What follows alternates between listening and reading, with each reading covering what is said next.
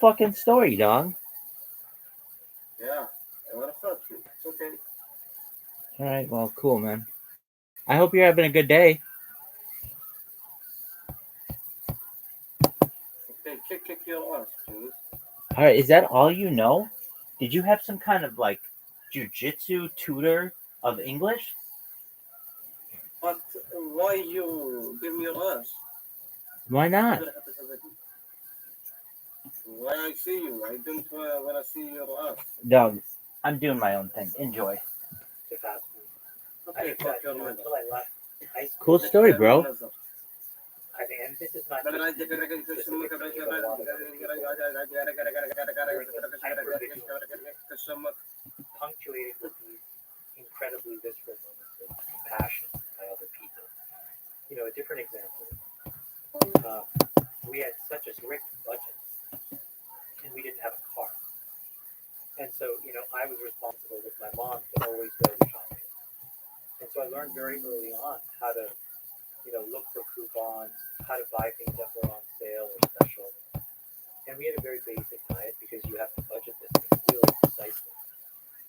But the end of every year where I lived, there was a large grocery chain called Loblaws. And Loblaws would discount the cheesecake from $7.99 to $4.99. And my parents would buy that once a year. We probably did that 6 or 7 times. And you can't imagine how special we felt. Myself, my two sisters, we would sit there, we would watch the New Year's Eve celebration on TV, cut this cheesecake into 5 pieces. It felt like everything.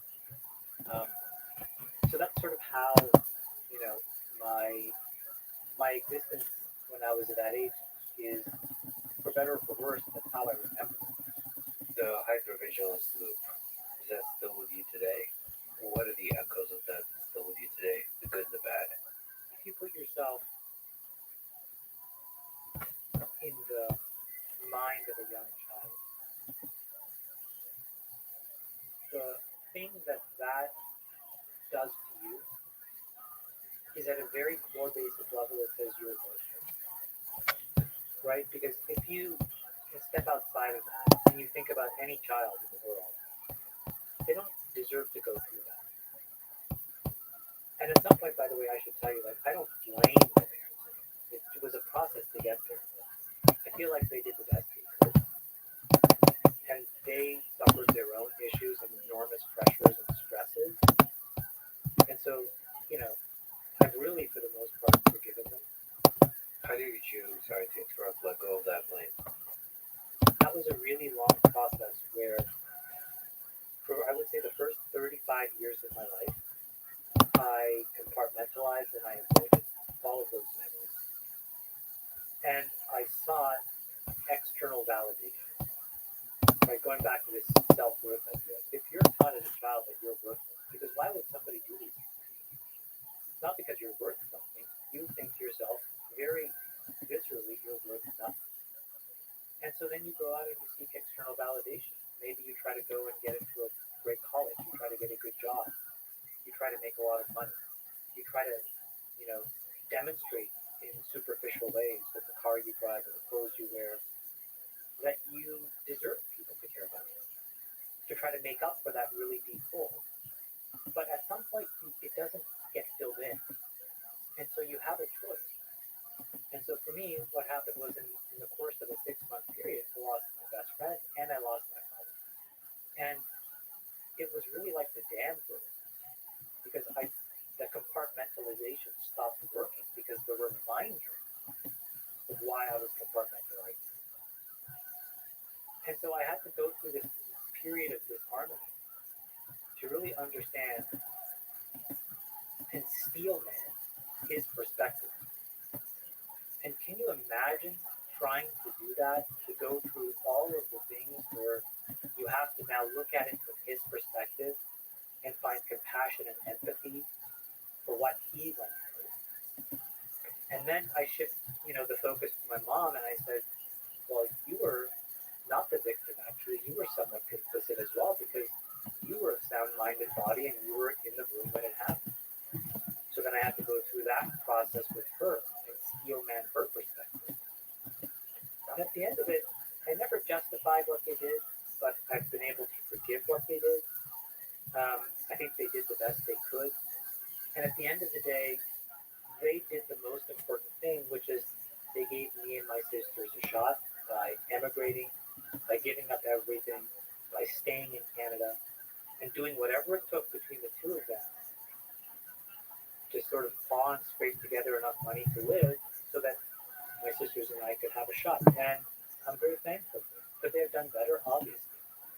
But I'm okay with what has taken place. But it's been a long process of that steel man so that you can develop some empathy and compassion and forgive. Do you think if you talked to your dad or shortly after he died and you went through that process or today, you'll be able to have the same strength to forgive him? I think it would be a very complicated journey. I think I've learned to be incredibly open about what has happened and all of the mistakes I've made. I think it would require him to be pretty radically honest about confirming what I think he went through, because otherwise it just wouldn't work. Otherwise, I would say let's keep things where they are, which is I did the work, with people that have helped me, obviously, but it's better for him to just, kind of hopefully he's looking from some place and he's thinking it was worth it. I think he deserves to think that all of this, because I think the immigrant challenge, or not even the immigrant challenge, the lower middle class challenge, anybody who really wants better for their kids and doesn't have a good toolkit to give it to them, some of them they choke up on the back. They just get so agitated about this idea that all this sacrifice will not be worth it, that it spills out in really unproductive ways. And I would put him in that category. And their self-valuation, introspection, they're tunnel vision, so they're not able to often see the damage they did. They have, I know, like yourself, a few successful people that had very difficult relationships with their dad, and when you take the perspective of the dad, they're completely in denial about any of it. So if you actually have a conversation, there would not be a deep honesty there. And that, I think that's maybe in part the way of life. Yeah, and I remember pretty distinctly after I left, and in this, in my middle 30s, where, by all measure, I had roughly become reasonably successful. And my dad didn't particularly care about that, which was so odd because I had to confront the fact that, whether it was a title or money or press clippings, he never really cared. He moved on to a different set of goals, which was more about my character and, being a good person to my family and really preparing me to lead our family when he was there. And that bothered me because I thought I got to the finish line and I thought there was going to be a medal, meaning like I can tell you, like, he never told me that he loved me. I'm not sure if that's normal or not. It was my normality. And I thought there's going to be something, some gold stars, which never appeared.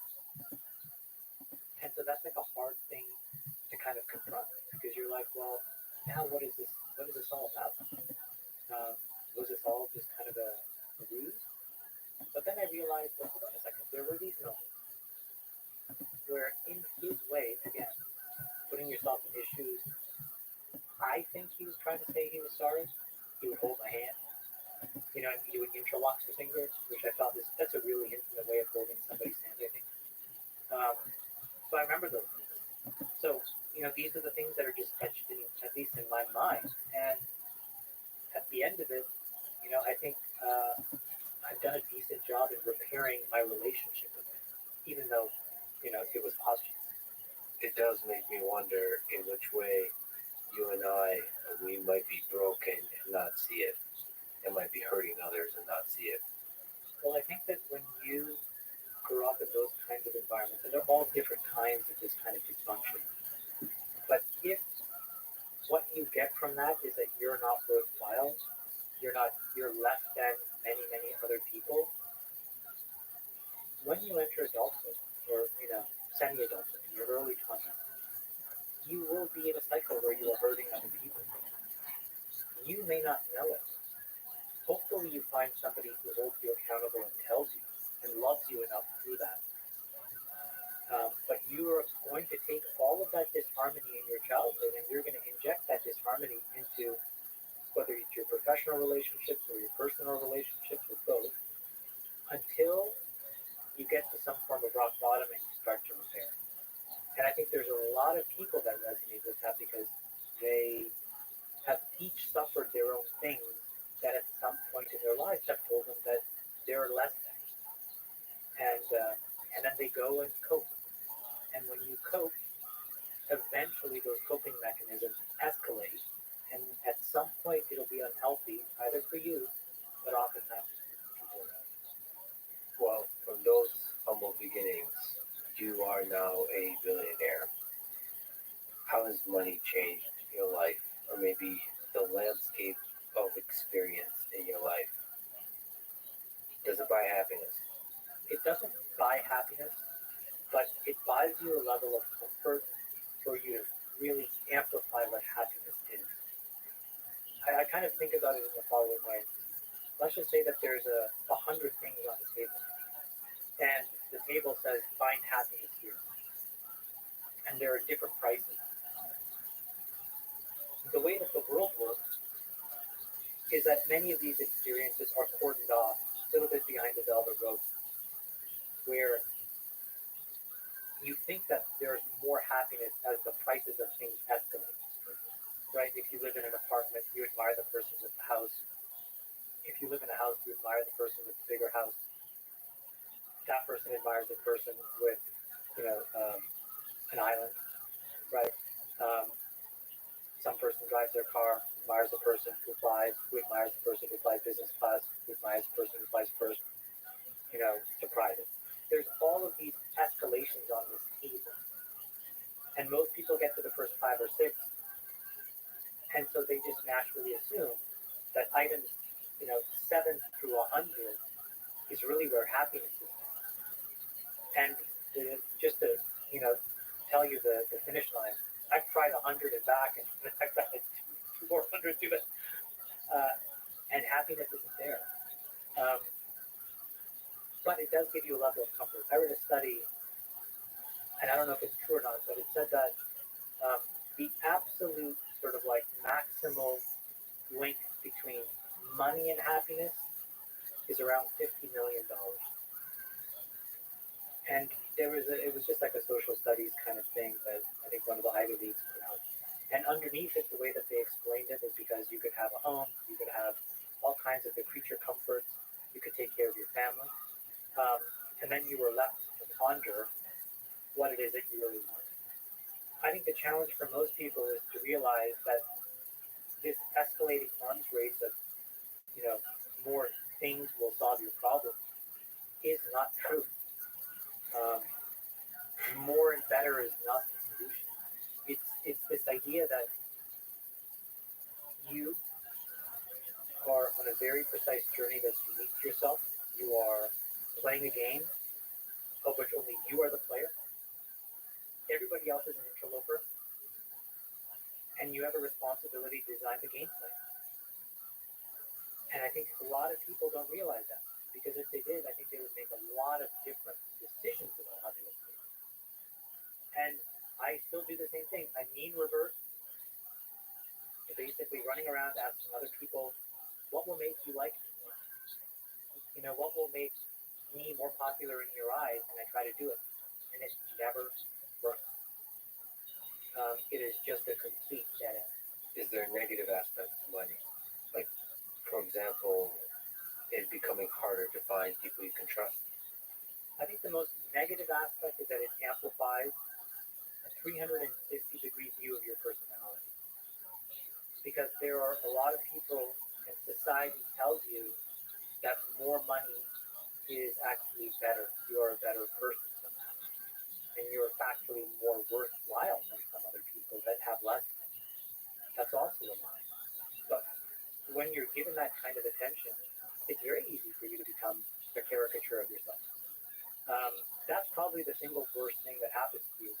But I say it's the opposite. I think all I've ever seen in Silicon Valley, as an example, um, is that when somebody gets a hold of a lot of money, it tends to cause them to become exactly who they were meant to be. They're either a kind person, they're either a curious person, they're either a jerk, they're either cheap. They can use all kinds of masks, but now that there's no expectations and society gives you a get out of jail free card, you start to behave the way that's most comfortable for you. So you see somebody's innate personality.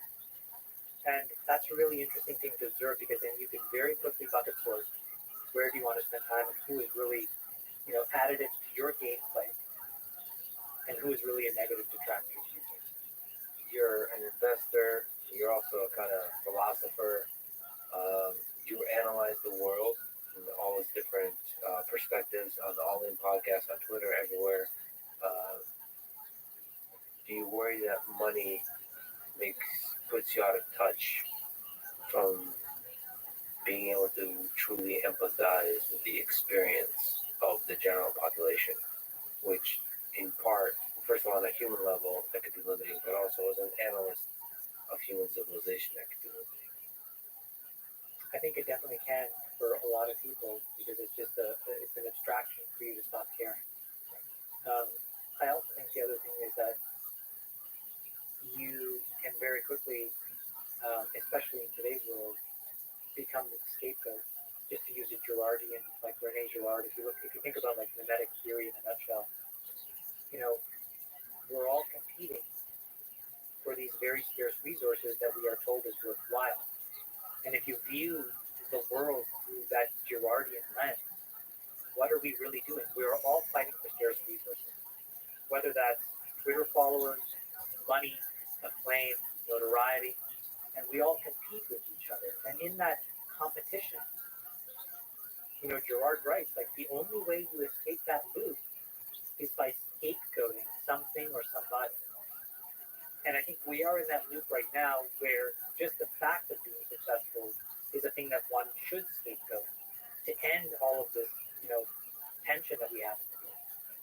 I think that it's a little misguided, because I don't think it solves the fundamental problem. We can talk about what the solution to some of these problems are, but that's, I think, the loop that we're all living. And so if you become a caricature and you feed yourself into it, you're not doing anything to relieve it. Your nickname is the Dictator. How'd you get the nickname? We're talking about the corrupting nature of money. That came from poker. In a poker game, when you sit down, it's chaos, especially like in our home games. There's a ton of big egos. There's people always watching, railbirding the game, all kinds of interesting things. And in that, somebody needs to establish hygiene and rules. And I really care about the integrity of the game. And it would just require somebody to just say, okay, enough. And then people were just like, okay, stop dictating. And that's where So who to you, which is the greatest poker player of all time, and why is it still Helmut? Exactly. You probably knew this question was coming. Yeah. Here's what I'll say. I think Helmut is the antidote to computers, more than any other player playing today. And when you see him in a heads-up situation, so I think like he's played 9 or 10 heads-up tournaments in a row, and he's played like basically call it 10 of the top 20 people so far, and he's beaten all but one of them. When you're playing heads-up, 1v1, that is the most GTO understandable spot, meaning game theory optimal position. That's where computers can give you an enormous edge. The minute you add even a third player, the value of computers and the value of their recommendations basically falls off of this, okay? So one way to think about it is Helmut is forced to play against people that are essentially trained like AI.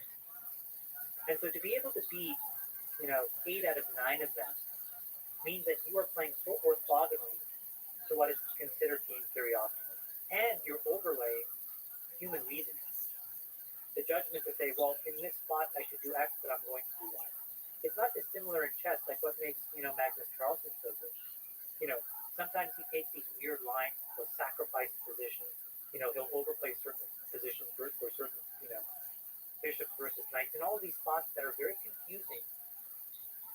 And what it does is it throws people off their games. I think he just won a recent online tournament, and it's like by move 6, there is no GTO move for his opponent to make because it's like out of the rule book. Maybe he read some games. I read the quote. It was like he probably read some games in some bar in Russia in 1954, memorized it, and all of a sudden by 6 moves in, the computer AI is working. So that's what makes Talmud great. There is one person that I think is superior, and I think it's what Daniel also said, and I would echo that because I played Phil as well. But Phil Ivey is the most well-rounded, cold-blooded, bloodthirsty animal. He's just, and he sees into your soul in a way where you're just like, oh my God, stop looking at me. Have you ever played him? Yeah, we played, and he crushes me. Crushes. So what does feeling crushed mean and feel like in poker? Is it like that you just can't read at all? You've been constantly pressured. You feel off balance. You try to bluff, and the person reads you perfectly. That kind of stuff. It's a really, really excellent question because I think this has parallels with a bunch of other things. Okay, let's just use poker as a microcosm to explain a bunch of other systems or games. Maybe it's running a company or investing. Okay, so let's use those 3 examples, but we use poker to explain it. What does success look like? Well, success looks like you have positive expected value. Right? In poker, the simple way to summarize that is your opponent, let's just say you and I are playing, we're going to make a bunch of mistakes. There's a bunch of it that's going to be absolutely perfect, and then there's a few spots where you make mistakes. And then there's a bunch of places in the poker game where I play perfectly, and I make a few mistakes. Basically, your mistakes minus my mistakes is the edge, right? That's pure. That's how poker works. If I make fewer mistakes than you make, I will make money and I will win. That is the objective of the game. Translate that into business. You're running a company. You have a team of employees. You have a pool of human capital that's capable of being productive in the world, creating something. But you are going to make mistakes in making that. Maybe it doesn't completely fit the market. Maybe it's mispriced. Maybe it actually doesn't require all of the people that you need, so the margins are wrong. And then there's the competitive set. So all the other alternatives that customer has. Their mistakes minus your mistakes is the expected value of Google, Facebook, Apple, etc. Okay? Now take investing. Every time you buy something, somebody else on the other side is selling it to you. Is that their mistake? We don't know yet. But their mistake minus your mistake is how you make a lot of money over long periods of time as an investor. Somebody sold you Google at $40 a share. You bought it and you kept it. Huge mistake on their part, minimal mistakes on your part. The difference of that is the money that you make. So life can be summarized in many ways in that way. So the question is, what can you do about other people's mistakes? And the answer is nothing. That is somebody else's game. You can try to influence them. You could try to subvert them. Maybe you plant a spy inside of that other person's company to sabotage them. I guess there are things at the edges that you can do. But my firm belief is that life success really boils down to how do you control your mistakes. Now, this is a bit counterintuitive. The way you control your mistakes is by making a lot of mistakes. So taking risks. You have to. Is somehow You have to. a way to minimize the number of mistakes. Let's just say you want to find love. Yeah. You want to find someone Go on. deeply connected with. Yeah. Do you do that by not going out on dates? Yes. Sorry. Yeah. Sorry. You're the only person that thinks that's the answer. No, I'm joking. Yeah, but you know what I mean? Like, you have to date people. You have to open yourself up. You have to be authentic, and like, you give yourself a chance to get hurt. Yeah. But you're a good person. So you know what happens when you get hurt? That is actually there. Okay? And if you are inauthentic, that's your unshakable thing in you. You can tell them the truth, who you are, and say, here's my pluses and minuses. My point is, there are very few things in life that you can't break down, I think, into that very simple idea. And in terms of your mistake, society tells you don't make them because we will judge you and we will look down on you. And I think the really successful people realize that actually no, it's the cycle time of mistakes that gets you to success. Because your error rate will diminish the more mistakes that you make. You observe them, you figure out where it's coming from. Is it a psychological thing? Is it a cognitive thing? And then you fix it. So the implied thing there is that there's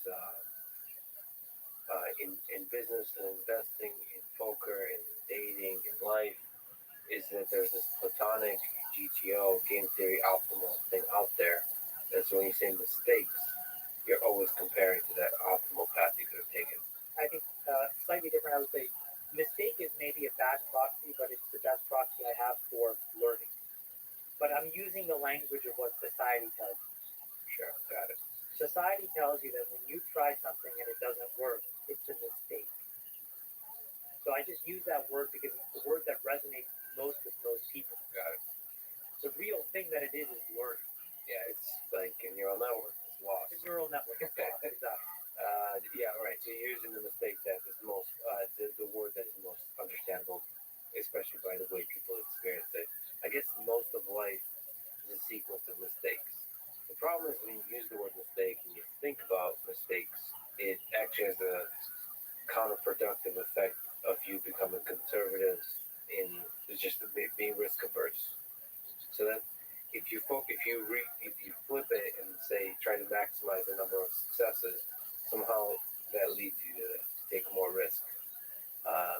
Mistake scares people. I think mistakes scare people because society likes these very simplified boundaries of who is winning and who is losing. And they want to reward people who make traditional choices and succeed. But the thing is, what's so corrosive about that is that they're actually not even being put in a position to actually make a quote unquote mistake and fail. So I'll give you, if you look at like getting into an elite school, right? Society rewards you for being in the Ivy League in a way that, in my opinion, incorrectly, doesn't reward you for being in a non-Ivy League. There's a certain level of status and presumption of intellect and capability that comes with being there. But that system doesn't really have a counterback to it because it's not as if you both go to MIT and Ohio State. And then we can see two versions of Lex Friedman so that we can figure out that the jig is up and there was no difference. Right? And so instead it reinforces this idea that there is no truth-seeking function. There is no way to actually make this thing whole. And so it tells you, you have to get in here, and if you don't, your life is over. You made a huge mistake, or you failed. And so you have to find different, unique ways of dismantling. This is why, part of what I realized where I got very lucky is I had no friends in high school. I had a few cohort of acquaintances. But part of being so hypervigilant when I grew up was I was so ashamed of that world that I had to live in. I didn't want to bring anyone into it. I could not see myself that anybody would accept me. But the thing with that is that I had no definition of what expectations should be. So they were not guided by the people around me. And so I would escape to define my expectations. So interesting, but you didn't feel like your dad didn't put you in a prison of expectation? It's like that's, if you don't have friends, so the flip side of that, you don't have any other signals. It's very easy to believe, like when you're in a cult, that. Well, he was angry. He pushed me. He used me as a mechanism to alleviate his own frustration. And this may sound very crazy, but he also believed in me. And so that's what created this weird duality where I was always confused. You could be somebody great. He believed that you could be He did. I didn't somebody truly believe special. him because I couldn't reconcile the other half of the day, those behaviors. But what it allowed me to do was I escaped in my mind, and I found these archetypes around me that were saviors. So, I grew up in Ottawa, Ontario, Canada. I grew up right at the point where the telecom boom was happening. Companies like Nortel and Ubers Network, Mitel, Bell Northern Research, these were all built in the suburbs of Ottawa. And so there were these larger than life figures, entrepreneurs, Terry Matthews, Michael Copeland. And so I thought, I'm going to be like them. I would read Forbes magazine. I would read Fortune magazine. I would look at the rich people on that list and say, I would be like them. Not knowing that maybe that's not who you wanted to be, but it was a lifeline. And it kept my mind relatively whole because I could direct my ambition in a direction. And so why that's so important, just circling back to this, is I didn't have a group of friends who were like, I'm going to go to community college. I didn't have a group of friends that said, well, the goal is just to go to university, get a simple job, and join the public service, have a good life. And so because I had no expectations and I was so afraid to venture out of my own house, I never saw what middle class life was like. And so I never aspired to it. Now, if I was close to it, I probably would have aspired to it because my parents in their best year made 32,000 Canadian together. And if you're trying to raise a family of 5 people on $32,000, it's a complicated job. And most of the time, they were probably making $20,000. And I was working since I was 14. So I knew that our station in life was not the destination. We had to get out. But because I didn't have an obvious place, it's not like I had a best friend whose house I was going to, and I saw some normal functional home. If I had had that, in this weird way, I would have aspired to it. What was the worst job you had to do? The best job, but the worst job, was I worked at Burger King when I was 14 years old, and I would do the closing shift. And that was from like 6 p.m. till about 2 in the morning. And in Ontario, where I live, Ottawa borders Quebec. In Ontario, the drinking age is 19. You can see where I'm going with this. So the drinking age in Quebec is 18. And that year made all the difference to all these kids. And so they would go get completely drunk. They would come back. They would come to the Burger King. You'd see all these kids you went to high school with. Can you imagine how mortifying it is? You're working there and just get up. And they would light that place on fire. They vomit everywhere, puking, cooing, peeing. And when the thing shuts down at 1 o'clock, you got to clean that all up. All of it. Changing the garbage, taking it out. It was a grind. And it really teaches you, okay, I do not want this place. I don't want this. But it's funny that didn't push you towards the stability and the security of the middle class. Like, I didn't have anybody examples. I didn't have those around me. I was so ashamed. I could have never built a relationship where I could have seen those interactions for long. And so my desires were framed by these 2 random rich people that lived in my town who I'd never met. And what I read in magazines that people like Bill Gates and Rothschild. you were an early senior executive at Facebook during a period of a lot of scaling in the company history. I mean, that's actually a fascinating period of human history in terms of technology. Well, in terms of human civilization, honestly. What did you learn from that time about what it takes to build and scale a successful tech company? A company that has almost immeasurable impact on the world. That was an incredible moment in time because everything was changing. To your point, like even how the standards of Web 2.0 at that time were being defined, we were defining them. I mean, I think if you look at sort of if you search in the patent library, there's a bunch of these patents that like me and Zach have for like random things like cookies, or like cross-site JavaScript, like all these crazy things that are just like these kind of ideas in 2023. We had to invent our way around.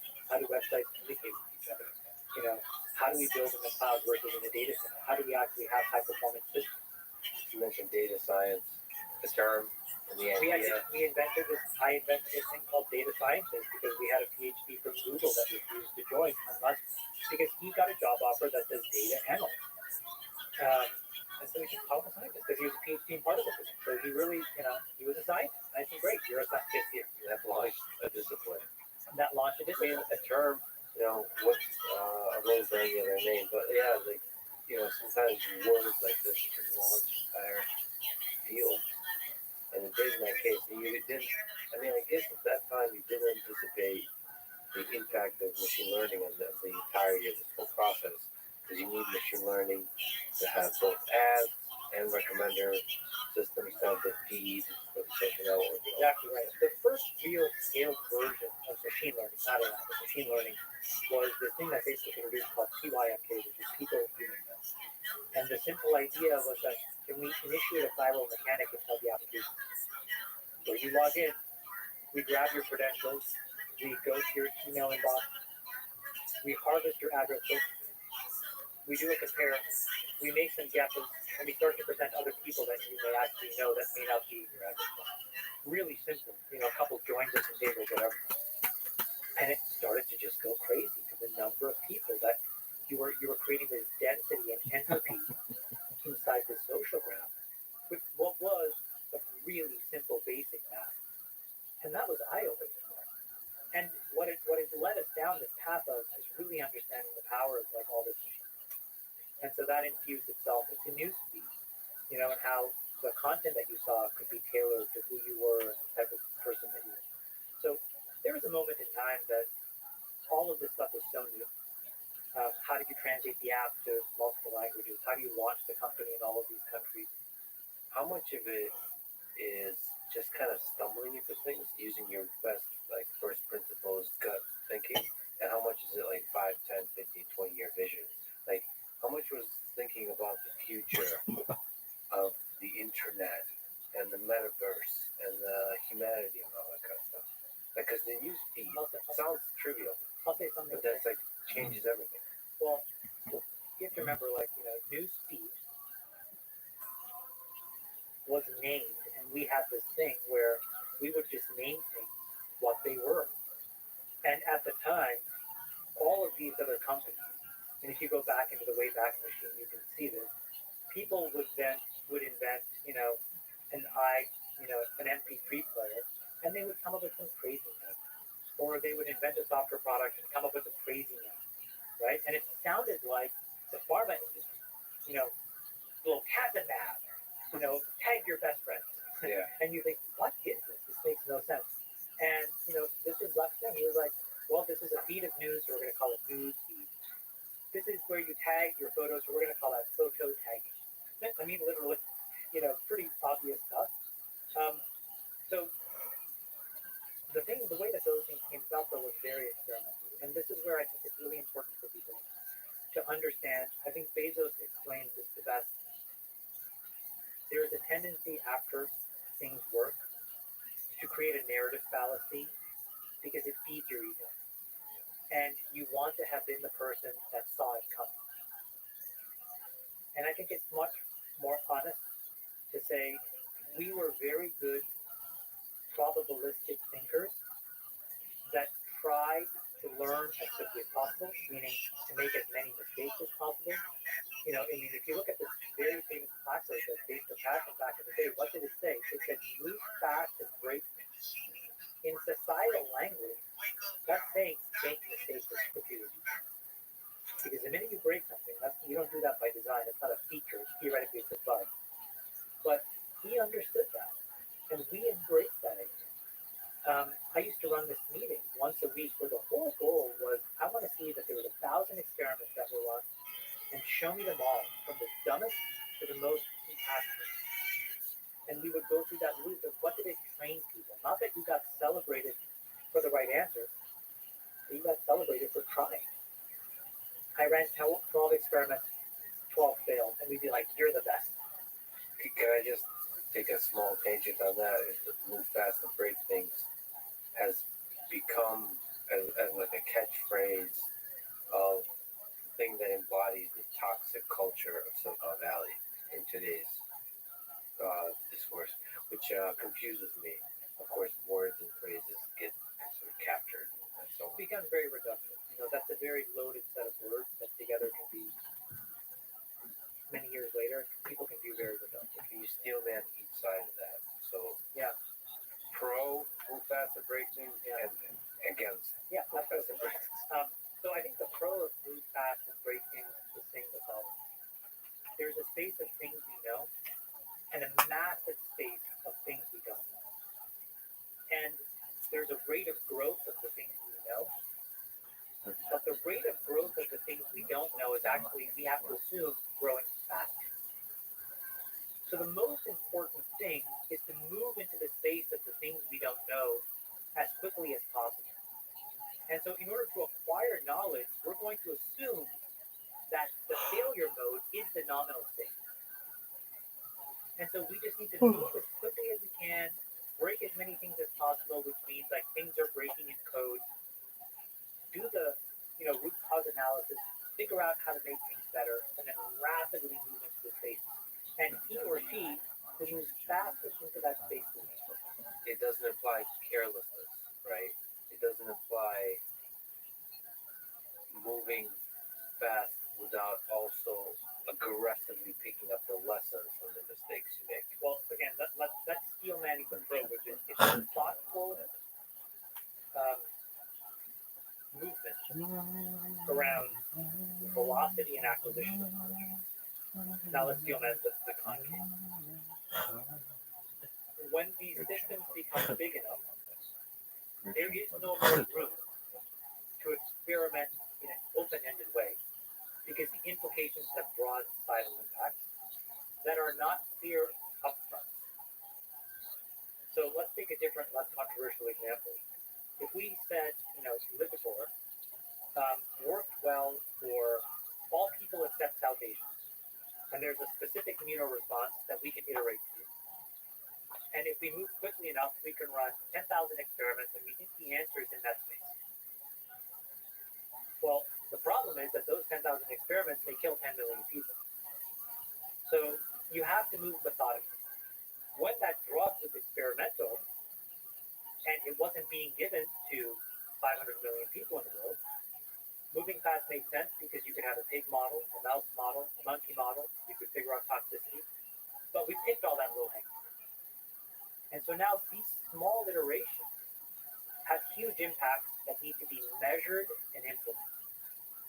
Different example is like, if you work at Boeing and you have an implementation that gives you a 2% efficiency by reshaping the wing or adding winglets, there needs to be a methodical, move slow, be right process, because mistakes, when they compound, when they're already implemented and at scale, have huge externalities that are impossible to measure until after the fact. And you see this in the 737 MAX.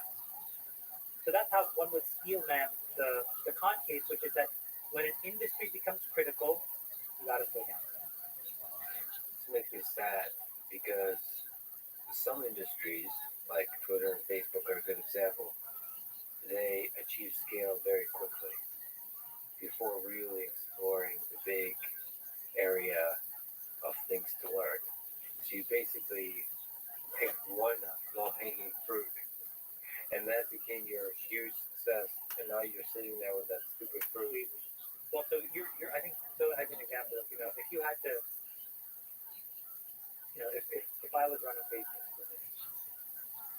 the big opportunity, in my opinion, was really not competitive, but it was actually getting the closest that anybody could get to AGI.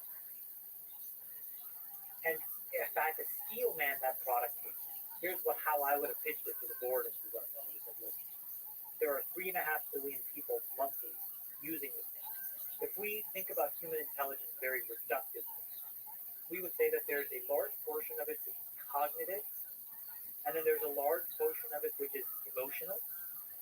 We have the best ability to build a multimodal model that basically takes all of these massive inputs together to try to intuit how a system would react to all kinds of stimuli. That, to me, would have been a profound leap forward for humanity. Can you dig into that a little bit more? So, in terms of, this is a board meeting, how would that make Facebook money? I think that you have all of these systems over time that we don't know could benefit from um, some layer of reasoning to make it better. Um, what does Spotify look like when instead of just a very simple recommendation engine, it actually understands sort of your emotional context and your mood and can move you to a body of music that you like? What does it look like if, your television, instead of having to go and channel surf, 50,000 shows on a horrible UI, instead just has a sense of what you're into and shows it to you? What does it mean when you get in your car and it actually drives you to a place because you should actually eat there even though you don't know it? These are all random things that make no sense a priori, but it starts to make the person or the provider of that service the critical reasoning layer for all these everyday products that today would look very flat without that reasoning. And I think you license that and you make a lot of money. So in many ways, instead of becoming more of the pixels that you see, you've become more of the bare metal that actually creates that experience. And if you look at the companies that are multi-decade legacy kinds of businesses, the thing that they have done is quietly and surreptitiously move down the stack. You never move up the stack to survive. You need to move down the stack. So if you take that OSI reference stack, right, these layers, how you build an app from the physical layer to the transport layer all the way up to the app layer, you can map from the 1980s all the big companies that have been created, right? All the way from Fairchild Semiconductor, Nat Semi, to Intel, to Cisco, to Qualcomm, Oracle, Netscape at one point, all the way up to the Googles and Facebooks of the world. But if you look at where all the lock-in happens, it's by companies like Apple, who used to make software, saying, I'm going to go one close, I'm going to make the bare metal, and I'm going to become the platform. Or Google, same thing. I'm going to create this dominant platform, and I'm going to create a substrate that organizes all this information. That's just omnipresent and everywhere. So the key is, if you are lucky enough to be one of these apps that are in front of people, you better start digging quickly and moving your way down and get out of the way and disappear. But by disappearing, you will become much, much bigger, and it's impossible to usurp you. Yeah, I 100% agree with you. That's why you're so smart. This is depersonalization, and the algorithms that enable depersonalization, almost like an operating system layer, so pushing away from the interface and the actual system that does the personalization. I think the challenge is there's obviously technical challenges, but there's also societal challenges that it's like in a relationship. If you have an intimate algorithmic connection with individual humans, you can do both good and bad. And so there's risks that you're taking. So if you're making a lot of money now with Twitter and Facebook with ads, surface layer ads, what is the incentive to take the risk of guiding people more? Because you can hurt people, you can piss off people, you can, there is a cost to forming a more intimate relationship with the users in the short term, I think. You said a really, really key thing, which was a really great emotional, instinctive reaction, which is when I said the AGI thing, you said, well, how would you ever make money from that? That is the key. The presumption is that this thing would not be an important thing at the beginning. And I think what that allows you to do, if you were Twitter or Google or Apple or Facebook, anybody, Microsoft, embarking on building something like this, is that you can actually have it off the critical path.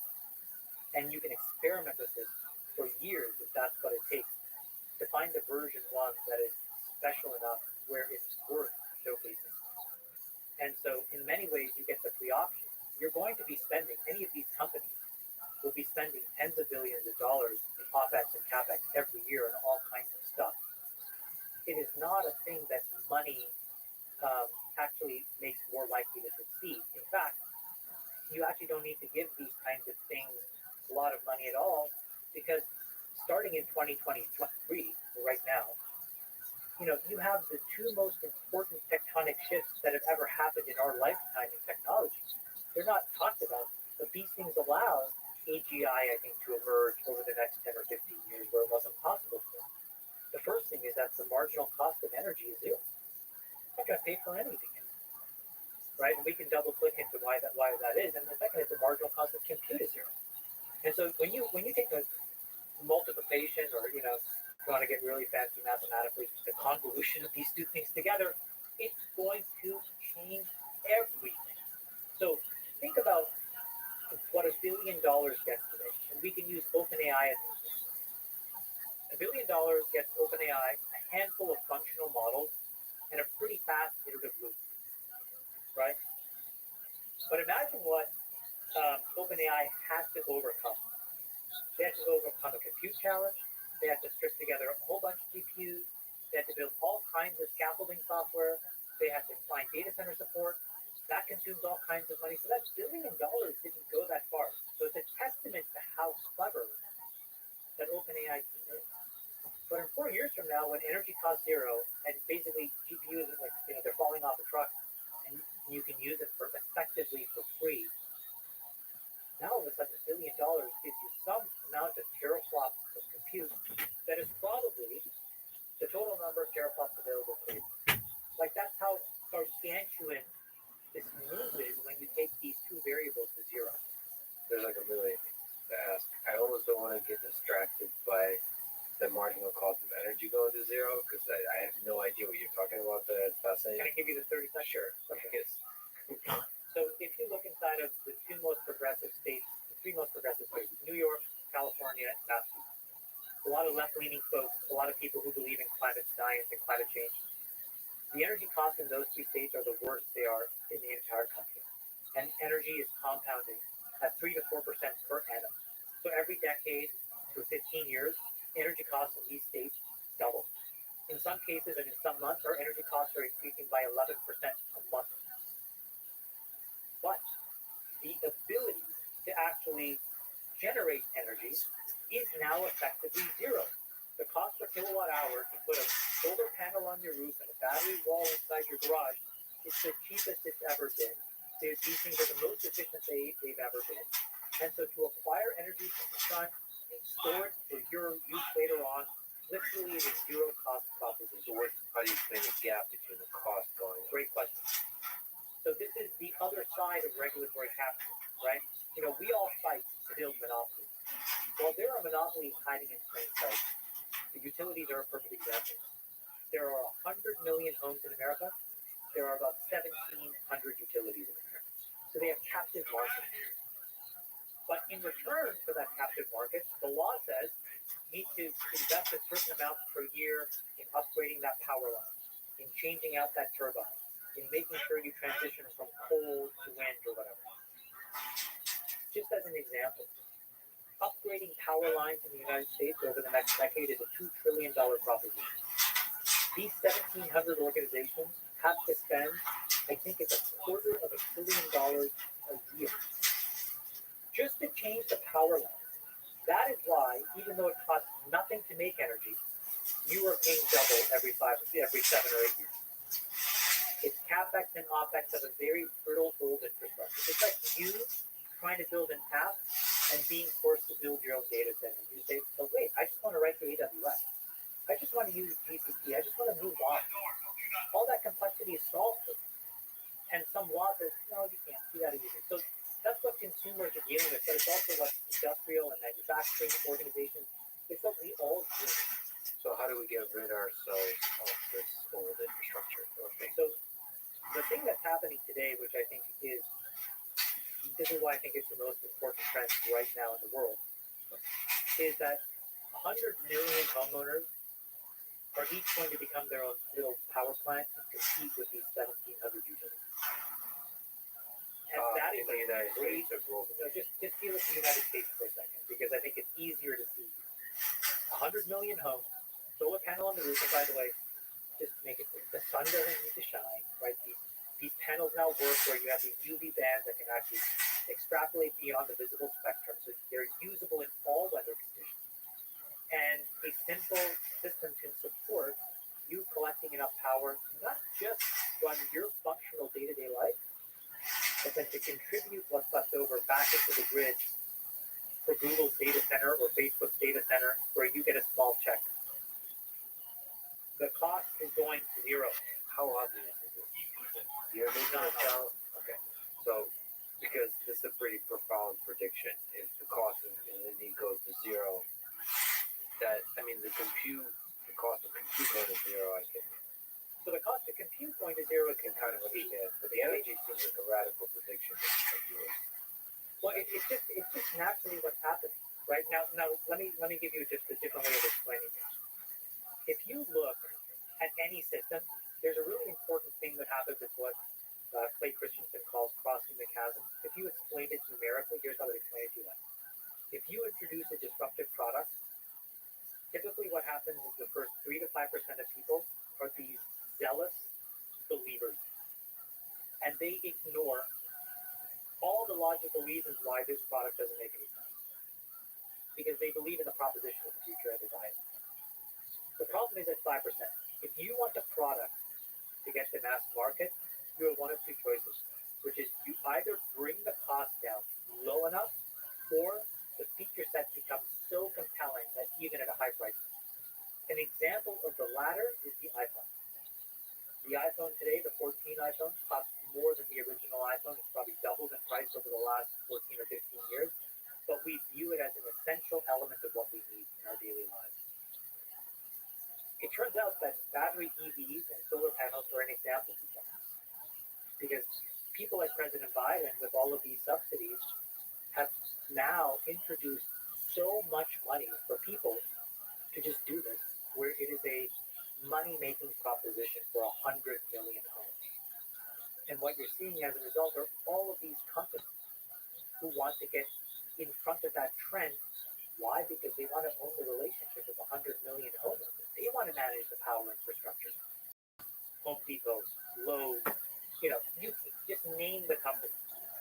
So if you do that and you control that relationship, they're going to show you, for example, Amazon will probably say, if you're a member of Prime, we'll stick the panels on your house for free. We'll do all the work for you for free. And it's just a feature of being a member of Prime. And we'll manage all that energy for you. It makes so much sense. And it is mathematically accretive for Amazon to do that. It's not accretive for the existing energy industry because they get blown up. It's extremely accretive for peace and prosperity. If you think the number of wars we fight over natural resources, take them all off the table if we don't need energy from abroad. There's no reason to fight. You have to find a reason to fight. There'd be a moral reason to fight, but the last number of wars that we fought were not as much rooted in morality as they were rooted in. Yeah, it feels like they were very much rooted in conflict over resources, energy specifically. And then, just the last thing I want to say, I keep it on the chips. All what people want to say is that, now that we're at 2 or 3 nanometer scale for typical kind of like transistor fabs, we're done. And, forget about transistor density, forget about Moore's law, and I would just say no. Look at teraflops, and really teraflops is the combination of CPUs, but much less important, and really is the combination of ASICs, so application-specific ICs, and GPUs. And so you put the two together. If I gave you $1 billion 5 years from now, the amount of damage you could do damage in a good way, in terms of building racks and racks of GPUs, the kind of models that you could build, the training sets and the data that you could consume to solve a problem. It's enough to do something really powerful, whereas today it's not yet done. There's this really interesting idea that you talk about in terms of Facebook and Twitter that's connected to this, that if you were running sort of Twitter or Facebook, that you would move them all to like AWS. So you would have somebody else to compute the infrastructure. It probably, if you could explain that reasoning, means that you believe in this idea of energy going to zero, compute going to zero, so let people that optimize on that do the best job. And I think that the initially in the early 2000s and the beginning of the 2010s, if you were a big enough scale, everybody was building their own stuff. Then between 2010 through 2020, really the idea was everybody should be on AWS except the biggest of the biggest folks. I think in the 2020s and 30s, I think the answer is actually everybody should be in the public cloud. And the reason is the engineering velocity of the guts. So, take a simple example, which is, we have not seen a massive iteration in database design until Snowflake, right? I think maybe Postgres was like the last big turn of the dial. Well, why is that? I don't exactly know, except that everybody that's on AWS and everybody that's on GCP and Azure gets to now benefit from $100+ billion of aggregate market cap, rapidly iterating, Azure. making mistakes, fixing, solving, learning, and that is a best-in-class industry now, right? Then there's going to be all these AI layers around analytics so that app companies can make better decisions. All of these things will allow you to build more nimble organizations because you'll have this federated model of development. I'll take these things off the shelf. Maybe I'll roll my own sticking over here. Because the thing that where you make money is still for most people and how the app provision and experience to a user. And everybody else can make a lot of money for servicing that. So they work in a really, they play well together in the sandbox. So in the future, everybody should be. It doesn't make sense for anybody, I don't think, because if you were to roll your own data sets, for example, like Google for a long time had these massive leaps where they had GFS and big data. Those are really good in the 2000s and 2010s. And this is not to throw shade at Google.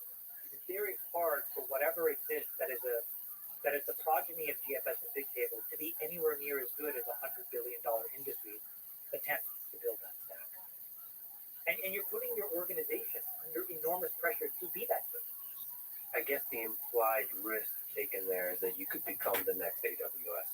Like Tesla doing some of the compute in-house. I guess the bet there is that you can become the next AWS or the new wave of computation if that kind of computation is different. So if it's machine learning, I don't know if anyone's won that battle yet, which is machine learning centric. Well, I think that software has a very powerful property in that there's a lot of things that can happen asynchronously, so that real-time inference can be actually really lightweight code. And that's why I think you can have a very federated ecosystem inside of all of these places. Tesla is very different because in order to build the best car, it's kind of like trying to build the best iPhone, which is that you need to control it all the way down to the bare metal in order to do it right. And that's just not possible if you're trying to be a systems integrator, which is what everybody other than this modern generation of car companies have been. And they've done a very good job of that, but it won't be the experience that allows you to win it. So let's linger on the social media thing.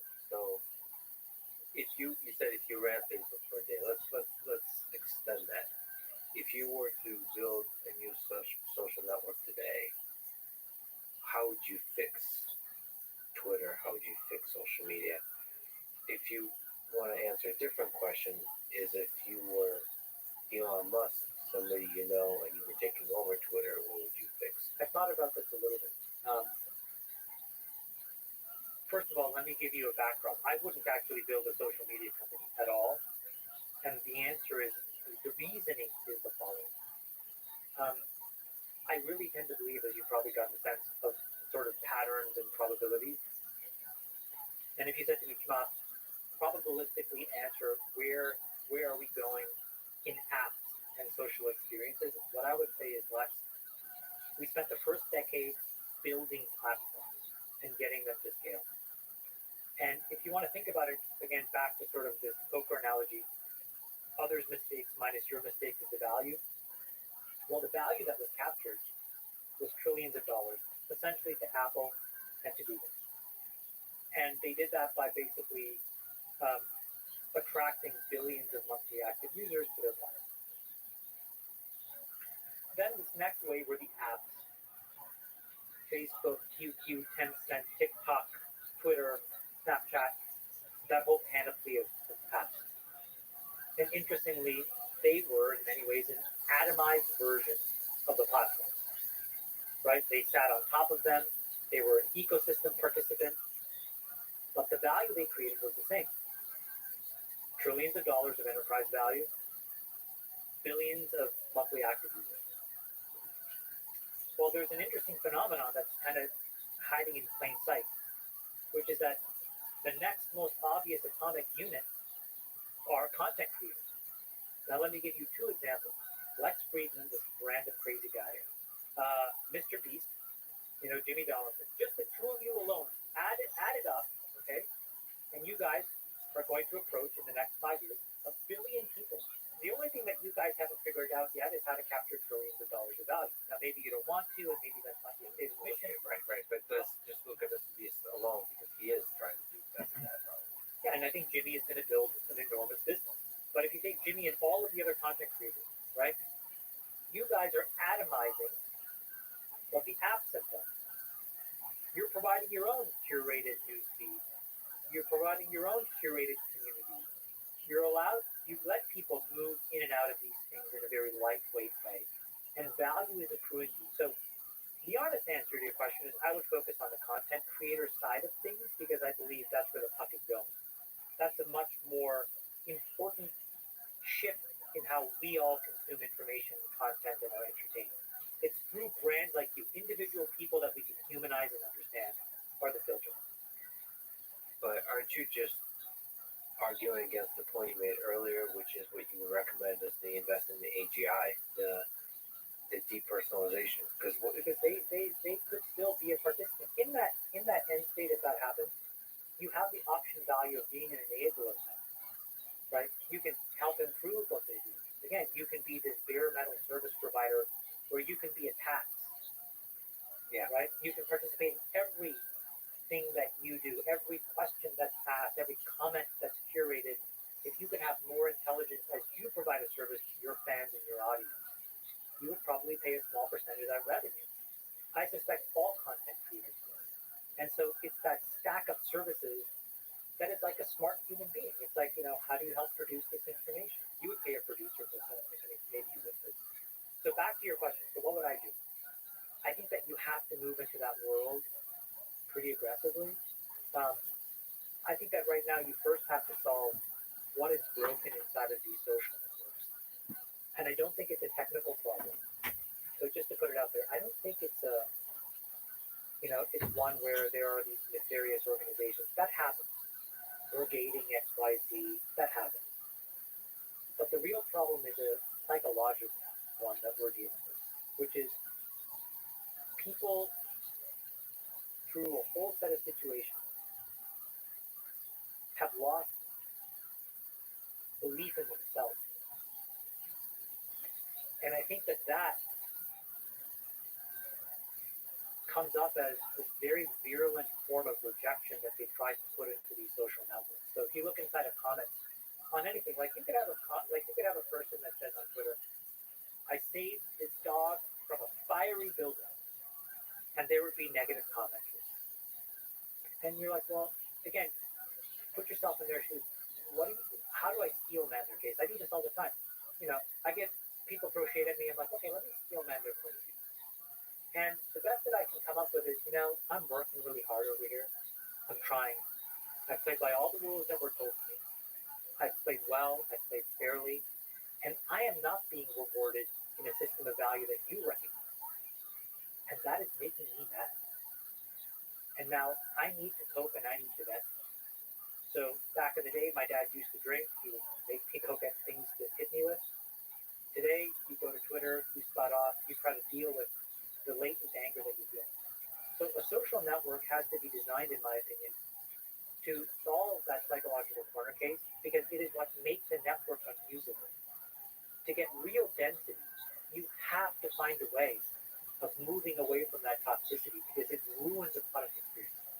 You could have the best pixels in the world, but if people are virulently spitting into their keyboards, other people are just going to say, you know what, I'm done with this. It doesn't make you feel good. So the social network has to have a social cost. You can do it in a couple ways. One is where you have real world identity. So then there's a cost to being virulent, and there's a cost to being positive. A second way is to actually just overlay an economic framework so that there's a more pertinent economic value that you assign to basically starting off. And the more you want to spend, the more you can save. And I think both have a lot of value. I don't know what the right answer is. I tend to like the latter. I think real world identity shuts down a lot of debate because there's still too much, um, there's a sensation that there'll be some retribution. So I think there's more free speech over there, but it cannot be costless because in that there's a level of toxicity that just makes these products unusable. Got a third option, and by the way, all these work together. If we look at this, what you call the quarantine, which is hilarious, what I would call the human condition, uh, which is, that anger is rooted with the challenges of life. And what about having an algorithm that shows you what you see, that's personalized to you, and helps you maximize your personal growth in the long term, such that you're challenging yourself, you're improving, you're learning. There's just enough of criticism to keep you on your toes, but just enough of like the dopamine rush to keep you entertained, and finding that balance for each individual person. You just described an AGI as a very empathetic, well-rounded friend. Yes, exactly. And then you can throw that person, even anonymous, into a pool of discourse, 100%. and they would be better. I think you're absolutely right. That's a very, very, very elegant. You're absolutely right. But like you said, the AGI might be a few years away, so that's a huge investment. I think my concern, my gut feeling is this thing we're calling AGI is actually not that difficult to build technically, but it requires a certain culture, and it requires a certain risks to be taken. I think you could reductively boil down the human intellect into cognition and emotion. And, depending on who you are, depending on the moment, they're weighted very differently, obviously. Cognition is so easily done by computers that we should assume that that's a solved problem. So our differentiation is the reasoning part. It's the emotional overlay. It's the empathy. It's the ability to steel man the opposite person's case and feel why that person, you can forgive them without excusing what they did, as an example. That is a very difficult thing, I think, to capture in software, but I think it's a matter of when, not if. If done crudely, it takes a form of censorship, just banning people off the platform. Let me ask you some tricky questions. Do you think Trump should have been removed from Twitter? No. What's the pro case? I'm having fun here. He's steel man, he decides. Yeah. Let's steel man to get him off the platform.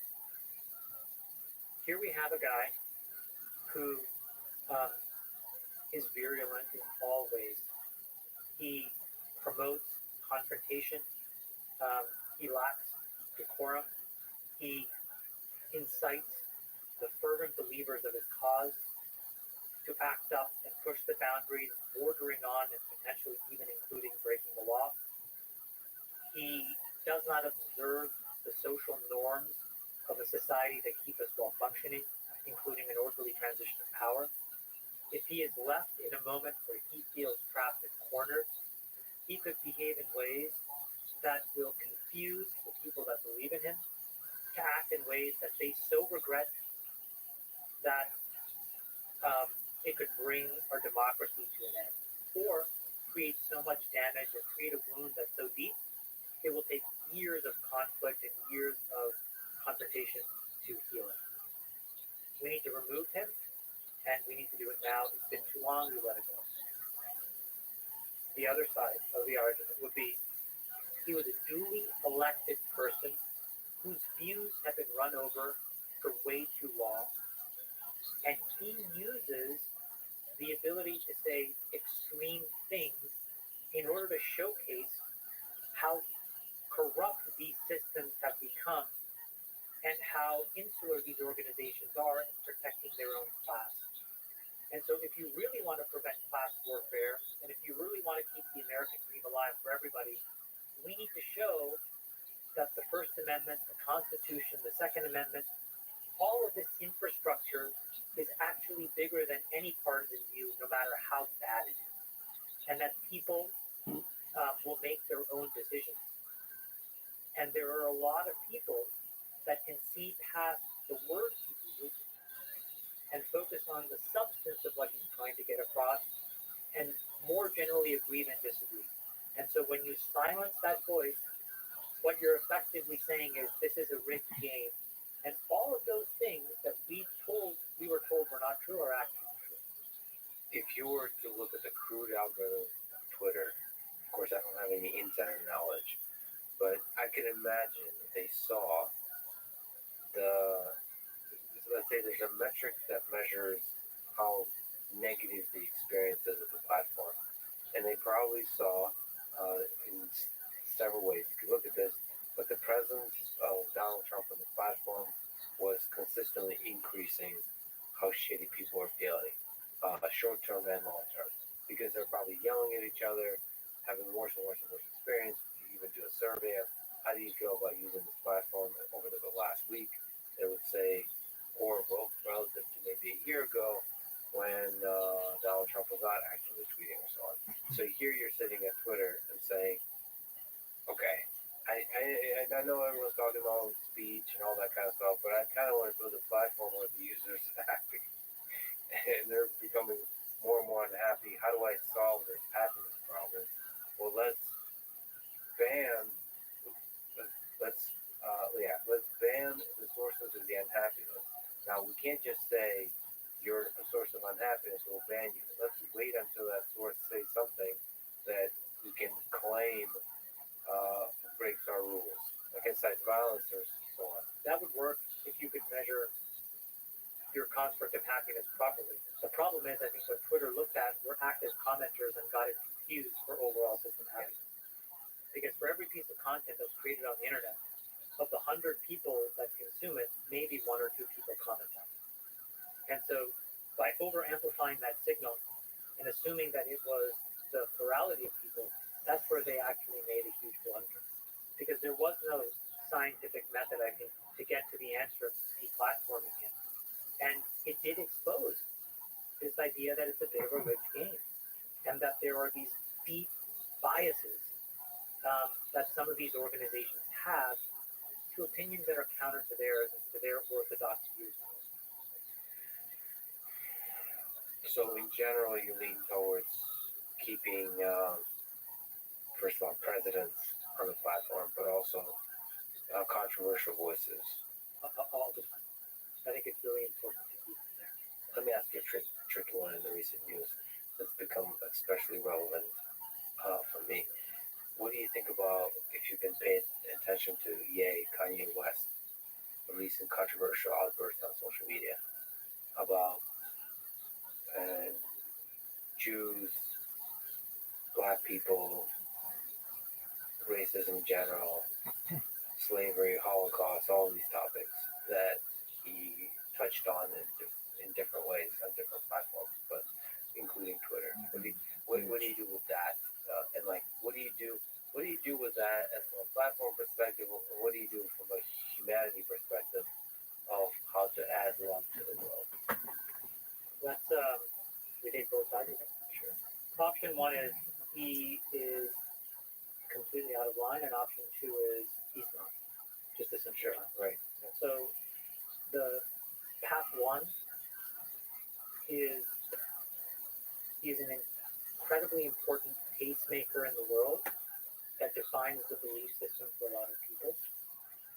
And there just is no room for any form of racism or bias or anti-Semitism in today's day and age, particularly by people whose words and comments will be amplified around the world.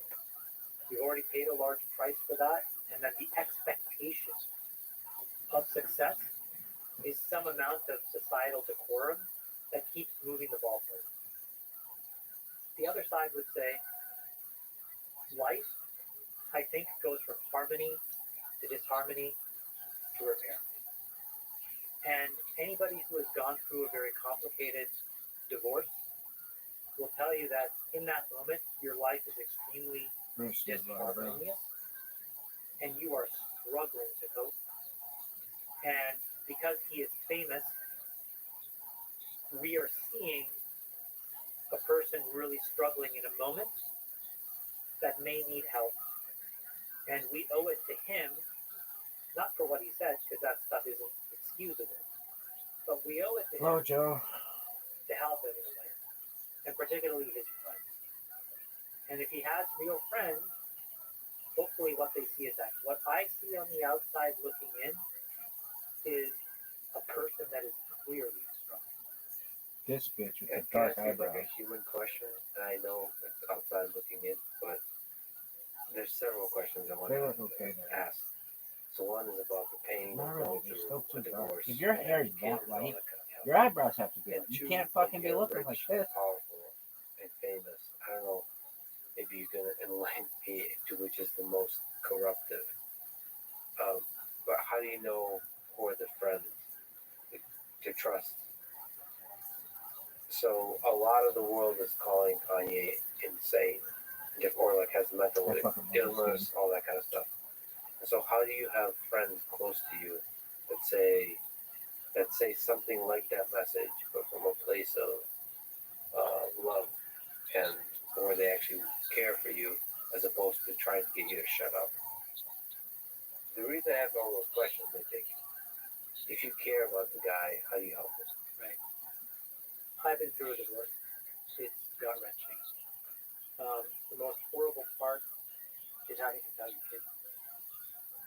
I can't even describe to you how proud I am of and how resilient these three beautiful little creatures were when my ex-wife and I had to sit them down and talk through it. And for that thing, I'll be just so protective of them, so proud of them. It's hard. Now, I don't know that that's what he went through, but it doesn't matter. In that moment, there's no fame, there's no money, there's nothing. There's just the raw intimacy of a nuclear family breaking up. In that, there is a death. There's the death of that idea. And that is extremely, extremely profound in its impact, especially in the children. It is really hard. Really hard. Would you have seen yourself in the way you see the world being cloudy during, especially at first, to where you would make poor decisions outside of that nuclear family? So like poor business decisions, poor tweeting decisions, poor I think that writing decisions. if I had to boil down a lot of those, what I would say is that there are moments in my life, Lex, where I have felt meaningfully less than. And in those moments, the loop that I would fall into is I would look to cope and be seen by other people. So I would throw away all of the work I was doing around my own internal validation, and I would try to say something or do something that would get the attention of others. And oftentimes, when that loop was unproductive, it's because those things had really crappy content. So, I went through that as well. So I had to go through, this disharmonious phase of my life and then to repair. I had the benefit of meeting someone and building a relationship, block by block, where there was just enormous accountability, where apart from that had this incredible empathy. And so you can put yourself in my shoes sometimes when I'm a really tough person to be around. Welcome to West Side Pimp. East Side Gangster. Oh, this motherfucker's in here. We're playing this game again. And that's been really healthy for me. Oh, shit. It's helped me repair my relationship. Be a better parent. Be a better friend to my ex-wife, who's a beautiful woman, who, I love deeply. I'll always love her. And it took me a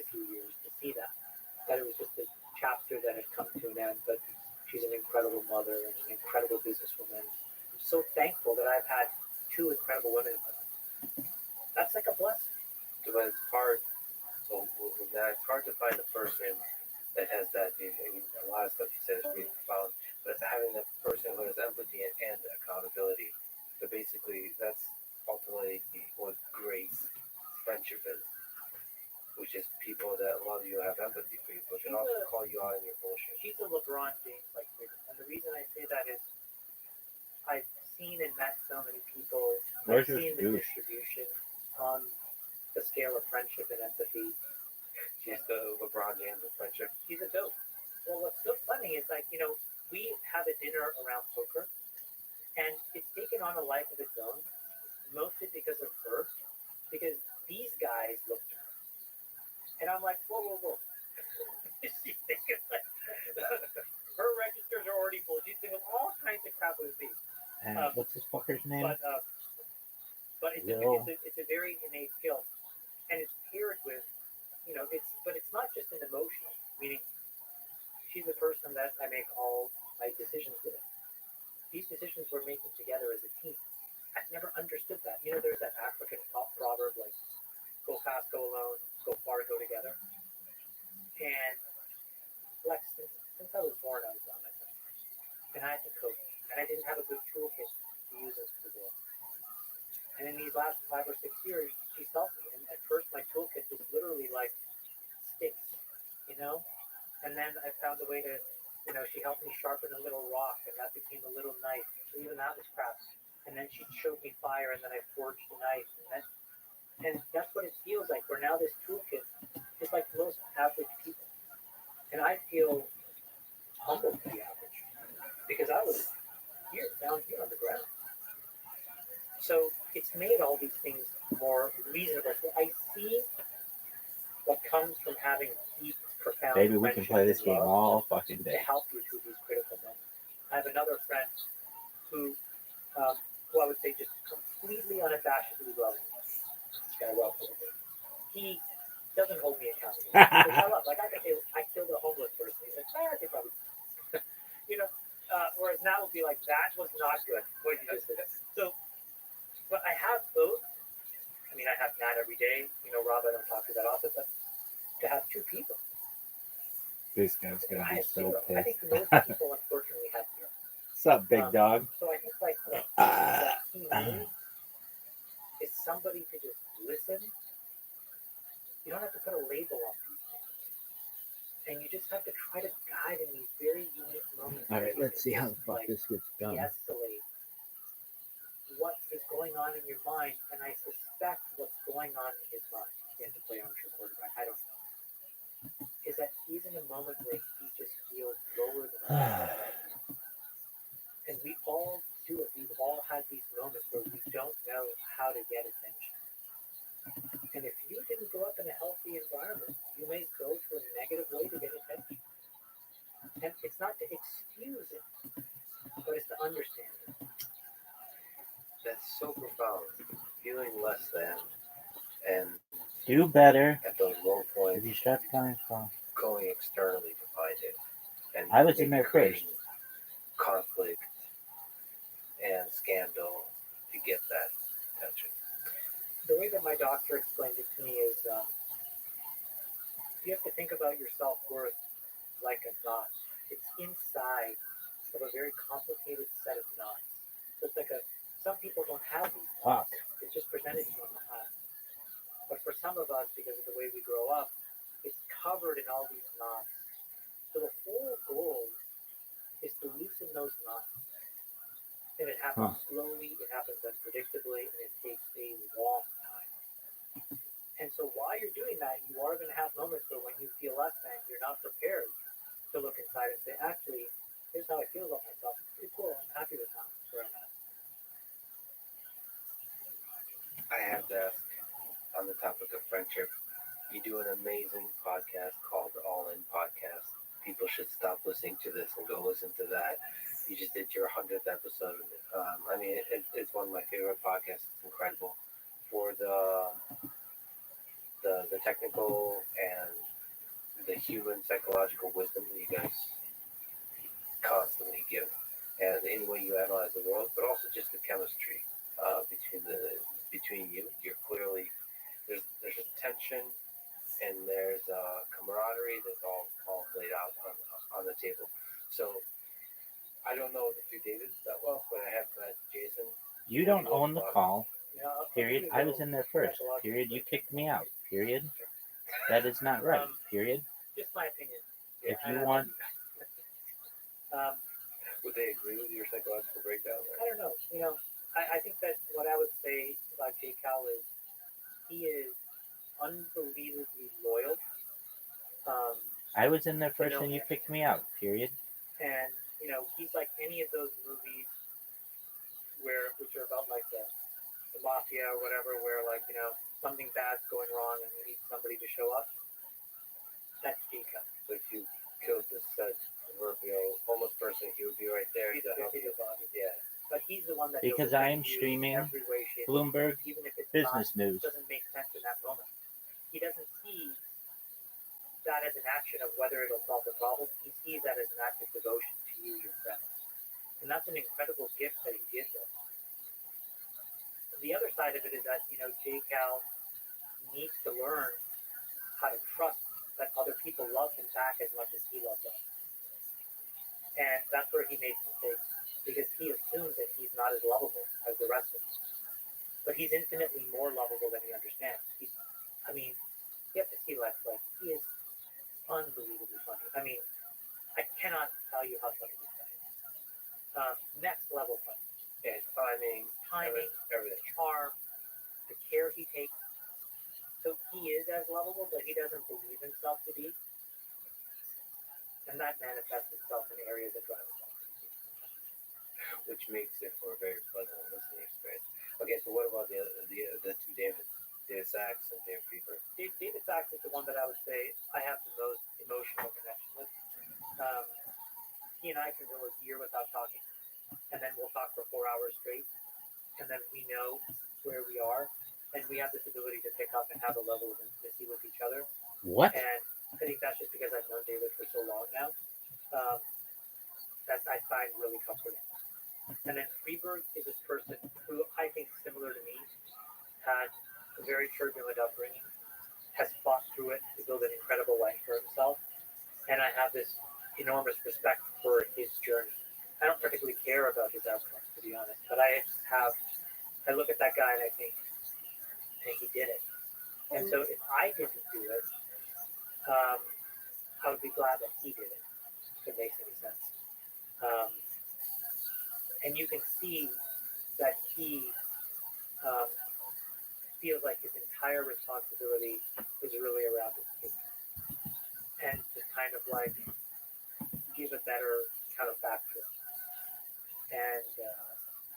And you know, sometimes I think he gets that right and wrong, but he's a very special person.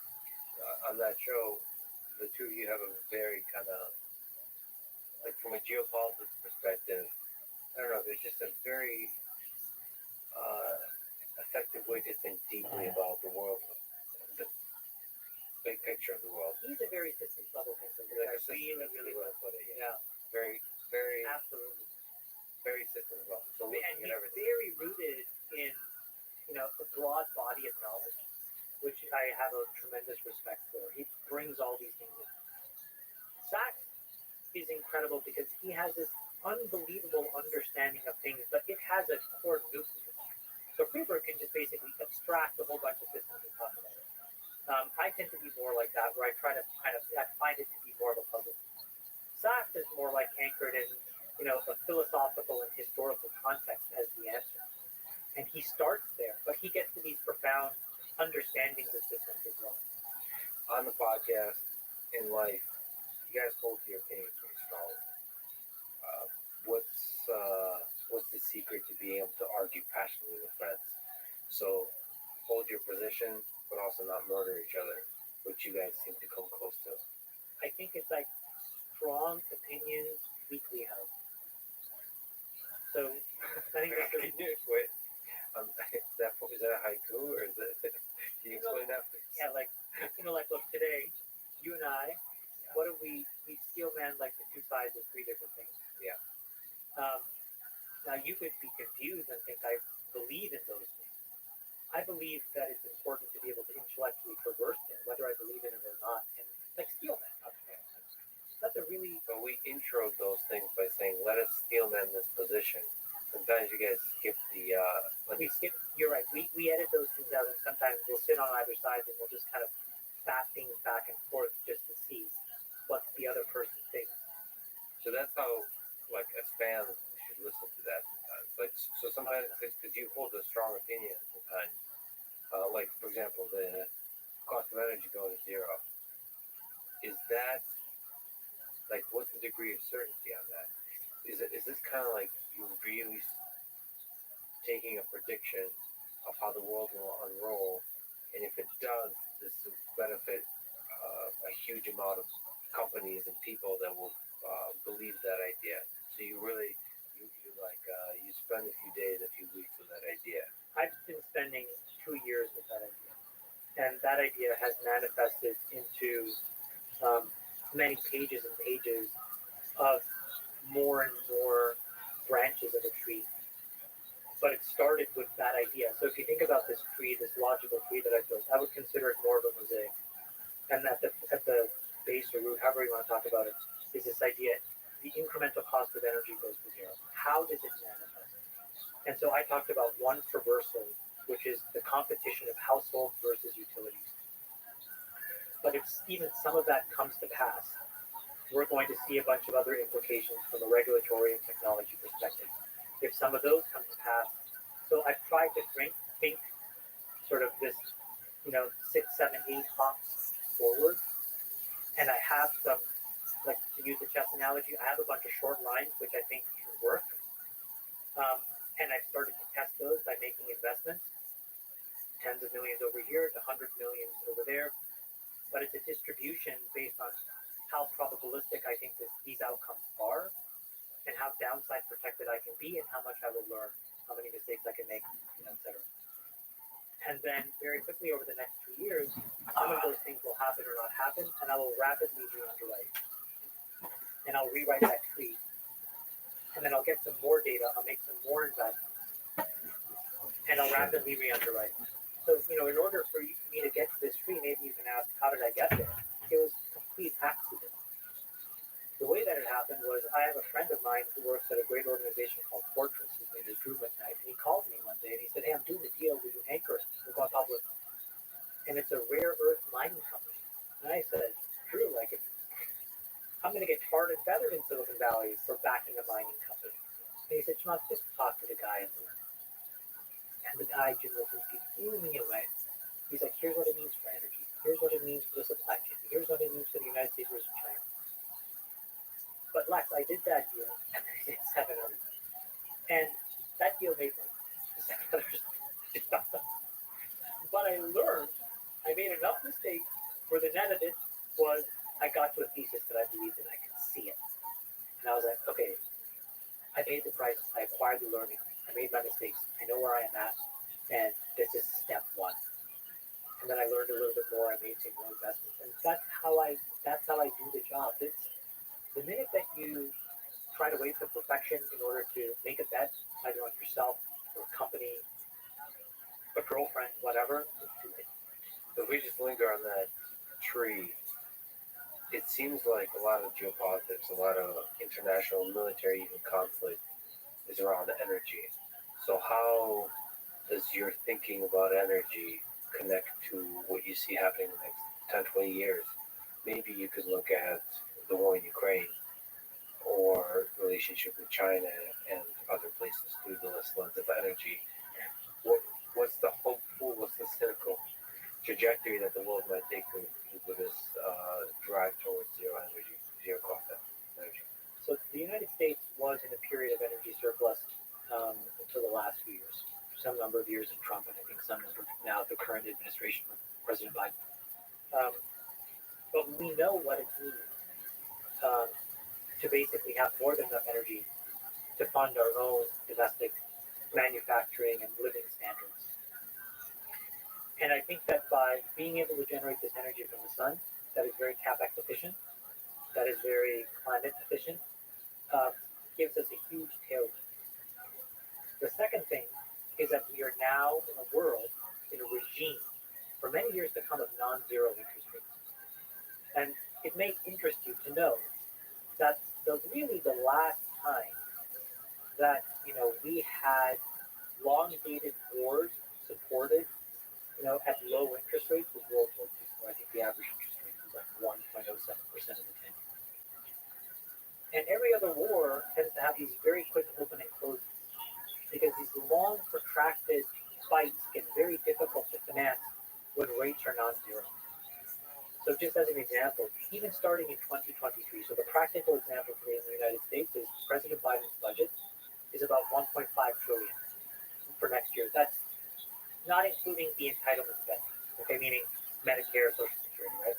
So the stuff that he wants to spend that he has discretion over is about 1.582 trillion is the exact number. Next year, our interest payments are going to be $455 billion. That's 29% of every budget dollar is going to pay interest. So you have these two worlds coming together, right, Lex? If you have us, hurtling forward to being able to generate our own energy, and the economic peril that comes with trying to underwrite several $trillion for war, which we can't afford to pay when rates are at 5%, means that despite all the bluster, the probabilistic distribution of us engaging in war with Russia and Ukraine seems relatively low. The override would obviously be a moral reason to do it that may or may not come if there's some nuclear proliferation. But now you have to steel man the other side of the equation, which is, well, what were to happen if you were sitting there and you were Putin? Let's steel man setting off a tactical nuke someplace. Okay, I'm getting calls every other day from my two largest energy buyers, India and China, telling me slow my roll. I have the entire world looking to find the final excuse to turn me off and unplug me from the entire world economy. The only morally reprehensible thing that's left in my arsenal that could do all of these things together would be to set off a tactical. I would be the only person since World War II to have done it. It seems like it's a really, really, really big step to take. And so I think that except the clamoring thing that the military-industrial complex wants us to buy into, the financial reasons to do it and the natural resources needs to do it are making it very unlikely. That is not just true for us. I think it's also true for Europe. I think the European economy is going to roll over. I see a very hard landing for them, which means that if the economy slows down, there's going to be less need for energy. And so it starts to become a thing where a negotiated settlement is actually the win-win for everybody. But none of this would be possible without zero interest rates. In a world of zero interest rates, we would be. So you believe in the financial forces and pressures overpowering I believe in the human invisible world, hand. I really do believe in even in international war. more so there. I think the invisible hand, and by the invisible hand for the audience, I think really what it means is, the financial complex and really the central bank complex and the interplay between fiscal and monetary policy is a very convoluted and complicated set of things. But if we had zero interest rates, we would be probably in the middle of it. See, there's a complexity to this game at the international level where some nations are authoritarian and there's significant corruption. And so that adds, from a game theoretic optimal perspective, the invisible hand is operating in the mud. Preventing one.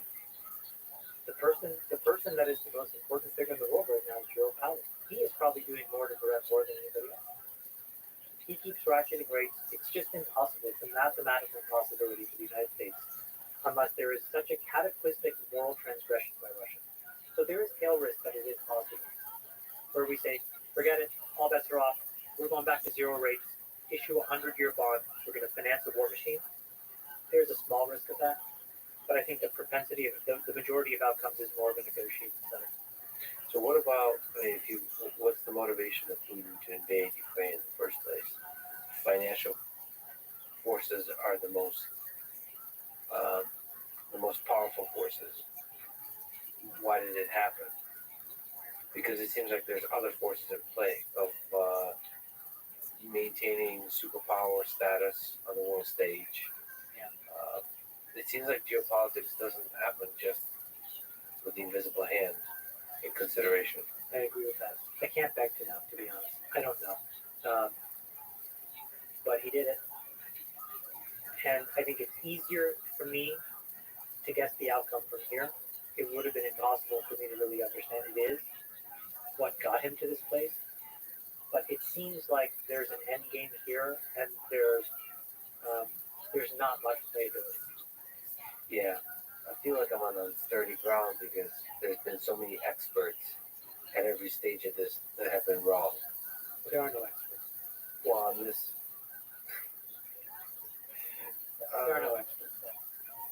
on this. Well, okay, let's dig into that because there's some. Because we just said Wilhelmus is the greatest No. poker player of all time. He has an opinion. Yeah. He doesn't. So They would be mistaken. Phil has an opinion. Ivy has an opinion as well on how to play all these games. Meaning an opinion means here's the lines I take, here are the decisions I make. I live and die by those, and if I'm right, I win. If I'm wrong, I lose. I've made more mistakes than my opponent. I thought you said there's an optimal. So aren't there people that have a deeper understand, a higher likelihood of being able to describe and know the optimal set of actions here at every layer? Well, there Thereby may being be theoretically a set of optimal decisions, but you can't play your life um, against a computer. Like, meaning the minute that you face an opponent and that person takes you off that optimal path, you have to adjust. like what happens if a tactical nuke? It would be really bad. Um, I think the world is resilient enough. I think the Ukrainians are resilient enough to overcome it. It would be really bad. It's an incredibly sad moment in history. But do you wonder what U.S. does? Is there any understanding? Do you think people inside the United States understand? Not the regular citizens, but people in the military. Do you think Joe Biden understands? Do you think I think Joe Biden does understand. I think that they have a clear plan?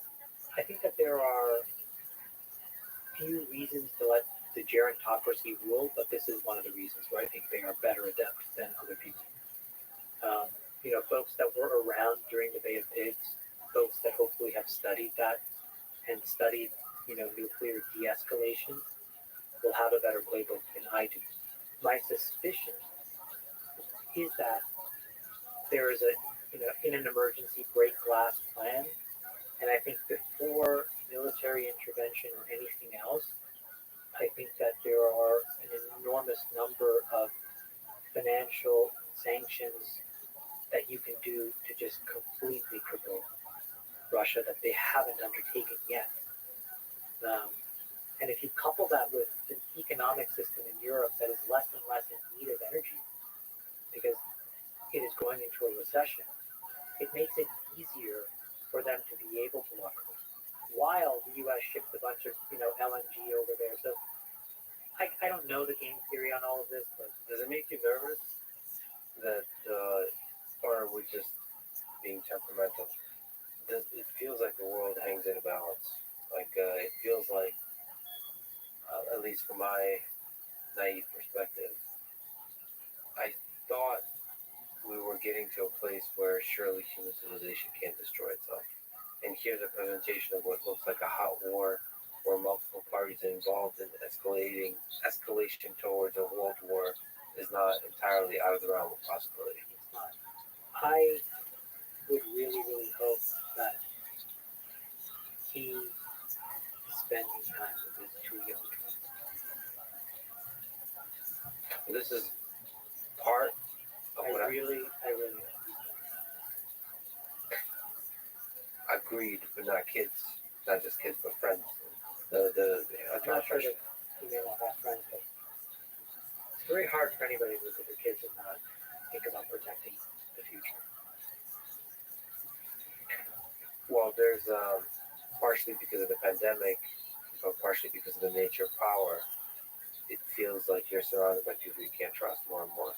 I do think the pandemic had an effect on that too, the isolating effect. A lot of people were not their best selves during the pandemic. From a super heavy topic, let me go back to the space where you're one of the most successful people in the world. How to build companies, how to find good companies, what it takes to find good companies, what it takes to build good companies. What advice do you have for someone who wants to build the next super successful startup in the tech space and have a chance to be impactful, like Facebook, Apple?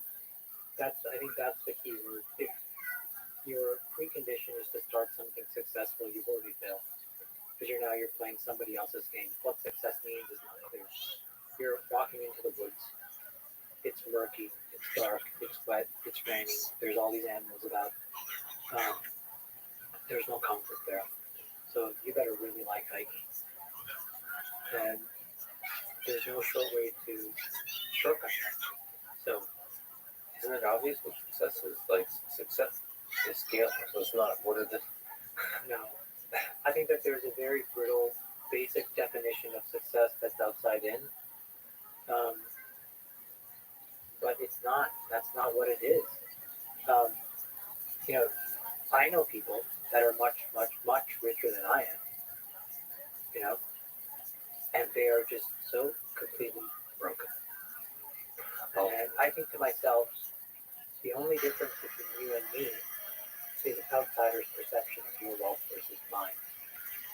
But the happiness and the joy that I have in the simple basic routines of my life give me enormous joy.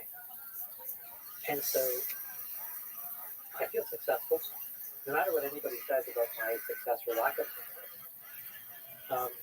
There are people that live normal lives, that have good jobs, that have good families. I have this idyllic sense, I see it on TikTok all the time, so I know it exists. These neighborhoods where there's a cul-de-sac and these beautiful homes and these kids are biking around.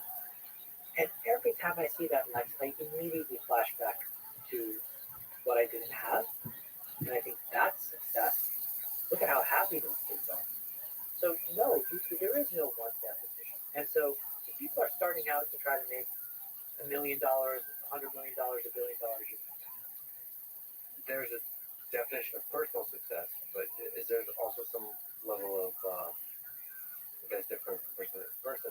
Is there also some level of the responsibility you have if there's a mission to have a positive impact on the world? So I'm not sure that Elon is happy. in fact, I think if you focus on trying to have an impact on the world, I think you're going to end up deeply unhappy. But does that matter? Why may happen. It may happen as a byproduct, but I think that you should strive to find your own personal happiness and then measure how that manifests as it relates to society and to other people. But if the answer to those questions is zero, that doesn't make you less of a person. No, 100%. But then the other way is there times when you need to sacrifice your own personal happiness for bigger things that you've created. Yeah, if you're in a position to do it, I think some folks are tested. Elon is probably the best example, and it must be really, really hard to be in. Really hard. I have enormous levels of empathy and care for him. I really love him as a person because I just see that it's not that much.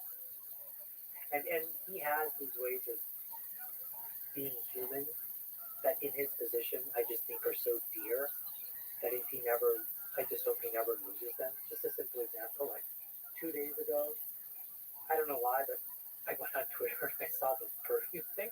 Yeah. So I'm like, fuck it, I'm just gonna go buy some perfume. So I bought his perfume, the burnt hair thing. Yeah. And I emailed him the receipt and I'm like, all right, you got me for a month. And he responded in 8 seconds, and it was just a smiley face or whatever. Just deeply normal things that you do amongst people that are just so nobody sees that. You know what I mean? But it would be he deserves for that stuff to be seen because the rest of his life is so brutally hard.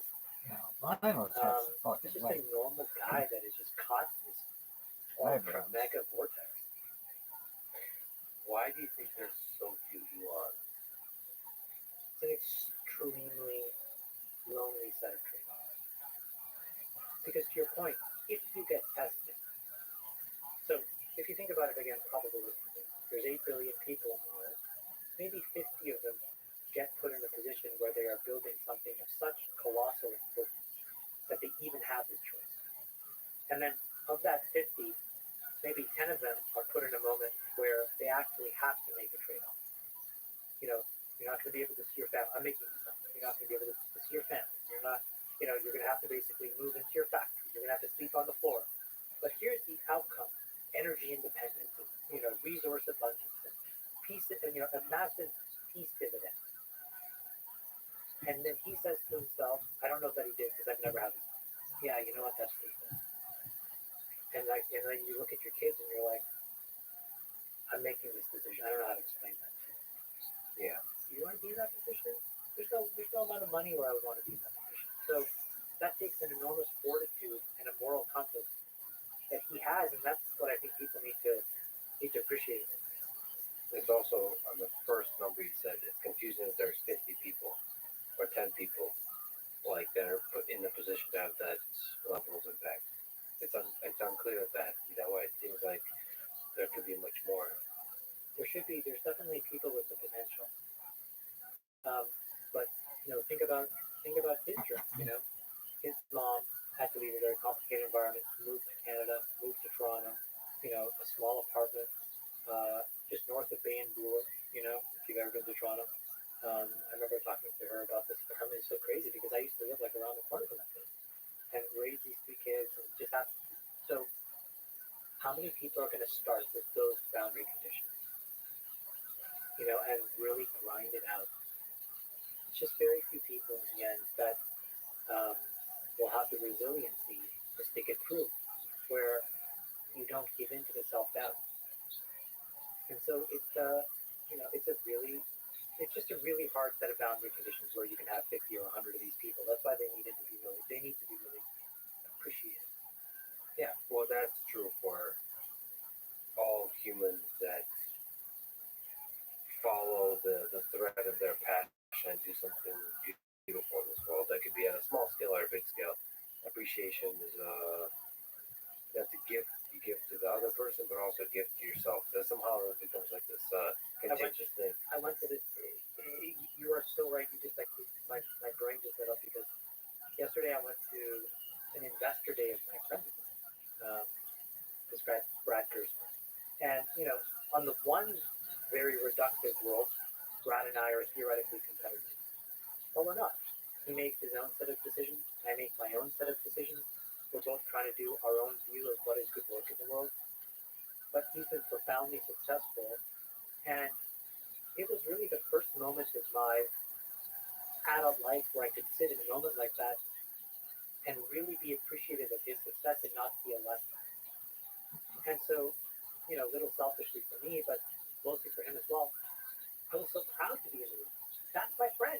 That guy plays poker with me every Thursday. He is crushing it. I'm awesome. And it's a really amazing thing. I mean, to linger on the trade-offs, the complicated trade-offs of all of this. What's your take on work-life balance in a company that's trying to do big things?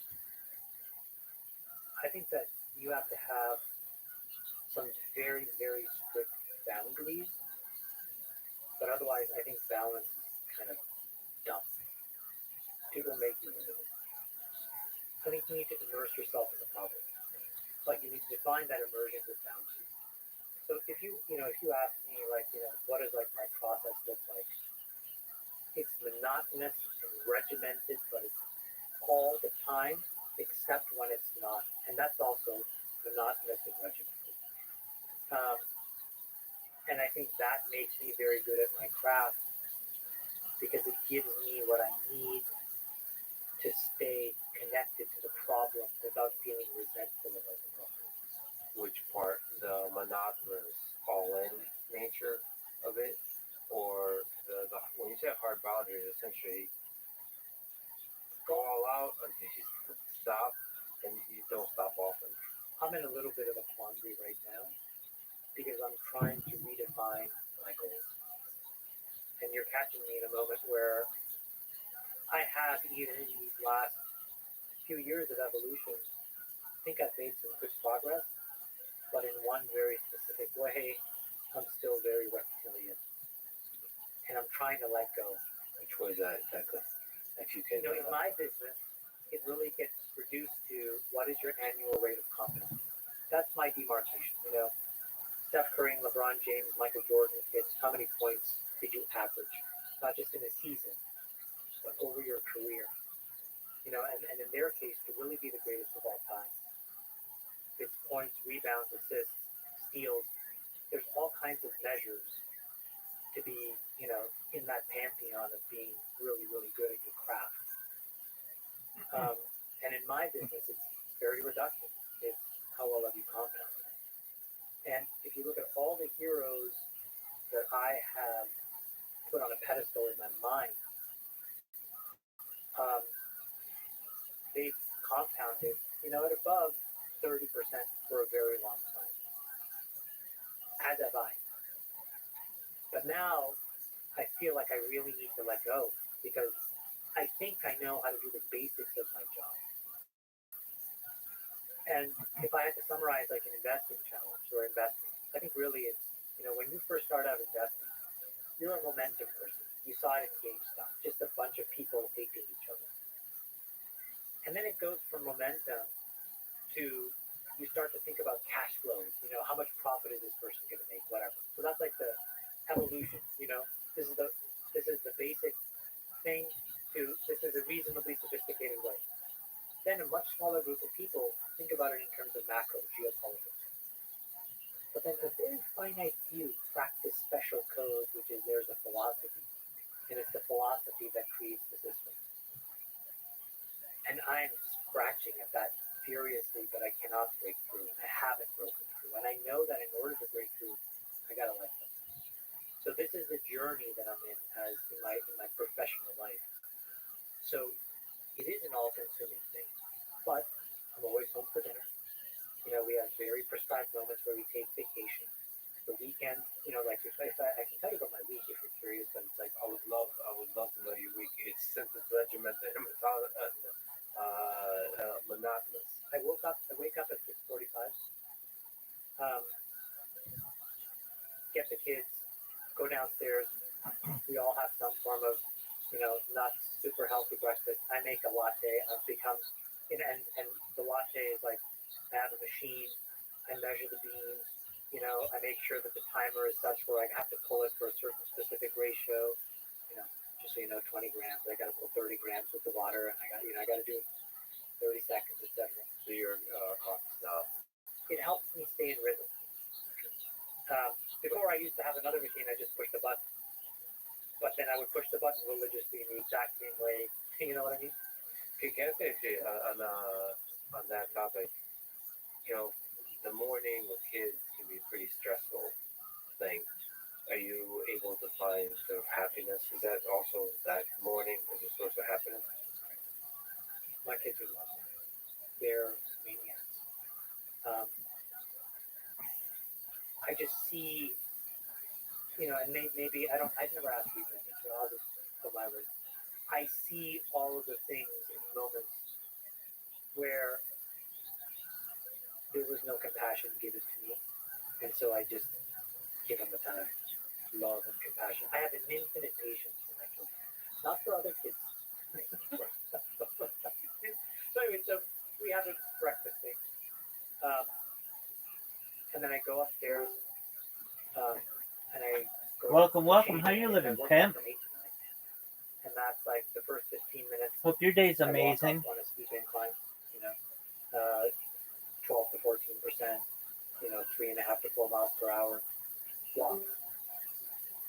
And then, you know, Monday's a push day, Tuesdays, front of the leg, Wednesdays pull, Thursdays, back of the leg, 8 to 9. Monday, I always start to talk to my therapist from 9 to 10. So as soon as I finish working out, I get on the phone. and I talk to him, and it helps me lock in for the week. And I'm just talking about the past, and it's helping. The recent past. Usually, sometimes the recent past, but usually it's about the past now. Something that I remember when I was a kid. Because that's the work about just loosening those knots, you know? So I put in that hour of work, respect that hour, and I'm in the office. And then, like, you know, I go until 12:15, 12:30, Doug, are you listening to this bullshit again? like a proper, like, go home, sit down, have lunch, with Nat, talk. She leaves her work. And we talk, how we doing? Do that one fucking thing. Our youngest daughter will be there. YouTubers? She's 1. She's making No, a this mess. sucks. And then But this shit I'll isn't have gonna another work. coffee. It's gonna suck dick. That's it. My limit for the day. Or a little more. Close. That's it. And then I go back to the office and I'll be there. till Everything 7 sucks. sometime. I And I mean, do that Monday, Tuesday, massively. Wednesday, Thursday. Monday, I've never Tuesday, known Thursday, everything to Friday, suck I'm so allowed to have. badly. Wednesday, nothing. It's all reading. Must be. Unless it's a complete emergency. It has to be. This I have is a the reading, worst. and reading is a bunch of blogs, YouTube videos. So no, try not to do any talking. Join up. Let's get it. Run it. In silence, being present, Shout thinking, out How do you, to how do you take Ori. Do you have a sketch. I have a pad and I write stuff down. Sometimes I go to my phone. All right, what's my I'm a thing? little all over the place. YouTube. Just do that fucking YouTube. I don't have it. This is one thing I YouTube. get better at actually. But typically, what happens is I actually do a lot of. What is it? in my mind, and I'm sort of filing a lot of. My stuff favorite away, time is when the and lights then would it all go out. rolls out. Something And I have- like that. When the power's and then out. that My gives me a favorite. lot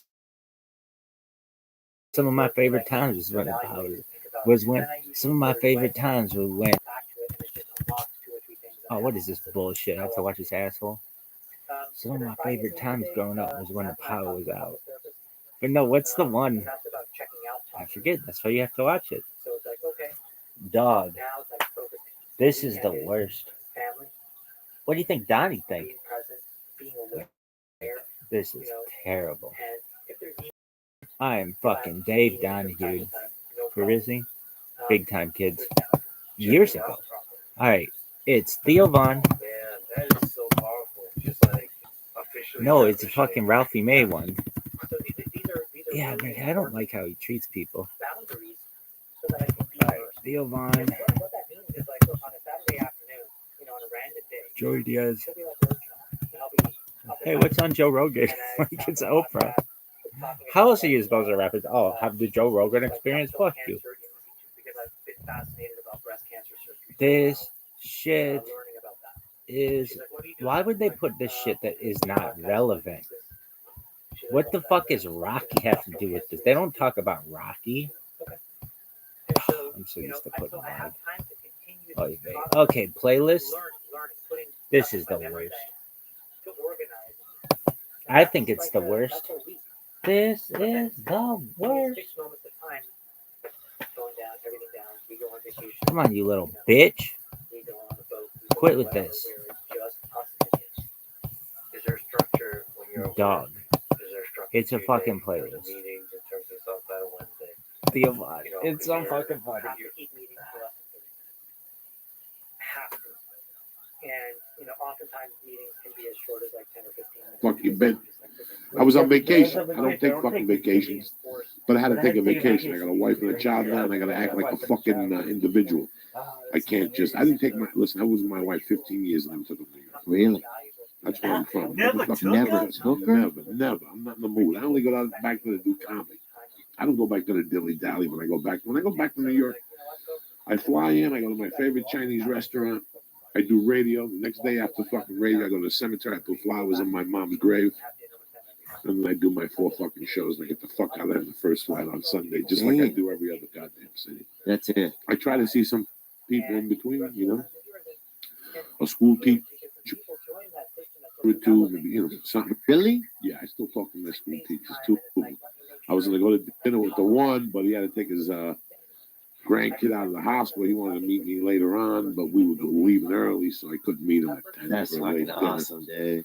So You know, we never really took a break from the Never. podcast.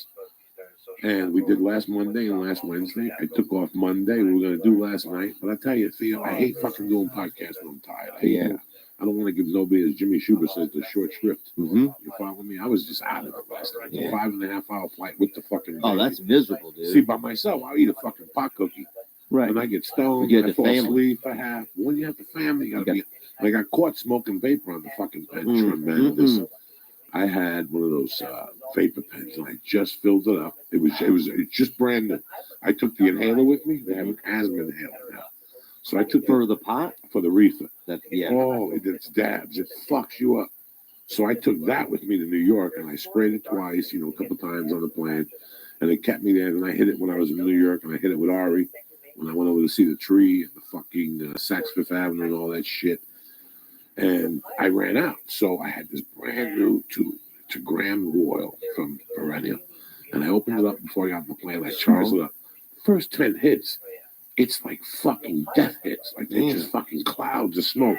So I hit it 2 times. Then I got on the plane, like 2 hours into the flight. I look at my daughter, and every time I would hit it, it would go by my daughter because she had the window seat. So I go, I can't let her have it. So I go, let me go to the bathroom. I'm in the bathroom with the fucking iPod on, listening to Pink Floyd. No, you're not. Yes, I am. I got the You have a iPod plane, on. bro. This is how fucking crazy I am. I'm not listening. It's Wish You Were Here. That's the album I'm listening to because it was like Shine On You Crazy Diamond and Have a Cigar. I ate edibles. I had like 3 or 4 Red Stars. Well, so you had a little magic in your system. Oh, I was fucked. I was fucked up for the first 2.5 hours because I didn't get fucked up on the way there. That made a big difference. I got agitated on the 2 hour mark. On the 2.5 hour mark, if you don't have something, what's the move? Once Mad Max is finished, Right. you're ready to kill a motherfucker on the flight. Mad Max is not the movie to watch on a fucking plane. Because there you are sitting there, everybody's driving, jumping over people and shit, shooting motherfuckers. And you're sitting there next to like some fucking politician or some shit. You want to get up. You want to get up. So I said, fuck that. So I dosed myself on the way out. I had Virgin. I had main cabin select. It's the one behind first class. Mm-hmm. So we could all sit together because in first class, we couldn't all sit together. I would have to sit by myself and she'd be fucking crawling back and forth. So we're like, fuck that.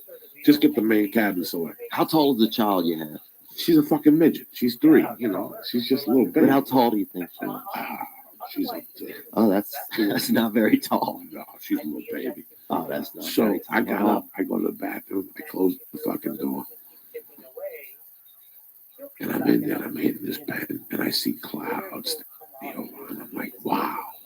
What color was that? Fucking clouds of smoke, and I'm hitting this vapor, and I'm hitting this fucking sap With your iPod on. with the iPod on, listen to fucking Shine On You Crazy Diamond, and all of a sudden I hear, and I see the little red light going on. They're like, open up. Are you smoking in there? And I put the thing in my pocket and I take this out and I blow a couple clouds of this shit.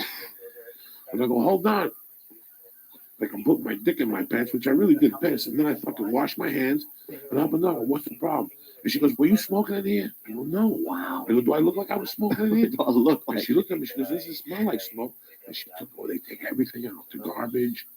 They do everything. They look for a cigarette. Yeah. Oh, wow. And now what were you doing the whole time? Just standing there? I'm standing there going, I don't know what happened. I banged it when I came in. The plane shifted and I hit the wall.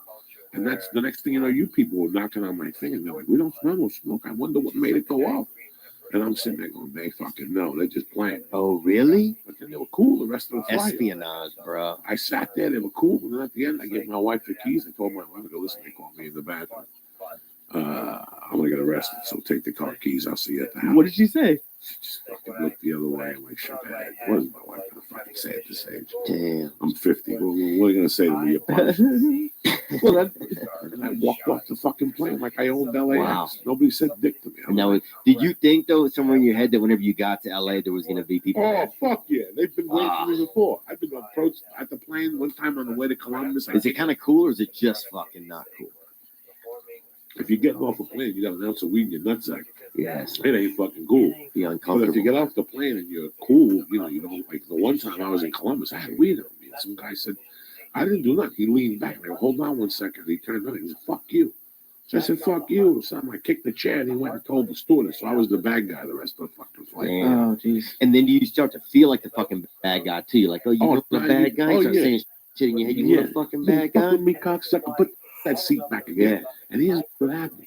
We went to Columbus. They got us off the plane. They got statements from both of us, and they let us go. And a year later, I got on the plane.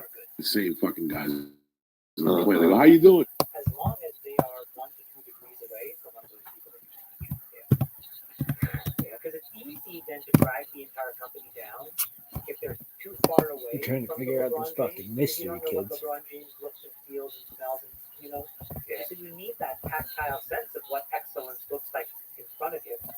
A great example is if you just go on YouTube and you search these clips of how Kobe Bryant's teammates describe not Kobe, but how their own behavior, not performance, because there's a bunch of average people that Kobe played with his whole career, but their behavior changed by being somewhat closer to him.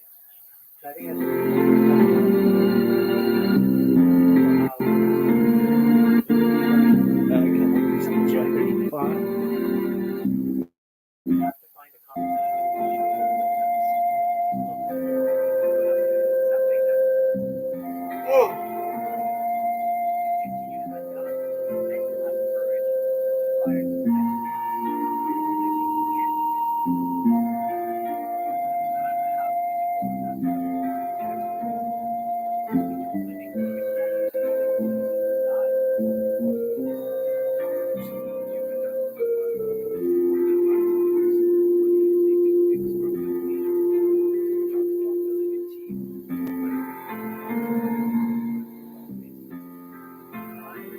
I like how there's this Korean subtitles.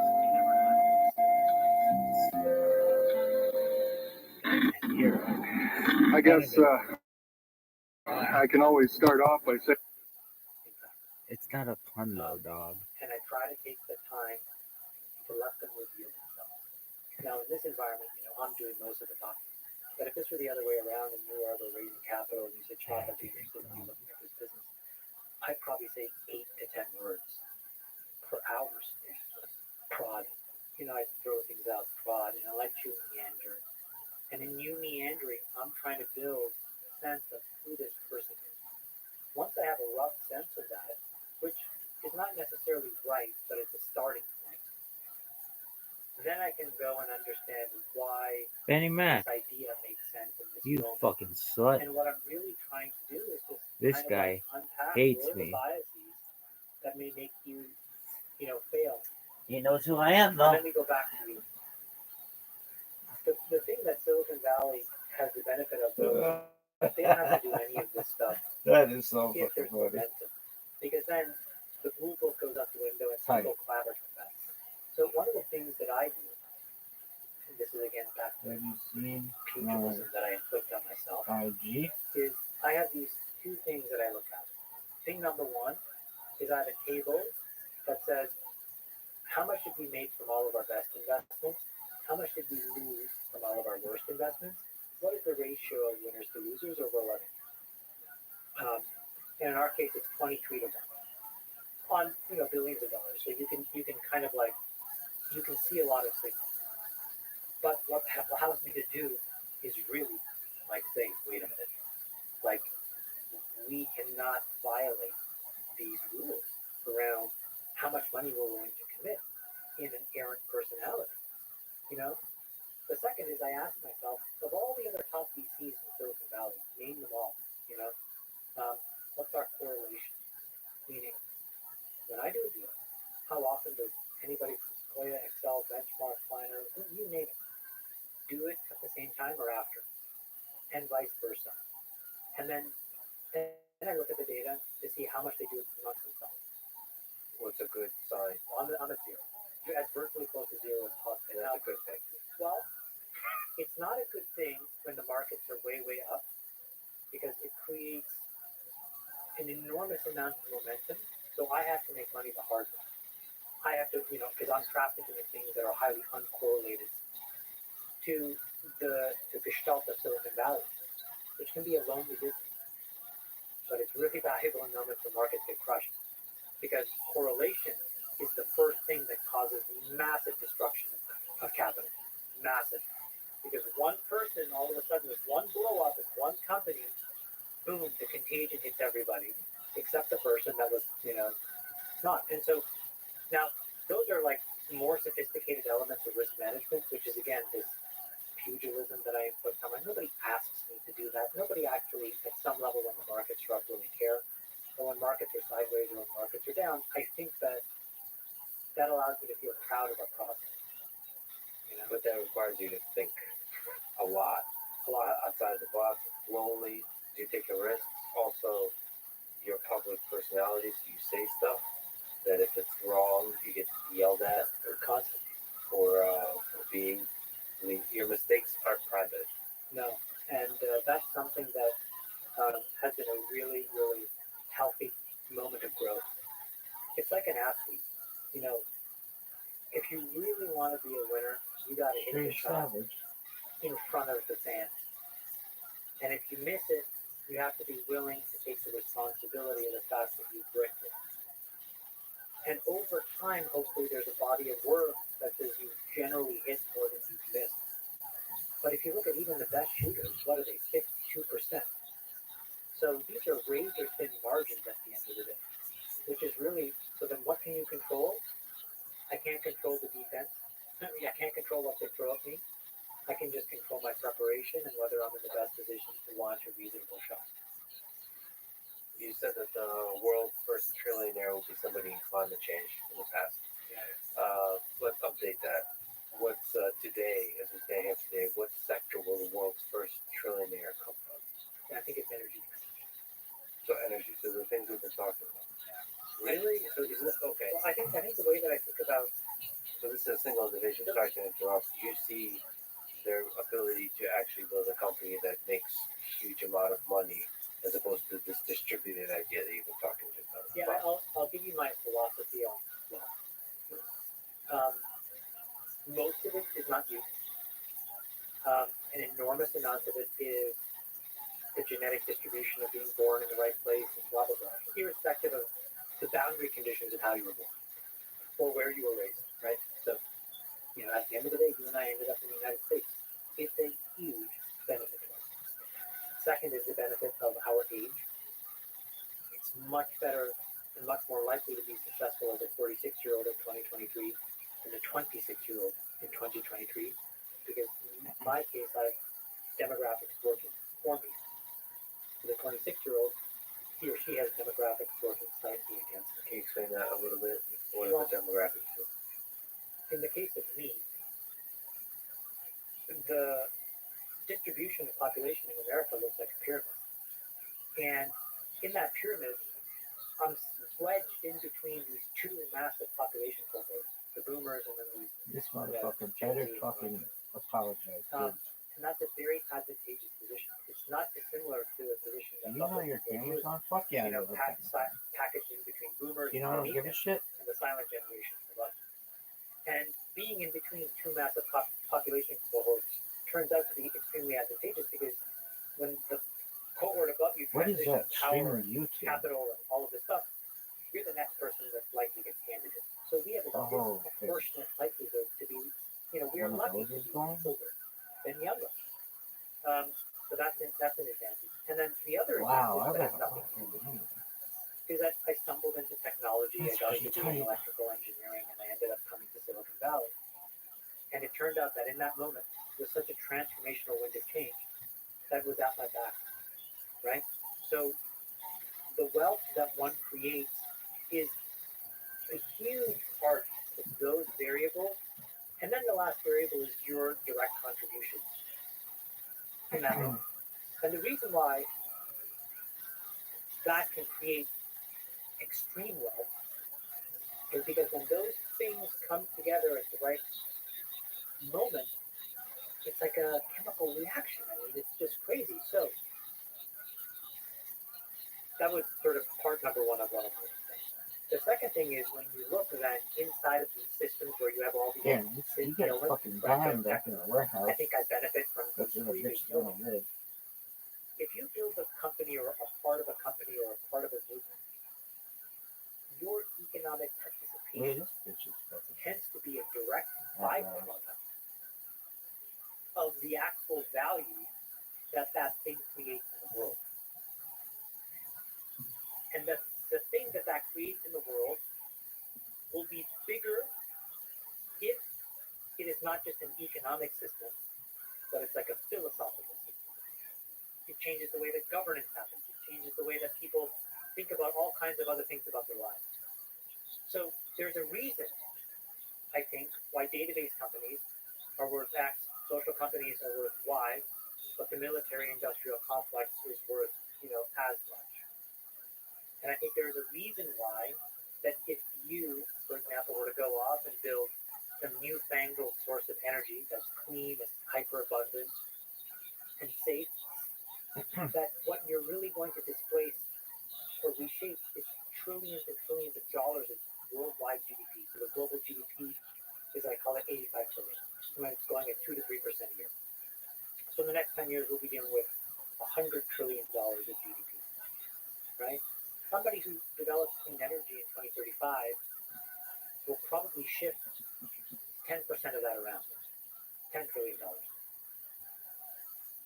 A company can easily capture 30% of the market, $3 trillion. A human being can typically own a third of one of these companies, $1 trillion. So you can kind of get to this answer where it's like, it's going to happen in our lifetime. But you have to, I think, find these systems that are so gargantuan and they exist today. It's more bounded because price discovery takes longer. In an existing thing, it's more unbounded because you know what it is. You know the tentacles that energy reaches. Right? Of that $80 trillion of worldwide GDP, I bet you if you added up all the energy companies, but then you added up all of manufacturing, if you added up all of transport, you'd probably get to like 60 of the 80. Do you have an idea of which energy, which alternate energy, sustainable energy is the most promising? Well, I think that we have to do a better job of exploring what I call the suburbs of the periodic table. So, we're really good in Seattle, the upper Northwest. Yeah. We're kind of good in Portland, but we're non-existent in San Diego, and we have zero plans for North Carolina through Florida. Yeah. And so Is that a fancy way of saying nuclear should be part of the discussion? I think nuclear, I think room temperature semiconductors. I'm not convinced right now that the existing set of nuclear solutions will do a good job of scaling beyond bench scale. I think there is a lot of complicated technical problems that make it work at a bench scale level, even partially, but the energy equation is going to be very difficult to overcome in the absence of some leaps in material science. Have you seen any leaps? Is there promising stuff like you're seeing the cutting edge from a company perspective? Yeah, I would say not yet. But the precursor, yes. I have been spending a fair amount of time talking about like the new framework that's in my mind is around these room temp superconductors. And so I've been kind of bumbling around in that forest for about a year. I haven't really put together any meaningful perspectives, but again, talking about like trafficking in companies and investments that are very lonely, but they allow me to generate returns that are relatively unique and independent. That's an area where I don't see anybody else when I'm there. I'll give you another area. We, I think, are about to unleash in a world of zero energy and zero compute costs. Computational biology will replace like chemistry. And when you do that, you will be able to iterate on tools that will be able to solve a lot of human diseases. I think like if you look at the head of like the top 400 most recurring rare diseases, I think like half the number, 200, is a specific point mutation that's just a mismethylation between C and T. I mean, that's like, whoa, wait, you're telling me in billions of lines of code? I forgot it's, semicolon right there. That's causing this whole thing to miscompile. So I just got to go in there, boop, and it's all done. That's a crazy idea. That was a C++. C back for people that don't know what answers. Two people who are Two people there. Everybody else is like, what? This is not a fight. What are you talking makes perfect sense. about? So couldn't that be a source of huge the computation biology unlocks? I mean, obviously medicine is begging for. The thing with energy though is that the groundwork is well laid.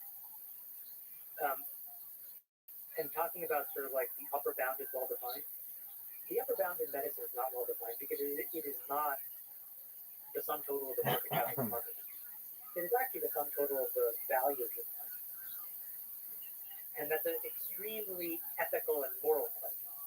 Isn't there special interests that are resisting making progress on the energy side? So, how, like government, how do you break through that? I mean, you have to acknowledge the reality of that, I right? think it's less government. In fact, like I said, I think President Biden has done a really incredible job. Well, Chuck Schumer has done a really incredible job because, so just to give you the math on this, right? Like back to this, so 3% of everything is of a market or zealots. But when you get past 5%, things tend to just go nuclear to 50, 60%. The way that they wrote this last bill, the cost, I'll just use cars as an example. The cost of an average car is $22,500. The cost of the cheapest battery car is $30,000. And lo and behold, there's a $7,500 credit. And it's like, to think the invisible hand didn't know that that math was right, I think is kind of a little bit malarkey.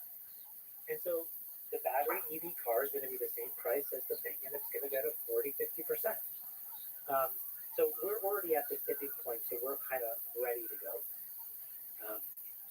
In these other markets, it's a little bit more complicated because there's a lot of infrastructure that needs to get built. So, the gene editing thing as an example, we have to build a tool chain that looks more like code that you could write to. Facebook is written in, I think, PHP originally, which is I'm still a big fan of. Sometimes you have to use the ugly solution and make it look good versus trying to come up with a good solution, which would be too late. But let me ask you, you consider a run for governor of California and then decided against it. What went into each of these decisions? And broadly, I just have maybe a selfish question about the Silicon Valley. Is it over as a world leader for new tech companies?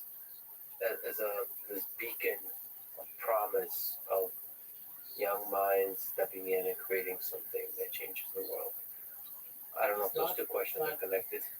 So it's not over, but I think it's definitely, we're in a challenging moment because, so back to that analogy of the demographics, if you think about if you bucket it, forget our relative successes, but there's a bunch of us in this mid-50s to mid-30s cohort of people that have now been around, for 20 years, 15 years to 25 years that have done stuff, right? From Andreessen to Zuck to Jack Dorsey, etc., Elon, whatever, maybe you throw me in the mix, David Sachs, whatever, okay? None of us have done a really good job of becoming a statesman or a stateswoman, and really showing a broad empathy and awareness for the broader systems.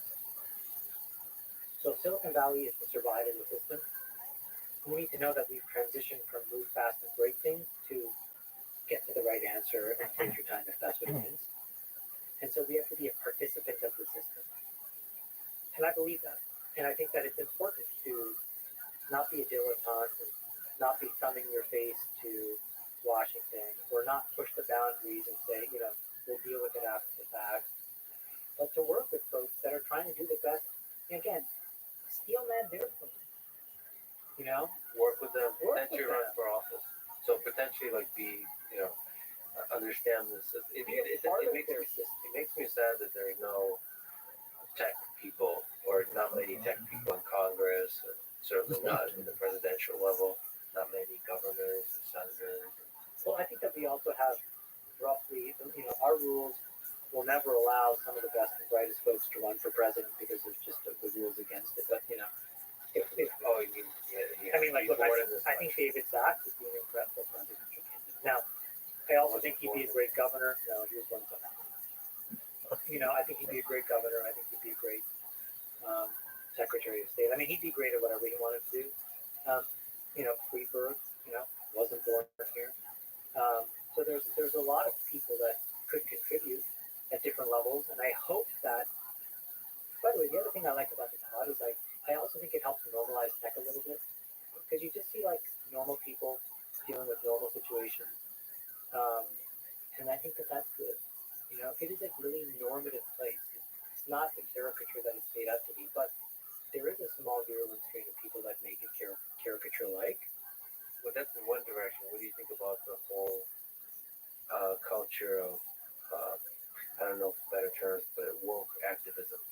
It's just a activism, which in some contexts is a powerful and important thing, but infiltrating companies. I'll answer this in the context of Rene Girard. So, like, he says that people tend to copy each other, and then when they're copying each other, they're really what they're doing is they're fighting over some scarce resource, and then you find a way to organize against, the group of you against the person or a thing that you think is the actual cause of all of this conflict, and you try to expel them. The thing that wokeism doesn't understand is that unless that person is truly to blame, the cycle just continues. And that was They're still talking about that that was shit. the framework that he developed that he's really conclusively proven to be true, and it's observable in humanity, life. So these movements, I think, the extreme left and the extreme right, are trying to interpret the way to allow people to compete for some scarce resource. But I also think that in all of that, what they don't realize is that they can scapegoat whoever they want, but it's not going to work because the bulwark of people in the middle realize that it's just not true. Yeah, they realize, but they're still, because in leadership positions, there's still momentum and they still scapegoat and they continue. And it seems to hurt the actual ability of those much companies. more, That's but in fairness, though, given the effectiveness of that function, it's decaying rapidly. It's the least effective it's ever been. You're absolutely right. Being canceled 5 years ago was a huge deal. Today, I think it was Jordan Peterson on your podcast. He said, I've been canceled, and it was amazing. He said 38 times or 40. He said some number, which was a ginormous number, A, that he kept account of it, and he was able to classify it. Yeah. Like, what classifier is going on in his mind? Where he's like, that's an attempt to cancel me, but this one is not. But my point is, well, it's clearly not working. And so the guy is still there, and the guy is, putting his view out into the world. And so it's not to judge whether what he says is right or wrong. It's just to observe that this mechanism of action is now weakened. But it's weakened because it's not the thing that people think is really to blame. Yeah. You've been canceled on a small scale a few times. Once, I'm sure it didn't feel small. Actually, it wasn't small. I'm trying to minimize. Did that psychologically hurt you? Yeah. Just tough. Yeah. I mean, in the moment, you don't know what's going on. But I would like to thank a certain CEO of a certain well-known company. And he sent me basically like a step-by-step manual. Does it involve mushrooms? No. And he was right. The storm passed and life went on. Is it? I don't know if you can share the list of steps, but is the fundamental core idea is that just life goes on?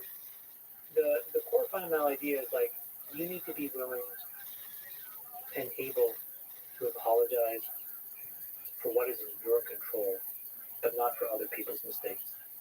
Oh, fuck, you Your don't. mistakes, Oh. yes. And if you feel like there's something, then you should take accountability of that. But to apologize for somebody else, for something that they want to hear, isn't going to solve anything. Yeah, there's something about apologies. If you do them, they should be authentic to what you actually want to say versus what somebody else wants to hear. Otherwise, it doesn't ring true. Yeah, and people can see through that. People can see through it. And also, what people see through is not just the fact that, your apology was somewhat hollow, but also that this entire majority of people have now walked away. The father's like, okay, can I? Yeah. And then people are like, oh, so you didn't care at all. This was like, and so then it reflects more probably on them. Yeah. I know you said you don't like to give advice, but what advice would you give to a young person? You've lived an incredible life from very humble beginnings, difficult childhood, and you're one of the most successful people in the world. So what advice? I mean, a lot of people look to you for inspiration. Kids in high school or early college, they're not doing good or are trying to figure out basically what to do when they have complete doubt in themselves. What advice would you give them?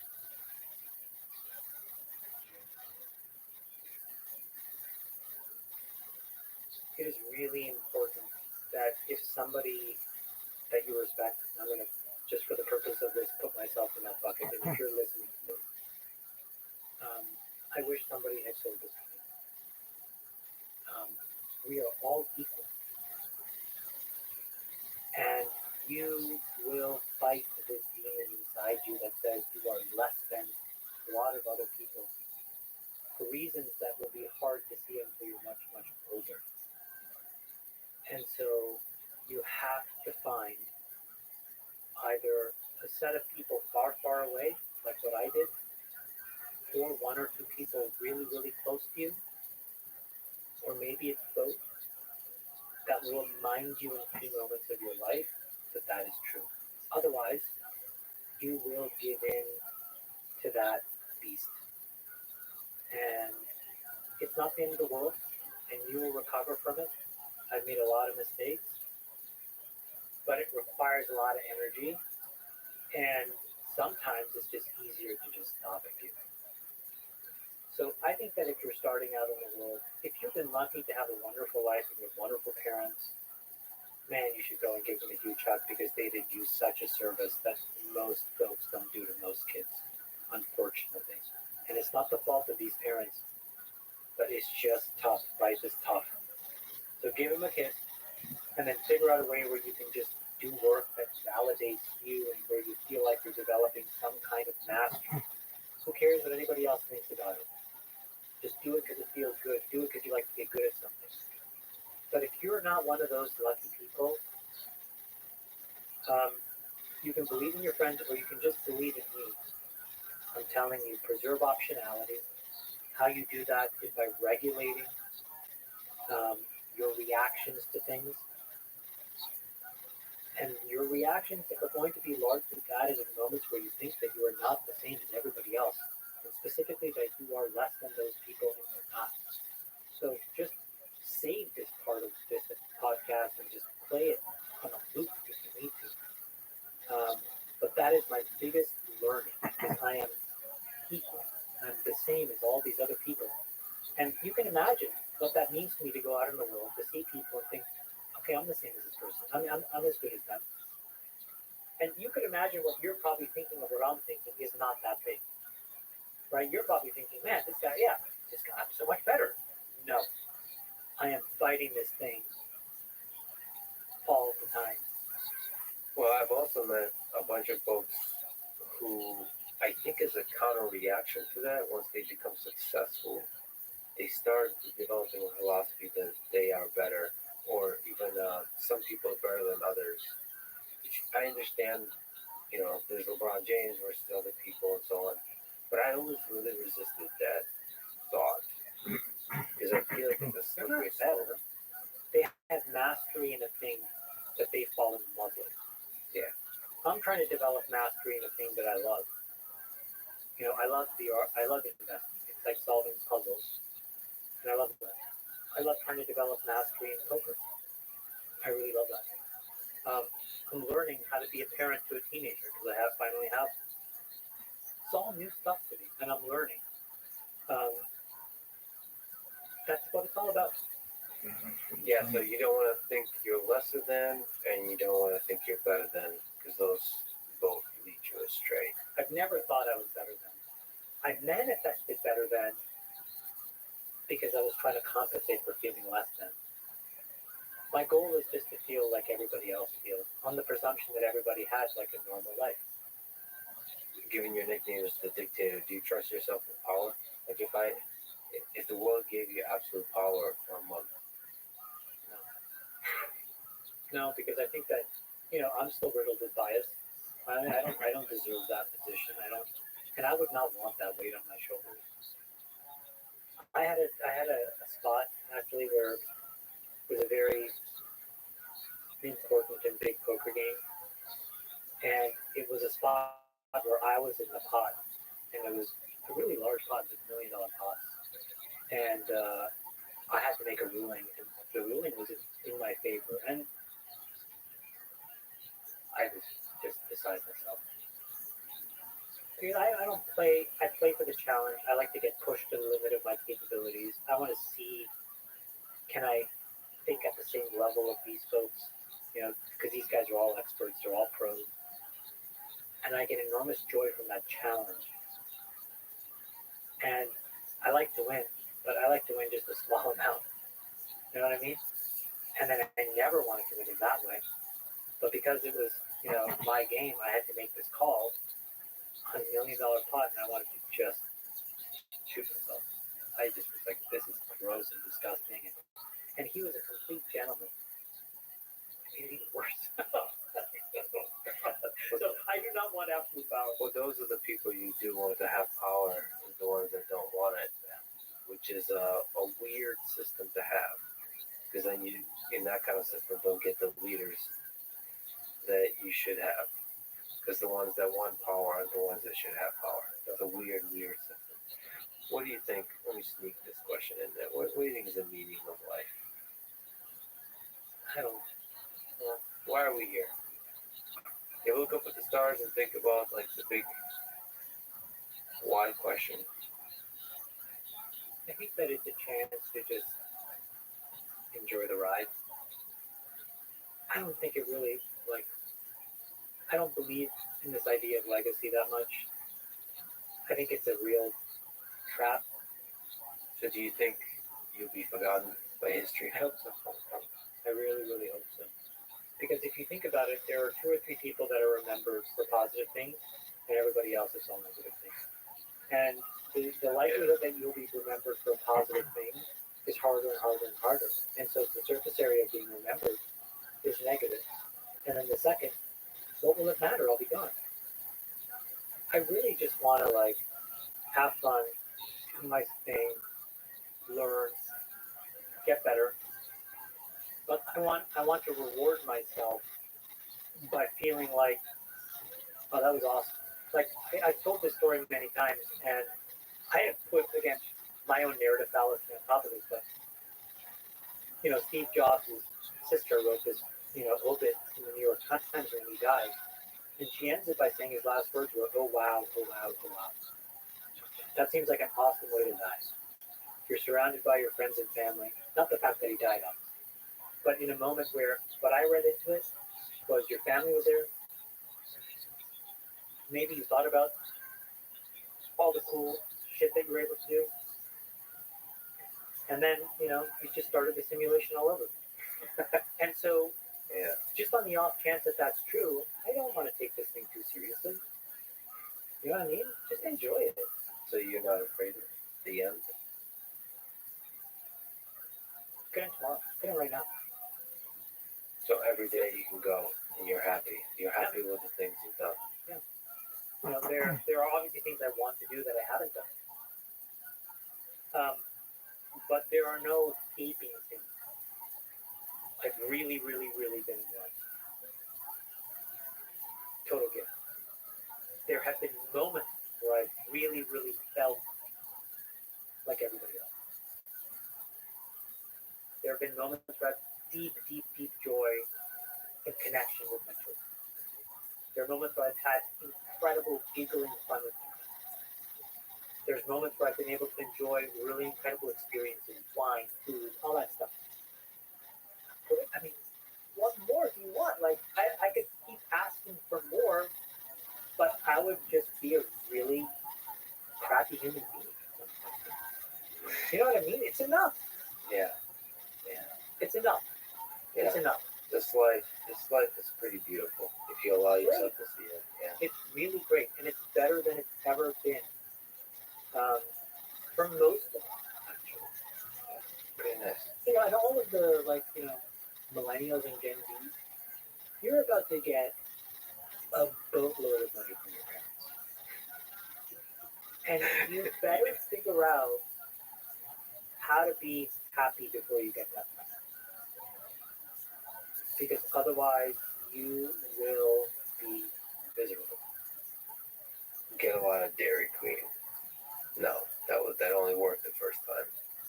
times in grade 5 and grade 6. I got that next year. But I could never bring myself to ask her. Yeah. And then she did it. I was like, she just doing Yeah, but the third time it faded. Isn't that the sad thing about life? You know, the finiteness of it, the scarcity of it. Without that, perhaps ice cream wouldn't be so damn delicious. Jamal, you're an incredible human. I definitely recommend Saying loose lip sync ships. That's almost a pun anymore. I'm Phil Schneider. I worked 17 years for the United States government as a geologist and aerospace engineer, as well as a structural engineer. I worked for such elusive occupations with Morrison Knudsen, Bechtel, Page and Page, Aerospatiale France, and a host of other EG&G and a host of other Los Alamos Laboratory and these kinds of things. But rather than bore you with all those statistics, I've got cooked up a real of different topics, and it's might be a little bit like brain overload, but I'll start from the beginning. Now, like I said, I've worked 17 years. Co-invented methods of shape charge blasting as well as laser rock deflagration, which means rock is literally melted or powdered by a special laser combination. And the residue of the rock underneath is applied as a coating, as a liquid coating, kind of like instant agate, if you could imagine a hunk of agate, which is a hard silicon rock, actually. But up here we have another topic. This is an area where I worked. I worked 11 years of the 17 years at Groom Lake, S4, S2. It's in the Nellis Air Force Base area. In fact, Groom Lake is, I'll show you in the picture right here. It's right here. Groom Lake is quite the place. A lot of rumors and other kinds of things have come out of there. Of course, people have stood on the outside for years and wondered at what's been flying there. There's all kinds of things been flying.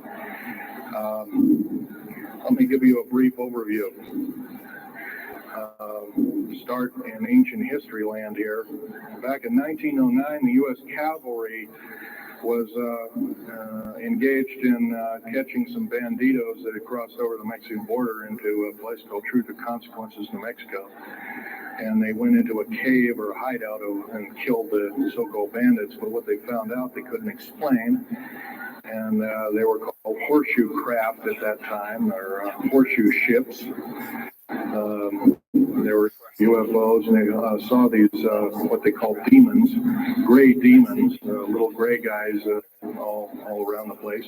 That was in 1909. Now, in 1933, our government was actively engaged with the Europeans, mostly the French and the English, in special researches dealing with aerial phenomena. And once again, the term flying saucer or flying disc didn't come about until much later. Supposedly right around the mid-1940s. Anyway, the whole thing here is that also in 1946, I might want to add, we were engaged in atomic bomb testing and this kind of alike. And of course, the area of Bikini Atoll Some of the pictures are over here on the whiteboard, showing with the actual language of both the U.S. Army and U.S. Navy archives. Anyway, these flying ships were seen as early as 1945, 46. Some of them were called Foo Fighters, and you name it. They were fully known about maybe as early as 1935 or 36 by our U.S. Navy. And there was a shallow underwater base at Bikini Island, and that was probably the one reason why a number of atomic bombs were exploded in that area rather than other areas which they could have been even more remote out in the South Pacific at Operation Crossroads. Well, anyway, this all led up to later on, about 6-8 years later, 1954, during the Eisenhower administration, led to a interesting treaty called the Greada 1954 Treaty. It was the Alien-Human Treaty.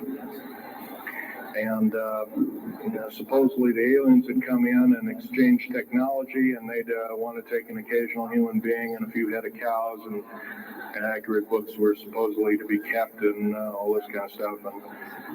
And of course, eventually all that broke down, and aliens are notorious for being liars, even greater liars than so-called, in quote, we humans are. So alien treaties are often just not even the pieces of paper they're written on. They're just really kind of worthless.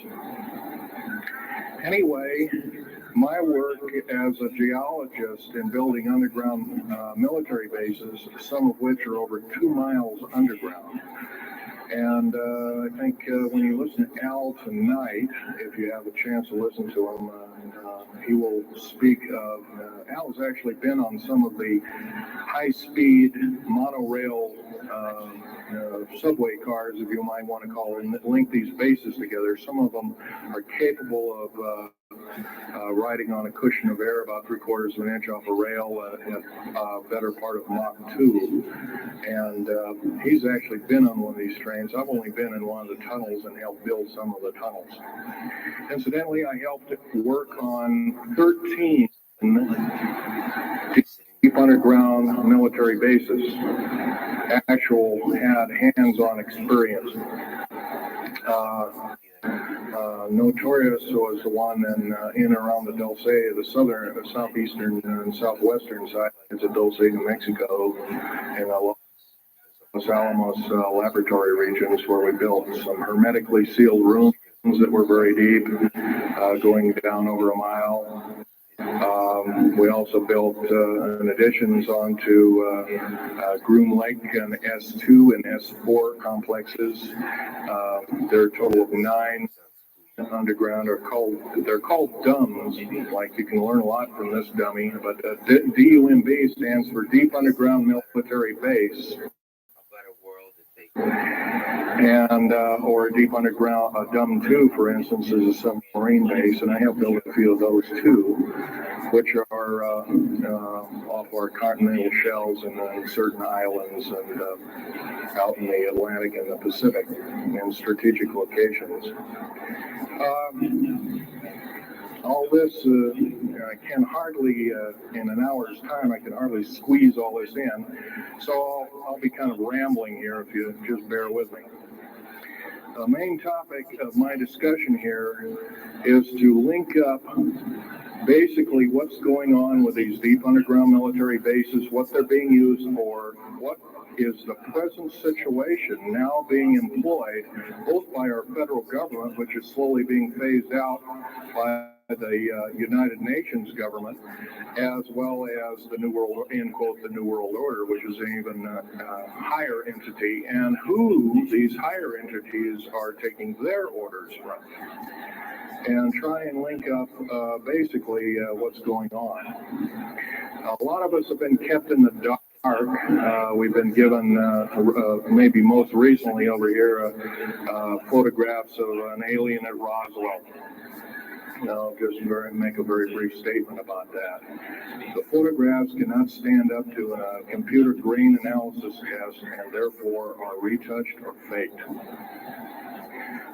They're not real. The real one, the real photograph of the charred or dead alien that was, or one of the several that were autopsied is over here, was given to me by a friend by the name of Skip Fromback of Seattle. And his father worked as one of the principal doctors. He was from Germany at the time and worked on some of the autopsy material, from what I understand, along with other people. Anyway, don't you just can't believe everything. And that goes for me. You got to get out there and do your homework. Like I always say, you might don't put your spectacles on, you put your skepticals on when you listen to me. So if we can have a show of hands here, how many people have heard about Roswell, New Mexico? Very good, almost all. And how many people have heard about the black helicopters and the other kinds of flying saucers type equipments out at Groom Lake and other places? Very good. Well, this obviously is a nice enlightened audience. Most of you have probably seen what a black helicopter is, or maybe even gotten rare glimpses of an F-117A Black Jet, or Stealth, as they're often called, or a B-2 bomber, B-1 bomber, or some of these other sophisticated aircraft that are now being touted as the new technology. Once again, where did we get this new technology? Well, obviously we've had a little hand in that. Our little alien so-called buddies, have kind of exchanged things, not without a great cost. The cost of which has been a lot of people have disappeared. Some, blow this statistic by you. There's, according to current FBI and Defense Intelligence Agency and CIA statistics, 100,000 children and 1 million adults disappear every year. And these are not kidnappings or murders or rapes or suicides or anything. Totally unaccounted for. And where are these people going to? Nobody knows. Maybe one of us in this room or somebody has encountered such an individual and lost a loved one or a friend or something, and that's unfortunate.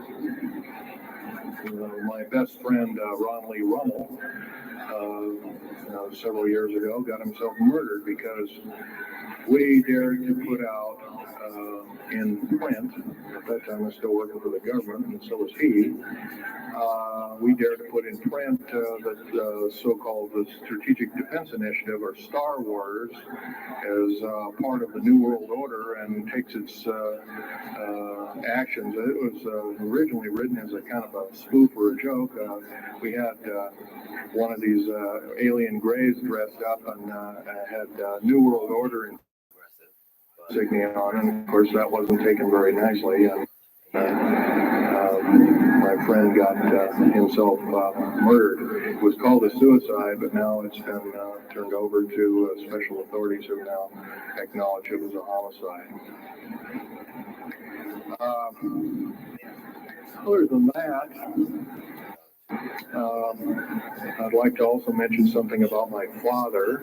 My father was a U-boat captain in Hitler's Navy, and he got captured and taken over.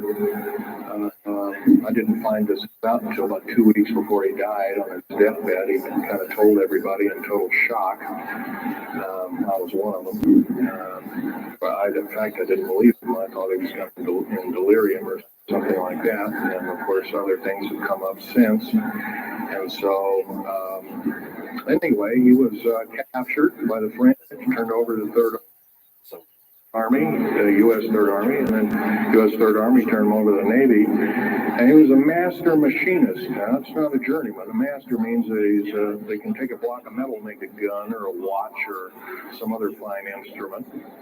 And he was a master machinist. He later became an MD doctor and part of the aerospace medicine group of the United States Navy. Was instrumental in helping build the USS Nautilus and its first nuclear-powered predecessor, the Enterprise, the first nuclear-powered aircraft carrier, and other ships like it.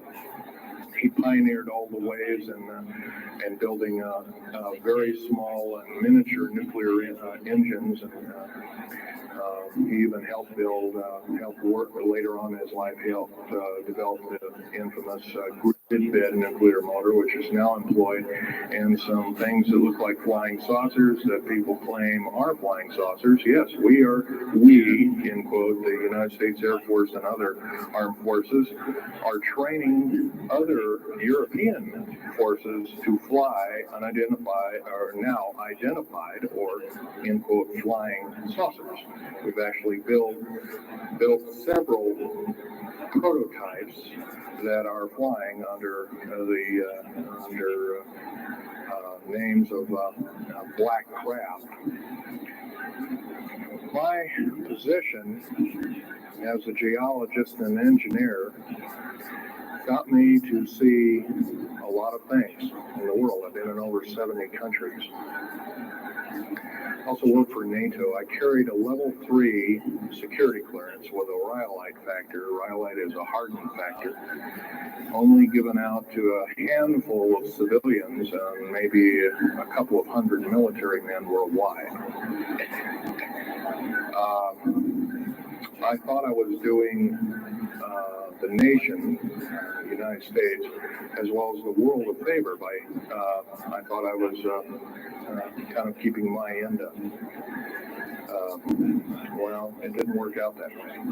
I was to later find out that these underground bases are now being employed as strategic bases for, in case there is martial law in this country. Right now, our military professors that used to be in war colleges and the like are training people like ex-Russian KGB and Spetsnaz people right here on American soil. I've seen it with my own two eyes, along with other people, other geologists. By the way, I'm still a geologist, still do geological survey work. However, I don't work for the government anymore. I took my security clearance and all my government stuff and cut it up and send it back to the, pardon my French, SOB. When I found out that a number of these 131 deep underground military bases are being used to subvert the Constitution of these United States and its people, I says, that is enough. I can't possibly be connected. Oh, Mr. Schneider, you can't quit, they said. Well, I says, yes, I can. I'm an individual, I'm going to quit, and I'm walking off the job. And says, so I got arrested and casually told, well, you got to finish a job. And so I caved into that part, and I finished 3 weeks, and then at that time my father was dying, and I was allowed home, and I never went back for my paychecks. Don't intend to either. These people are beginning to show signs of being our utmost enemy. I'm talking about military people now engaged in training foreign troops on American soil, clearly against the Bill of Rights and the U.S. Constitution. It's why we formed a government, why our forefathers formed a government, a republic of these United States in the first place, way back 200 plus years ago. Because the drawing and quartering of soldiers, taxation with representation, law by edict, otherwise known as today's version, executive order, among other things. The very reasons that we became, in quote, free, a free republic, a free society, possibly one of the greatest nations to ever be a nation on this earth, were instilled in our founding fathers that are now so far away from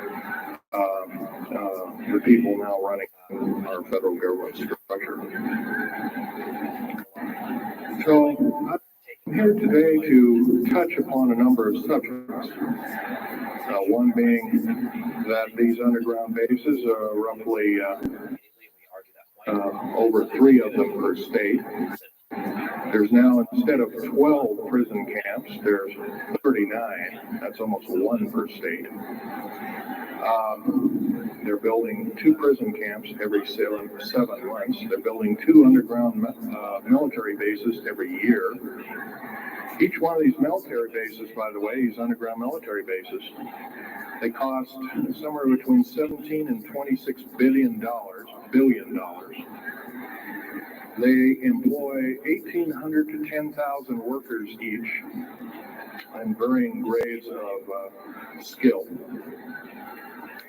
They gobble up totally through the black budget, over 1/4 of the black budget, or roughly $310 billion. Of course, you may say, where are these figures coming from? Well, the black budget, as we know it, in quote, black projects, which anything called black is significant of hidden from Congress, hidden from the American people. Very few people are even in the know about it at all. A black budget per year garners over $500 billion a year. And it's these kind of huge quantities and sums of monies are garnered through CIA drug activity, National Security Agency clandestine operations, mostly in Panama and South America. Now also engaged in Russia in bringing and refining strategic metals. By the way, you might want to ask, where's all these kind of interesting new metals coming from? Over here on the whiteboard, we have the new periodic table. It's got 140 elements. Now, in our high schools of today, I was in a high school about a week ago. I saw a new periodic table that had 105 elements. So somewhere, we're not being told the truth. We're being lied to at every turn and every corner. We're considered less than morons. So the government has made itself an entity, an independent taxing body, an entity into itself, and isn't accountable to anybody, not even the so-called New World Order. They just go ahead and do everything willy-nilly as they please. There's nobody checking.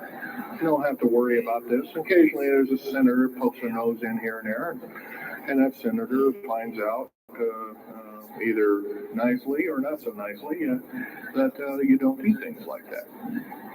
Now, if we're to gain a grip on our country, if we're to take our country back, we must first ask our public officials if they cannot tell us the truth, and we will impeach them, or they will be impeached, or they'll be tried as traitors. This is pretty stiff language. Already it's slowly beginning to trickle out and to occur to a number of people. This may be the only way out. And also, our founding fathers, George Washington and Patrick Henry, and a few of the other ones, came up and said that you don't want to let the beast out of the box. And they were talking about a runaway government. You don't want to allow your government to become like England at that time. And so They warned us about this very same kind of thing. First of all, the United States is not a democracy. It's not a republic anymore. It should be a republic. That's to the republic for which it stands, one nation under God. Why we can't even pray in the public schools anymore? We have to have a Supreme Court judge or group of them, plus Janet Reno and company, among other things, telling us what to do, interpret for us as if we cannot read with our own two eyes and understand with our mind. This, of course, is bad policy all the way around. And I guess I don't need to blow that by your ears. Okay, on another subject, I have a number of items up here at the table. One of which here is, I can show it, is a heavy hunk of rock indeed. It has a weight of about a little bit more than a pound, 2.5 times the weight of uranium. It's not radioactive, can never be made radioactive. It's composed of earth, rare earth, clays, and powdered metals, as well as an alien element, mostly from crashed, retrieved flying saucers and those of the kind that have happenstance to crash in our deserts and backyards, so to speak. It's called mironite. Now, this is employed in every stealth aircraft, every black jet throughout the black budget. Also in the very small quantities in the skins of black helicopters, mironite. Here's another thing. And there's a piece of probably the purest titanium you'll ever hear or see. It's so pure, it's also composed with other alien elements to make it extremely tough. It's capable of withstanding temperatures in excess of 7,000 degrees Fahrenheit. Our new Phoenix-class submarines, of which we're building 2 a month right now. Phoenix-class submarines is a black budget program. Each one of those submarines costing $208 million just for the titanium hull, which is made of this material. Approximately 10,000 pounds of it. Now, we've got, supposedly, as of the data right now, we've got 106 of these submarines. They're flying the waters and the waves. They can dive to a depth of over 7,000 feet and hold that for 3 months. It's a fantastic submarine indeed. It has 11 grid-bed nuclear motors on it, engines that run everything, purify the air. By the way, these aren't your usual nuclear motor installation. They're very small. They're probably no bigger than this podium, weighing less than 3,000 pounds, putting out as much as the equivalent of 3 aircraft carriers of the Enterprise class. But these Phoenix-class submarines are getting this metal. Now, where are we getting the metal? Well, it's being stockpiled in a number of strategic locations. Supposedly, I've heard stories, well, it's being mined on the moon, and I have no way of proving that, one way or another. I think we're probably getting it from Russia, or refining it in outer space. What are we shuttling?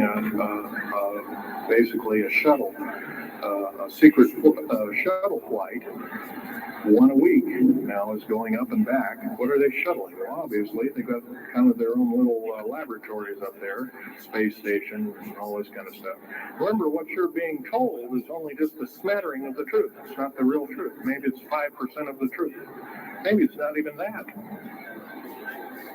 You can rest assured you're not getting much.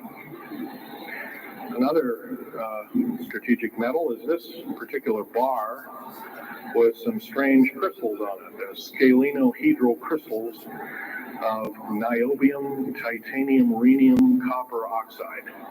this complex group of elements not found on the Earth in specific quantities. This was developed at Los Alamos through EG&G and other outfits, are employed in all black jet aircraft, all of them, including the in quotes sport model, the little flying saucer we occasionally see over at Groom Lake. And by the way, now, if we happen to be with a video camera, taking pictures of the so-called area around Groom Lake, it's now you can get your equipment confiscated, your car, your house, considered the same thing as a drug dealer, and you'll go to jail for 5 years, up to 5 years, and $1 million fine. I personally don't think this is what I'm hearing. I just don't think that this kind of punitiveness is what we need in America, and we have to get rid of it. Otherwise, we're going to die with no America. Here's some other elements. Here's a very light element. It's composed of lithium metal, as well as a alien element, a little heavier than hydrogen, but a little lighter than helium, also employed in this. It's used in secretive methods of propulsion, and it also is in a peculiar scalenohedral-crystalline form. And anything scalenohedral, and by the way, a scalene triangle is no side is equal to another side. A scalene metallic crystalline structure is definitely an alien element, or alien technology converted over to our own technology. These were given to me about a year ago. They're called alien or aurora drops. It's supposedly the skins of the black jets, some of the ones that are coming in at very high rates of speed. They're still glowing red hot, white hot, and they'll sit out there and cool off, and they're dripping their material off of them. And it's kind of like a rubberized coating. It's not rubber, I can tell you that. This is hard as lava rock, or harder, capable of standing tremendous temperatures. But nonetheless, some of it sloughs off every time, and so they just kind of scoop it up and throw it in the trash can. There are a few pieces of it. Here's one of the hardest so-called man-made rocks. Once again, it's got a number of alien counterpart. It's got an alien crystalline structure to it, very advanced. It's about 11 times harder than a diamond, about 70 times stronger than a diamond, capable of standing temperatures in excess of 10,000 degrees Fahrenheit. It is employed as very thin coatings or windows, tiny windows, in hypersonic aircraft that exceed Mach 5. Here's an interesting artifact. Right here in this hunk of rock, which by the way was an old 100,000-year-old chipping tool found in Syria, Jordan rather, excuse me, is a imprint of, it looks like a fossil, but it's not. It's an imprint of a small mechanical part with exactly 360 kind of like old rotor blades. Well, this rock is 220 million years old. Who was making machines 220 million years ago? Maybe Von Däniken was right after all, huh? Here we have a actual piece of agatized fruit, or it's similar to a lime. It's even been pecked by a bird at one time, and that's still there. So it's instantly turned to agate. It is the same agate or chemical structure as material found at Hiroshima and Nagasaki after the A bombings in World War II, where grasses and flowers and petals of flowers and other kinds of things were instantly petrified, turned to agate.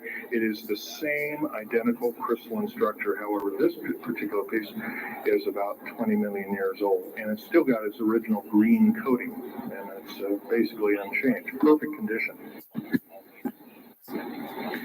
Likewise, here's a garlic plant about somewhere between 20 and 35 million years of age, and once again, it's got that same pink agate coating. And here are some pieces of the metal skin from the crash disk at Roswell. It was given to me when I was 14 years old. My father was visiting one of his old friends in the Navy archives, as well as he was in the Royal Navy in England. And I, as a 14-year-old boy, I said, "Gee, Dad, can I ask Johnny something?" "Oh, go ahead, ask him.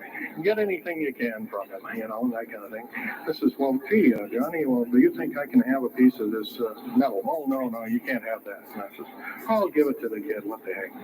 He won't have it very long anyway." Well, I've had it all this time.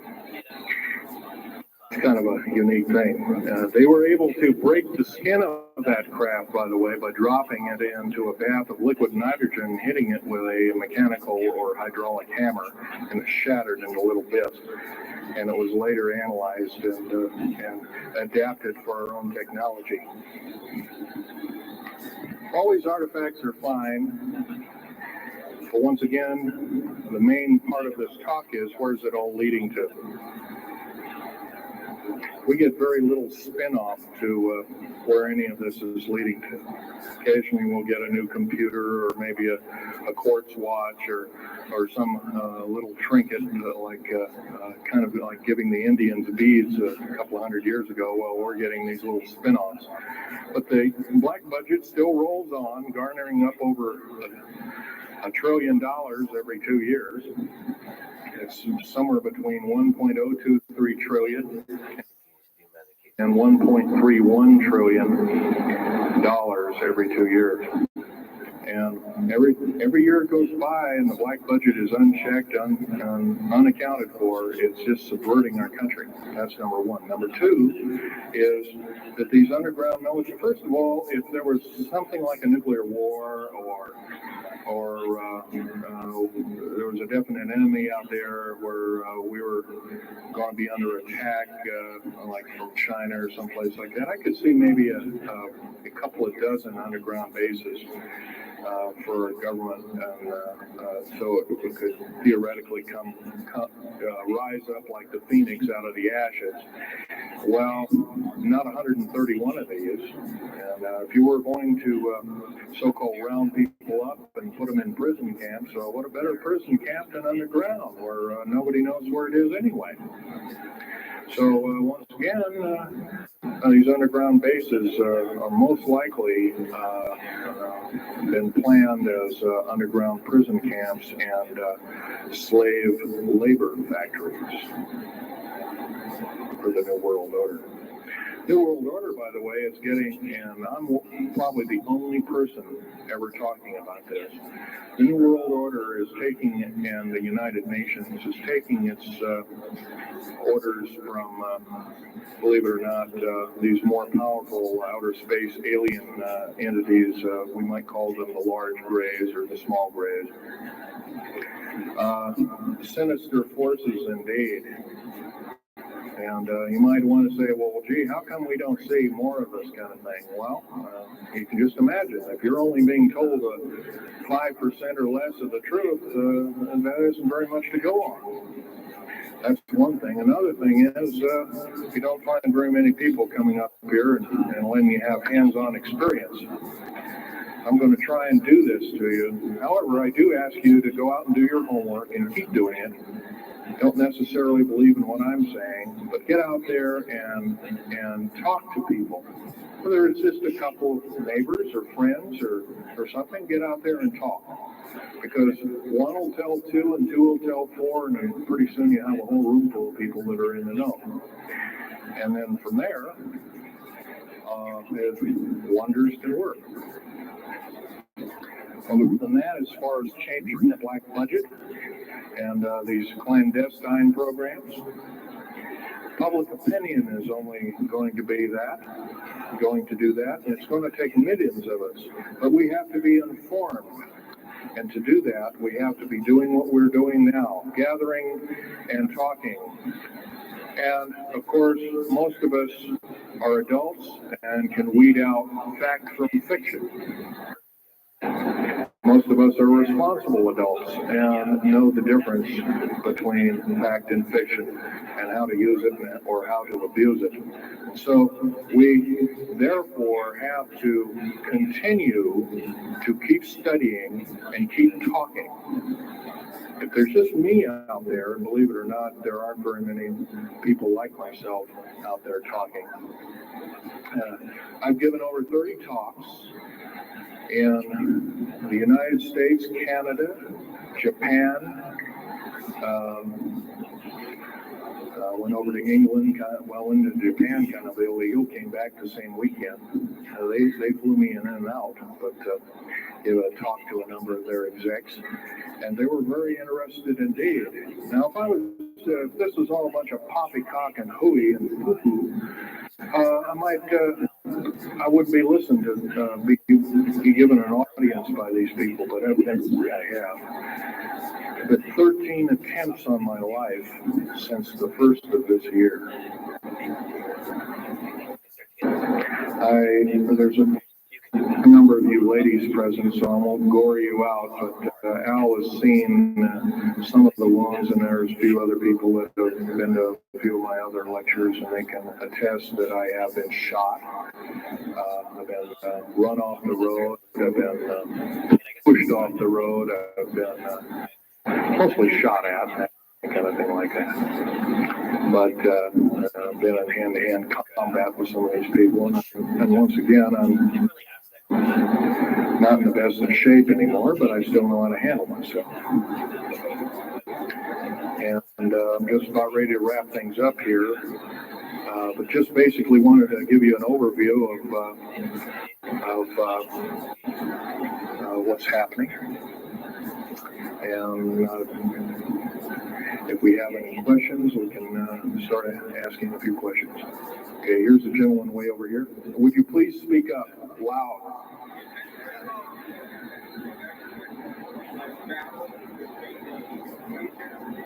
Yes, I was involved in 1979, in August, late August of 1979.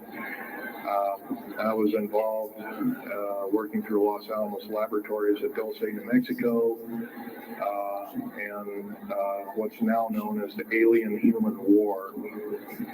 66 Secret Service agents, government workers, geologists, and the like. I almost bit the dust. I could have been number 67. Lost their lives that day because the government lied and knew full well what was underneath. And what we'd done is, out in the desert there, we had drilled for, in a period of a couple of days, we drilled 4 of these holes that went down several thousand feet. And one of these holes kept bringing up dirty dust and putrefying odors and broken off machine bits and other kinds of things like that, and boring machines as well as lasers came up damaged. And first there was a probe that was sent down, and that came up totally missing, and so people were sent down there, and that was a lot of people. And when I got down there, of course, the odor was, and remember, I was in a spacesuit type environment. All I had was a small tool belt with special sensors, a small rock hammer, and a rucksack for mineral specimens and other kinds of things like that. And I had my little pistol. And being an engineer, didn't have time to carry a big hunk of pistol like most of these Green Berets carry, stuff like that, black berets. I carried a little Walter PPK with a 9-shot clip.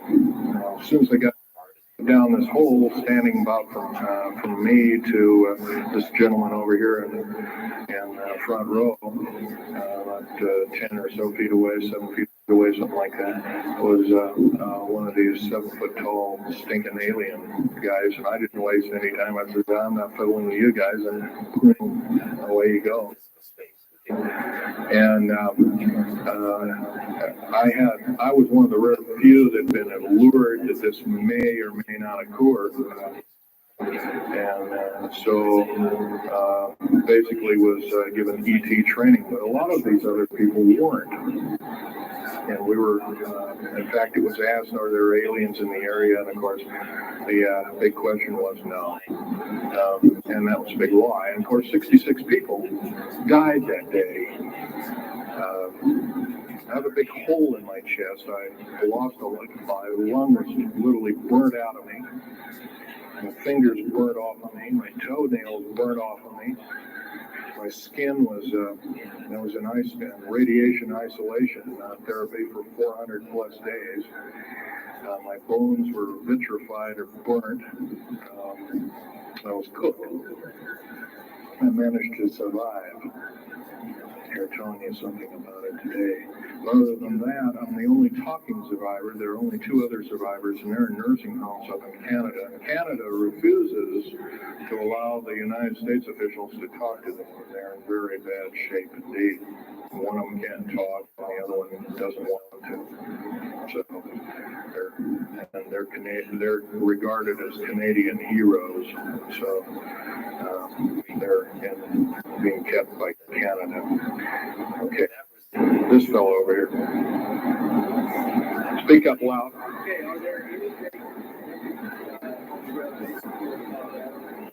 Actually, yes, there's several. In fact, as I was coming to this talk, I was supposed to be here by plane, but there was a subsequent follow-up. Anyway, I drove all the way and did it in one day. But as I was coming over up near Cheyenne, I noticed the military Air Force and the Army are building a so-called new, in quote, boot camp, prison camp, right up in Cheyenne, brand new. And I was here 3 months ago. I wasn't there. So it's something brand new. In Colorado, yes, there's about 4 underground bases, one being at Denver International Air Base. I call it Air Base, Spaceport, or whatever you want to call it. Denver International Airport. No wonder your luggage gets lost. There are 8 levels underneath the airport, tarmac there, end quote, tarmac or cement mac. And so those bags could be there for a damn long time. Why, just imagine if this was instantly turned to agate 30 or more million years ago, those bags could very well be the same way. So yeah, there's a number of them, and I wish I had a map with me. In fact, in subsequent talks, I'll have a map, which will be put on the overhead. In fact, my next talk, I plan to have just that. I had planned to bring a map here and had all the latitudes and longitudes of all the bases, and I can't do that. That would be a nice jail sentence for me, so I didn't bring it. So, but other than that, I'll have that all researched for you. Yes, this one.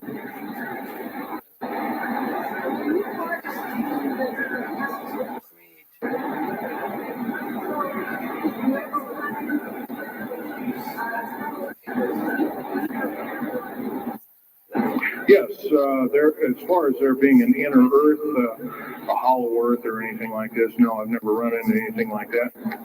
However, Al Bielek has been on these tunnel trains at the better part of Mach 2, going from coast to coast in an hour and a half, faster than any jet plane that we got, including the SST, or thereabouts, the same rapid speed. But I helped build a lot of these tunnels, and all of the underground mountain or military bases are connected. All of them, all 131 of them.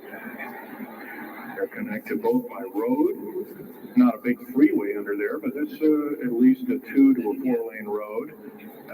Rather narrow lanes, but they're there, and they're also high-speed magneto-leviton train tunnels. Yes, this lady over here. Stand up and speak up, please.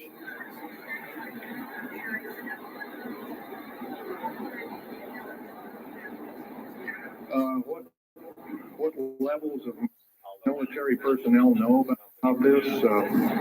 Most of the levels of military know about this, especially at higher levels, higher officer levels. The enlisted, I'm sure, don't, or basically kept in the dark like we are, end quote, we are. So, yeah. This fellow right here with the hat. Adam.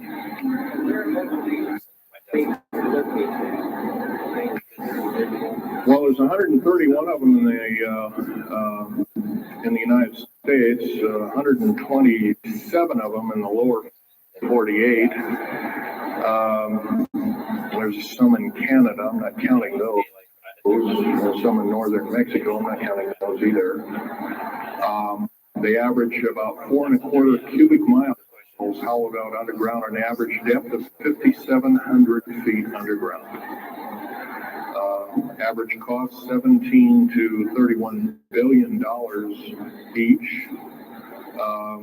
They employ anywhere from 1,800 to 10,000 people. Then some very large ones now being built in Sweden, one of which is repudiated to be 30 cubic miles. It'll take 5 years to build that one at a cost of about $2 trillion. And that's all being supplied by the United Nations. Yes. Anybody over here? No. This gentleman. Speak up, please.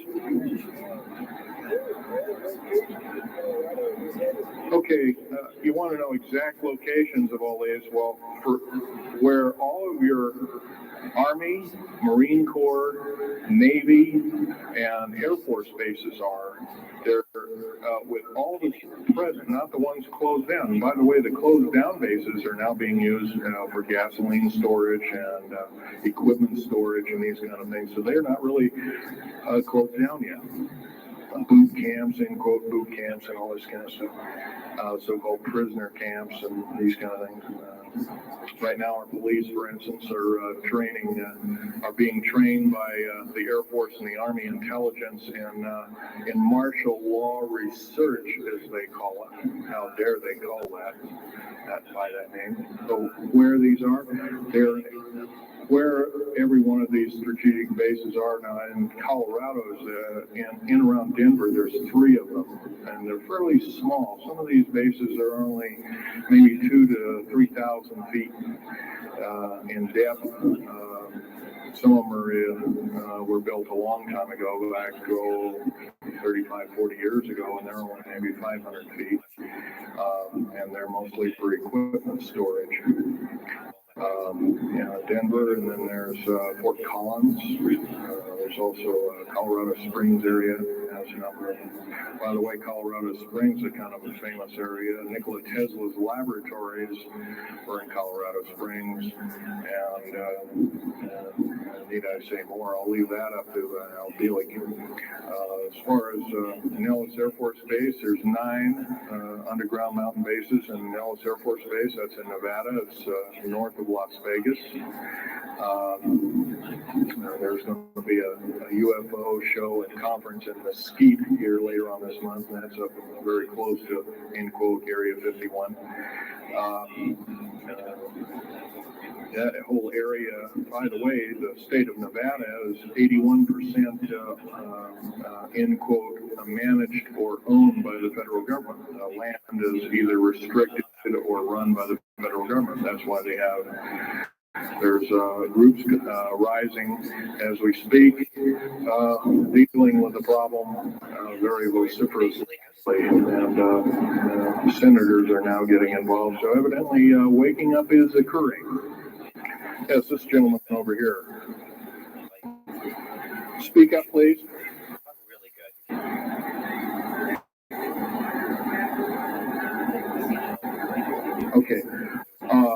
Yes, they are. The gentleman asked, are these tunnels connected to large caverns? Yes, these large bases are basically like this Coliseum. Everything's underground. Everything's a city underground. Most of these bases have military bases, and they have all the accoutrements of life. Remember, each one of these costs quite a bundle of dough, and some of it in our tax money, but most of it in clandestine approaches, and that's definitely undermining the country. Yes.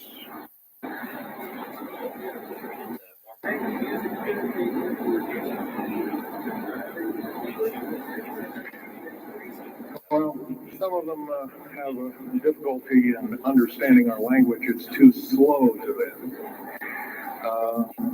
If you've heard whale songs or bird chirpings at high speed, it's about what these aliens sound like audibly to us. So there's a bunch of gibberish. Yes, they've slowly actually broken down. There's 11 prototypes or 11 civilizations of aliens visiting this planet all the time, all of which are known by the U.S. military. 9 of which are not very good indeed. They're pretty bad news. 2 of which are benevolent, but the benevolent ones have supposedly left. They have their own little war of sorts, especially to play Adesian groups and whatnot like that, of which Val Thor was repudiated to be a Venusian, but other people will alert he looks more like a Pleiadian. He looks normal human, except he's got 6 fingers and toes. He's got one lump over 2 hearts. He's got all kinds of weird stuff. Bones are bigger. Yeah.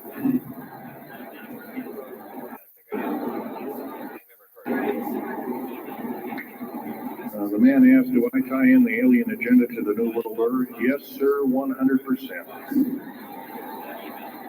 I can elaborate briefly. The New World Order right now basically is dismantling countries, governments, telling governments not to war with each other anymore, basically. So that looks good on the outside. They're taking their orders directly from the aliens, and they've got their own timetable. They want the one world order because they want the planet for themselves. Of course, you've often heard the term Global 2000, and that's a supposed sinister plot, or has been a group of sinister plots to produce biological weaponry to reduce or thin out the so-called ethnic cleanse the population of the planet by 5/6, or roughly 5 of 6 billion people, enslaving the rest to work willy-nilly with the so-called people of the New World Order. Now, another peculiar thing is the alien agenda is not really well believed nor understood by a lot of these one-worlders. They don't believe it. They think they've been singled out for their own end of glory, and what they don't know is they're just another human being, and according to the negative or bad aliens, they're just another, we're considered bags of food to them.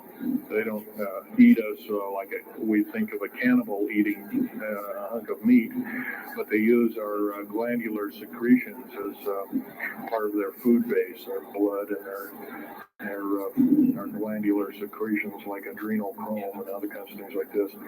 And in fact, the Atlanta Center for Disease Control has figured out ways that we can combat this and all this kind of thing like that. It might be where these new designer diseases like AIDS and Ebola and hantavirus and all these kinds of things have come up out of nowhere, and these diseases, in quote, almost have a mind of their own. Yes, this lady here.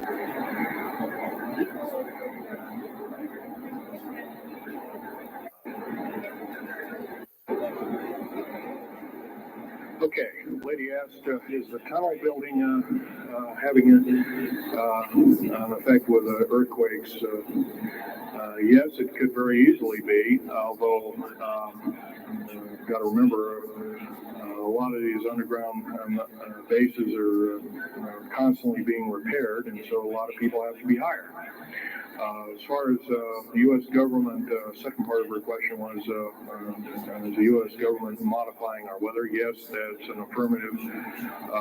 And we have, the U.S. government's been working with the Russians for at least since 1972 and maybe as early as 1966 on weather modification, and it's a well-known fact, and it's well employed.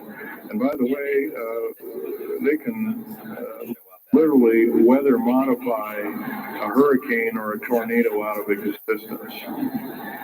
And the reason they don't do it is pretty obvious. Yeah, right. Or they could actually send a plane inside of a hurricane, for instance, that would blow off an atmospheric bomb or a shockwave bomb in the eye of the thing. It would completely dissipate. Well, they don't do this, of course. There's probably other reasons for that, see which way it goes or what kind of havoc and how we can study the havoc, and we go from there. This fellow went in the back in the black. How do we learn more about our general topic? Well, there's this particular fellow, his name is Richard Souter, PhD, wrote a book recently, Underground Bases and Tunnels, What is the Government Trying to Hide? That is one book.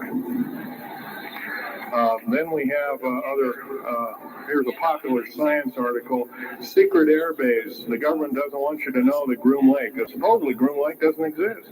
Well, I guess if it doesn't exist, then me talking about it, I guess I can't be arrested or anything. I'm just full of poppycock here.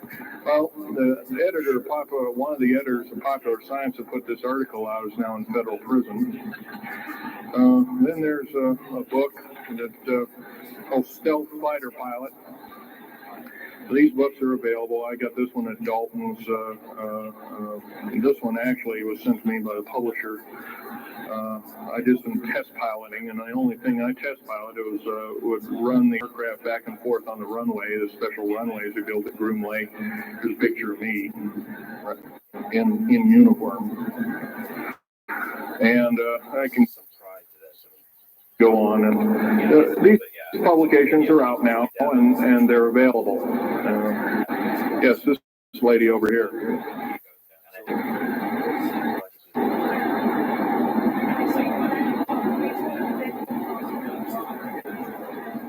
I can't hear you. What?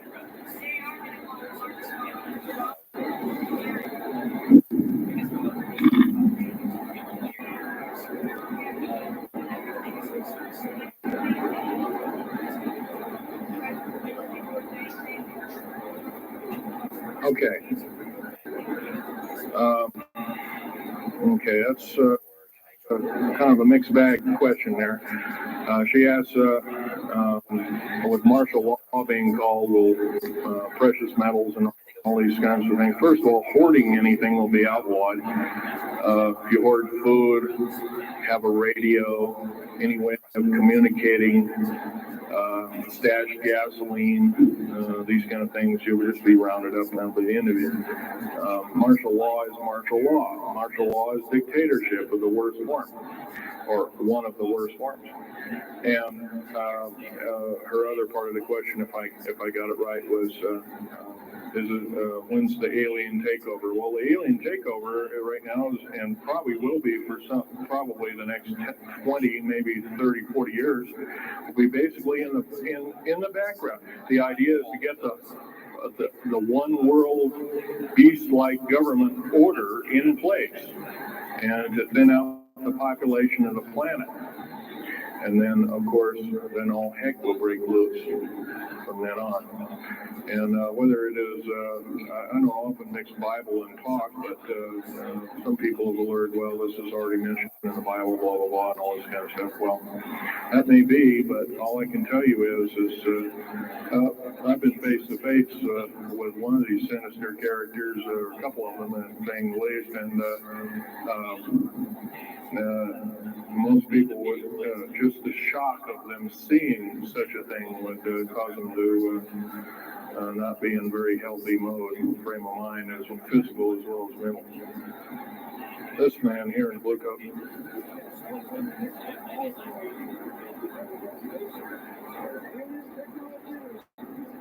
Well, it's a combination of what technology is used to build these underground bases. Well, we have lasers that can drill out or basically deflagrate or melt out a tunnel 7 miles a day. And that tunnel is 28 feet wide, 28 feet high.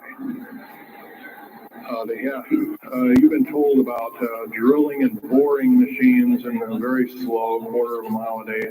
Most of that went out in World War II. Most of that's all World War I or World War II era materials. And once again, you've been badly lied to.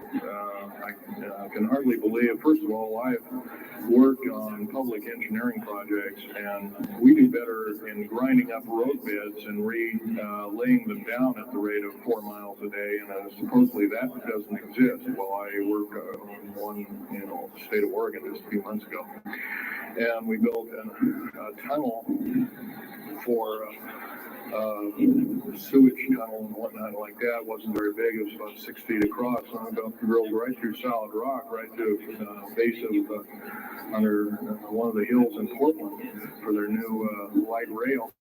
Did that in 2 days.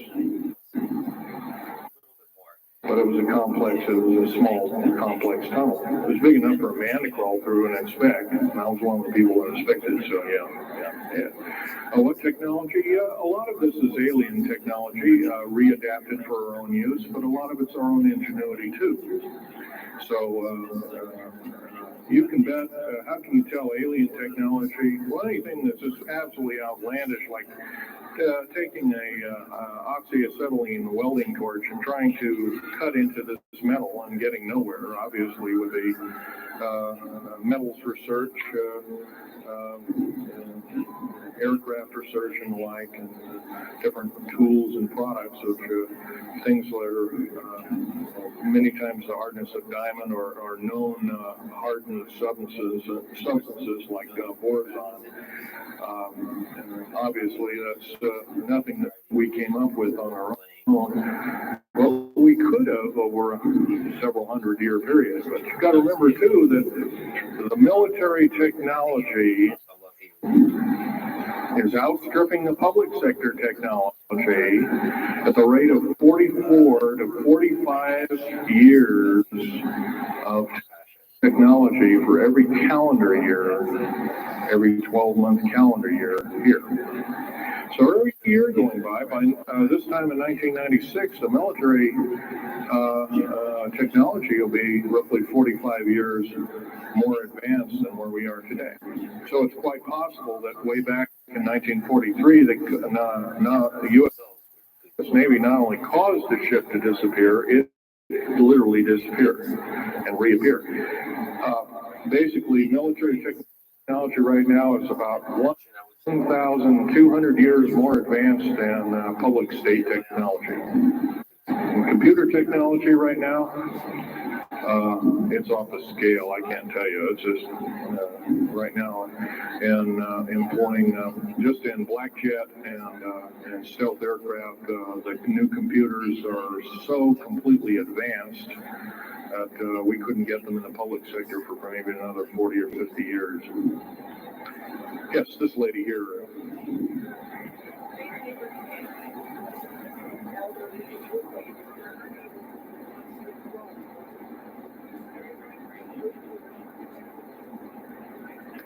Well, the lady asked with the slave labor camps, so the old, the infirm, the handicapped, are they going to be executed?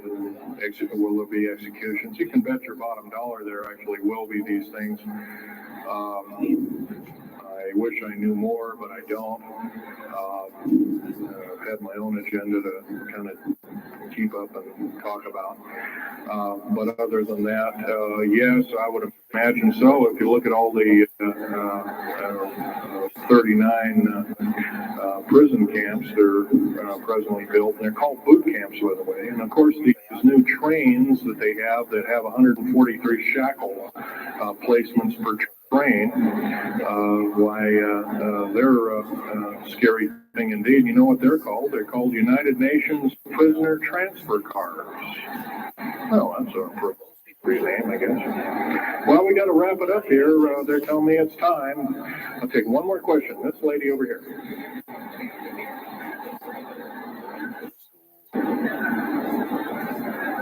Don't brainwash you. They don't brainwash you. How do they brainwash 18,000 people that are working?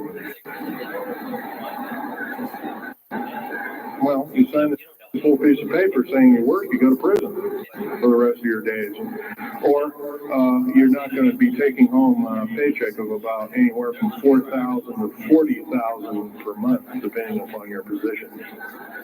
$40,000 a month is a lot of petunias. Okay, I got to wrap it up here, folks. So I'll be over in Al Felix's booth. I think it's over in booth number 125. I can take other questions there and let you take a look at artifacts. And once again, on these artifacts, in a very few minutes, don't handle them, just look at them. Thank you very much. Because we do go through phases in life, and you can understand that most things are phases. So just in general, you can say, just wait.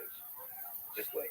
You won't see this thing. For over half a century, there have been rumors of secretive facilities and bases hidden deep below the surface of the sprawling North American landscape. This week, we examine the most infamous of these alleged sites, an underground base believed to be situated near the town of Dulce in New Mexico, a modern-day mystery which lies deep beneath the mesa. And I would give myself the best advice in the world, the most simple person. I would ignore all of it. Even though I came from this guy sold out, this dude knows what the fuck he's talking about. Like, now, figure out better, that's what I was thinking. What do I do with myself? 100%. And knowing that the third person, like, that's my way. Like, there's some go, they're going to the left. When I see the way, I see the mistakes they're making. Oftentimes, I've made all of these mistakes, sometimes in the most public and horrible fashion ever. But I'm never like a mentor. I'm not gonna sit there and like tell you like, oh, do this or that or that or that. Because like, I don't know if you're gonna listen to me, and I don't want to condescend to you. And you figure stuff out. I'll be here if you want to talk about it. But yeah, there was one of those stories. There was a company that didn't work with me. Bringing his patrol car to a halt, Gabriel Valdez stared out through the driver's side window at the dark mass lying not far from the side of the road, and then cursed under his breath. For the briefest of moments, he tried to convince himself that the most sensible course of action would be to simply drive on, away from this place, and to ignore what he had seen. And yet his curiosity urged him to exit the vehicle, to conduct a closer inspection, and confirm what his instincts and fears were telling him. With a heavy sigh, the patrolman used his radio to inform the dispatcher of his location, before opening the driver's side door and making his way across the scrub. Deep down, he had known what he would find before he even reached the carcass. A cursory inspection confirmed that this cadaver had been left just like the others he had attended upon. A series of diamond-shaped indentations had been carved into various points of the hide, with several layers of skin having apparently been removed in an expert fashion. The creature's eyes, nose, and tongue were all missing, despite there being no sign of any wider animal predation having taken place. It was almost certain that the reproductive glands would be absent, as well as a number of other key internal organs, all removed in what presented as a clean and sterile manner. As he stood, regarding the lack of any tracks or disturbed foliage on the ground surrounding the animal's corpse, Valdez now became aware of the low rumble of an approaching vehicle.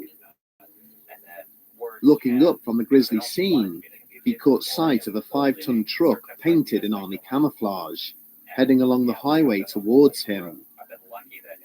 The transport began to slow as it approached the point where he'd left his patrol car. its occupants returning the questioning gaze he had offered as they passed, before it pulled away at greater speed.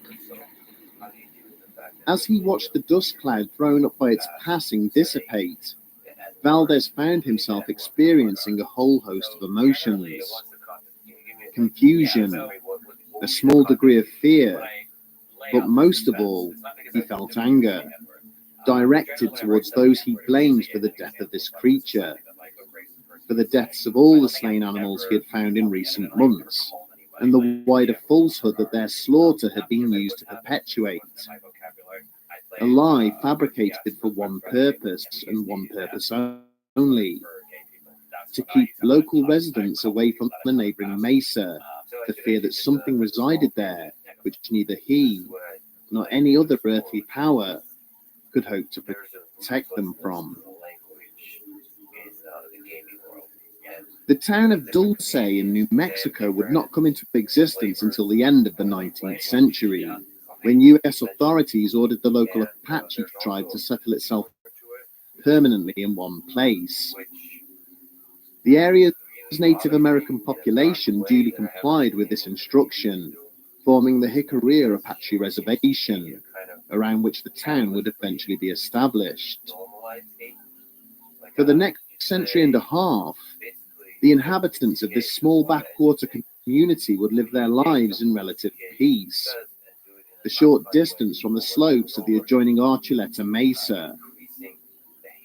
There had always been tales of high strangeness associated with the region, from weird light anomalies witnessed in the night sky to Bigfoot-like creatures seen wandering the scrub. But by the late 1970s, the looming shadow cast by this towering mountain peak would begin to take on a sinister connotation, with the discovery of a series of bizarre cattle mutilations.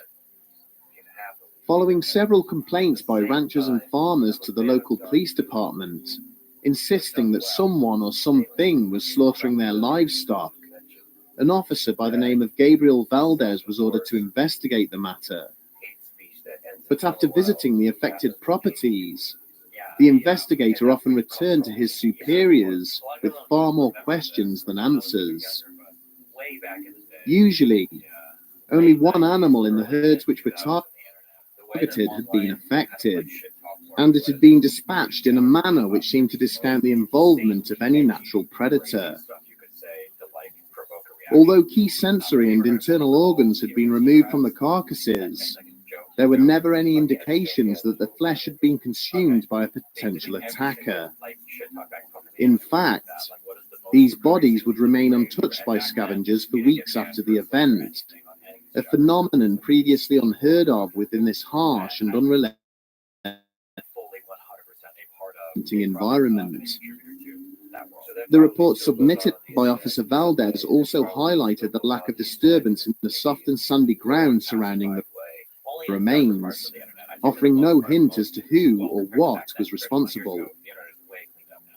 Due to the discovery of shattered bones in some cases, his suggestion that the bodies had been dropped from a great height was something he would go on to be questioned over at some length.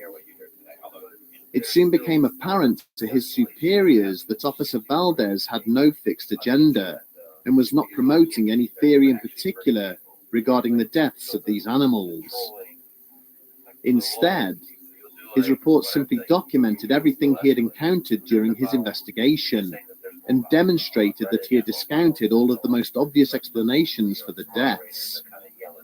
But situations would soon unfold, setting in motion a chain of events which would quash any hopes the investigator might have had in maintaining a calm and rational assessment of the incidents plaguing his community. During the summer of 1986, a resident named Jerry Julian approached the local police department to report that someone had attempted to abduct her from her home while she was sleeping. Julian explained to the attending officers that the evening prior, she and her husband had driven out in their flatbed truck to the slopes of the Archuleta Mesa to do a bit of stargazing. After a short time, Julian's attention had been drawn to one star in particular, which seemed to be moving through the night sky. As she and her husband looked on in wonder, the celestial body in question suddenly began to descend from the heavens, landing on the ground a short distance away. Gradually, the bright light before them began to diminish, revealing a metallic structure from which a small set of steps descended. Two small figures then slowly made their way down the metallic walkway before they set off on foot in the direction of the married couple. With a frightened cry, Julian's husband had grabbed her by the shoulders, bundled her into his pickup, and frantically attempted to start the engine. She continued to stare back in terror at the two squat figures slowly advancing upon the vehicle as the engine repeatedly failed to turn over. It was only when the strangers were mere meters away from the rear of the truck, reaching out as if to take hold of it, that the motor suddenly fired into life and allowed the couple to escape. Later that night, having decided not to report the matter, the couple had gone to bed, only for Julian to awaken in the early hours of the morning due to a strange tugging sensation.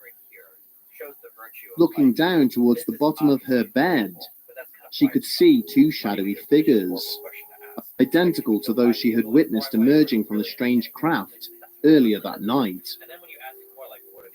Suddenly realizing she could feel her sheets being pulled off the bed to expose her lower body, Julian attempted to scream, but nothing more than a hoarse and raspy sound had emerged from her mouth.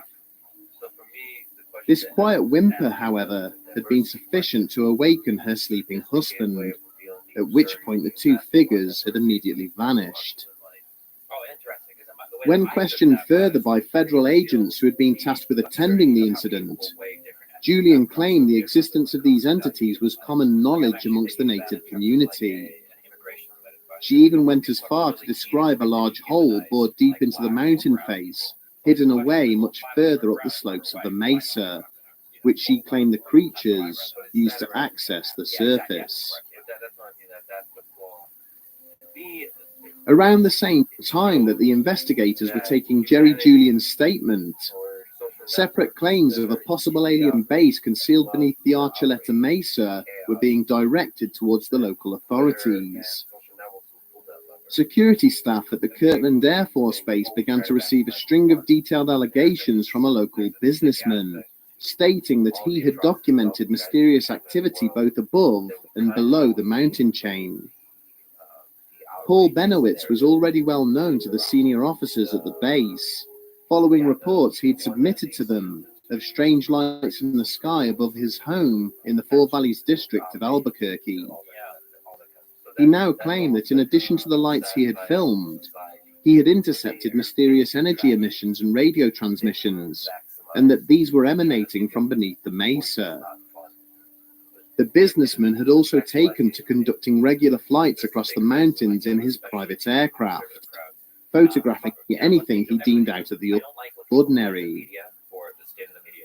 Invited onto the base to speak in person, he showed them photos of what he believed to be paths and doorways cut into the rock, miles away from any existing road or highway.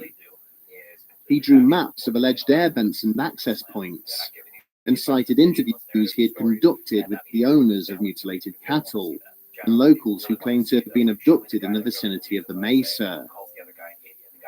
But the more detail that the impassioned Benowitz chose to add to this ad hoc briefing, the less credibility he was extended by his audience. He began to panic, citing discussions with shadowy government agents, claiming that the extraterrestrials living below the mountain were one of 3 separate species to have visited Earth.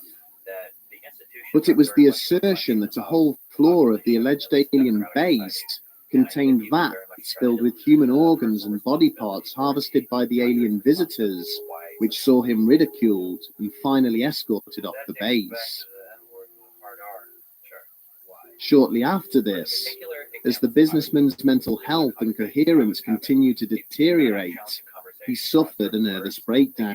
Probably be able to say them, otherwise it feels really On the advice of doctors, his family applied to have him committed to a psychiatric facility in 1988, seemingly removing any shred of credibility his initial reports to the military may have contained. But perhaps the most amazing aspect of the stories told by Paul Benowitz is that they are by no means the only such detailed allegations of a secret base concealed beneath the town of Dulce. During the mid-1990s, a former Air Force technician by the name of Thomas Costello went public, confirming that there was indeed a hidden facility underneath the Archuleta Mesa. More incredible still was that Costello claimed that this was not an extraterrestrial base, but one constructed by the United States government, where aliens and human scientists worked together on genetic experiments. Costello related how he had been a US Air Force photographer based at Nellis in Las Vegas, but in the early 1970s had been transferred to the secret Dulce base in New Mexico. Whilst there, he was responsible for maintaining the facility's extensive surveillance network and for documenting some of the work being conducted in the laboratories. Costello even went as far as to offer photographic evidence with his testimony of what he purported to be some form of alien hybrid suspended in a vat of fluid in one of the labs. But barely had journalists time to digest his claims that the Dulce base was just one of many such facilities linked by a vast underground railroad network before he disappeared from public view altogether. However, his claims would later resurface when a further whistleblower came forward, this time from within the ranks of the Dulce Police Department itself. A former reservation police detective named Avery Tafoya, who had been researching the testimony of Jerry Julian, related how he had stumbled across the reports written by federal investigators assigned to the case. To his amazement, in addition to the events described by the victim, they had included detailed drawings of a sprawling military facility, exactly where Julian claimed the hidden opening in the mountain was situated. The drawings depicted that the base had 7 different levels, including accommodation blocks, storage facilities, and laboratories. It was also serviced by an underground train network similar to that alleged by Thomas Costello. Armed with this information, Tafoya stated that he had made a number of attempts to climb the mountain and see the facility for himself, only to be defeated by adverse weather conditions on each and every occasion. Not to be deterred, he had then used a thermal camera to document strange apertures and vents built into the rock of the mountain, and recorded what sounded like large machines being operated beneath the slopes. Over the years, the United States military has gone to great lengths in denying that Dulce Base exists, or that it's part of a network of hidden underground facilities. And it would seem that part of their strategy to do so has involved a concerted effort to undermine the credibility of those making the claims. The background of Thomas Costello remains shrouded in uncertainty, with attempts to locate and review his military service records seeming to suggest he never existed. Photographs associated with his testimony have proven to be forgeries, and no formal interview with him has ever been unearthed. Members of the intelligence community have also come forward and admitted to deliberately feeding false information to Paul Benowitz.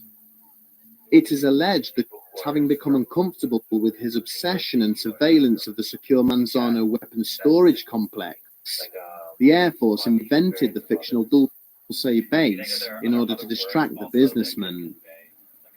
They even claim to have placed machinery and fake air vents on the Archuleta Mesa for him the photograph in order to convince him that a base existed there and draw him away from genuine military facilities.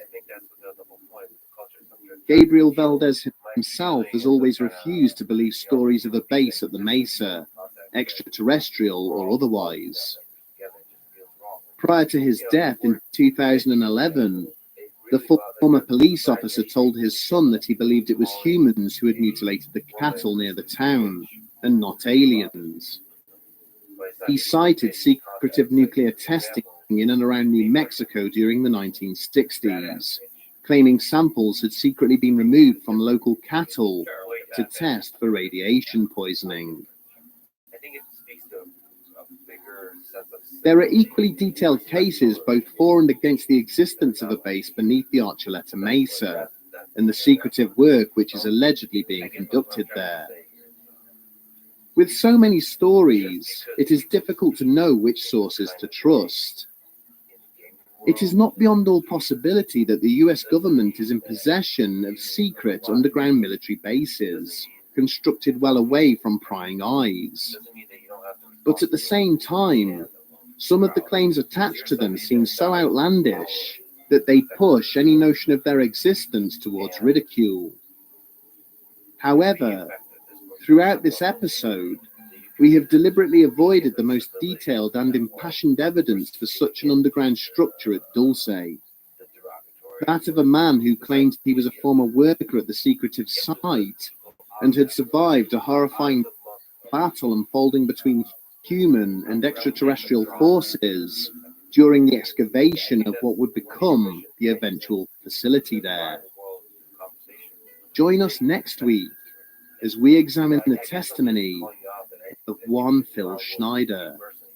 As a fan that believes in your mission, it just makes you look ineffective and bad and uninspiring to young people.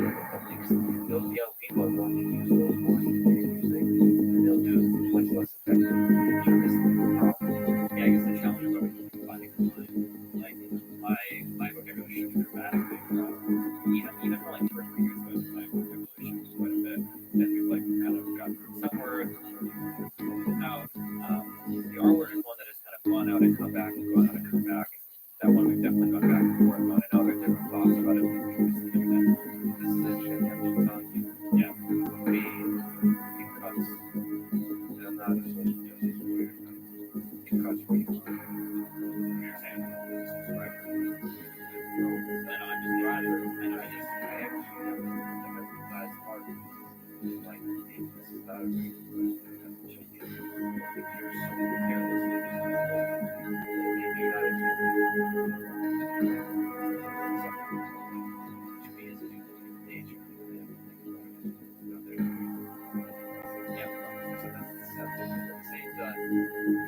You're also a grandpa. Trying to kids a lot of cases of young kids.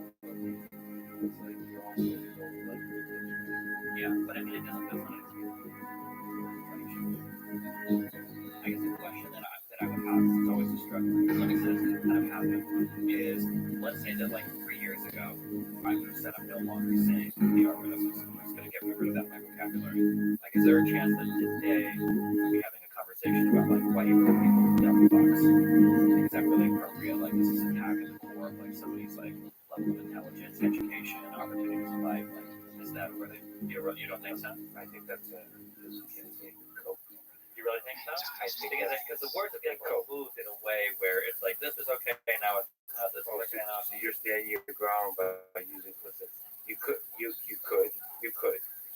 but I think it's better to use those words. In our previous episode, we examined reports from various individuals who stated that there is a secret facility buried deep beneath the New Mexico town of Dulce. But we deliberately avoided the testimony of one man, who is arguably the most controversial figure in the allegations surrounding the possible existence of Dulce Base, a man who claimed he was the survivor of a war beneath the Mesa. I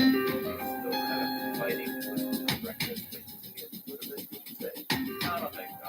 I'm trying to think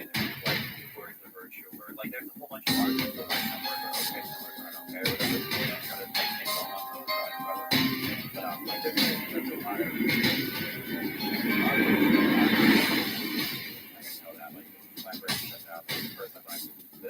a lot of words also. It's like if you ever meet some fucking moron and it's done. Like this conversation is over. There's no way that anything productive has that point. Fucking moron is not. I think ineffective is not civil, but it's not. It doesn't bother me in a way. It's basically when you speak in a way. Having sought shelter behind an equipment crate of sufficient size, the lieutenant now tried to take stock of the situation. At least 3 members of his platoon were gone, their bodies charred beyond all recognition, following exposure to the horrific weaponry employed by their opponents. Despite this, they had managed to push the enemy force deeper into the facility, as they had been ordered to do so. And if they could just secure the stairwell in front of them, the mission would be a success. Waving across the corridor, where 2 more of his team members were sheltering behind another crate, he began to issue a series of orders using hand signals. Moments later, the pair were up on their feet and heading towards the looming metal door, each tightly clutching a satchel charge. Their intention was clear. But before they could reach their objective, the door suddenly sprung wide open. A skeletal figure materialized from the darkness within, followed by a terrifying bright blue energy discharge from its weapon. The 2 soldiers did not even have time to cry out, as their bodies were engulfed in a ball of brilliant blue flame.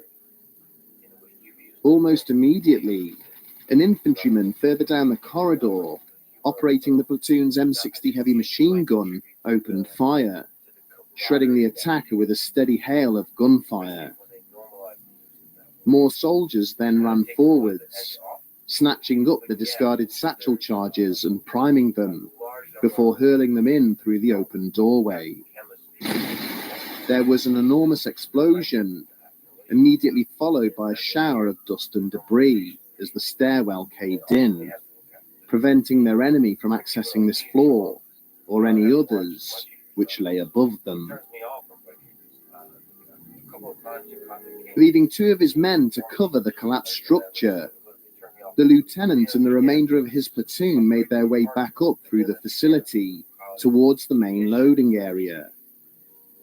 But upon his arrival, he was shocked to see that 2 further army trucks had arrived, discharging several more squads of soldiers wearing black uniforms, who hurried towards the corridors from which he and his men had just emerged. Turning to his commanding officer, he abruptly inquired as to what was taking place, who this unit were, and why they were now heading underground towards the lower levels. Curtly dismissed, he and his fellow Navy SEALs could only watch on as the mysterious soldiers continued to head deeper into the base, where so many US soldiers had already lost their lives in an effort to contain the marauding extraterrestrial threat. During the summer of 1995, Phil Schneider gave a series of lectures across the United States, in which he went to great pains to highlight to his audience the dangers of what he was doing. He spoke of the murder of his close friend, which he alleged had been made to look like a suicide. Then he related various attempts on his own life and threats to harm his family in an effort to stop him from sharing confidential military secrets with the public. But Schneider explained that his love for his country superseded any thoughts for his personal safety, that the American people had a right to know the potential dangers which their government was hiding from them. He would open his talks by explaining how he came from a family of public servants, how his father had been a military officer who worked on the Manhattan Project. Then he would reveal to those present the fingers missing from his left hand, relating how he had lost them whilst fighting to regain control of a secret military installation from extraterrestrial attackers. Schneider would hold up bizarre-looking metals and minerals, claiming that they were products of experiments which had been kept hidden from the American people. He would then explain in great detail how there was a vast network of underground military bases beneath the surface of North America, linked together by miles and miles of magnetic train tracks. Finally, he would close his lectures by saying that when his time came, just like his friend, his murder would be made to look like a suicide, reiterating that he had no wish to end his own life. Less than a year later, the impassioned public speaker would indeed be found dead in his apartment. His death, perhaps unsurprisingly to anybody who had ever heard him speak, ultimately being ruled as suicide.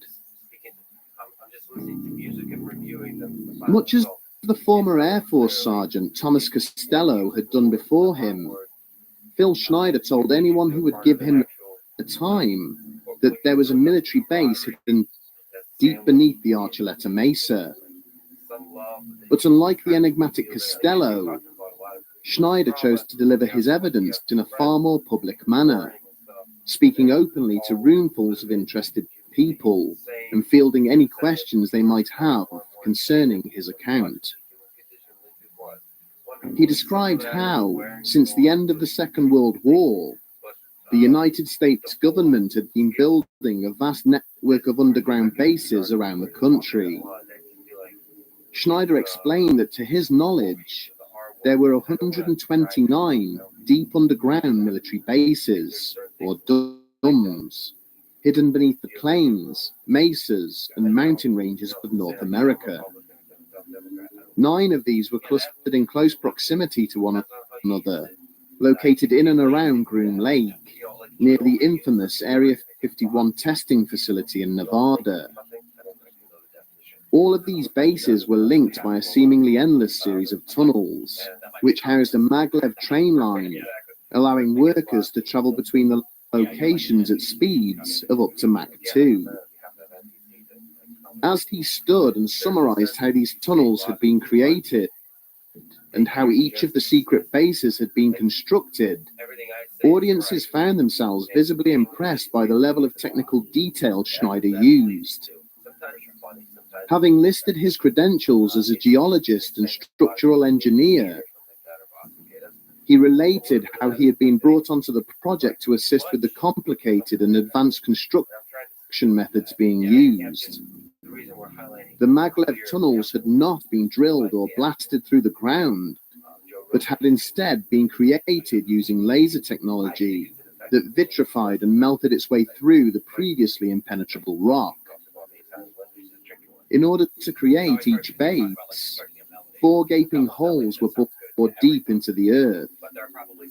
Each separate floor was then blasted out of the rock before being linked up to these 4 gigantic corner shafts. And it was amidst the construction of one facility in New Mexico during the late 1970s that Phil Schneider became an unwitting participant in what would become known as the Dulce War. Schneider maintained that in August of 1979, construction on the Dulce base had begun to fall behind schedule due to issues relating to the drilling of one of the corner columns. The facility was being tunneled out beneath the southwest corner of the Archuleta Mesa, but every time the drilling team had attempted to pass a certain depth, they found that their machinery was mysteriously failing. In an effort to discover what was frustrating the drilling operation, Schneider and a Green Beret bodyguard had been lowered into the incomplete shaft via a crane.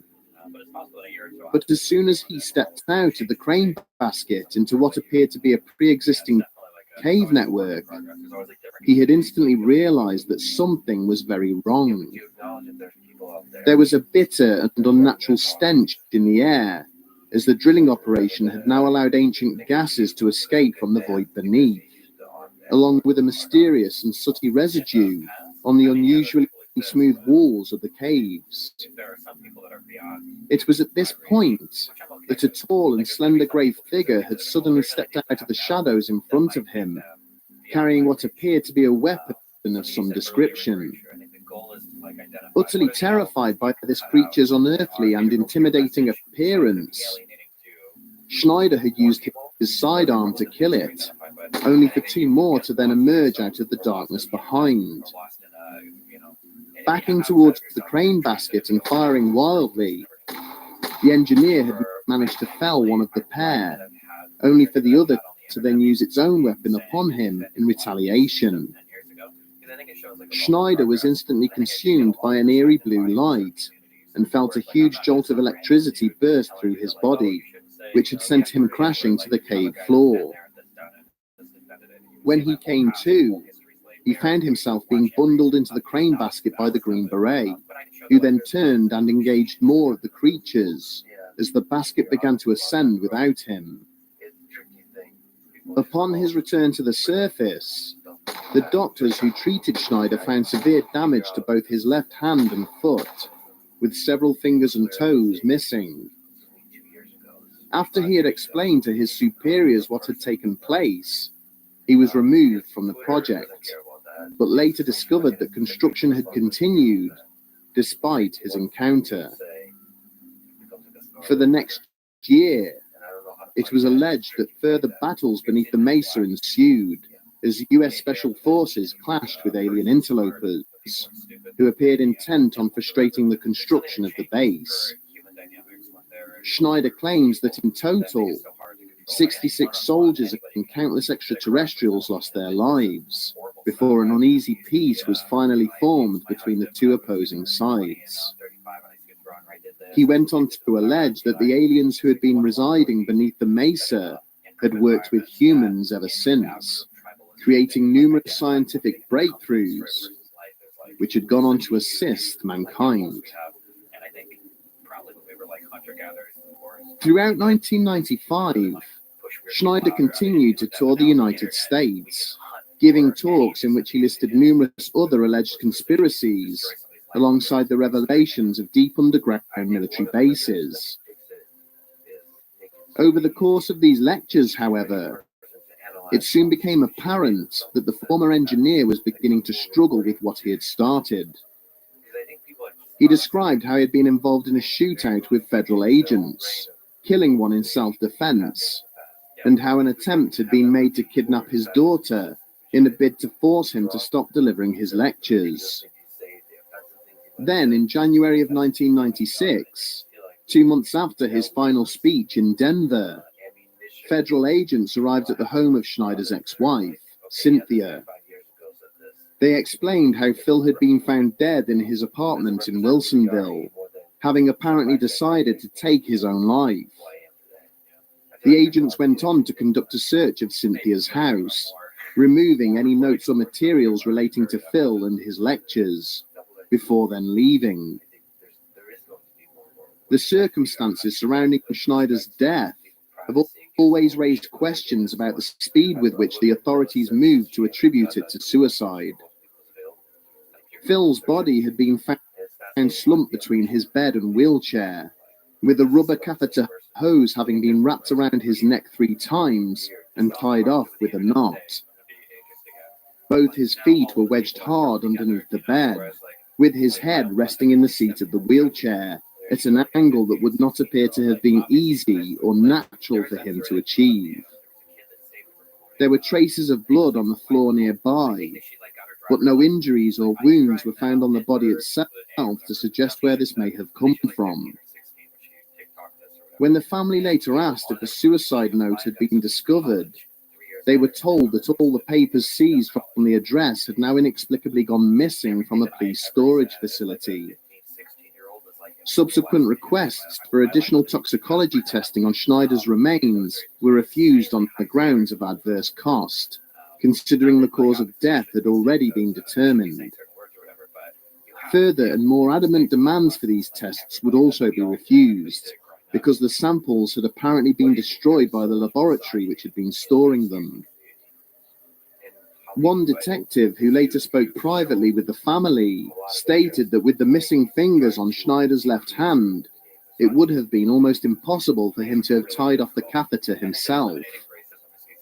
When the officer in question had shared these concerns with his superiors, he had been ordered to keep his observations to himself, before then being reassigned to a different case. It appeared that even in death, Phil Schneider was continuing to raise awkward and uneasy questions for those in positions of authority. When taken in context of the many accounts which already exist regarding a possible underground base at Dulce, the testimony of Phil Schneider appears to be compelling. Many of the experimental compounds and construction techniques he listed during the course of his lectures were mere concepts during the late 20th century, but have gone on to become commonplace in modern building work.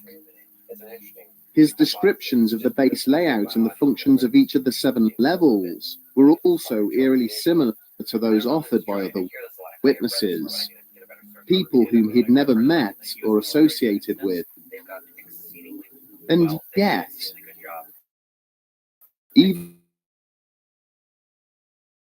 the lightest touch of scrutiny has shown his, which make it difficult to take some of his claims seriously. He made repeated assertions that his father, Otto Oskar Schneider, was a German U-boat captain who had been captured by the US Navy and then turned against the Nazi regime. Yet a cursory search of both German and American wartime records shows this to be an apparent fabrication, with Otto having been born in San Francisco in January of 1906. Similarly, his claims that the original attack on the World Trade Center involved the use of a tactical nuclear weapon and that the occupants of Waco Ranch had been murdered using chemical weapons have apparently been debunked. These revelations would appear to suggest that Phil Schneider was an individual prone to exaggeration, sometimes verging on the edge of delusion. But if this was the case, then where did he sustain his life-changing injuries? And what happened to the missing samples and notes he had brought with him to his lectures? Why is there so much evidence that he was silenced by unknown persons, and efforts made to present his murder as a suicide? Schneider's detractors argue that he was not a well man, and merely seized upon the alleged testimony of Thomas Costello, using it to conjure up a fantastical backstory of his own.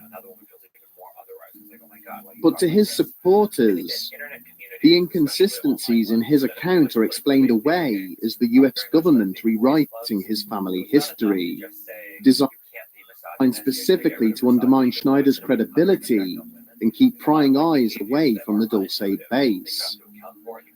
They point to the same methods used against Bob Lazar and his removal from college and employment records as an example of the lengths the US government will go to cover up such revelations. With the advent of the internet, each passing year sees more information on classified military projects slowly creeping into the public domain. It is therefore entirely possible that at some future point, evidence proving the existence of deep underground military bases will finally materialize. Or it may be that advances in technology enable investigators to finally disprove the existence of such facilities once and for all. For now, at least, it seems there is a lot more digging to be done. Yeah, but they're not in these spaces. A lot of the guys don't know. I think what that requires is empathy. You don't need to consider that the people straight. That's it. They can just give that to be involved in something. They fully agree. It feels like just oftentimes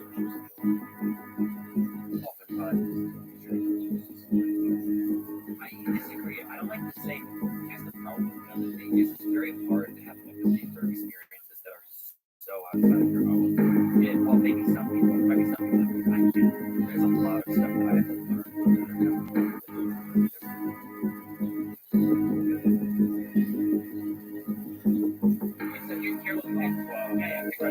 Here's an example. So, especially for me, my archetype makes up a lot of white men. There's never been a point in day my idiots. I haven't got out there yet. The whole world, I want you to project whatever for everyone destiny.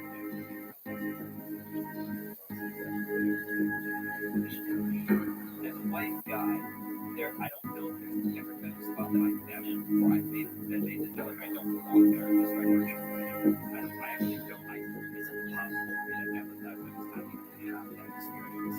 If you go back 8-9 years, one of the big issues that came up was procrastinating because of that. And I was one of the big debaters against that, saying that sure, women might get harassment, but everybody gets harassed. If you're a woman and you're dating and you get harassed, congratulations. You're actually asking for this person actually you don't want to be insulted. You don't want to be abused. That's actually misogyny.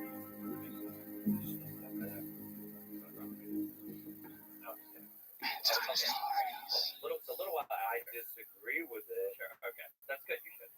A little while later, I had a friend, Jessica, super cool girl. We go to play games. She's between jobs. She's like, I've got 2 months. We're gonna grind CS:GO. And I'm like, okay, this is awesome. Let's do it. CS:GO, Counter-Strike, offensive shooter game. Yes, Microsoft. First day we start playing game. Pop into our first game. Obviously, she talks. Everybody thinks, is that a 12-year-old boy? Why aren't you making sandwiches? Blah, blah, blah. You know, play our first game. Play our second game. Same jokes. Third game. Fourth game. By the fourth or fifth game, I was actually starting to feel triggered. Every time the game started, I was like, can you just talk to and get over this stupid fucking joke? It's so fucking stupid. And you hear the same fucking joke every time. And it took one day of that experience for me to realize it's not about being insulted. It's like this othering feeling that you don't want. The way I've never felt that. Because I'm a white guy. I do this. really the way I became involved in this was started out in the early afternoon around probably 1:30 in the afternoon. And I received a telephone call from the mortuary officer out at the Walker Air Force Base, on the airfield base. And he was inquiring about what would be the smallest possible casket that we could get that would be hermetically sealed. And at that time, I know that we had used 4 feet caskets. We had used those before, but I thought they also made them in a 3/6. So, but he wanted to know if we had any in stock, and I said no. But if I can make a call to Amarillo, I can have them in, by 7 o'clock the next morning on the truck. So he said, I'll get back to you, and that was the first contact that I had with the base. Then he called back, probably 45 minutes or so later. And he said, I need to ask you some more questions. He said, in case something like this should happen, he said, we need to know what preparation, what your preparations are for the bodies that have been laying out in the elements, And he said, we need to know also what your treatments of the bodies are the remains. What could you do to them, and if your treatments would it change any of the chemical breakdown of the tissues, the blood? Would it make a difference? And I said, I thought probably it would. And I said, of course, he knew exactly how we would treat those bodies, because we have an outline from them and what we really have to do. I think he already at that point knew exactly what we would have to do. No, I told him, I said, if you have a problem, if you want, if you have something you don't really know what to do about it, let me come out. And I'll, try to help you do whatever you want to do.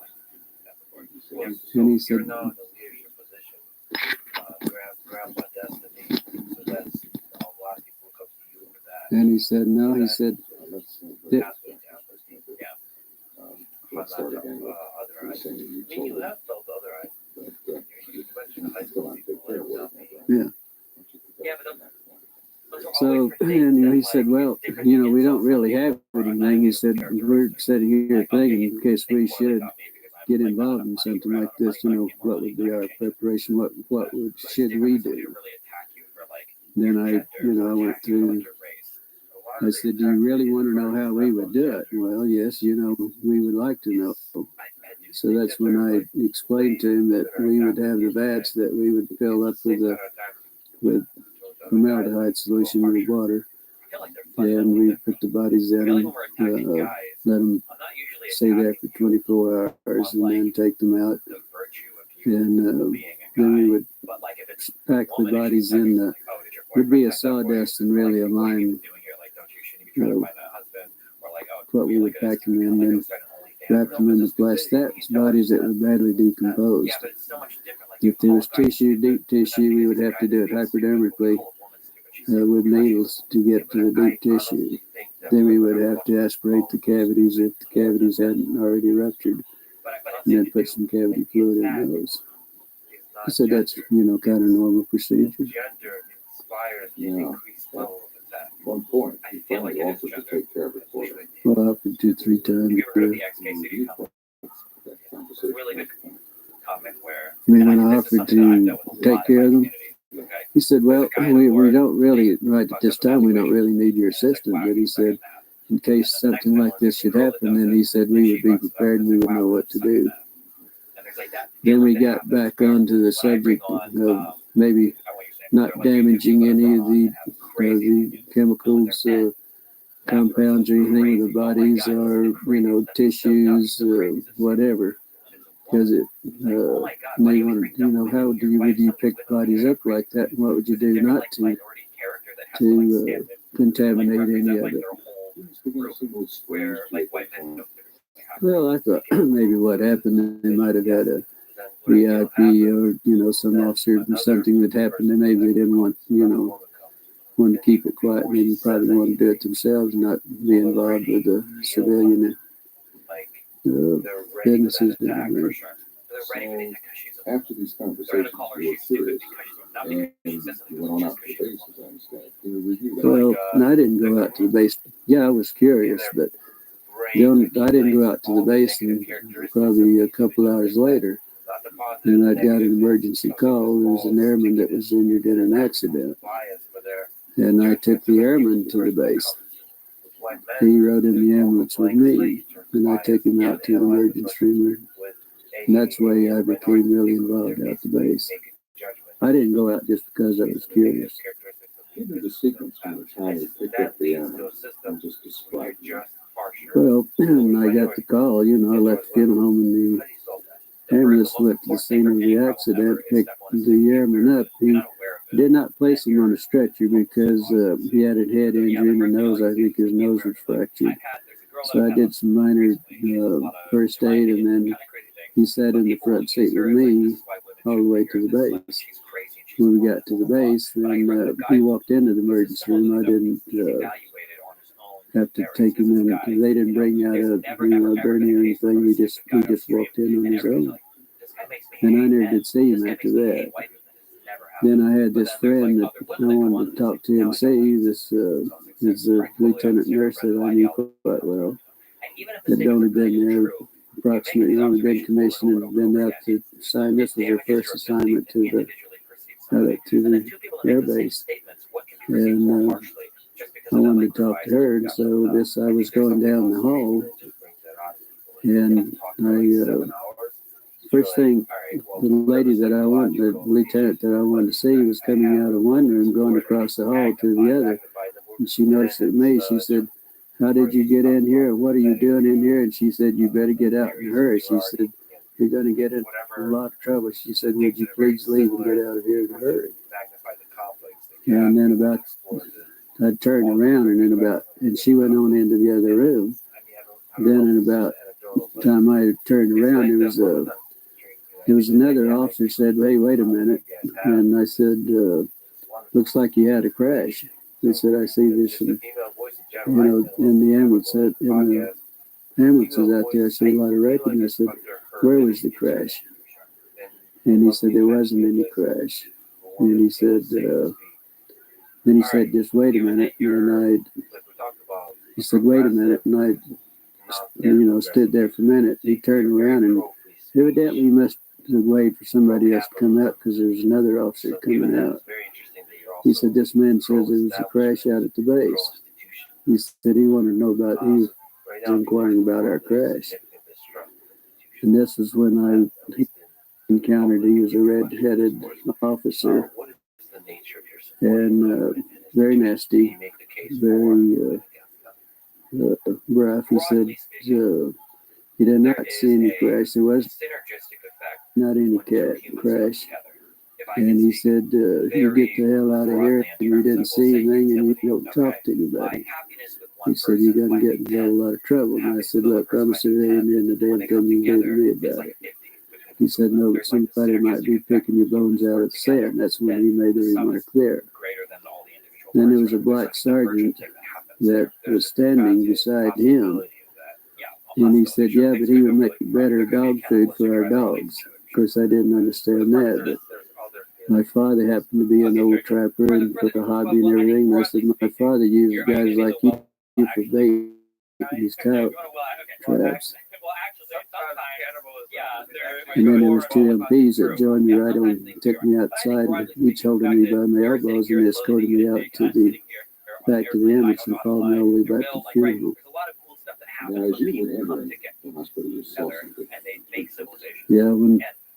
Yeah, because usually where I parked, there was 3 field ambulances parked in the area where I usually park all the way back up to the ramps. So I just pulled up to the side in front of those and parked up in front, and the airman and I got out and walked in. So when I got up, went up the steps and up the ramp, and I was walking, going into the emergency room, I noticed that the doors were open, but what was odd about it, there was an MP standing beside each one of the vehicles in the back, staring there. And the doors were open. Naturally, I was curious, and I just happened to look in. That's when I saw some debris that looked like parts of a plane or something that they hadn't had a crash.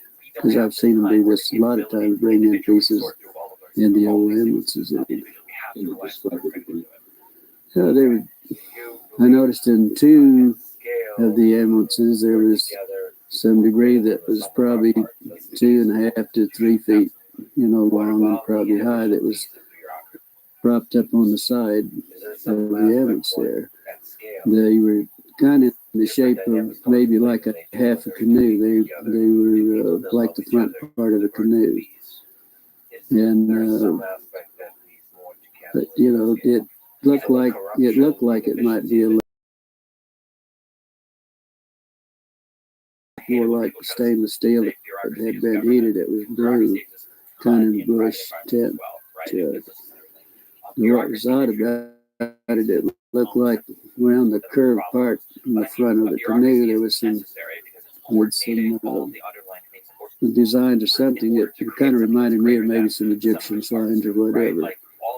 And it was probably about 3 inches and high, and probably the length of what the wreckage I saw, it looked like it was the length.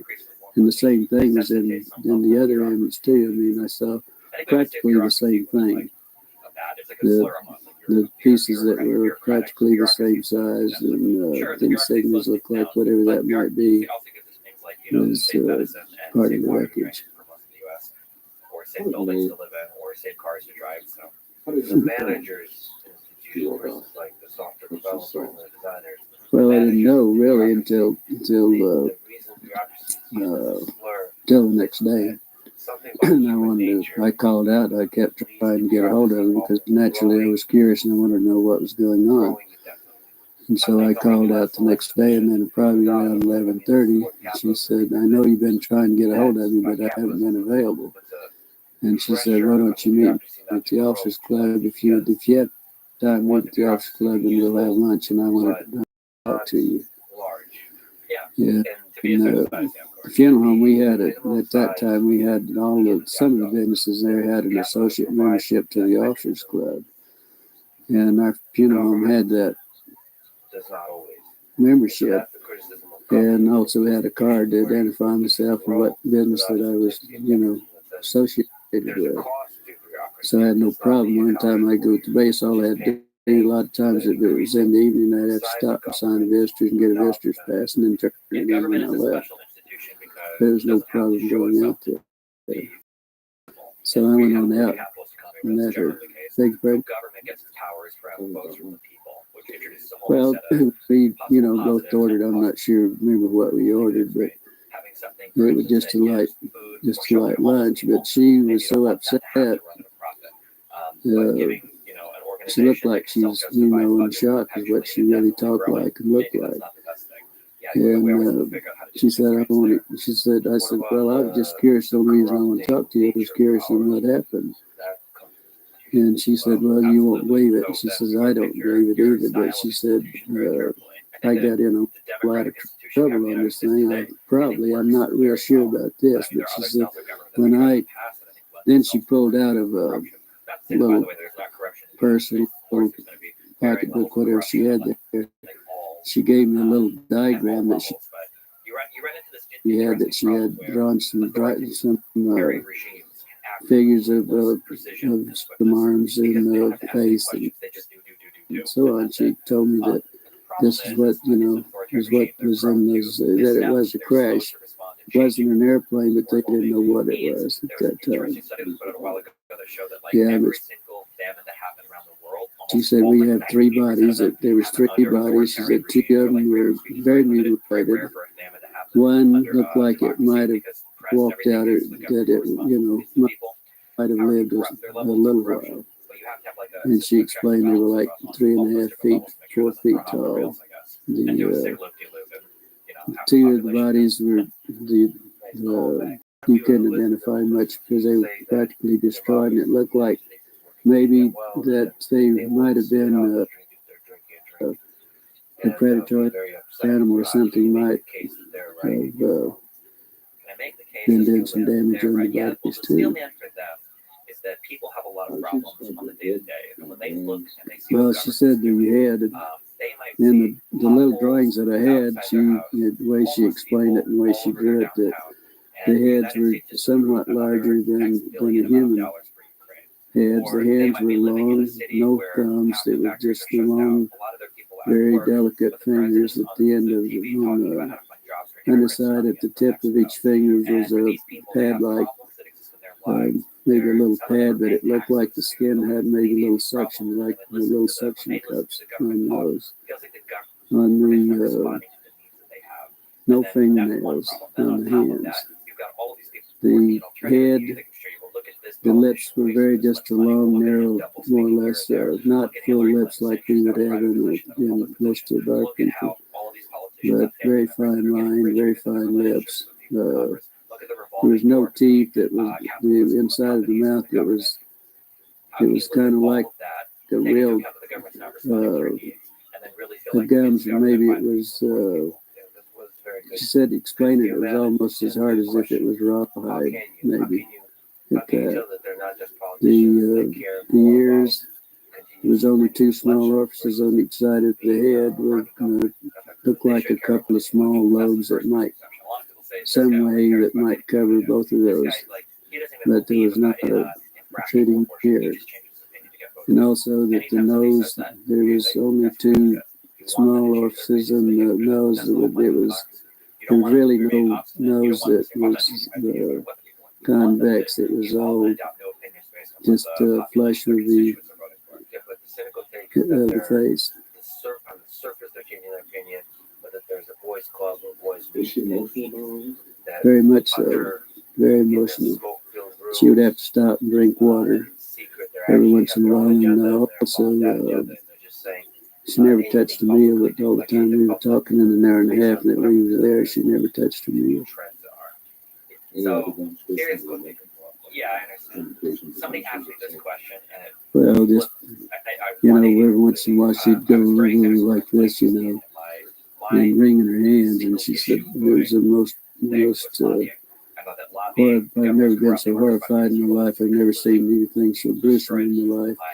I've never smelt anything that smelt worse in my life. And she told me that when I saw her, she was leaving the room to go to the bathroom because she was deathly ill and was going to throw up.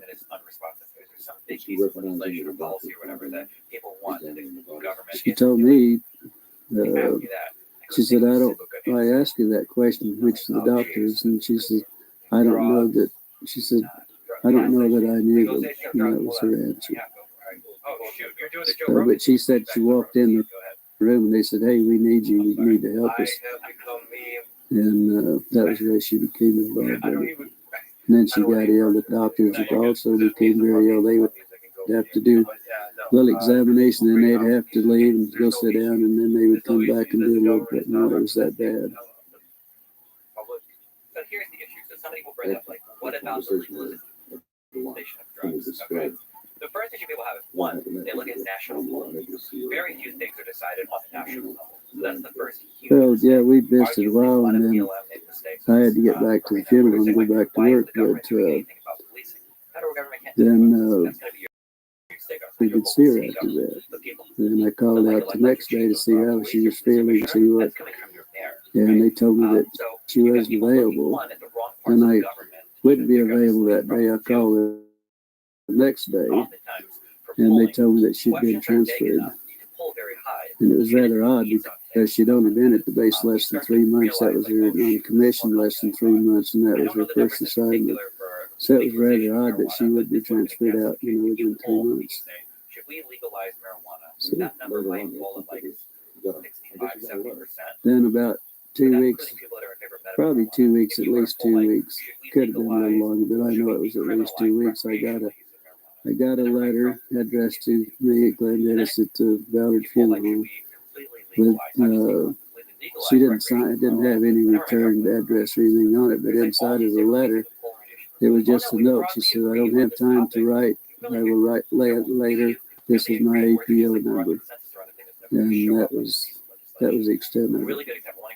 So then I wrote back to her and asked her more or less how she was feeling and why the sudden transfer. And then I hoped that she wasn't in any trouble. It was just a short note. I really didn't go into a lot of detail or anything. Then probably 3 weeks or probably a month after that, then I got the letter that I had mailed to her. It was returned. It was stamped returned. And also in red printing, it said deceased. And that's the last time I ever heard anything about it. Then, then I went out to the base a few days later, and I was talking to one of the nurses, and I said, whatever happened to the lieutenant? And she said, well, the rumor is that we heard that she was killed with 5 other nurses in a training mission in a plane crash. And that was it. Well, it was in London, England. She said in the note that she said to me that she was in London, stationed in London. And that was it. That's the last time I ever heard. What do you mean? Like, if you just ask a conservative, like, I don't think so. After all that's happening and after, threatening me and everything, I doubt very seriously that she was. I would hope not. Does the government represent that? What would you like to say to her? So it's not like some shallow. Well, she happened to see it. If she feels like does the government effectively represent what she wants to talk, if she feels like I would like to hear from her, yes. See what's been going on in her life and why she wasn't able to contact me. If she, feels like it. A really good example where the government was very responsive, I think, to the people. Do you think so? So, Iraq, Afghanistan, the government didn't manipulate public opinion. There's an argument being made that they did in terms of like WMD and everything, but after 9/11, were you in the United States after 9/11? After 9/11. Okay, what happened there? Then the next day after I was there, when I had the problem with the officer in the black man, I was told my father was contacted by our sheriff, George Wilcox, which was a very close friend of my father's. They were very good friends. And he called to see if my father was home because he wanted to come out and talk to my father. And he did so, and he told my father that there was a black sergeant from the base that came to his office, was inquiring about who my parents were, my mother and my father, if I had any brothers or sisters, and all, wanted to know what my personal family, who they were and where they were. George said that he knew some family, but he didn't know, where they were and anything else. So anyway, he told my father that he did contact my father, and he told my father that he thought I might be in some trouble. And but he didn't. They evidently didn't explain why I was in trouble. So, first thing my father did was get in his car and come to the funeral home. Said we had to talk because he and I were very close. We were real good friends. The best friend I ever had was my father. He said, I've got to talk. He said, if you're in trouble, he said, we got to do something about it. And I said, I'm not in trouble. He said, well, you are. He said, George Wilcox told me that you were in a lot of trouble and that you got involved in something that you had no business getting involved in, and that you could be in a lot of trouble. And I said, so I told my father the story, and he's the only man that I've ever told this story to until I talked to Stan Friedman and to you people, and that's it, period. And I did tell my father what the story was, because it was, it was unbelievable for him. But then he became very upset, and he wanted to go shoot a few people and all that, because they did threaten my life, and and they. So that was the way my father heard about it, and that was the extent of my family. And he never would tell him who my brother. I had a brother that was a fighter pilot during that time, and I had 3 sisters, and one of them was a nurse. But he would never tell them anything. And so he didn't tell the sheriff or anybody else, because the sheriff was supposed to call them back and give them the names of where they were at. And he didn't do it.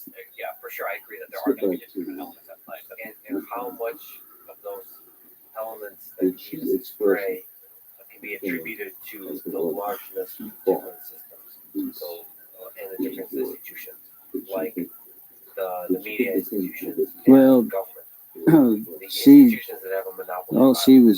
only remark that she ever made was that they definitely weren't humans, because we know humans, but they could be from another planet. Or the doctors were explaining this, that they couldn't be from our planet. They had to be an alien, had to be something else, but not But I think that a lot of times I think Americans think that there's more consensus around certain issues. There actually are. So like a really good example around that 1.2. What caused like the lowest dip in Biden's approval rating? Well, she said Pretty that. sure it was right after we pulled out of Afghanistan. Well, of course they were. First thing she said, they were like a year before. Black. They were just as black as they could be, but probably laying out in the elements in July in Roswell was 105 to 110 temperature every day and 80 degrees at night. I mean, that wouldn't be uncommon, because we picked up a lot of sheep herders of people that have been found dead that's laying in the desert, for days and getting the rattlesnakes or whatever. And they do turn, as black as they can. And I know exactly what they were talking about, with the smell and the odor being so drastic, because this is a very unpleasant situation, And, well, she said that, of course, their eyes were set back into the skull. Oh, and it was remarkable. I thought it was interesting also that she said their skulls, the doctor said their skull bone structure wasn't like ours. It wasn't actually a bone. It was probably a real heavy cartilage. It looked more or less like a newborn baby. The skull was very pliable. You could mash on the skull and it would, it would give. And so the bone structure, it wasn't, bones not like our bones, it was our skull and everything. Generational aspect said very fine, very delicate. The arm bones, they like the radial and the elbow in the arm that it was so fine that he doubted if they could lift. You know, she said they doubt if they could, anyone with that size and the arms at that could lift 50 pounds on the earth or anywhere else. You know, they doubted if they had that straight. But she said what the one that hadn't been mutilated to a great extent, it reminded him of a real small ancient Chinese person, no hair at all, and very, very delicate skin. In fact, he said the skin would look like they could almost see through it, almost transparent. It still feels like politicians are going to politician. Yeah, they definitely play their games. That is true. There's probably always going to be that meta narrative. Well, the ears, like I think I stated to you, that the ears, there was a couple of small orifices, one on top of the other, with two little lobe flaps, one over the other. They didn't really know how those, if they had any significance, how they worked or what. It wasn't, I mean, they didn't go into that. The nose was only a couple of very small orifices, holes right there, just above the lip line. But it had, there wasn't anything covering it. You know, there was just like two small indentations there. And that was it. So it was very unusual. Showcasing the will of the American people really well right now, which is we are historically more divided than we have ever been. Yeah. The hands, well, there was one hand. There was one hand that evidently that wasn't attached to the arm. And she said that where she got sick and left the room was that this doctor had the long forceps and picked the hand up and turned it over. And that's when they noticed. Now, there wasn't any thumb. None of the bodies had any thumbs or anything. They were just long, very fine, very delicate fingers, no fingernails. But right at the tip of each finger, it looked like there was a pad. And in this pad, it looked like it might have had very small little, they were like little suction cups, but very minute suction cups. The doctors, that's what he explained.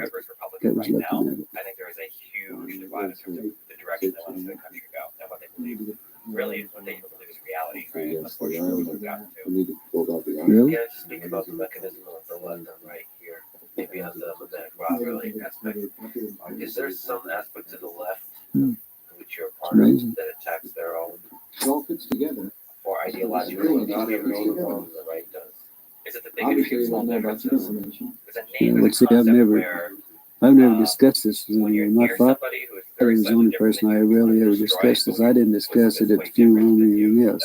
Never discussed it with any of my family, period. I never have it until I met Stan Freeman 2 years ago.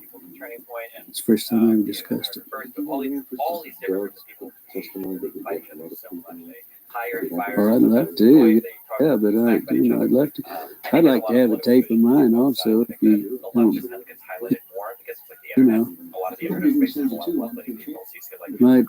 my daughter said, if, I want a tape of this and I want to keep it, and I want it in the family. But, yeah, I would love to, whatever, if you guys feel comfortable, I'd love to, have some tapes or whatever, You have VHS or beta? Yeah, I would definitely say so. Oh, I don't know since that I just go to Kmart or wherever and buy the. Because a center right person might be somebody who's like conservative, but not a fan of Trump. And you're like over, look like Liz Cheney, right? You had politicians that are just like, they didn't back to Trump and stuff, and now they're going. Or you might be like center right, like you don't think the election was stolen, and now you're like, half the Republican Party's looking at you like you're crazy. That's true. Yeah, that's true. I think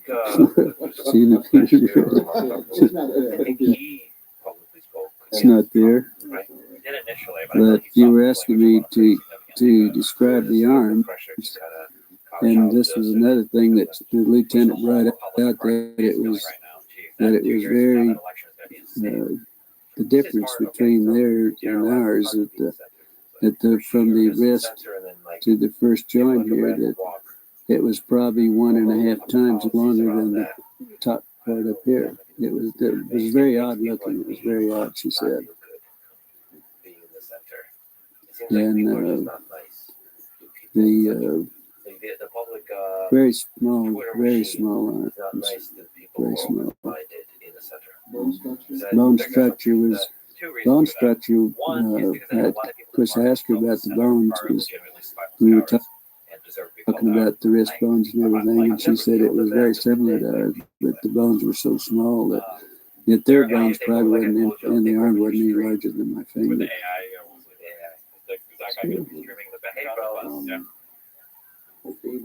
Okay, gotcha. We never mentioned it. And decrease Never talked about this. She said she really never, she was so sick and everything that never even entered her mind. So, that was it. Well, it wasn't discussed with her. It probably was, but she, like she said, I was so ill, I was so horrified that I don't, she said, she sat up all night and she knew I was going to be real concerned, knew I was going to be, when what happened, she knew that I got in trouble, probably. And she drew that, she sat up and made little notes on the back of these little prescription pads. And that's what, she had her notes made out, and that's what we discussed, particularly what she had. I didn't say that. You said that. I support that. She's a beautiful woman. Her husband probably wouldn't be too happy about it, but I didn't say there was any sexual relations. I was just that having a conversation. You projected that. That says more about you than me. Anyway, you can go ahead. Well, I was really in charge of all the military contracts. I did all the bids, care of all the contracts myself, and that was one of my duties at the funeral, to take care of the military.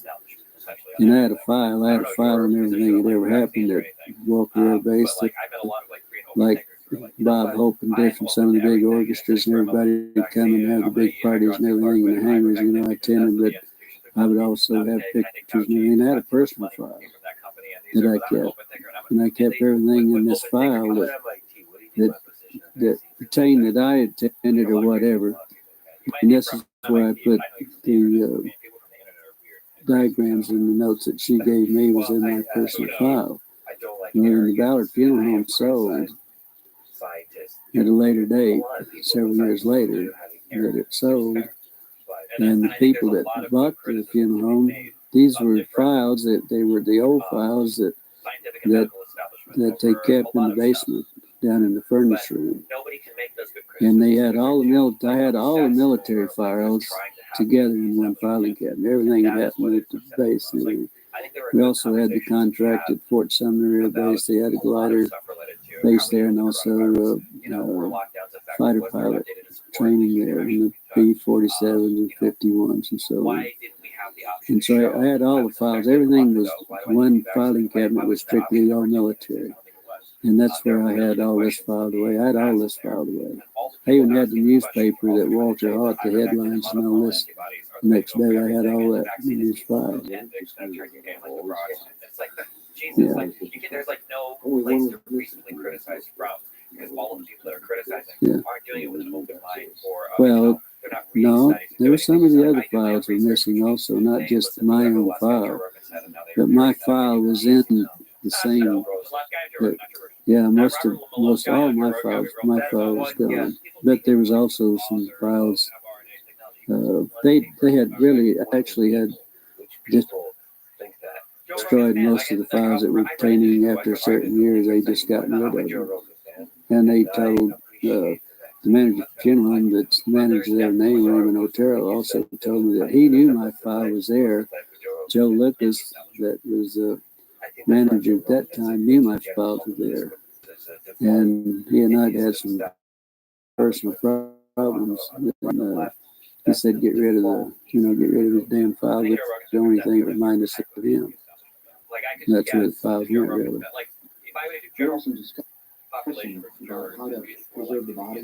Right. Oh well, they then the mortuary officer. What would you do if you had to ship one out? and but you couldn't do anything to it. I mean, that you couldn't, do any treatments. What would you do? I said the only thing you could do that I would suggest, the first thing, if you have a problem, don't want to destroy the tissue, any blood cells, anything that you don't want to destroy, I would suggest that you contact the pathologist. And I said, I'm sure the Army Airfield, somebody's got some pathologist around. I didn't know that they had one in Rothschild. But I said, if I were you, I'd call a pathologist and ask him how he would like to have it done, or whatever you're going to do, or whatever it is. You better do what the pathologist, because he's the one that's going to do the autopsy and make the reports. But I said, the only thing I know you could do is just go to Clardy's Dairy or Sunset Creamery. We had two at the time. You buy all the dry ice you can and pack them in dry ice if that's possible. And that's what I suggest that they do.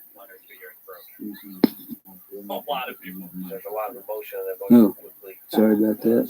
Solidified into an opinion that almost had nothing to do with thinking through, updating your knowledge and so on. You just made up a mind. Yeah, but I think a lot of it comes from that anti-social place. Like the vaccine represents the ultimate of establishment. It was a huge private company backed by a huge public government. And there's Fauci, there's Pfizer, and all these countries locking us up in our homes, telling us to do things. Like the vaccine was like the ultimate submission.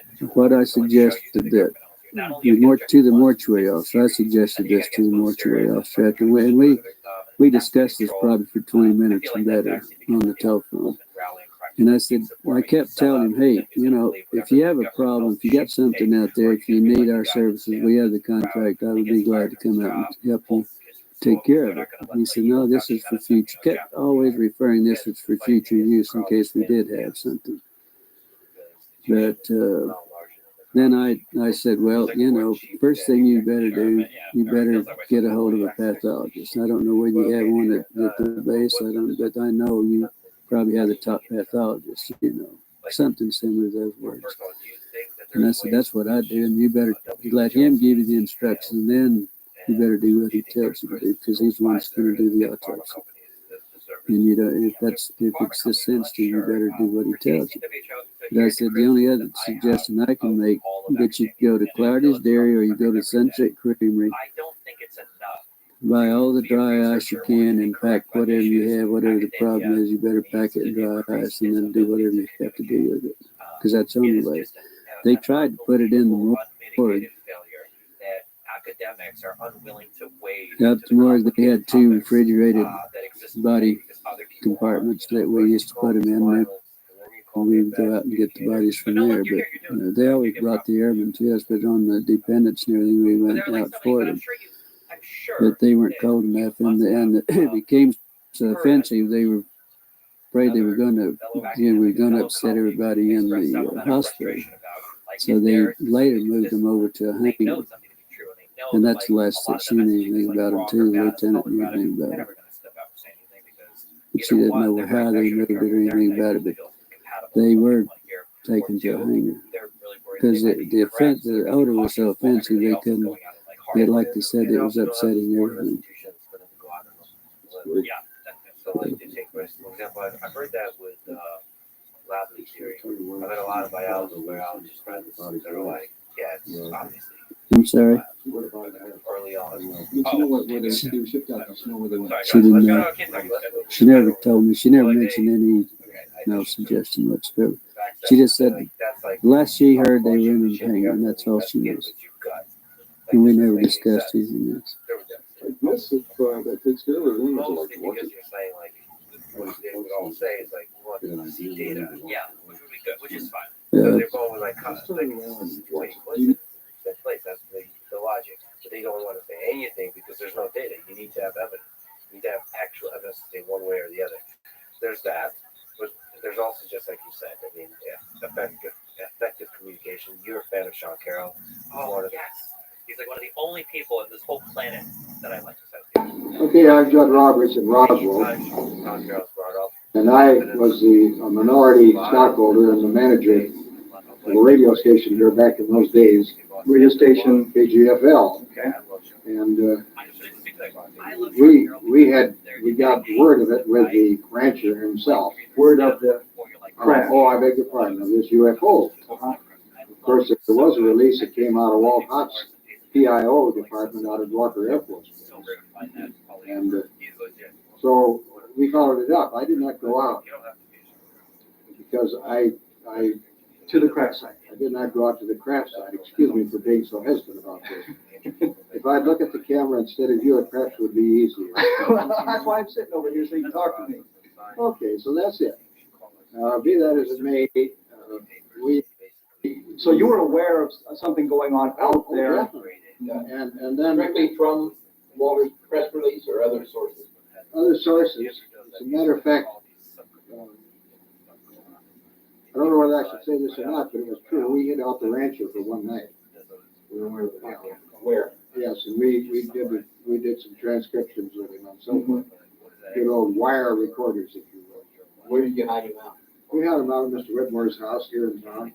He lived outside of the city limits on the east side. So you were present at the actual interview? I was not. I was trying to run the station.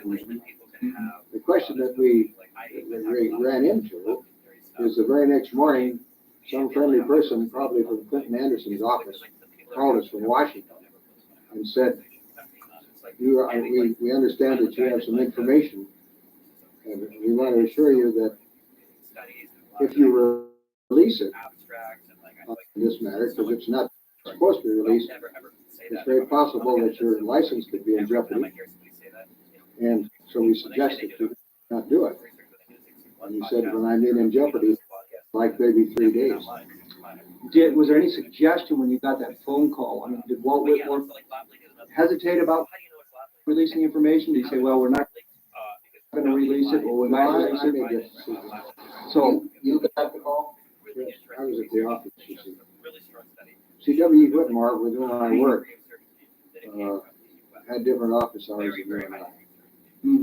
And he was a great nighttime worker, and he came in about 6 o'clock at night to talk to me about the radio business.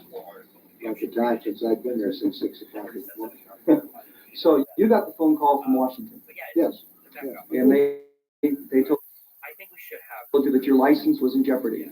Did you? They indicated that would be a very negative thing.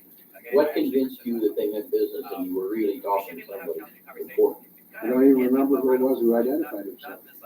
Was there any? But he convinced me because they'd already made such a stir about the releases, you see, to the newspapers and so forth.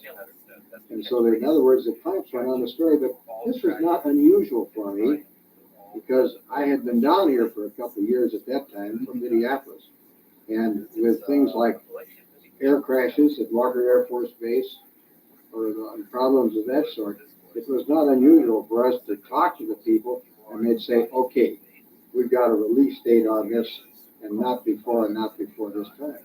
Of course, we always fought it because they always tried to take care of the afternoon newspaper. Well, that was where my question was going. When you got the phone call from Washington, was there any thought about going ahead to release the story anyway, or did you just immediately kill it? No, we did not. We didn't think so. We didn't know. So when you got the phone call, that was it. The story was done. That was as far as I was concerned. Okay. I saw no reason to do it because it already had the disclaimers out there, 10 tons of talking about these weather balloons and so forth. And so that was it. The point is that I was unable, I never did see the material. I talked to people just as you have. Who did you talk to? I can't remember. Can't remember at all. Now you say you hid out, or Walt Whitmore hid out Brazil overnight. Oh, yes, but it was W.E. Whitmore. Yes, senior. So he had the 45-minute wire recording of Basil's interview that. I don't know how long it was.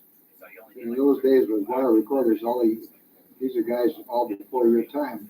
And if you recorded 15 minutes, you took it back to the studio and it took you 15 minutes to rewind them. Yeah, very much like a 3.75 or whatever. Do you remember whatever happened to that wire recording? Was it erased?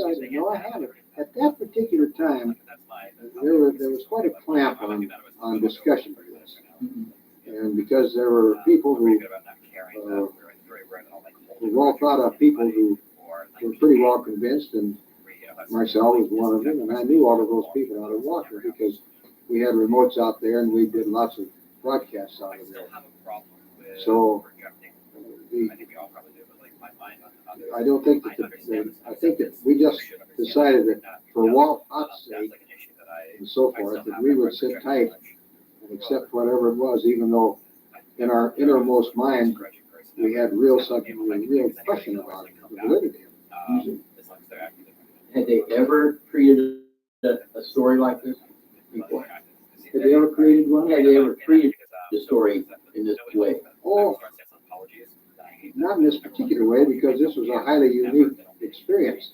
However, as I say, we were used to it because if there were crashes, we didn't say anything about it until the people had been there and all of that sort of thing. Well, yeah, they embargoed.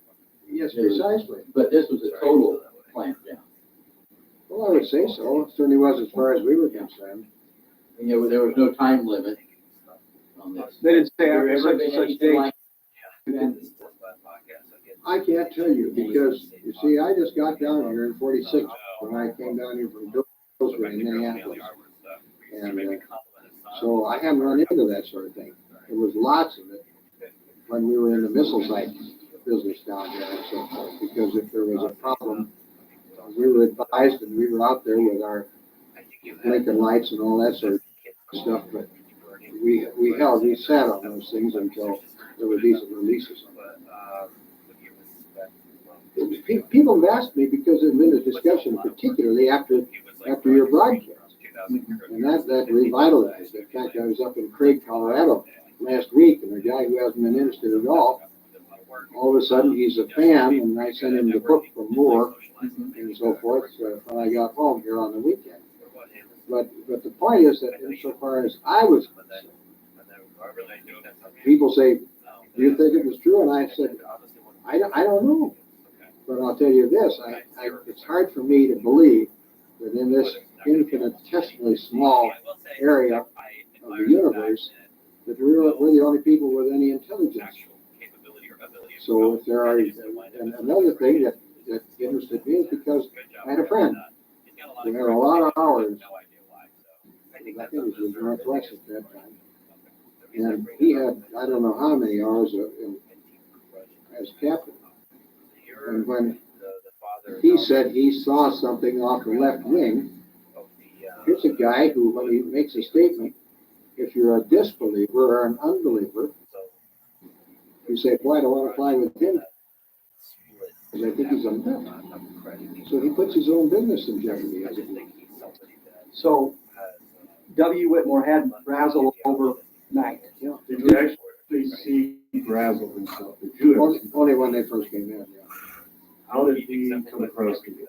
I didn't talk to him very much. We were, frankly, we were hiding the things for Halloween, and we didn't want to make much of a stir of it. Whitmore's lived way out on the east side. So that's about it. Did so Brazel is with Walt Whitmore overnight. Yeah. Did the military come and pick him up, or did Whitmore take him to? I think he turned around. Would it be fair to say that Whitmore surrendered into the military, or Oh, I is don't that too think so, strong? because he was just a guest overnight. Okay. So So you don't surrender a guest unless your name is this guy over in Iraq. But was the military was looking for him? I think so. Yeah. Was W. Whitmore hiding Brazel from the military or from your rivals? We just had a good story. So Whitmore was more worried about protecting his story than the military finding where Brazel was. We had no reason to hide him out, particularly, except we wanted to do some talking to him first. It so happened that it was all for nothing because we didn't use it. So that next morning, Whitmore decided he wanted to go out to the crash site. No, I decided that. You I wanted to go out because Whitmore had been out. Been out to the crash site, or? Yeah, I think, but I don't know, we couldn't get any closer than I did. I thought we could do it with a back road or something. So you followed the back roads out toward Sure. Corona. Sure. What happened when you got out toward the Oh, west? they just had some roadblocks. What was on one of the back roads. Well, if they had the whole thing, you used the word cordon a minute ago. I presume that might be it pretty well. I didn't pay that much attention to it. I wasn't driving.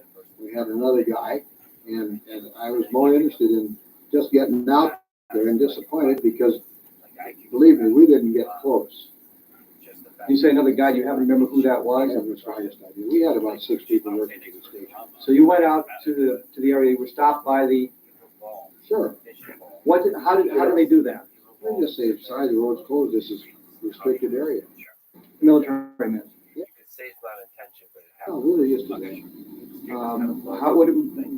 Were they in a Jeep, were they in a car? I can't imagine. I imagine they were just one of their blue sedans or something.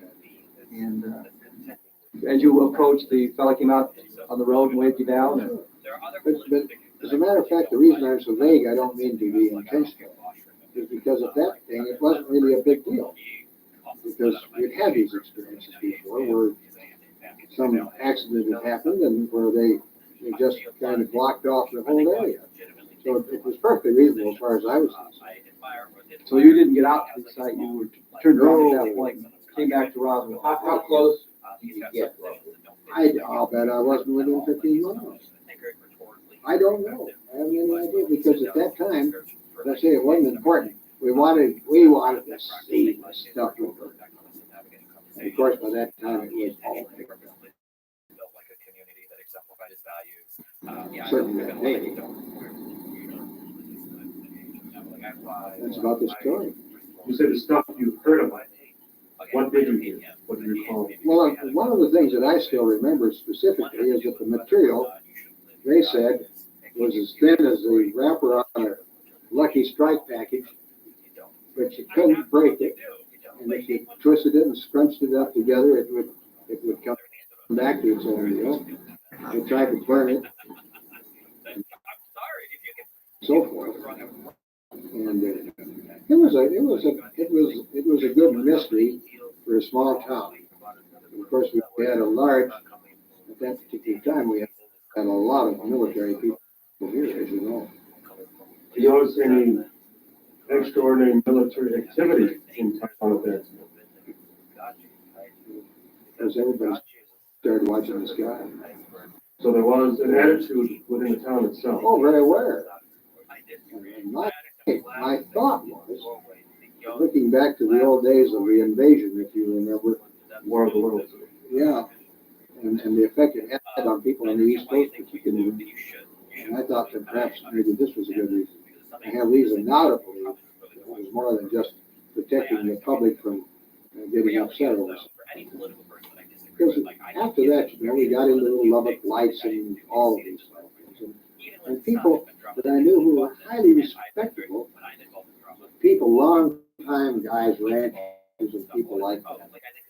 We saw some of these things, and they had no reason to kid anybody about standing on the side of their pickup and watching these lights go back and forth up in the mountains.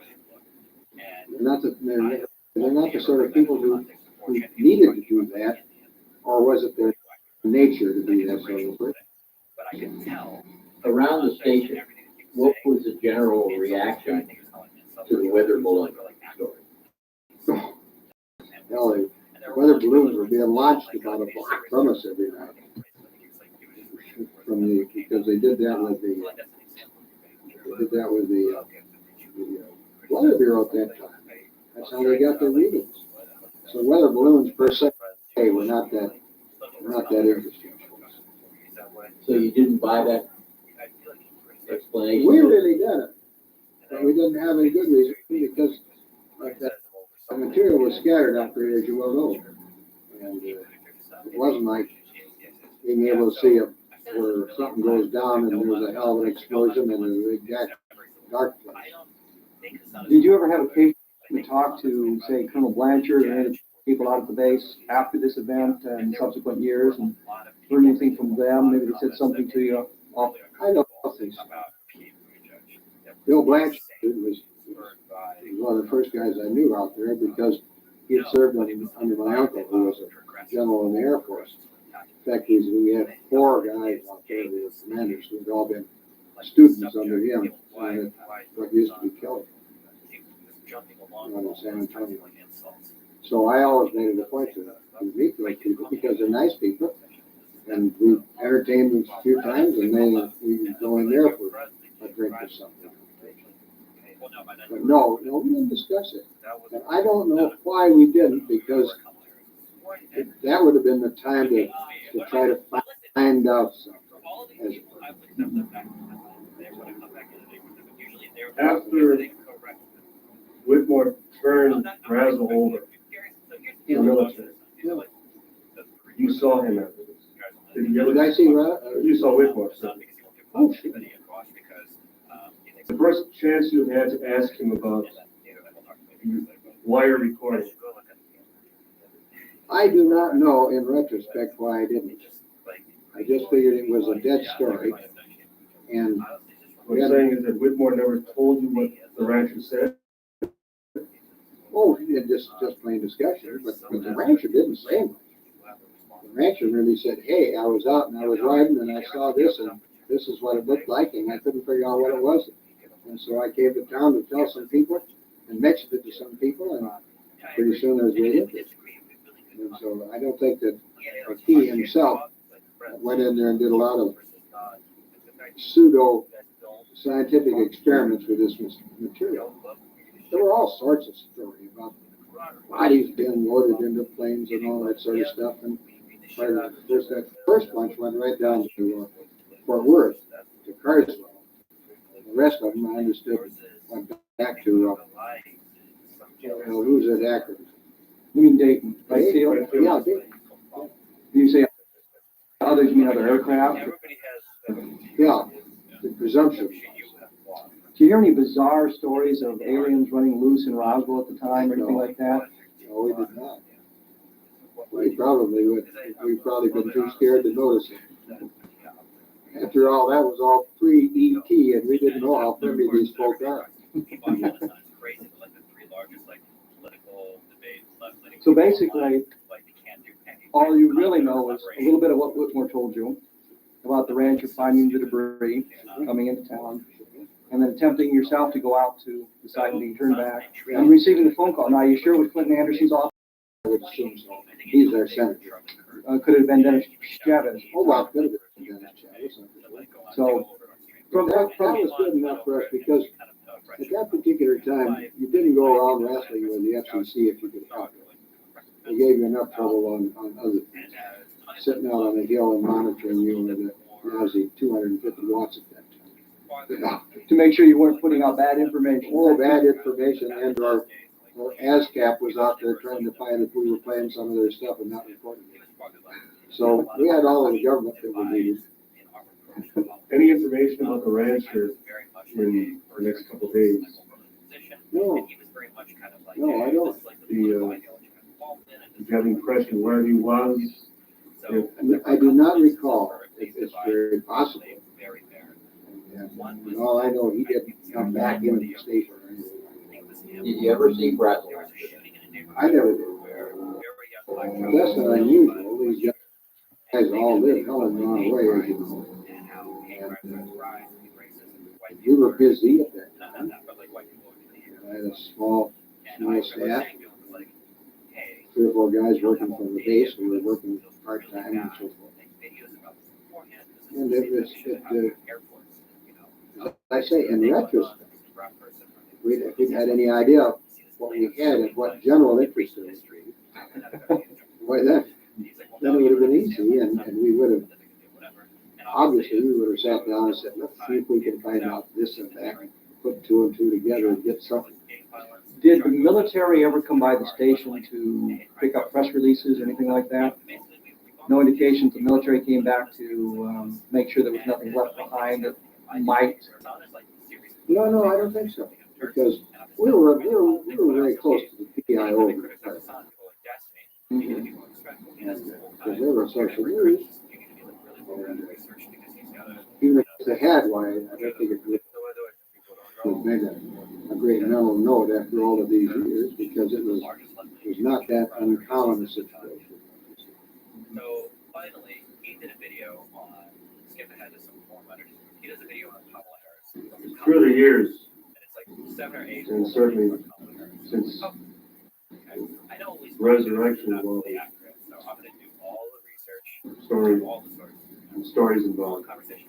And now when I provide Any people that you've talked to, any this horrible, like, former colleagues or anyone else that has voiced an opinion, so I was on a plane ride, related any JFK, tidbits of information to you? Oh, did I do that?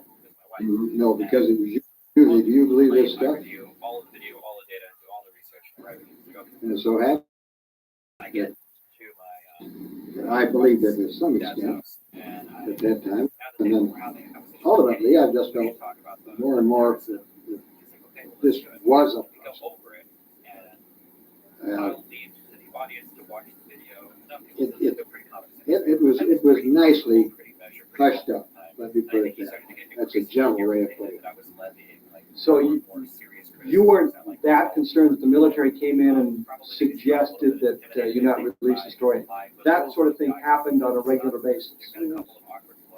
Whether it was an aircraft accident or maybe something that. Well, see, we were trying to cover all of that stuff at the local level because that's what we had. That's all we had. And so, in the two stations with which I was associated over a period of time, we always had mobile units, and we always had, we could broadcast and so forth. And even in those days, if there was a story, why we chased it pretty hard. But for this one, you didn't really think there was a story. Because I didn't think we were going to be able to do anything like it. I thought that whatever they were going to report, because there were, the question was in many minds, that whatever they were going to report, that's what we would tell them. So the people would know. There was no place for you to go with the story. No, because we really didn't have this story. We had a discussion with a guy who found some stuff, but they did a good job of closing that thing up. Marcel was out of here in, I don't know, 4 or 5 days on that. There were some people that were shipped out. Maybe that had been planned for 90 days, but the coincidence of it made people say, boy, we'll get him out of here.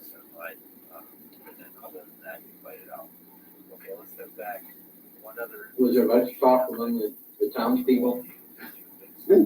Oh, my, yes. Sure. Listen, the most exciting thing that happened since they sold the prize bull at the 4-H sale. Covering all the big news. Yes, I mean, secondary story, but next is the bull. Was there any general tone to the public reaction? That they believed it, they didn't believe it, whatever?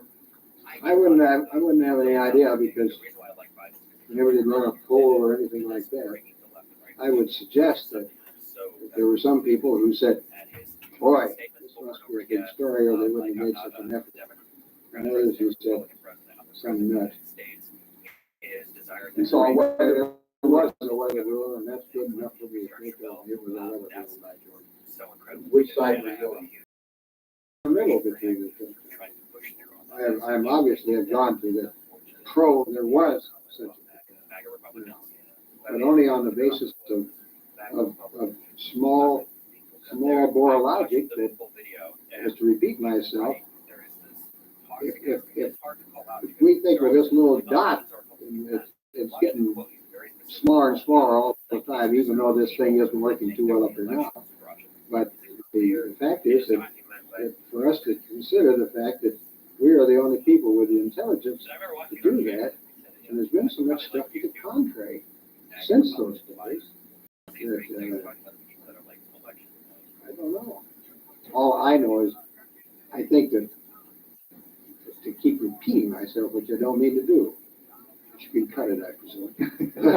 But the point is that why should we think in this little weensy part of the universe that we're the only people who were ever created with any intelligence?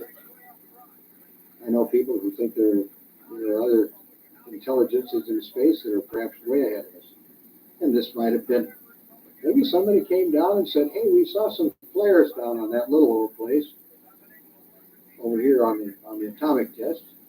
We saw some flares. We thought we'd send somebody down and take a look, see what was going on. And so they did, and they had the misfortune to do some bad navigating or something.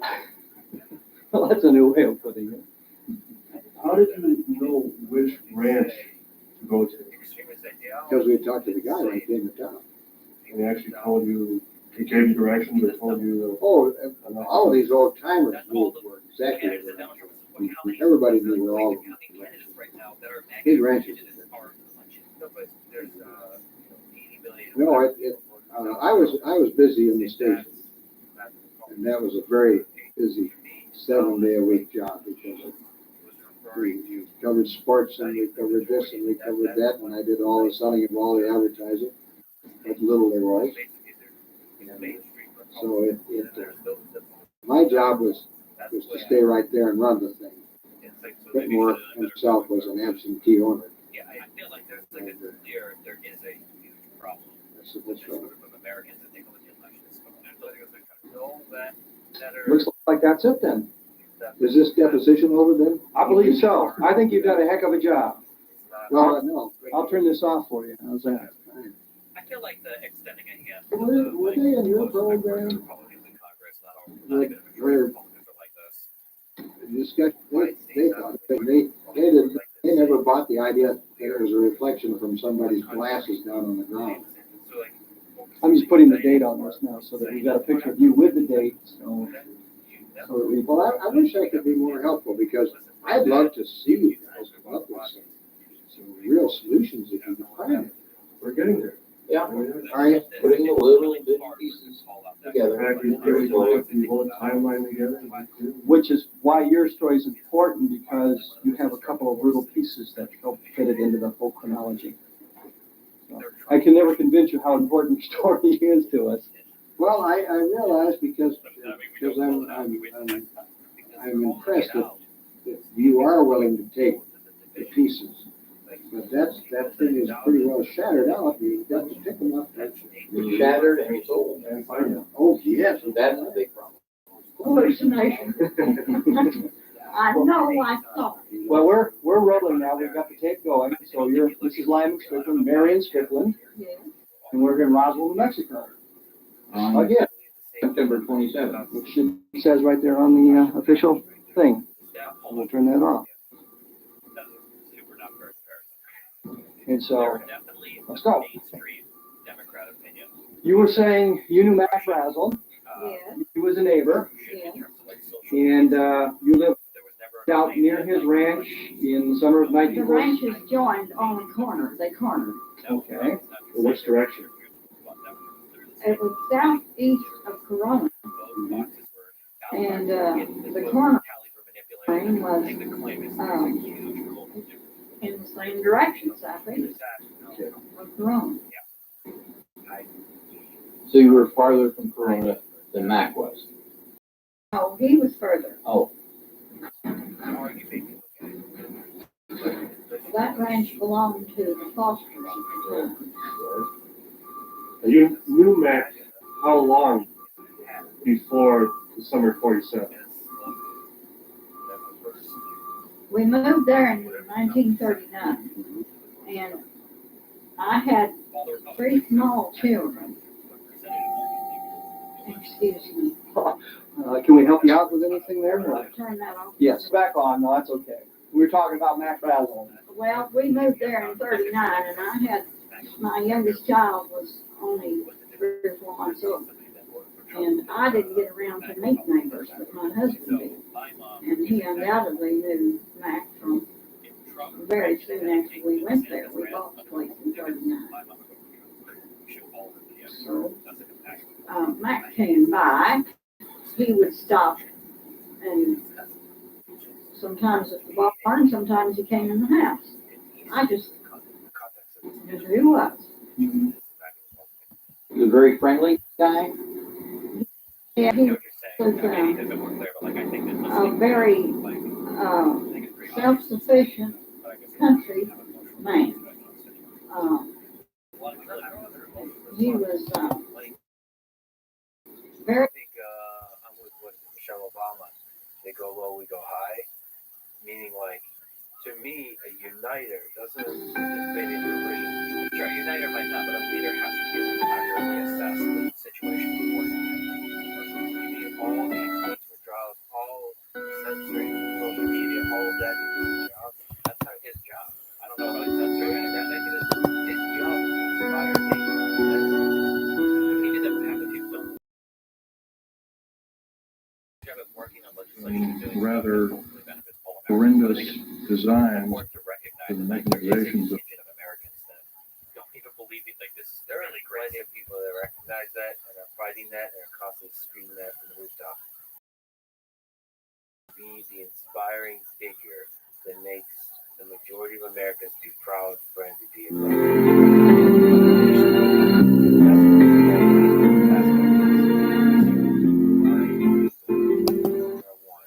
love this country, we love the ideas that it represents. It does have 100% speech, like a 20-minute speech or something. But that's a fuck up. You just don't participate in that division. Anyway, for over half a century, there have been rumors of secretive facilities and bases hidden deep below the surface of the sprawling North American landscape.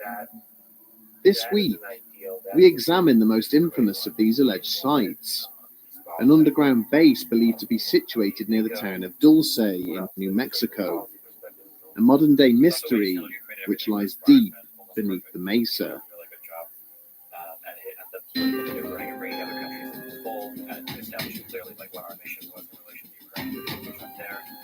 I admire for pulling out of Afghanistan. It was a little bit rough around the edges, like got out and gone. The domestic policy was kind of more major legislation. One the coronavirus relief I thought was really good. That's the extension of child tax credit. So from a policy perspective, foreign and domestic, he's been successful. Rhetorically, I think he's generally been above board in terms of like not attacking people being too divisive. He's trying to bring people together and work on them.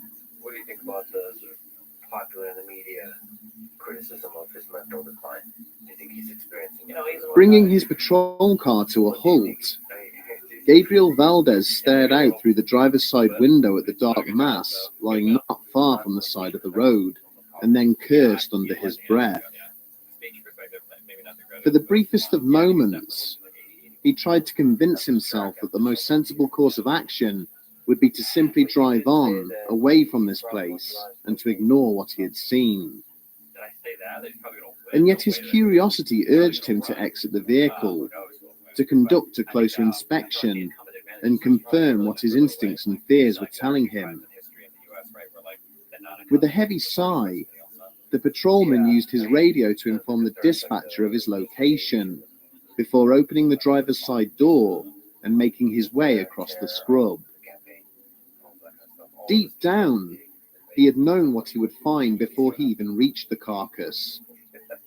A cursory inspection confirmed that this cadaver had been left just like the others he had attended upon.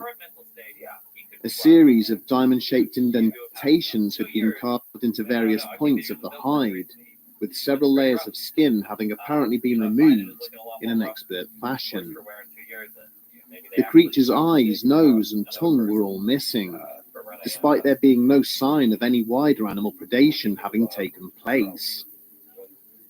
It was almost certain that the reproductive glands would be absent, as well as a number of other key internal organs, all removed in what presented as a clean and sterile manner.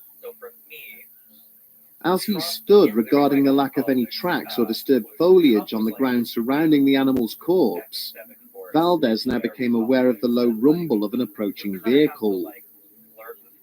Looking up from the grisly scene, he caught sight of a 5-ton truck painted in army camouflage, heading along the highway towards him.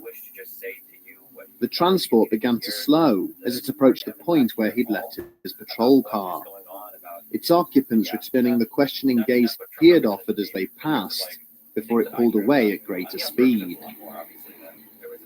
As he watched the dust cloud thrown up by its passing dissipate, Valdez found himself experiencing a whole host of emotions. confusion, a small degree of fear, but most of all, he felt anger, directed towards those he blamed for the death of this creature, for the deaths of all the slain animals he had found in recent months, and the wider falsehood that their slaughter had been used to perpetuate a lie fabricated for one purpose and one purpose only: to keep local residents away from the neighboring mesa, for fear that something resided there which neither he nor any other earthly power could hope to protect them from. The town of Dulce in New Mexico would not come into existence until the end of the 19th century, when U.S. authorities ordered the local Apache tribe to settle itself permanently in one place.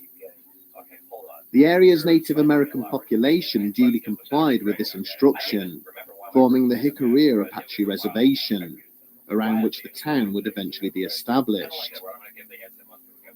For the next century and a half, the inhabitants of this small backwater community would live their lives in relative peace, a short distance from the slopes of the adjoining Archuleta Mesa. There had always been tales of high strangeness associated with the region, from weird light anomalies witnessed in the night sky to Bigfoot-like creatures seen wandering the scrub. But by the late 1970s, the looming shadow cast by this towering mountain peak would begin to take on a sinister connotation, with the discovery of a series of bizarre cattle mutilations. Following several complaints by ranchers and farmers to the local police department, insisting that someone or something was slaughtering their livestock, an officer by the name of Gabriel Valdez was ordered to investigate the matter. But after visiting the affected properties, the investigator often returned to his superiors with far more questions than answers. Usually, only one animal in the herds which were targeted had been affected, and it had been dispatched in a manner which seemed to discount the involvement of any natural predator. Although key sensory and internal organs had been removed from the carcasses, there were never any indications that the flesh had been consumed by a potential attacker. In fact, these bodies would remain untouched by scavengers for weeks after the event, a phenomenon previously unheard of within this harsh and unrelenting environment. The report submitted by Officer Valdez also highlighted the lack of disturbance in the soft and sandy ground surrounding the remains, offering no hint as to who or what was responsible. Due to the discovery of shattered bones in some cases, his suggestion that the bodies had been dropped from a great height was something he would go on to be questioned over at some length. It soon became apparent to his superiors that Officer Valdez had no fixed agenda and was not promoting any theory in particular regarding the deaths of these animals. Instead, his report simply documented everything he had encountered during his investigation and demonstrated that he had discounted all of the most obvious explanations for the deaths. But situations would soon unfold, setting in motion a chain of events which would quash any hopes the investigator might have had in maintaining a calm and rational assessment of the incidents plaguing his community. During the summer of 1986, a resident named Jerry Julian approached the local police department to report that someone had attempted to abduct her from her home while she was sleeping. Julian explained to the attending officers that the evening prior, she and her husband had driven out in their flatbed truck to the slopes of the Archuleta Mesa to do a bit of stargazing. After a short time, Julian's attention had been drawn to one star in particular, which seemed to be moving through the night sky. As she and her husband looked on in wonder, the celestial body in question suddenly began to descend from the heavens, landing on the ground a short distance away. Gradually, the bright light before them began to diminish, revealing a metallic structure from which a small set of steps descended. Two small figures then slowly made their way down the metallic walkway before they set off on foot in the direction of the married couple. With a frightened cry, Julian's husband had grabbed her by the shoulders, bundled her into his pickup, and frantically attempted to start the engine. She continued to stare back in terror at the two squat figures slowly advancing upon the vehicle as the engine repeatedly failed to turn over. It was only when the strangers were mere meters away from the rear of the truck, reaching out as if to take hold of it, that the motor suddenly fired into life and allowed the couple to escape. Later that night, having decided not to report the matter, the couple had gone to bed, only for Julian to awaken in the early hours of the morning due to a strange tugging sensation. Looking down towards the bottom of her bed, she could see two shadowy figures, identical to those she had witnessed emerging from the strange craft earlier that night. Suddenly realizing she could feel her sheets being pulled off the bed to expose her lower body, Julian attempted to scream, but nothing more than a hoarse and raspy sound had emerged from her mouth. This quiet whimper, however, had been sufficient to awaken her sleeping husband, at which point the two figures had immediately vanished. When questioned further by federal agents who had been tasked with attending the incident, Julian claimed the existence of these entities was common knowledge amongst the native community. She even went as far to describe a large hole bored deep into the mountain face, hidden away much further up the slopes of the mesa, which she claimed the creatures used to access the surface. Around the same time that the investigators were taking Jerry Julian's statement, separate claims of a possible alien base concealed beneath the Archuleta Mesa were being directed towards the local authorities. Security staff at the Kirtland Air Force Base began to receive a string of detailed allegations from a local businessman, stating that he had documented mysterious activity both above and below the mountain chain. Paul Benowitz was already well known to the senior officers at the base, following reports he'd submitted to them of strange lights in the sky above his home in the Four Valleys district of Albuquerque. He now claimed that in addition to the lights he had filmed, he had intercepted mysterious energy emissions and radio transmissions, and that these were emanating from beneath the mesa. The businessman had also taken to conducting regular flights across the mountains in his private aircraft, photographing anything he deemed out of the ordinary. Invited onto the base to speak in person, he showed them photos of what he believed to be paths and doorways cut into the rock, miles away from any existing road or highway. He drew maps of alleged air vents and access points, and cited interviews he had conducted with the owners of mutilated cattle and locals who claimed to have been abducted in the vicinity of the mesa. But the more detail that the impassioned Benowitz chose to add to this ad hoc briefing, the less credibility he was extended by his audience. He began to panic, citing discussions with shadowy government agents, claiming that the extraterrestrials living below the mountain were one of 3 separate species to have visited Earth.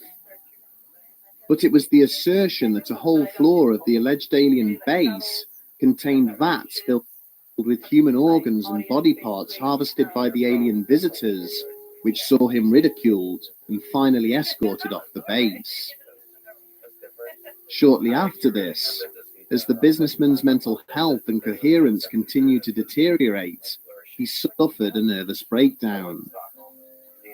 On the advice of doctors, his family applied to have him committed to a psychiatric facility in 1988, seemingly removing any shred of credibility his initial reports to the military may have contained. But perhaps the most amazing aspect of the stories told by Paul Benowitz is that they are by no means the only such detailed allegations of a secret base concealed beneath the town of Dulce. During the mid-1990s, a former Air Force technician by the name of Thomas Costello went public, confirming that there was indeed a hidden facility underneath the Archuleta Mesa. More incredible still was that Costello claimed that this was not an extraterrestrial base, but one constructed by the United States government, where aliens and human scientists worked together on genetic experiments. Costello related how he had been a US Air Force photographer based at Nellis in Las Vegas, but in the early 1970s had been transferred to the secret Dulce base in New Mexico. Whilst there, he was responsible for maintaining the facility's extensive surveillance network and for documenting some of the work being conducted in the laboratories. Costello even went as far as to offer photographic evidence with his testimony of what he purported to be some form of alien hybrid suspended in a vat of fluid in one of the labs.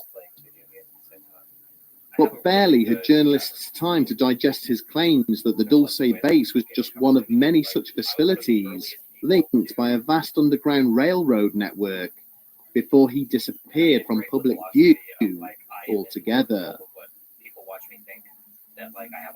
However, his claims would later resurface when a further whistleblower came forward, this time from within the ranks of the Dulce Police Department itself.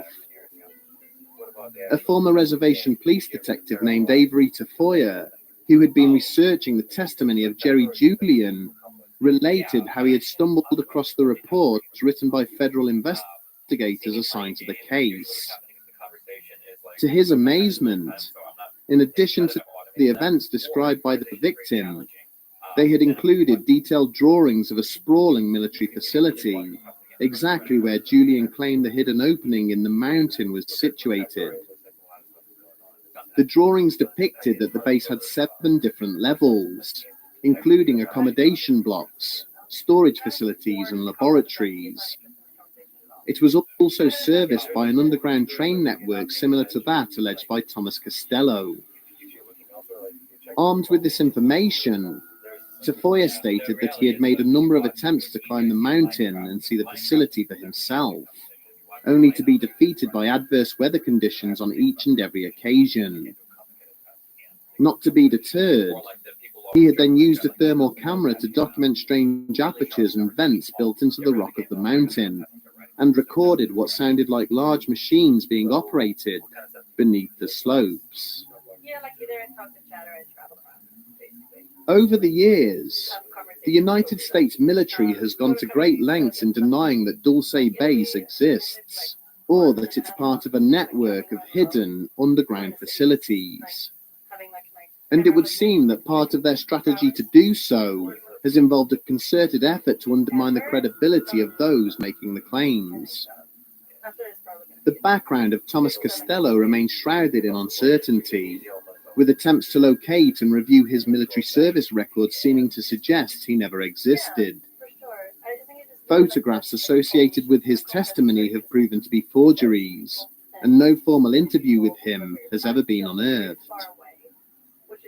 Members of the intelligence community have also come forward and admitted to deliberately feeding false information to Paul Benowitz. It is alleged that having become uncomfortable with his obsession and surveillance of the secure Manzano weapons storage complex, the Air Force invented the fictional Dulce base in order to distract the businessman. They even claimed to have placed machinery and fake air vents on the Archuleta Mesa for him to photograph, in order to convince him that a base existed there and draw him away from genuine military facilities. Gabriel Valdez himself has always refused to believe stories of a base at the Mesa, extraterrestrial or otherwise. Prior to his death in 2011, The former police officer told his son that he believed it was humans who had mutilated the cattle near the town, and not aliens. He cited secretive nuclear testing in and around New Mexico during the 1960s, claiming samples had secretly been removed from local cattle to test for radiation poisoning. There are equally detailed cases both for and against the existence of a base beneath the Archuleta Mesa and the secretive work which is allegedly being conducted there. With so many stories, it is difficult to know which sources to trust. It is not beyond all possibility that the US government is in possession of secret underground military bases constructed well away from prying eyes. But at the same time, some of the claims attached to them seem so outlandish that they push any notion of their existence towards ridicule. However, throughout this episode, we have deliberately avoided the most detailed and impassioned evidence for such an underground structure at Dulce. That of a man who claimed he was the former worker at the secretive site and had survived a horrifying battle unfolding between human and extraterrestrial forces during the excavation of what would become the eventual facility there. Join us next week as we examine the testimony of one Phil Schneider. Was there a debate in the space of communism, socialism, social democrats, kind of like this? Are you trying to outline your own positions between that thought? I think it was mainly people fighting against conservatives because it was like Trump stuff, and then it was coming off the back of like there was this little Gamergate, there was all this anti-SJW stuff on the internet, and it was like the SJW, like the progressive that was fighting on the progressive side of things, and I was fighting with people off the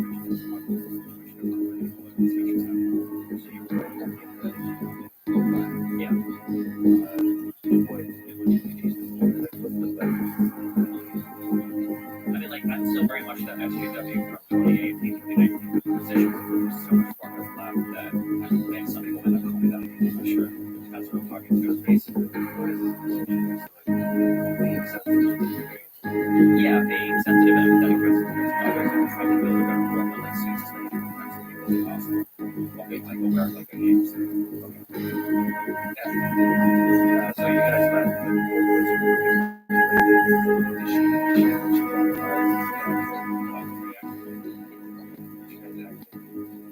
I flew out yeah, basically there was like group stuff happening in LA. I just got kind of in a weird kind of sort of relationship, and I just wanted to like go away for a while. Another company reached out to me, and they had like a fun streaming device. This big about their trip very much so where I was like, I'm all kind of this person. I don't know how to go to New Zealand. And it was one of them time I went to New Zealand. And yeah, I did that for 2 weeks. I feel like you like the God cheering guys. I'm not sure you can read human emotion. I have quite a few.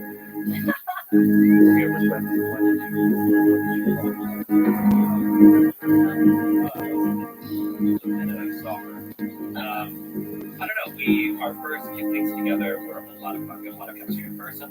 I was kind of shocked that was because it was like we spent like a week together, and you said, "I really want to tell you something," and you were like, stalling that for the longest time. I think she was.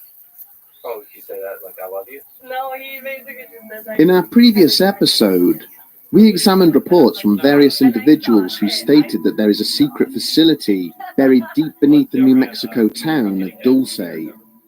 But we deliberately avoided the testimony of one man, who is arguably the most controversial figure in the allegations surrounding the possible existence of Dulce Base. A man who claimed he was the survivor of a war beneath the Mesa.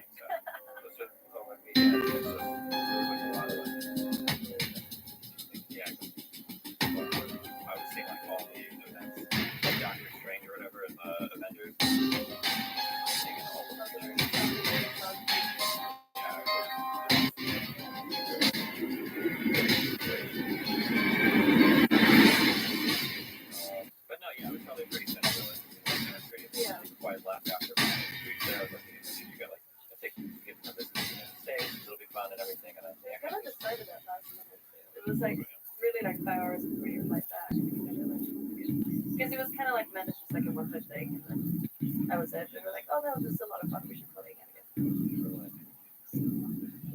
Yeah. Having sought shelter behind an equipment crate of sufficient size, the lieutenant now tried to take stock of the situation. At least 3 members of his platoon were gone, their bodies charred beyond all recognition, following exposure to the horrific weaponry employed by their opponents. Despite this, they had managed to push the enemy force deeper into the facility, as they had been ordered to do so, and if they could just secure the stairwell in front of them, the mission would be a success. Waving across the corridor, where 2 more of his team members were sheltering behind another crate, he began to issue a series of orders using hand signals. Moments later, the pair were up on their feet and heading towards the looming metal door, each tightly clutching a satchel charge. Their intention was clear. But before they could reach their objective, the door suddenly sprung wide open. A skeletal figure materialized from the darkness within, followed by a terrifying bright blue energy discharge from its weapon. The 2 soldiers did not even have time to cry out, as their bodies were engulfed in a ball of brilliant blue flame. Almost immediately, an infantryman further down the corridor, operating the platoon's M60 heavy machine gun, opened fire, shredding the attacker with a steady hail of gunfire. More soldiers then ran forwards, snatching up the discarded satchel charges and priming them before hurling them in through the open doorway. There was an enormous explosion, immediately followed by a shower of dust and debris as the stairwell caved in, preventing their enemy from accessing this floor or any others which lay above them. Leaving 2 of his men to cover the collapsed structure, the lieutenant and the remainder of his platoon made their way back up through the facility towards the main loading area. But upon his arrival, he was shocked to see that 2 further army trucks had arrived, discharging several more squads of soldiers wearing black uniforms, who hurried towards the corridors from which he and his men had just emerged.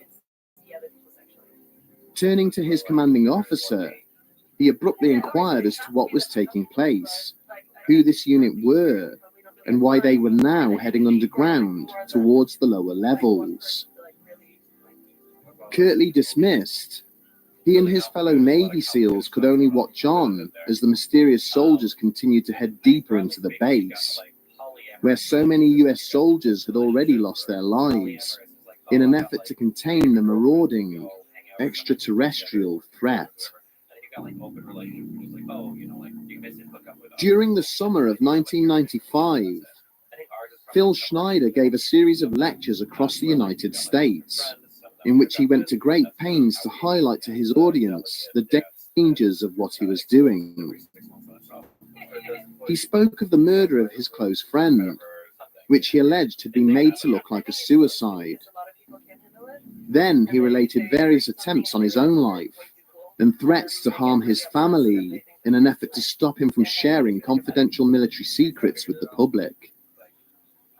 But Schneider explained that his love for his country superseded any thoughts for his personal safety, that the American people had a right to know the potential dangers which their government was hiding from them. He would open his talks by explaining how he came from a family of public servants, how his father had been a military officer who worked on the Manhattan Project. Then he would reveal to those present the fingers missing from his left hand, relating how he had lost them whilst fighting to regain control of a secret military installation from extraterrestrial attackers. Schneider would hold up bizarre-looking metals and minerals, claiming that they were products of experiments which had been kept hidden from the American people. He would then explain in great detail how there was a vast network of underground military bases beneath the surface of North America, linked together by miles and miles of magnetic train tracks. Finally, he would close his lectures by saying that when his time came, just like his friend, his murder would be made to look like a suicide, reiterating that he had no wish to end his own life. Less than a year later, the impassioned public speaker would indeed be found dead in his apartment. His death, perhaps unsurprisingly to anybody who had ever heard him speak, ultimately being ruled a suicide. Much as the former Air Force Sergeant Thomas Costello had done before him, Phil Schneider told anyone who would give him the time that there was a military base hidden deep beneath the Archuleta Mesa. But unlike the enigmatic Costello, Schneider chose to deliver his evidence in a far more public manner, speaking openly to roomfuls of interested people and fielding any questions they might have concerning his account. He described how, since the end of the Second World War, the United States government had been building a vast network of underground bases around the country. Schneider explained that to his knowledge, there were 129 deep underground military bases, or DUMBs, hidden beneath the plains, mesas, and mountain ranges of North America. 9 of these were clustered in close proximity to one another, located in and around Groom Lake, near the infamous Area 51 testing facility in Nevada. All of these bases were linked by a seemingly endless series of tunnels, which housed a maglev train line, allowing workers to travel between the locations at speeds of up to Mach 2. As he stood and summarized how these tunnels had been created and how each of the secret bases had been constructed, audiences found themselves visibly impressed by the level of technical detail Schneider used. Having listed his credentials as a geologist and structural engineer, he related how he had been brought onto the project to assist with the complicated and advanced construction methods being used. The maglev tunnels had not been drilled or blasted through the ground, but had instead been created using laser technology that vitrified and melted its way through the previously impenetrable rock. In order to create each base, 4 gaping holes were bored deep into the earth. Each separate floor was then blasted out of the rock before being linked up to these 4 gigantic corner shafts. And it was amidst the construction of one facility in New Mexico during the late 1970s that Phil Schneider became an unwitting participant in what would become known as the Dulce War. Schneider maintained that in August of 1979, construction on the Dulce base had begun to fall behind schedule due to issues relating to the drilling of one of the corner columns. The facility was being tunneled out beneath the southwest corner of the Archuleta Mesa, but every time the drilling team had attempted to pass a certain depth, they found that their machinery was mysteriously failing. In an effort to discover what was frustrating the drilling operation, Schneider and a Green Beret bodyguard had been lowered into the incomplete shaft via a crane. But as soon as he stepped out of the crane basket into what appeared to be a pre-existing cave network, he had instantly realized that something was very wrong. There was a bitter and unnatural stench in the air, as the drilling operation had now allowed ancient gases to escape from the void beneath, along with a mysterious and sooty residue on the unusually smooth walls of the caves. It was at this point that a tall and slender grey figure had suddenly stepped out of the shadows in front of him, carrying what appeared to be a weapon of some description. Utterly terrified by this creature's unearthly and intimidating appearance, Schneider had used his sidearm to kill it, only for two more to then emerge out of the darkness behind. Backing towards the crane basket and firing wildly, the engineer had managed to fell one of the pair, only for the other to then use its own weapon upon him in retaliation. Schneider was instantly consumed by an eerie blue light and felt a huge jolt of electricity burst through his body, which had sent him crashing to the cave floor. When he came to, he found himself being bundled into the crane basket by the Green Beret, who then turned and engaged more of the creatures as the basket began to ascend without him. Upon his return to the surface, the doctors who treated Schneider found severe damage to both his left hand and foot, with several fingers and toes missing. After he had explained to his superiors what had taken place, he was removed from the project, but later discovered that construction had continued despite his encounter.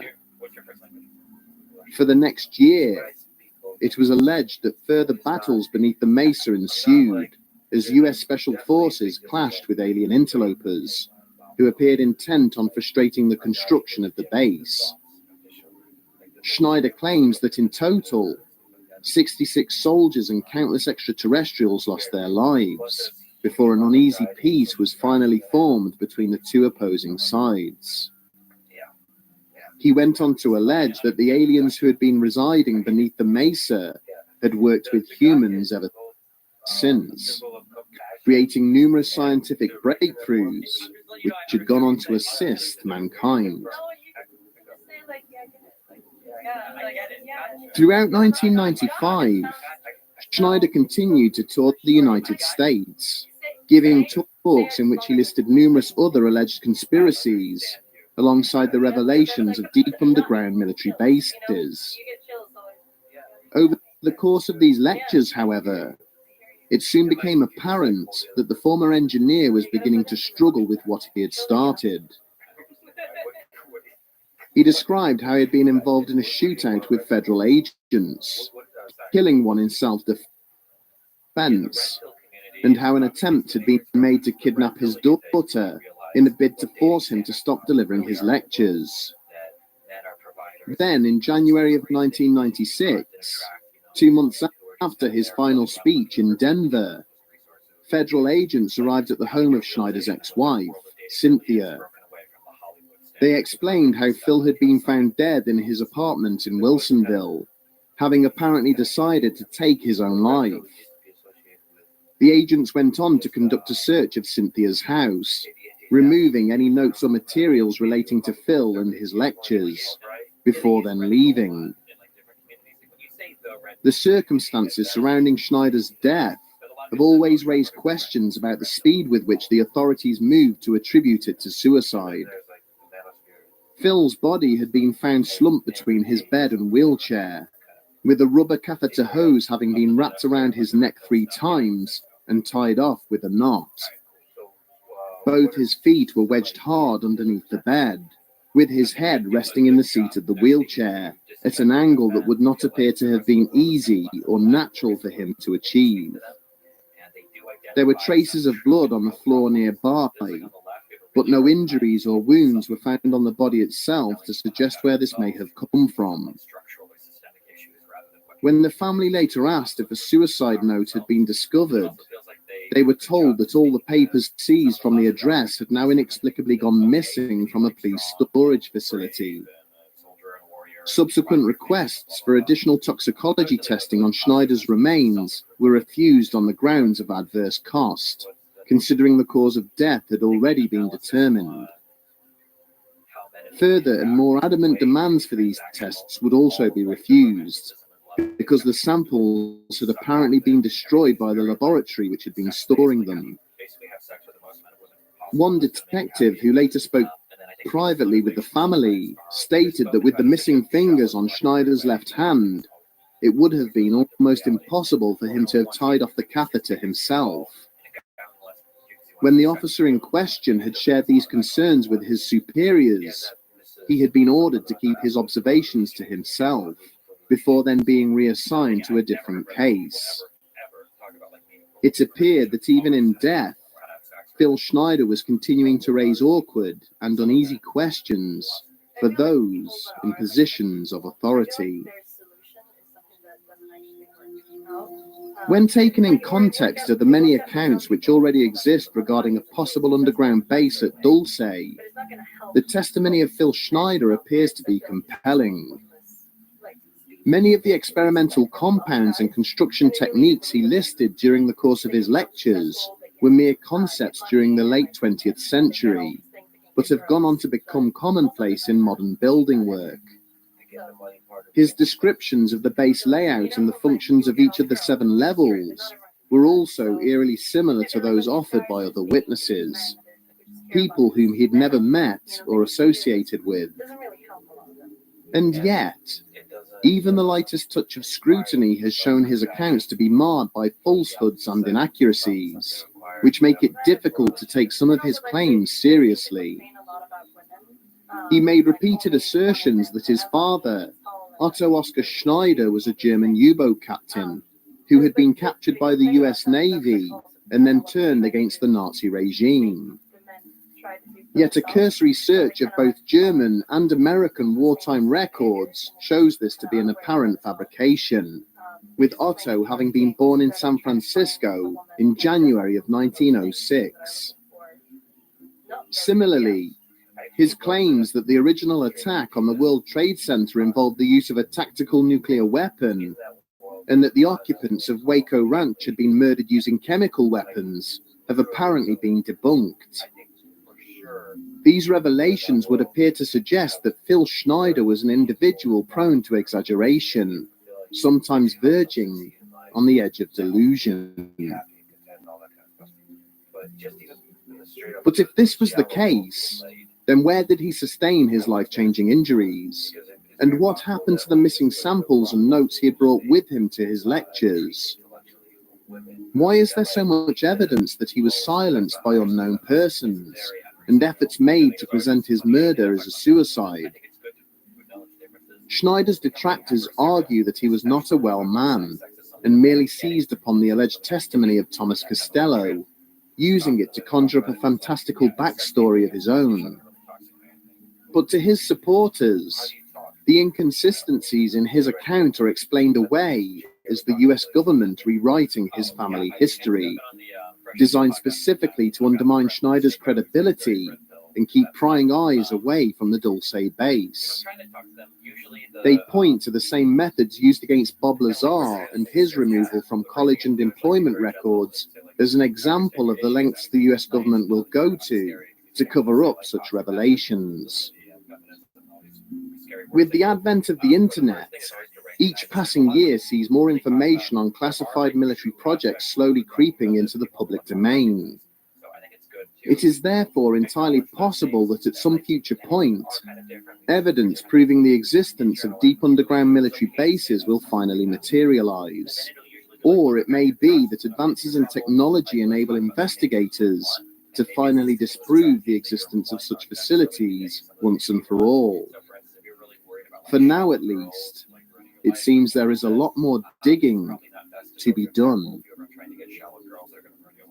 Like if your way of attracting a girl is to go to the gym, get a whole bunch of money, and try to like flaunt your wealth as much as possible, you're going to be attracted to the very same type of women that you're here, like depriving the streets. You probably want to have a woman that's going to be there to your job, so like share spot with your things and function.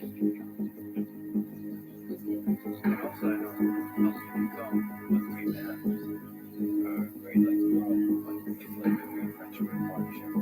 Like it helps you do that person. Some of the most successful people I know that they dynamic there that's like they're not an island. Yeah, and the kids that you are part of that too. Most people who try to be a good parent, they just step up. Like you have to take responsibility. Get your shit together. And something.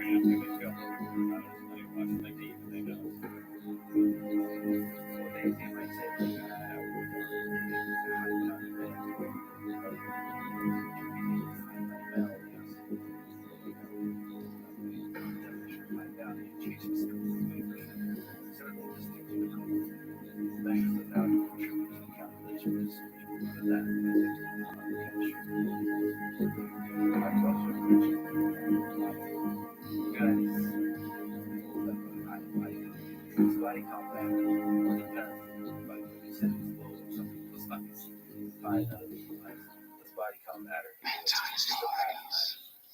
Well, the past matters. I don't think body count, but for me, I don't really care.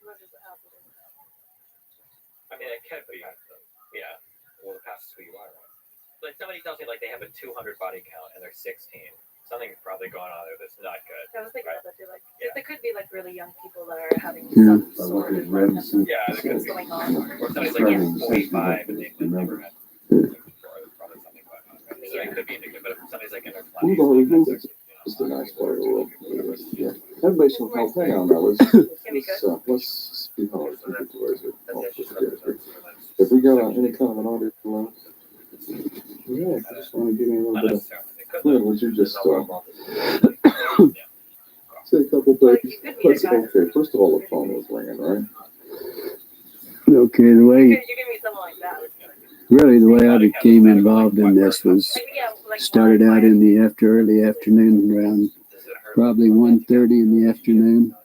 I received a telephone call from the mortuary officer out at the Walker Air Force Base, Army Airfield Base. And he was inquiring about what would be the smallest possible casket that we could get that would be hermetically sealed. And at that time, I know that we had used like 4 feet and caskets. We had used those before, but I thought they also made them in a 3/6. So, but he wanted to know if we had any in stock, and I said no. But if I can make a call to Amarillo, I can have them in, by 7 o'clock the next morning on the truck. So he said, I'll get back to you. And that was the first contact that I had with the base. Then he called back, probably 45 minutes or so later. And he said, I need to ask you some more questions. He said, in case something like this should happen, he said, we need to know what the preparation, what your preparations are for the bodies that had been laying out in the elements, And he said, we need to know also what if your treatments of the bodies are the remains, what could you do to them, and if your treatments, would it change any of the chemical breakdown of the tissues, the blood? Would it make a difference? And I said, I thought probably it would. And I said, of course, he knew exactly how we would treat those bodies because we have an outline from them and what we really have to do. I think he already at that point knew exactly what we would have to do. No, I told him, I said, if you have a problem, if you want, if you have something you don't really know what to do about it, let me come out. And I'll, try to help you do whatever you want to do. And he said,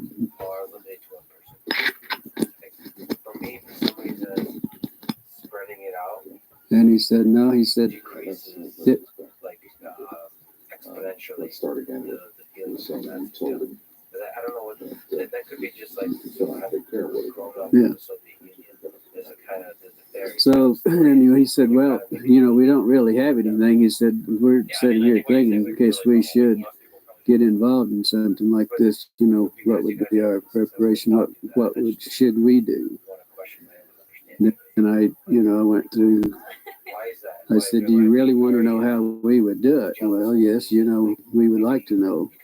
So that's when I explained to him that we would have the vats that we would fill up with formaldehyde solution with water, and we put the bodies in them, let them stay there for 24 hours, and then take them out, and then we would pack the bodies in it'd be a sawdust and really a lime,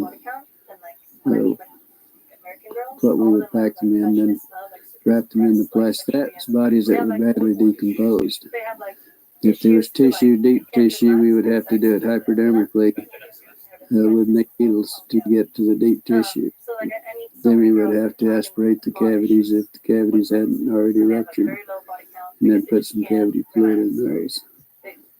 So that's, kind of normal procedure. No. One point, you finally offered to take care of it for you. Well, I offered 2-3 times, So then you can just maximize. I mean, when I offered to take care of them, he said, well, we don't really, right at this time, we don't really need your assistance. But he said, in case something like this should happen, then he said we would be prepared and we would know what to do. Then we got back onto the subject of maybe not damaging any of the chemicals, compounds or anything with the bodies or, tissues, whatever. Because they were, how would you pick bodies up like that? What would you do not to contaminate any of it? Well, I thought maybe what happened, they might have had a VIP or, some officer or something that happened, and maybe they didn't want to keep it quiet, and they probably want to do it themselves, not be involved with the civilian businesses or anything. So after these conversations, you were curious, and you went out to the base. Can you review that? Well, no, I didn't go out to the base. Yeah, I was curious, but I didn't go out to the base, and probably a couple hours later, and I got an emergency call. There was an airman that was injured in an accident, and I took the airman to the base. He rode up in the ambulance with me, and I took him out to the emergency room, and that's why I became really involved out at the base. I didn't go out just because I was curious. The sequence when the farmer picked up the airman and just described it. Well, when I got the call, I left the funeral home, and the ambulance went to the scene of the accident, picked the airman up. He did not place him on a stretcher because he had a head injury in the nose. I think his nose was fractured. So I did some minor first aid, and then he sat in the front seat with me all the way to the base. When we got to the base, then he walked into the emergency room. I didn't have to take him in. They didn't bring out a gurney or anything. He just walked in on his own. And I never did see him after that. Then I had this friend that I wanted to talk to and see. This is a lieutenant nurse that I knew quite well.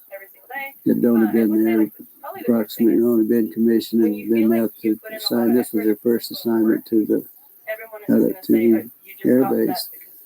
And I wanted to talk to her, and so I was going down the hall, and first thing, the lady that the lieutenant that I wanted to see was coming out of one room, going across the hall to the other, and she noticed it was me. She said, "How did you get in here? What are you doing in here?" And she said, "You better get out in a hurry." She said, "You're going to get in a lot of trouble." She said, "Would you please leave and get out of here in a hurry?"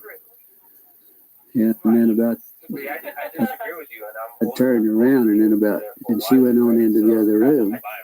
Then in about the time I turned around, there was another officer said, "Hey, wait a minute." And I said, "Looks like you had a crash." He said, "I see there's some, in the ambulance, in the ambulances out there, I see a lot of wreckage." I said, "Where was the crash?" And he said, "There wasn't any crash." And he said, "Just wait a minute." And I said, "Wait a minute." And I, stood there for a minute. He turned around, and evidently must have waited for somebody else to come out because there was another officer coming out. He said, "This man says there was a crash out at the base." He said he wanted to know he was inquiring about our crash. And this was when I encountered, he was a red-headed officer, and very nasty, very rough. He said he did not see any crash. There was not any crash. And he said, "You get the hell out of here, and you didn't see anything, and you don't talk to anybody." He said, "You're going to get in a hell of a lot of trouble." And I said, "Look, I'm a civilian, and the damn thing you can do to me about it." he said, no, somebody might be picking your bones out of the sand. That's when he made the remark there. Then there was a black sergeant that was standing beside him.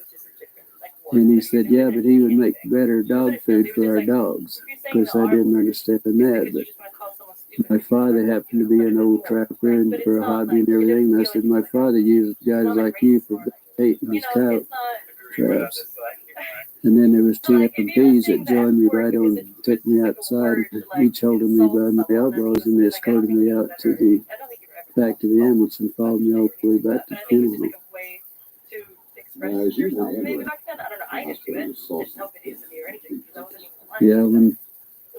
Yeah, because usually where I parked, there was 3 field ambulances parked in the area where I usually park, rolling back up to the ramps.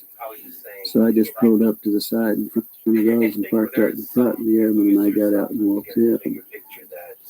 So when I got up, went up the steps and up the ramp, and I was walking, going into the emergency room, I noticed that the doors were open, but what was odd about it, there was an MP standing beside each one of the vehicles in the back, standing there.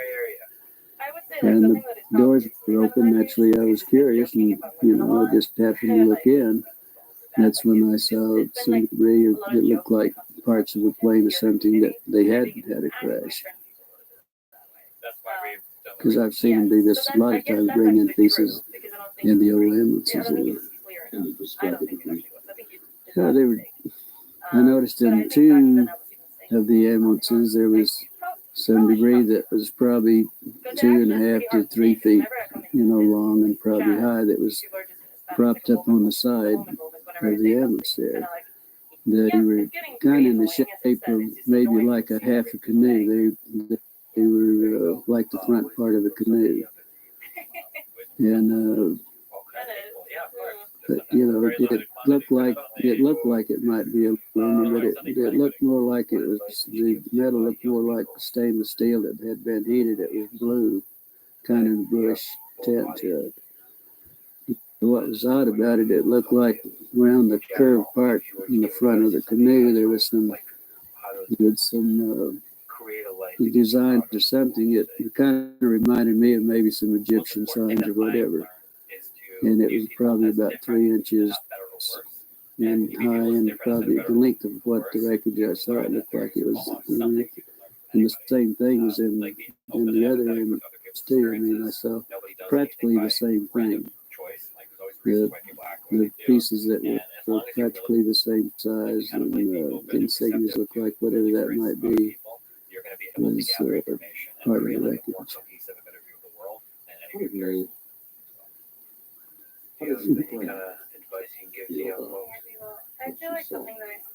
Well, I didn't know really until the next day. And I called out. I kept trying to get a hold of her because naturally I was curious and wanted to know what was going on. And so I called out the next day, and then probably around 11:30, she said, "I know you've been trying to get a hold of me, but I haven't been available." And she said, "Why don't you meet me at the officers club? If you have time, meet at the officers club, and we'll have lunch. And I want to talk to you." And the funeral home we had at that time, we had some of the businesses there had an associate membership to the officers club, and our funeral home had that membership, and also had a card to identify myself and what business that I was, associated with. So I had no problem. One time I go to base, all I do, a lot of times it was in the evening, I'd have to stop and sign a visitor's and get a visitor's pass, and then turn it in when I left. There was no problem going out there. So I went on out and met her. Beg pardon? Well, we, both ordered. I'm not sure, remember what we ordered, but it was just a light lunch. But she was so upset. She looked like she was, in shock is what she really talked like and looked like. And she said, I said, well, I was just curious. The only reason I want to talk to you, I was curious on what happened. And she said, well, you won't believe it. And she says, I don't believe it either. But she said, I got in a lot of trouble on this thing. I'm not real sure about this. But she said, then she pulled out of a little purse or little pocketbook, whatever she had there. She gave me a little diagram that she had drawn some figures of some arms and face and so on. She told me that this is what, was what was in those, that it was a crash. It wasn't an airplane, but they didn't know what it was at that time. Yeah, but she said we had three bodies. There was three bodies. She said two of them were very mutilated. One looked like it might have walked out, or that it, might have lived a little while. And she explained they were like 3.5 feet, 4 feet tall. The two of the bodies were you couldn't identify much because they were practically destroyed, and it looked like maybe that they might have been a predatory animal or something might have been doing some damage on the bodies too.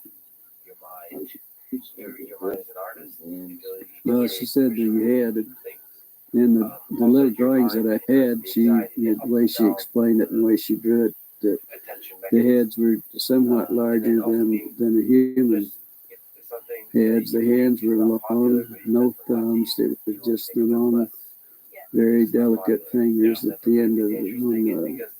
On the side at the tip of each finger was a pad-like, maybe a little pad, but it looked like the skin had maybe a little suction, like the little suction cups on those. On the no fingernails on the hands.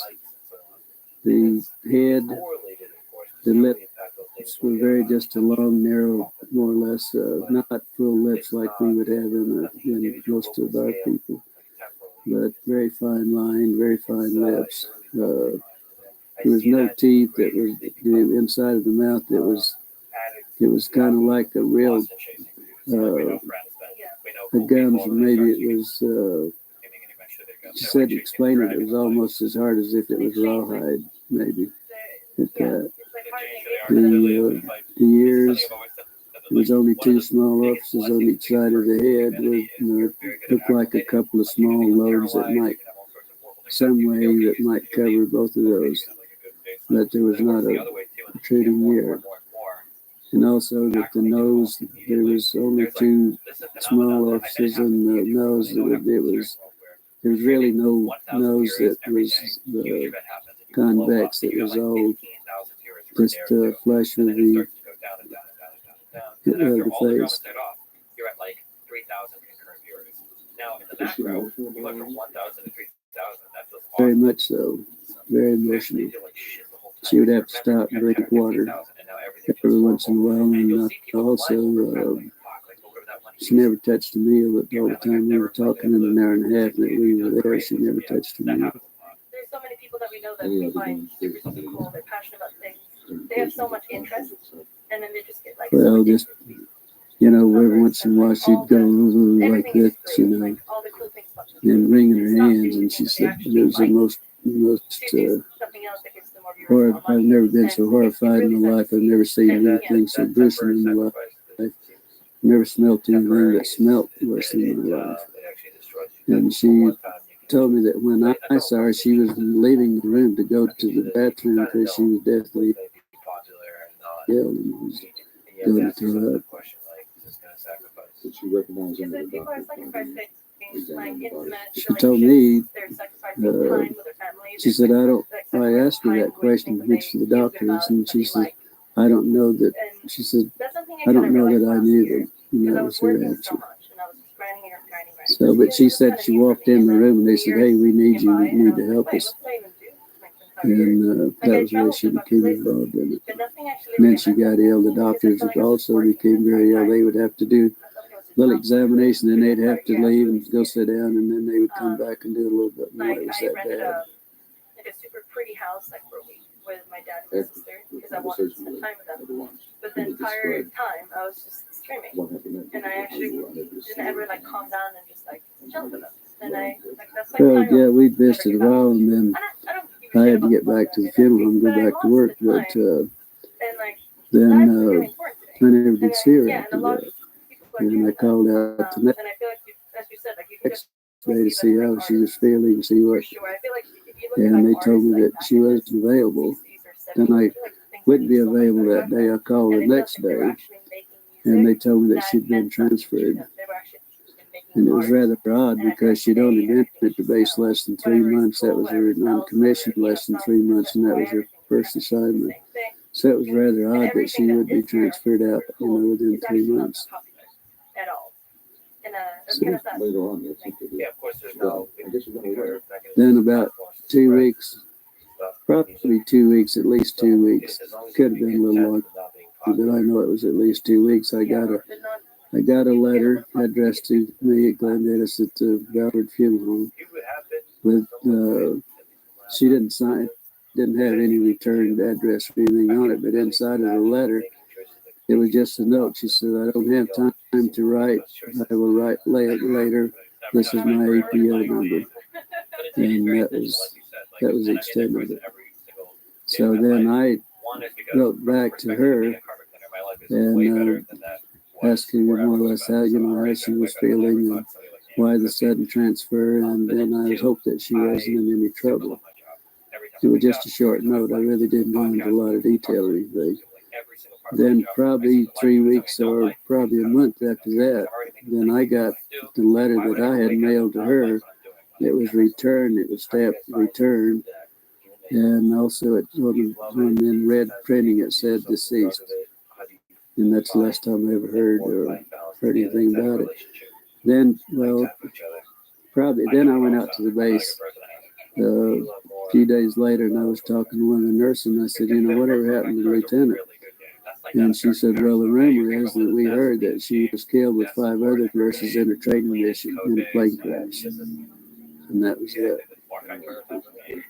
Well, it was in London, England. She said in the note that she sent me that she was in London, stationed in London. And that was it. That's the last time I ever heard. Do you believe that she's dead? No, I don't think so. After all that's happening and after, threatening me and everything, I doubt very seriously that she was. I would hope not. You have a problem, and then you think of a solution, and What then would you you like iterate to on say that to over and her? over and over again in larger and larger schemes. Well, she happened to just see it. If she feels like she wants to talk, if she feels like I would like to hear from her, yes. See what's been going on in her life and why she wasn't able to contact me. If she, feels like it.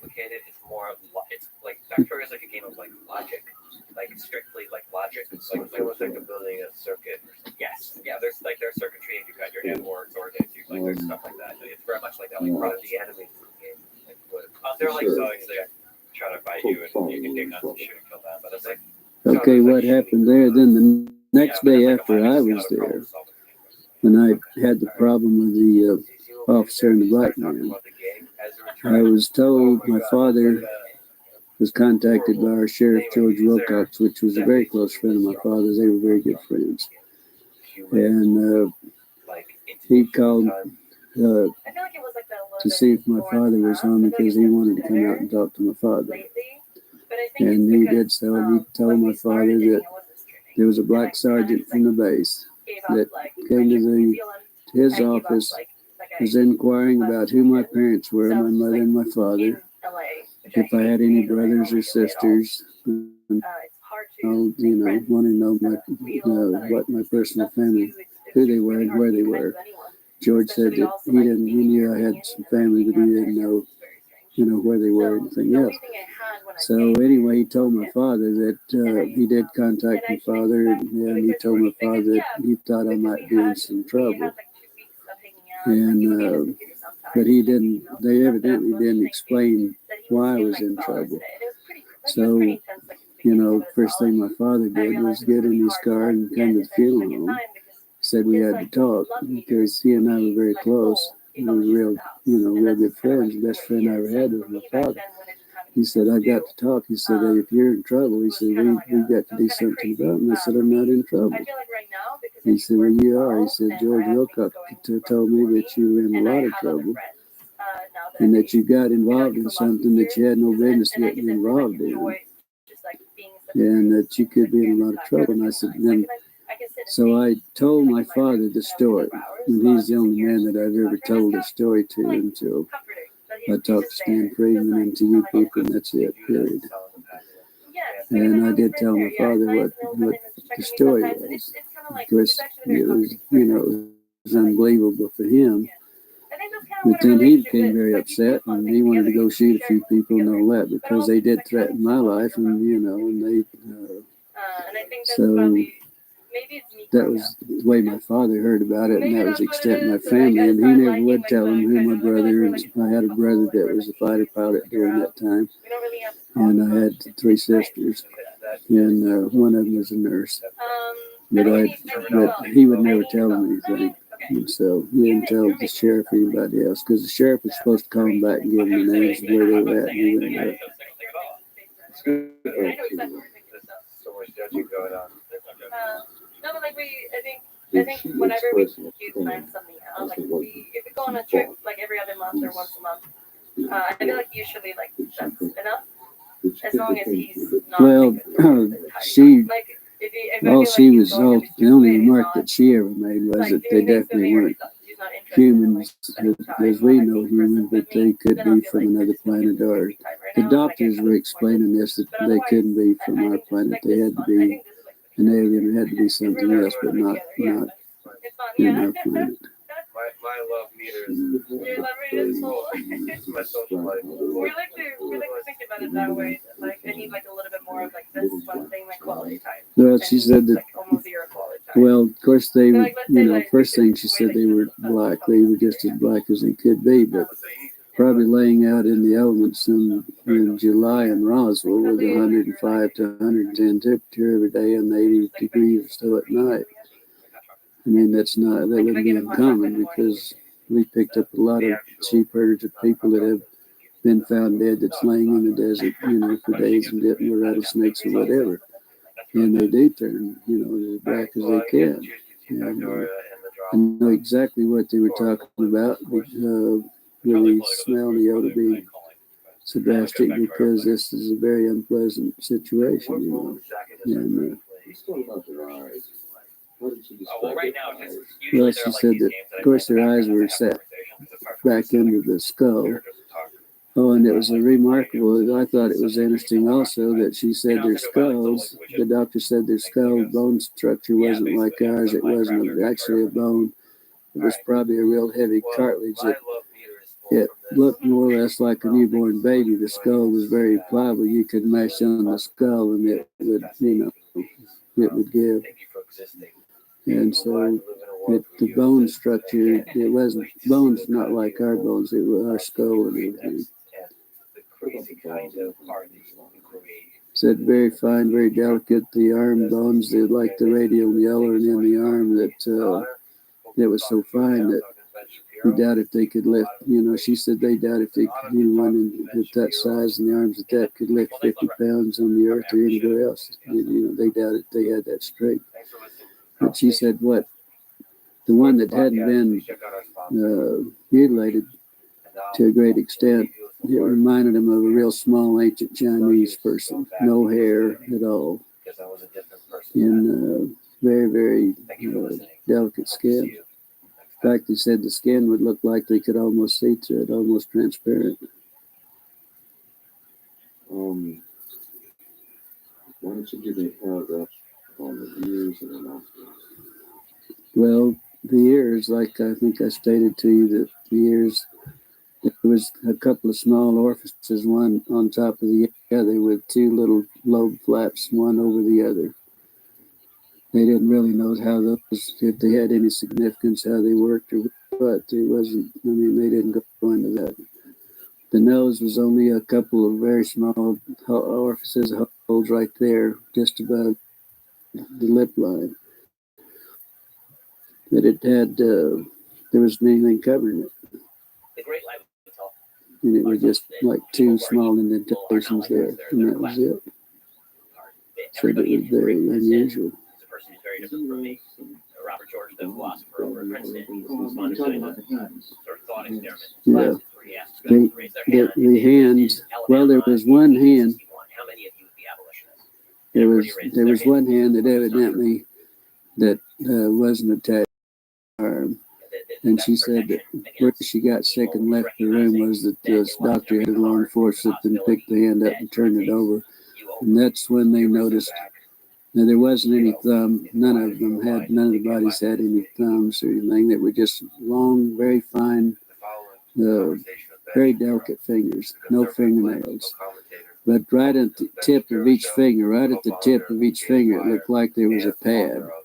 And in this pad, it looked like it might have had very small little, they were like little suction cups, but very minute suction cups. The doctors, that's the way he explained it.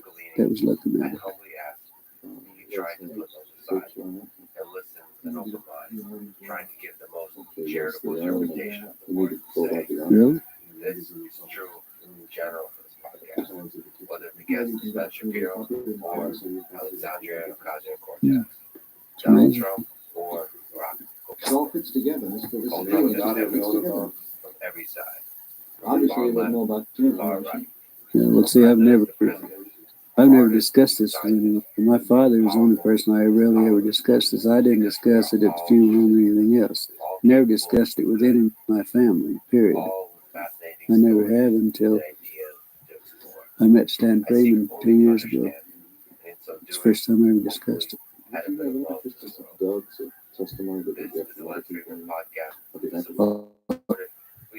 I'd love to, yeah, but I'd like to have a tape of mine also. If you don't, my daughter said if I want a tape of this and I want to keep it, and I want it in the family. But yeah, I would love to, whatever. If you guys feel comfortable, I'd love to, have some tapes of whatever, Well, you have VHS or beta machine. I just go to Kmart or wherever and buy the. Well, we talked about the there's no, I call it on my show, there's Sherman Nazi, and it's like right from the protocols of the elders, Zion type stuff. Do you think those words come from pain? Where they come from? And it's always hard to try and read somebody's mind. It's not there. But you were asking me to describe the arms, and this was another thing that the lieutenant brought out, that it was very the difference between theirs and ours, that from the wrist to the first joint here, that it was probably 1.5 times longer than the top part up here. It was very odd looking. It was very odd, she said. And the very small arms, very small.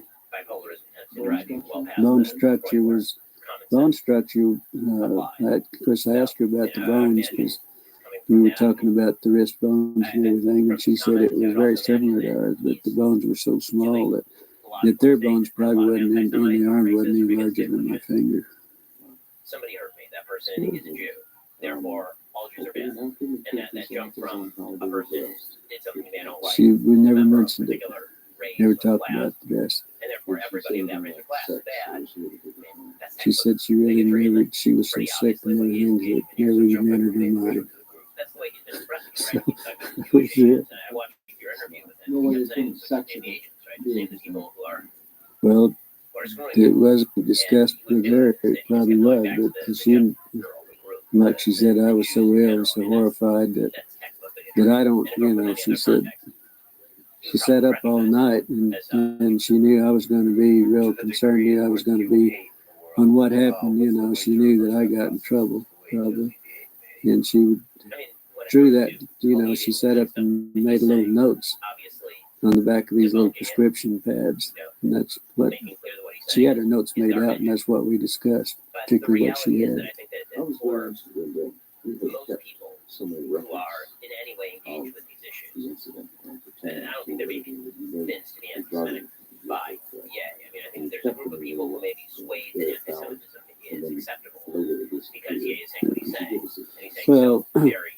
I was really in charge of all the military contracts. I did all the bids and everything, and really took care of all the contracts myself. And that was one of my duties at the funeral home, to take care of the military. And I had a file on everything that ever happened at Walker Air Base, that, like Bob Hope and Dick from some of the big orchestras, and everybody come and have the big parties and everything, and the hangers, I attended, but I would also have pictures and everything. I had a personal file that I kept, and I kept everything in this file that pertained that I attended or whatever. And this is where I put the diagrams and the notes that she gave me was in my personal file. But then the Ballard Funeral Home sold at a later date, several years later, that it sold. And the people that bought the funeral home, these were files that they were the old files that they kept in the basement down in the furnace room. And they had I had all the military files together in one filing cabinet, everything that happened at the base and everything.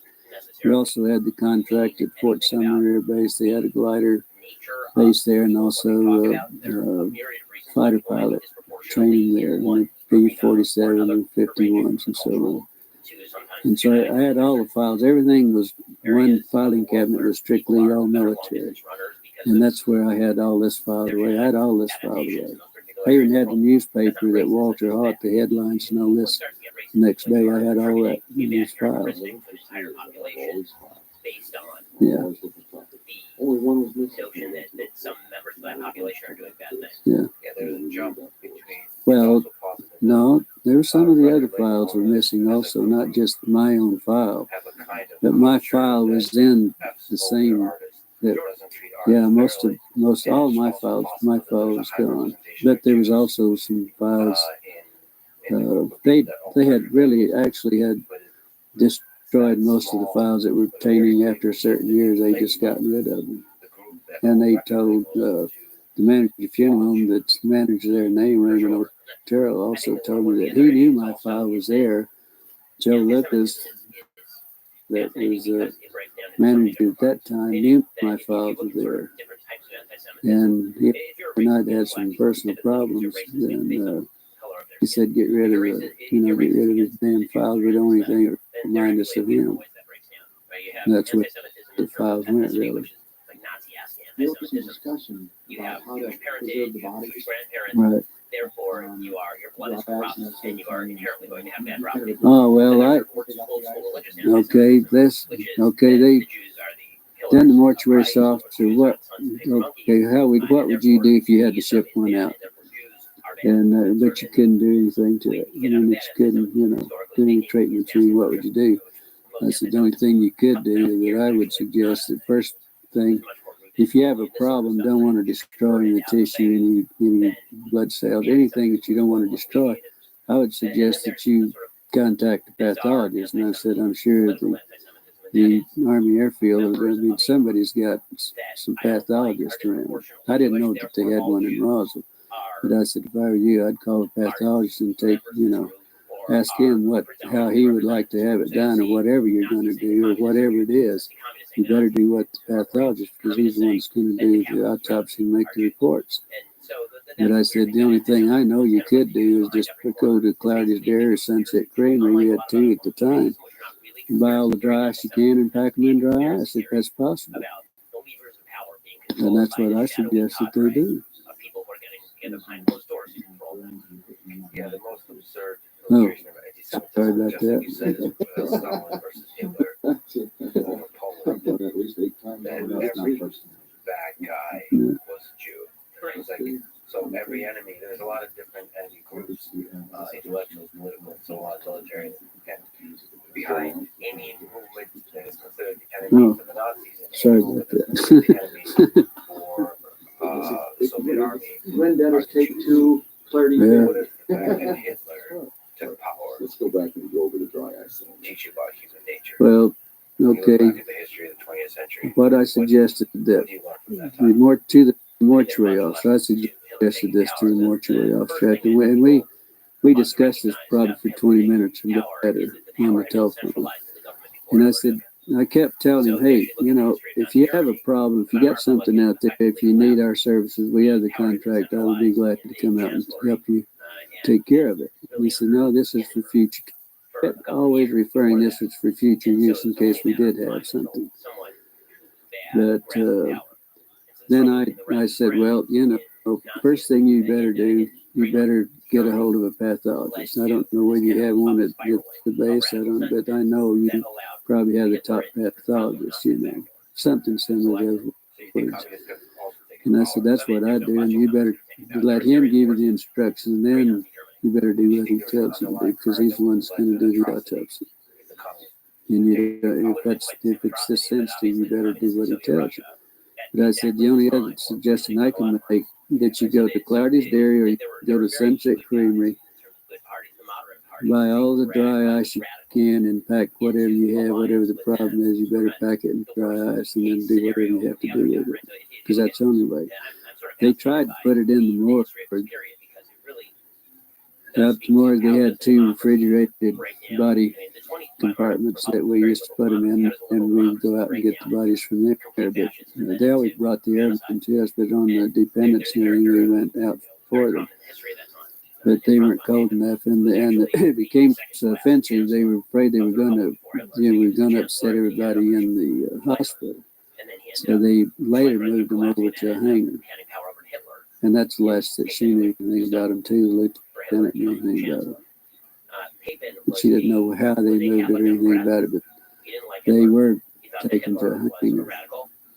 Because the odor was so offensive, they couldn't, like they said, it was upsetting everything. Essentially be usable by the right forces in order to prevent the communists from taking power, maybe in order to restore some sort of legitimacy to the regime, it's popular, in order for Papen to retain power himself. And then immediately after Hitler taking power, Hitler basically killed all of Papen's friends. She didn't know. She never told me. She never mentioned no suggestion whatsoever. She just said last she heard they were in a hangar. That's all she knows. And we never discussed anything else. This is takes care of everything. They're not like us. That's an easy call. Everybody in history has sinned. It's a person who's very different from me. So Robert George, the philosopher over at Princeton, he's fond of doing a sort of thought experiment in his classes where he asks people to raise their hand if they had lived in Alabama in 1861. How many of you would be abolitionists? And everybody raises their hand. He says, of course, that's not true. Of course, that's not true. The best protection against evil is recognizing that it lies in every human heart and the possibility. Okay, I'm Judd Roberts in Roswell, and I was the minority stockholder and the manager of a radio station here back in those days. Radio station KGFL. Okay. And we got with the ranch itself. Word of the crash. Oh, I beg your pardon. This UFO. Of course, there was a release that came out of Walt Hott's PIO department out of Walker Air Force. And so we followed it up. I did not go out because I to the crash site. I did not go out to the crash site. Excuse me for being so hesitant about this. If I'd look at the camera instead of you, it perhaps would be easier. That's why I'm sitting over here, so you can talk to me. Okay, so that's it. Be that as it may, So you were aware of something going on out there? And then Strictly from Walter's press release or other sources? Other sources. As a matter of fact, I don't know whether I should say this or not, but it was true. We hid out the rancher for one night. Where? Yes, and we did some transcriptions with him and some good old wire recorders, if you will. Where did you hide it out? We had him out at Mr. Whitmore's house here in town. He lived outside of the city limits on the east side. You were present at the actual interview? I was not. I was trying to run the station at that time. The question that we ran into is the very next morning, some friendly person, probably from Clinton Anderson's office, called us from Washington and said, we understand that you have some information, and we want to assure you that if you release it on this matter, because it's not supposed to be released, it's very possible that your license could be in jeopardy. And so we suggest that you not do it. And he said, well, I mean in jeopardy, like maybe 3 days. Was there any suggestion when you got that phone call? I mean, did Walt Whitmore hesitate about releasing information? Did he say, well, we're not going to release it, or we might release it? So you got the call? Yes, I was at the office. See, W. Whitmore, with whom I worked, had different office hours than you and I. Mm-hmm. He was a great nighttime worker, and he came in about 6 o'clock at night to talk to me about the radio business. About the time since I'd been there since 6 o'clock in the morning. So you got the phone call from Washington? Yes. Yes. And they told you that your license was in jeopardy. Did you? They indicated that would be a very negative thing. What convinced you that they meant business and you were really talking to somebody important? I don't even remember who it was who identified himself. Was there any? But he convinced me because they'd already made such a stir about the releases, you see, to the newspaper and so forth. And so, in other words, the clamps went on the story, but this was not unusual for me because I had been down here for a couple of years at that time from Minneapolis. And with things like air crashes at Walker Air Force Base or the problems of that sort, it was not unusual for us to talk to the people and they'd say, okay, we've got a release date on this and not before this time. Of course, we always fought it because they always tried to take care of the afternoon newspaper. Well, that was where my question was going. When you got the phone call from Washington, was there any thought about going ahead to release the story anyway, or did you just immediately kill it? No, we did not. We didn't think so. We didn't know. So when you got the phone call, that was it. The story was done. That was as far as I was concerned. Okay. I saw no reason to do it because it already had the disclaimers out there, 10 tons of them talking about these weather balloons and so forth. And so that was it. The point is that I was unable, I never did see the material. I talked to people just as you have. Who people? I can't remember. Can't remember at all. Now you say you hid out, or Walt Whitmore hid out Brazil overnight. Oh yes, but it was W.E. Whitmore. Yes. Senior. So he had the 45-minute wire recording of Brazil's interview that. I don't know how long it was. In those days, the wire recorders, these are guys all before your time. And if you recorded 15 minutes, you took it back to the studio, and it took you 15 minutes to rewind at 3.675 or whatever it was. Do you remember whatever happened to that wire recording? Was it erased? No, I haven't. At that particular time, there was quite a clamp on discussion of this. Mm-hmm. And because there were people who were well thought of people who were pretty well convinced, and Marcel was one of them, and I knew all of those people out of Walker because we had remotes out there and we did lots of broadcasts out of there. So I don't think that I think that we just decided that for Walt's sake and so forth, that we would sit tight and accept whatever it was, even though in our innermost mind we had real question about the validity. Had they ever treated a story like this before? Had they ever created one? Had they ever treated a story in this way? Oh, not in this particular way, because this was a highly unique experience. I remember, when I say we were used to it, because if there were crashes, we didn't say anything about it until the people had been there and all of that sort of thing. Well, yeah, they embargoed. Yes, precisely. But this was a total plant down.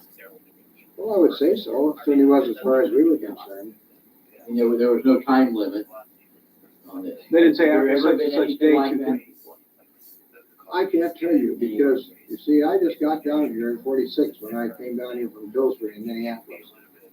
And so I hadn't run into that sort of thing.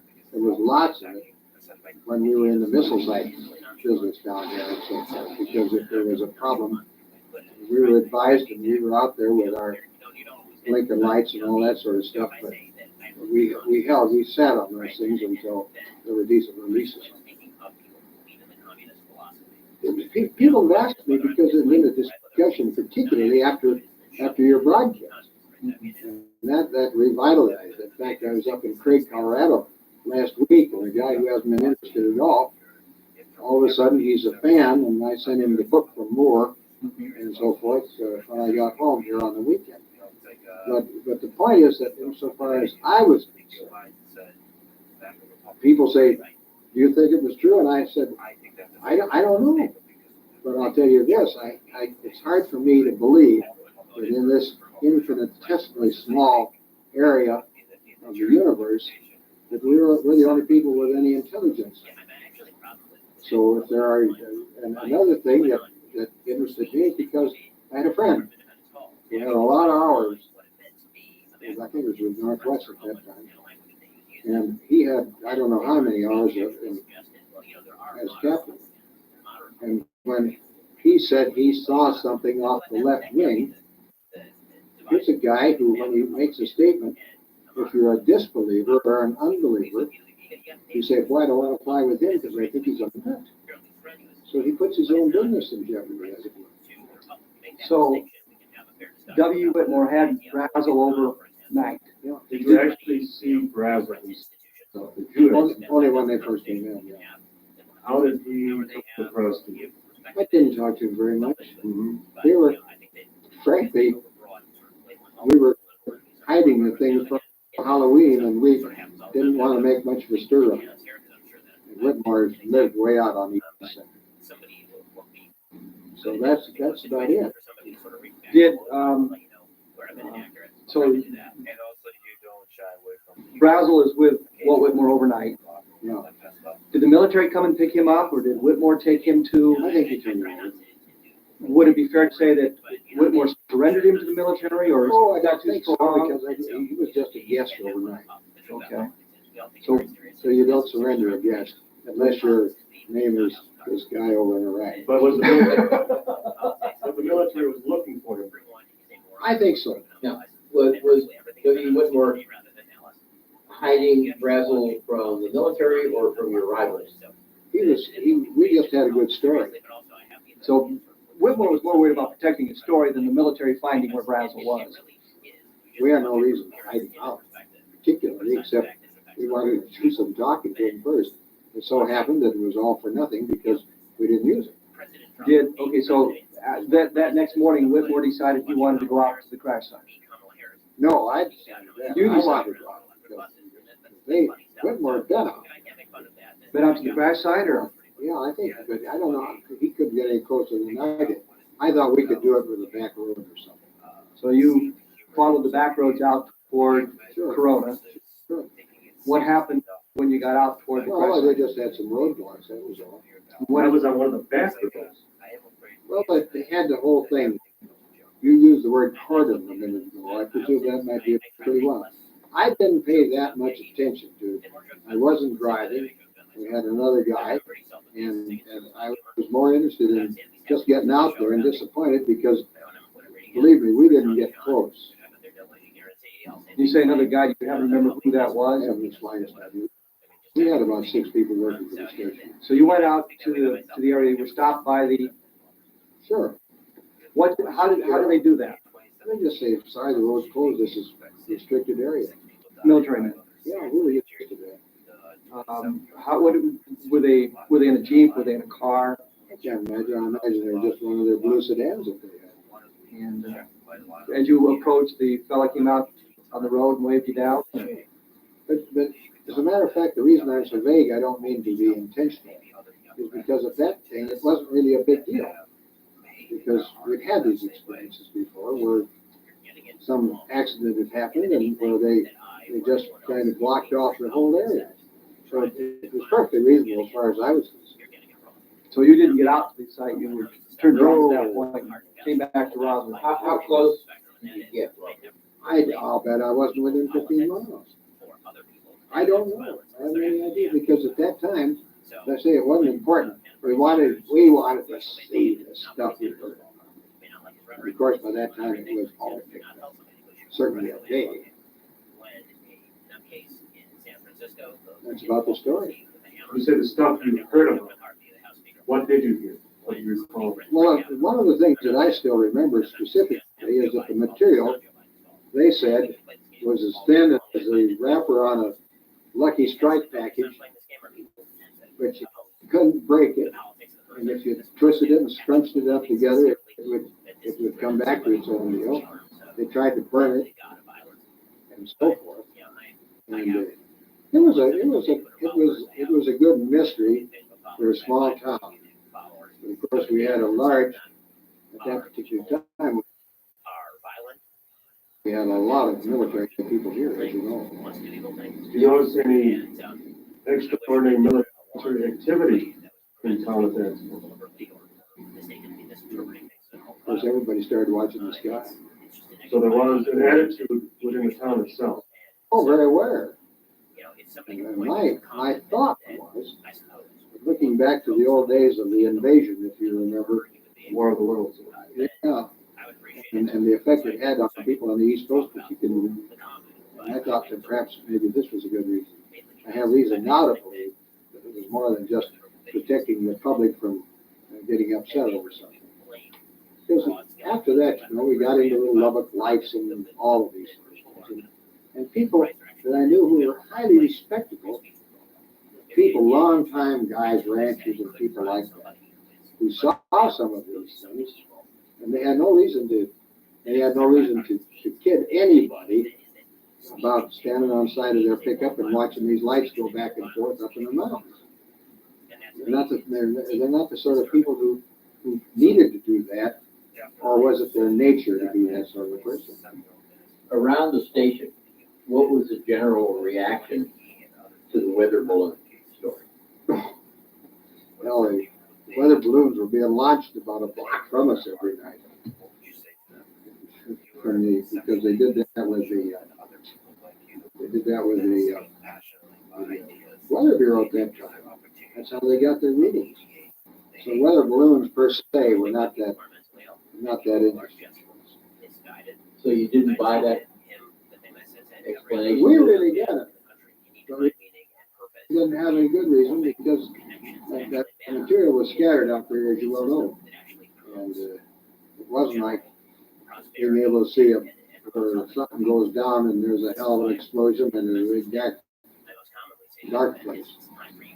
Did you ever have occasion to talk to, say, Colonel Blanchard or any of the people out at the base after this event and subsequent years and learn anything from them? Maybe they said something to you off? I don't think so. Bill Blanchard was one of the first guys I knew out there because he had served under my uncle, who was a general in the Air Force. In fact, we had 4 guys out there who were commanders who had all been students under him down at what used to be Kelly, down in San Antonio. So I always made it a point to meet those people because they're nice people. And we entertained them a few times, and we would go in there for a drink or something. But no, we didn't discuss it. And I don't know why we didn't, because that would have been the time to try to find out something. After Whitmore turned Razzle over to the military, you saw him at it. Did I see Razzle? You saw Whitmore. Oh, shit.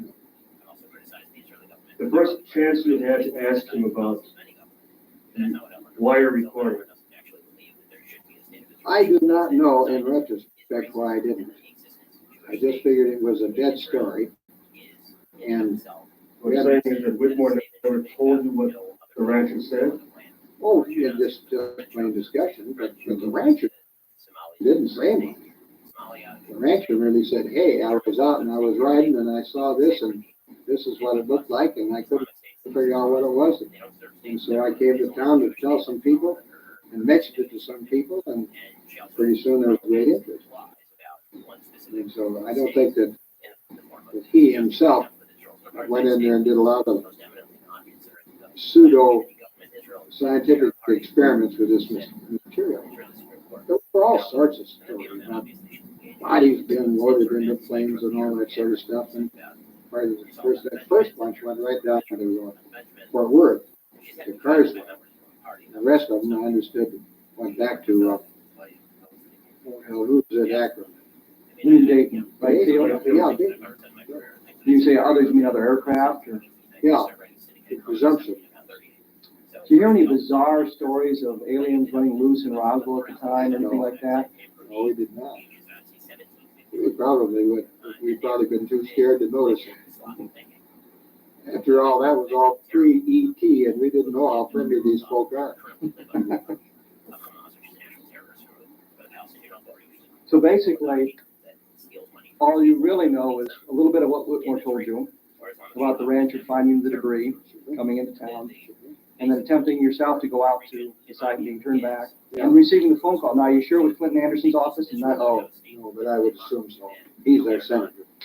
Could it have been Dennis Chavez? Oh, well, it could have been Dennis Chavez. So, that was good enough for us because at that particular time, you didn't go around wrestling with the FCC if you could help it. They gave you enough trouble on other things. Sitting out on a hill and monitoring you with a lousy 250 watts of that. To make sure you weren't putting out bad information. Oh, bad information, and or ASCAP was out there trying to find if we were playing some of their stuff and not reporting it. So we had all the government that we needed. Any information about the ranch here in the next couple of days? No, I don't. You have an impression where he was? I do not recall. It's very possible. And all I know, he didn't come back into the station. Did you ever see Bradley? I never did. That's not unusual. These guys all live hell and gone away, as you know. And we were busy at that time. I had a small staff. 3 or 4 guys working from the base who were working part-time and so forth. And it was,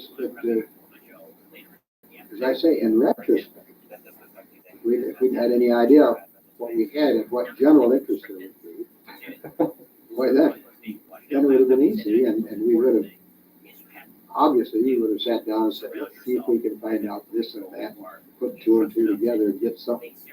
Did the military ever come by the station to pick up press releases or anything like that? No indications the military came back to make sure there was nothing left behind that might. No, I don't think so, because we were very close to the PIO department. Because they were a source of news.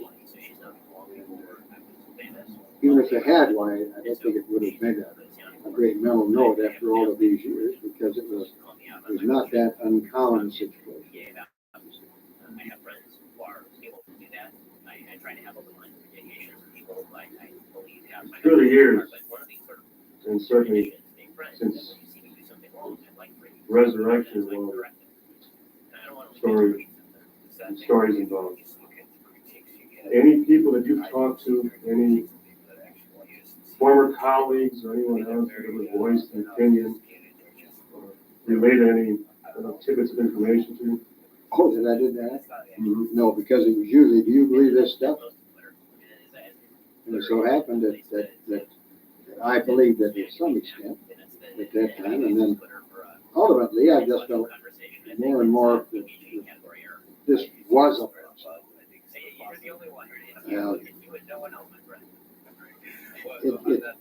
It was nicely hushed up, let me put it that way. That's a general way of putting it.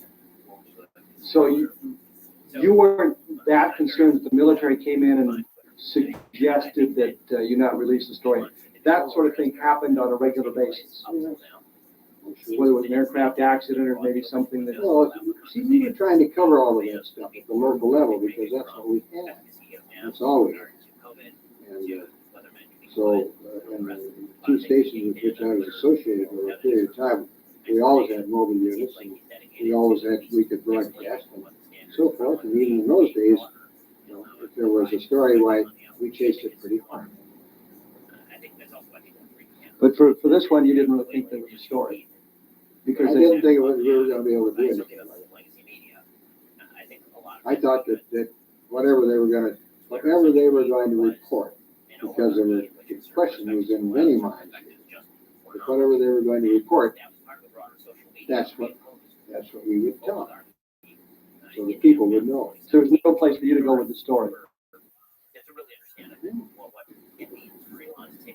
No, because we didn't have a story.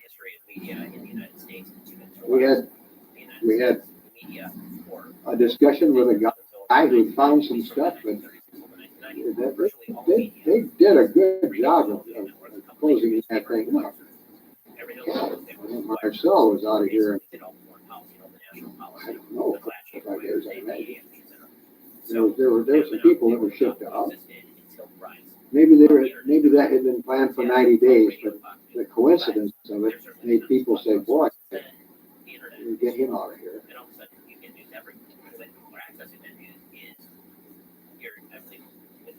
Was there much talk among the townspeople? Oh my, yes. Sure. The most exciting thing that happens is they sold the prize bull at the 4-H Covers all the big news. Yes, I mean, secondary story, but next to the bull. Was there any general tone to the public reaction? That they believed it, they didn't believe it?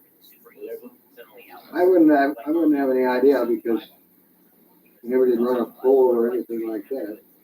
I would suggest that there were some people who said, boy, this must be a big story or they wouldn't have made such a effort. And others who said, some nut. So whether there was a weather balloon, and that's good enough for me if they told me it was a weather balloon. Which side were you on? I was in the middle between the two. I'm obviously have gone to the pro there was such a thing. No. But only on the basis of small bore logic that, as to repeat myself, if we think for this little dot, and it's getting smaller and smaller all the time, even though this thing isn't working too well up there now.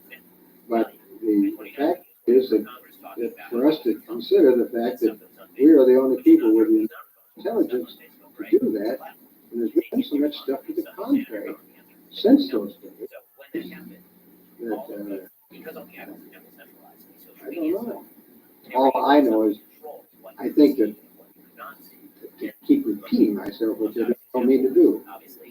You can cut it, I presume. But the point is that why should we think in this little weensy part of the universe that we're the only people who were ever created with any intelligence?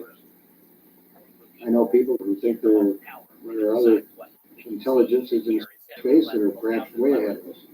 And this might have been, maybe somebody came down and said, hey, we saw some flares down on that little old place over here on the atomic test. We saw some flares, we thought we'd send somebody down and take a look, see what was going on. And so they did, and they had the misfortune to do some bad navigating or something. Well, that's a new way of putting it. How did you know which ranch to go to? Because we talked to the guy when he came to town. And he actually told you, he gave directions, they told you. All of these old timers knew exactly where the ranch was. Mm-hmm. Everybody knew where all of these ranches were. Big ranches. No, I was busy in the station, and that was a very busy 7-day-a-week job because we covered sports and we covered this and we covered that, and I did all the selling of all the advertising, what little there was.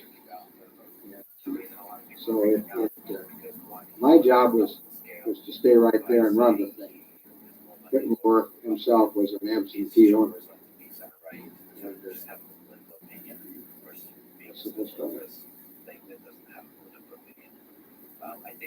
Looks like that's it then. Is this deposition over then? I believe so. I think you've done a heck of a job. Well, no. I'll turn this off for you. How's that? Were they in your program? Where this guy, they thought it, they never bought the idea that it was a reflection from somebody's glasses down on the ground. I'm just putting the date on this now so that we got a picture of you with the date. Well, I wish I could be more helpful because I'd love to see you guys come up with some real solutions if you could find it. We're getting there. Yeah. Are you? Putting the little bitty pieces together. And we really put the whole timeline together. Which is why your story is important, because you have a couple of little pieces that help fit it into the whole chronology. So, I can never convince you how important your story is to us. Well, I realize because I'm impressed that you are willing to take the pieces. But that thing is pretty well shattered out. You've got to pick them up. It's shattered and it's old. And find them. Oh, yes. That's the big problem. Hallucination. I know, I thought. Well, we're rolling now. We've got the tape going. So you're Mrs. Lyman Strickland, Marion Strickland, Yes. and we're in Roswell, New Mexico. Again, September 27th. Which it says right there on the official thing. And we'll turn that off. And so, let's go. You were saying you knew Mac Brazel. Yes. He was a neighbor. Yes. And you lived out near his ranch in the summer of The 1940. ranches joined on the corner. They cornered. Okay. In which direction? It was southeast of Corona, and the cornering was in the same direction, southeast of Corona. So you were farther from Corona than Mac was. No, he was further. Oh. That ranch belonged to the Fosters. You knew Mac how long before the summer of 47? We moved there in 1939, and I had 3 small children. Excuse me.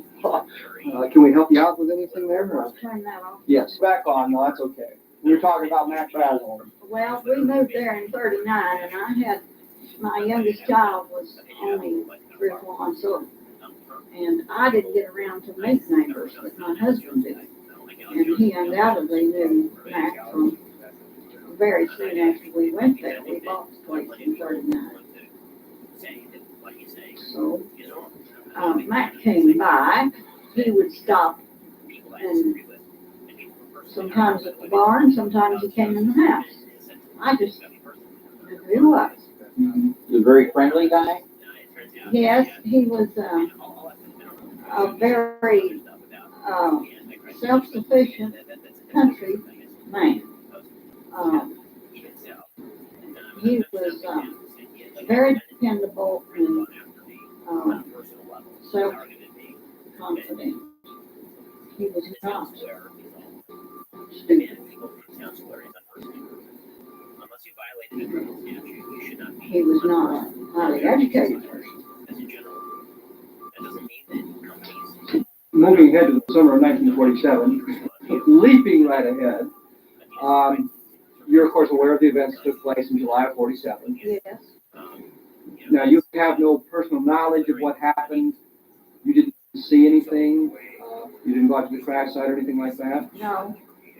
You didn't. No, I think Mac went to, see, we were on a spur that was off of the main line that went from the Foster Ranch to Corona. And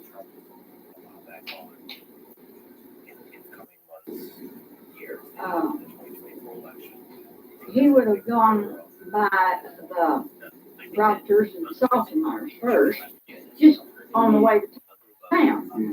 But he would come out of his way to come by our place. But he came by and told us about it, and probably tried to get Lyman to go down and look at it.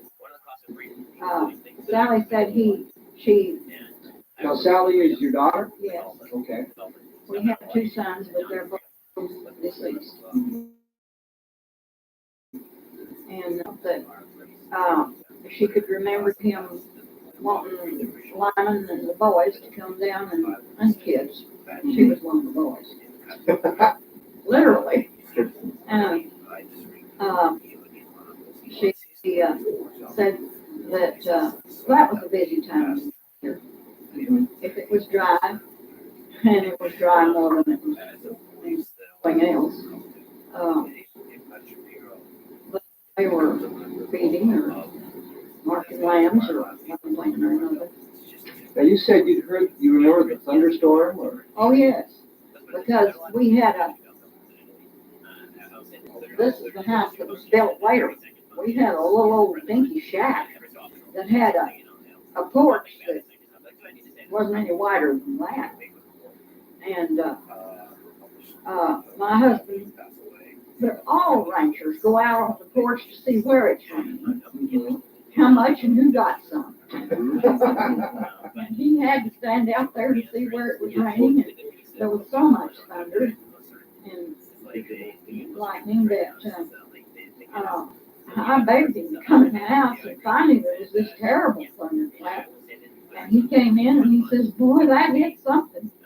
You know, it has a different sound. Mm-hmm. It has a hollow sound. So he thought lightning had struck something. Yes. And it was 2 or 3 days after that Mac, no, it was longer than that. It was a week or two. Did he didn't see the lightning hit anything? He just No, that's hilly country. And the clouds were hanging low. They were pretty low. So then you and Lyman, nobody went over with Mac to see the stuff. No. Mac went to the doctors and maybe the salt mine. I don't know if he went there. But they didn't go down there with him. I guess everybody was busy. And Mac thought it was a weather balloon or some sort of an experiment that he was glad to do the government a favor of bringing the pieces. Mm-hmm. And that's actually the attitude he had when he gathered it up and took it to town. So he brought it into Roswell. When you say town, Roswell. Yes. Okay. And what happened to him in Roswell? Did he ever talk to you about that? Very secretly. And he didn't talk to me a lot. Mm-hmm. But they were around my table. Mac and I don't know whether Bill Brazel was there or not. I don't remember that. But Mac and my kids and Lyman, and I was busy carrying the coffee pot. And I really heard more sketches of the conversation than if I were just sitting there talking like we are here. Mm-hmm. What pieces of the conversation did you hear? What do you remember about that? How nasty the officers at the air base were. By nasty, what did he elaborate on that? He did to them, yes.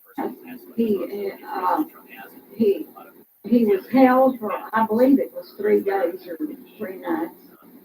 Of course, ranchers all had livestock in their corrals that had to be fed, and that was there by himself. And I think he called Bill. Bill was in Albuquerque. He came down and take care of his livestock, but they literally threw him in jail. And it was 2 or 3 days later, Lyman and Floyd Proctor had some business with the Bureau of Land Management, which had an office. I don't remember where their office was then.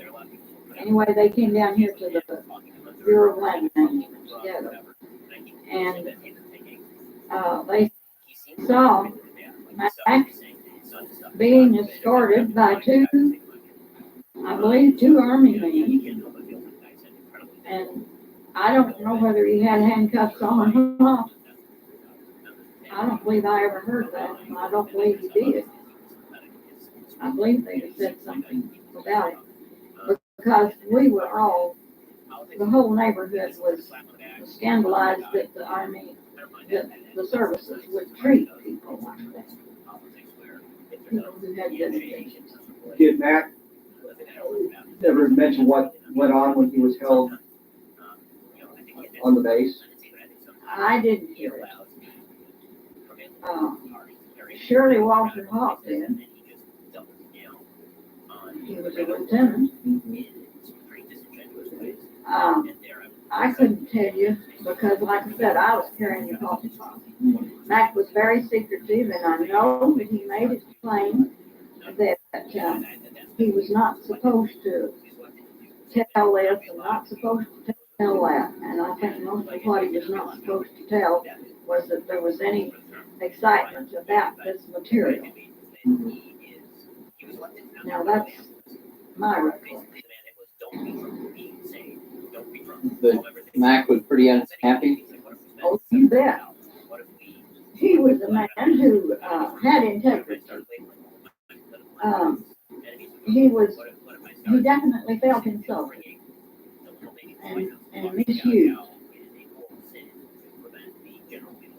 and disrespected. So he was annoyed at the way the military treated him. Worse than annoyed. He made the effort to come in with the material, and they treated him that way.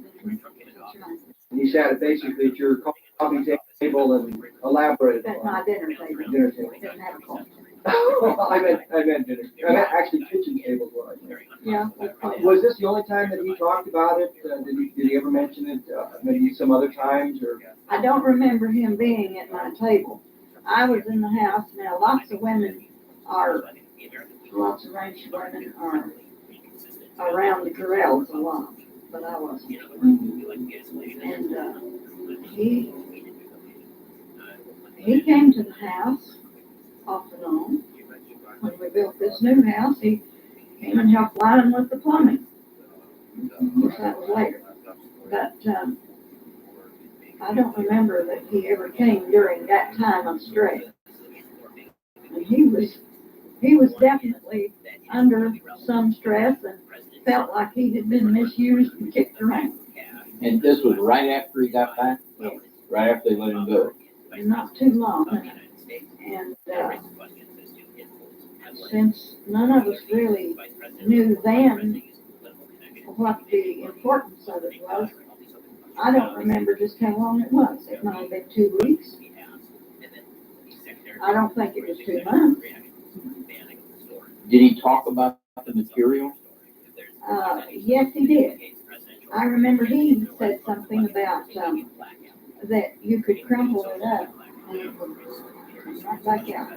Now, my daughter, I have been asked before if anybody had any scraps of it.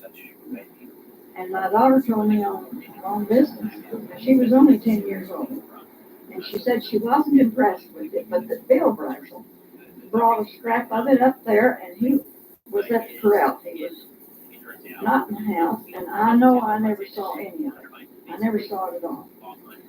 And she said that it was very, very thin, that I had I sewed on it. And she was familiar with fabrics, and she said it was like a very thin cotton, but very tough. And she emphasized the word tough. And I said, how big was the scrap in here? And she said, 6 inches by 8 or 10. And I said, what do you reckon he did with it? She says, well, if they didn't build, I don't believe they were people who kept a lot of, they didn't have their house flooded like this. And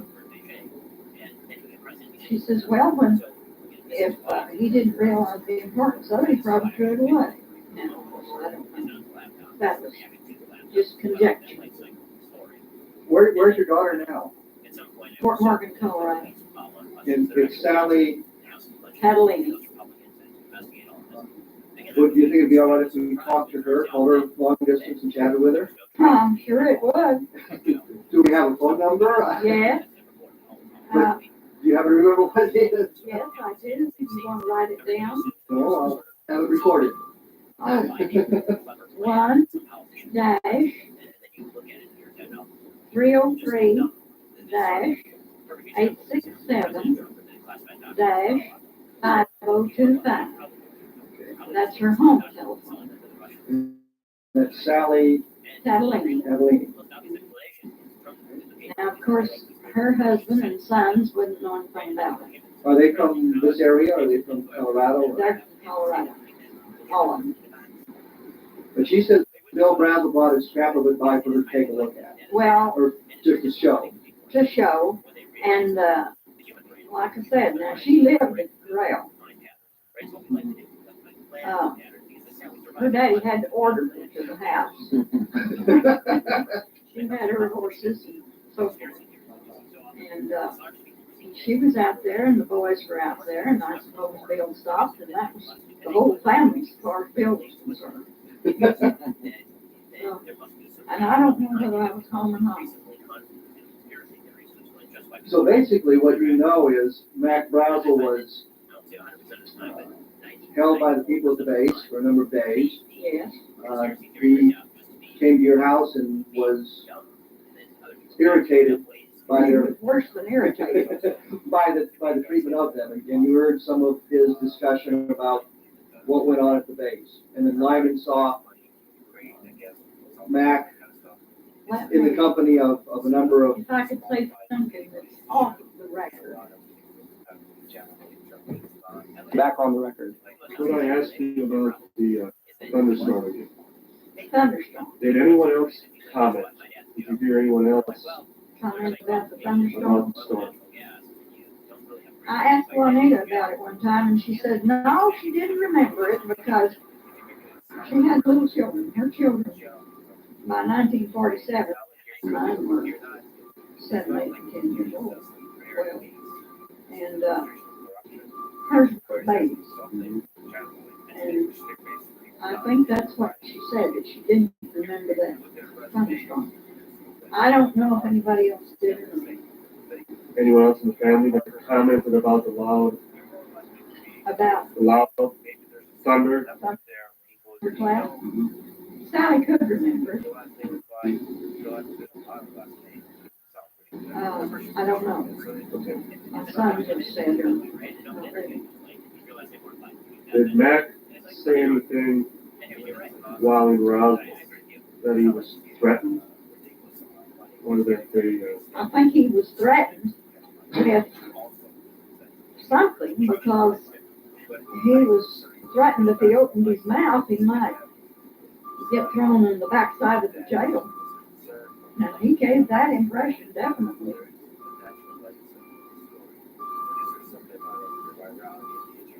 He must not tell anything. He said that he wasn't supposed to tell anything. Yes. so he was angry, but yet he also took it serious Yes. that he couldn't say anything about it. Yes. Was that unlike him, that he would Yes, it was unlike him. buckle down against something that He was a very upfront person. He would be likely to say what he thought, and if it fitted, you didn't like it, so what? What would it take to get him to keep his mouth shut about something? A serious threat. Mm-hmm. More than just a physical threat. I think so. But I don't know any threat that was given. Like I said, I was carrying the coffee for him. Could they have done anything else to try to shut him up? Like what? Bribe him.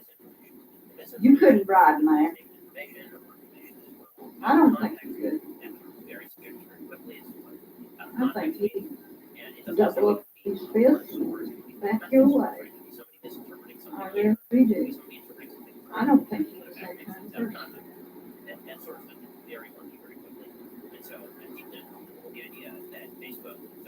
Has anybody else made any such remarks about Mac? Well, I was just going to ask, as far as his financial situation prior to the incident? I don't know much about his finances. His wife lived in Alamogordo and had a home there, and I've been there. And it was a nice house. No, well, it was just a nice house in a nice part of town. It wasn't extraordinary in any which way, but it was a nice home, and she had a pretty yard with flowers. And I don't know whether she didn't want to live on the ranch or what, but the Foster Ranch was a big ranch, and probably the pay was something important to me. Any idea what a man would be paid to run a ranch in those days? No. I know what we had to pay hired men when we hired them just by the day, but I don't have any idea what a ranch manager would have done. What did a hand get per day back then? A common hand would get about $60 a month. Or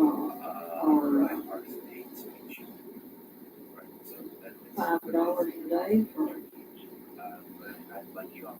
days. Just if it was hard work, and if it was somebody that knew what he was doing, like windmill work or fence work.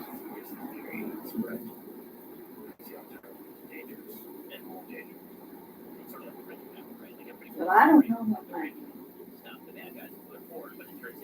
it wasn't anything you talked about around the labor. Was there anything different about him after this?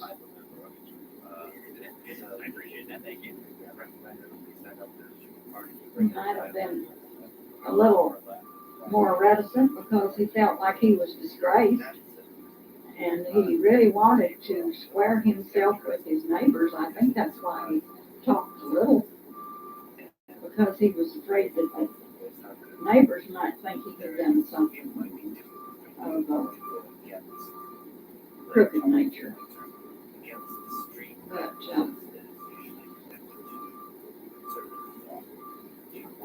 he might have been a little more anxious too. I don't know. When we built this house, I said, this house that's in the painting, Lyman didn't know anything about plumbing.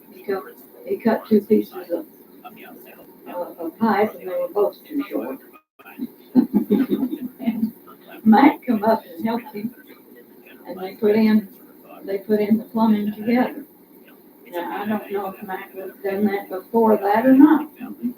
This was in the early 50s. Who painted the picture? One of my sons. Did he paint all these pictures? He painted everything in oil and did all the wood carving. Anything that's in China, I did it. I'm impressed. You did this one by the fire, by Yeah, the campfire? that's a story. That's a story that's really true. That happened when my husband was about 2 or 3 years old. You want to turn it off? No, that's okay. My son painted it from his father's story about it. At that time, they had no fences, or very few, and lots of cowboys. And they ran, this was like the Chisholm outfit, but they didn't work for Chisholm, they worked for him. And they run cattle from the Pecos onto the mountains. And anyway, these cowboys went out in the morning. I don't know how many there were, half a dozen. And this one didn't come back. So they knew something had happened to him. And what had happened was that his horse stepped in a hole and fell with him and broke the man's leg, but not the horse's leg. And the wolves could smell the blood. His skin was broken, the boot was full of blood, and the wolves could smell the blood, and it's National Geographic, and they did, I read it. If they want to tell you that wolves won't attack, maybe they won't if there's just one. But where there's a whole ring of wolves, a bunch, and they smell blood, they would. And anyway, he had little chips of wood that he got on fire and threw at them all night long. And they found him, the other cowboys found him the next morning. And my mother-in-law, Lyman's mother, walked up to it and said, "There's supposed to have been a tree right there. That's where the chips come from." My son had never painted a tree. He never painted a tree until I insisted that he paint these that are around the house. And so he didn't put any tree in it. And her sister, Aunt Jenny, walked up to it and said, somebody else in the room says, "Well, did you get over it?" She says, "Well, it sure was a good old answer." So I guess he got over it. Those are beautiful pictures. Yeah. Thank you. I treasure everything here. My son was selling at the time that he died, and he had sold several portraits. And the people who had commissioned portraits came and gone. But I kept everything else. I could have sold it. I just plastered the walls. Yeah, great. And what is it you painted? I paint China. And what in here did you do? Well, this cabinet is full of it. That cabinet is full of it. And everything except one or two antiques in these shelves. That's obviously learned from. How about these cups with birds? I painted all of them. Incredible. That's marvelous. Now, I didn't paint the Virgin that's in the window. I did about half of the birds, or more than half, maybe. The flowers on the China? Oh, yes, I did all of those. It's really realistic. Well, I've enjoyed doing it. My son was painting at the time that I found the lady who gave lessons, and that was her husband that came in. And I thought, well, I've always enjoyed China, and I'll do this so I don't interfere with his work. Like heck. He had talent that I'd never had. I wouldn't say you've got a lot of talent. But obviously, he has lots of talent too. He had a lot. But it was pretty much a sideline for him. He was 40 years old when he died. And he had really just gotten into the artistic efforts. He drew from the time he was 4 or 5 years old. Well, I'm his mother. Things that you might say, this is awfully good.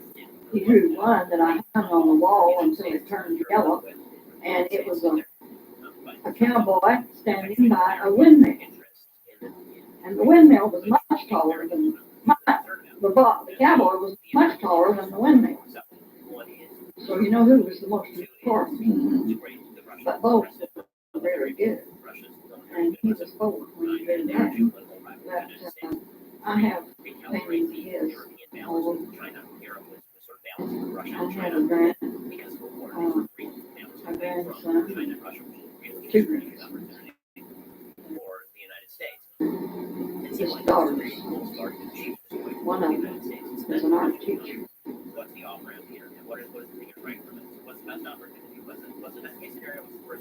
Well, if you don't mind, I'd like to video the paintings. All right. I'd like to. I don't know if it'll come out, how good it'll be, but I'd certainly like to give it a shot.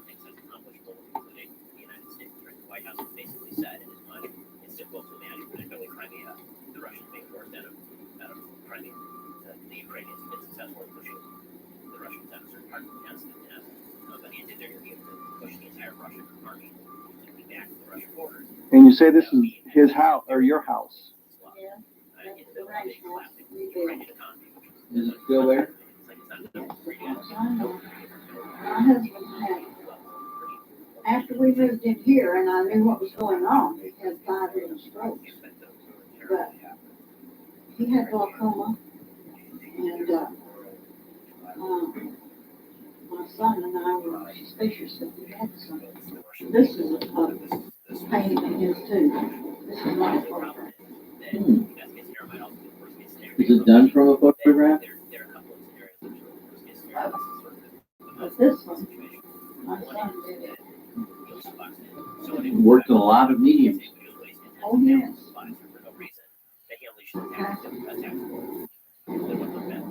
Nobody knows what happened. They put tanks in the air to take out Russian assets, Russian shooting down planes. This Russia then threatens to escalate even further by attacking the actual NATO civilian center, or even the Ukrainian civilian center with nuclear weapons.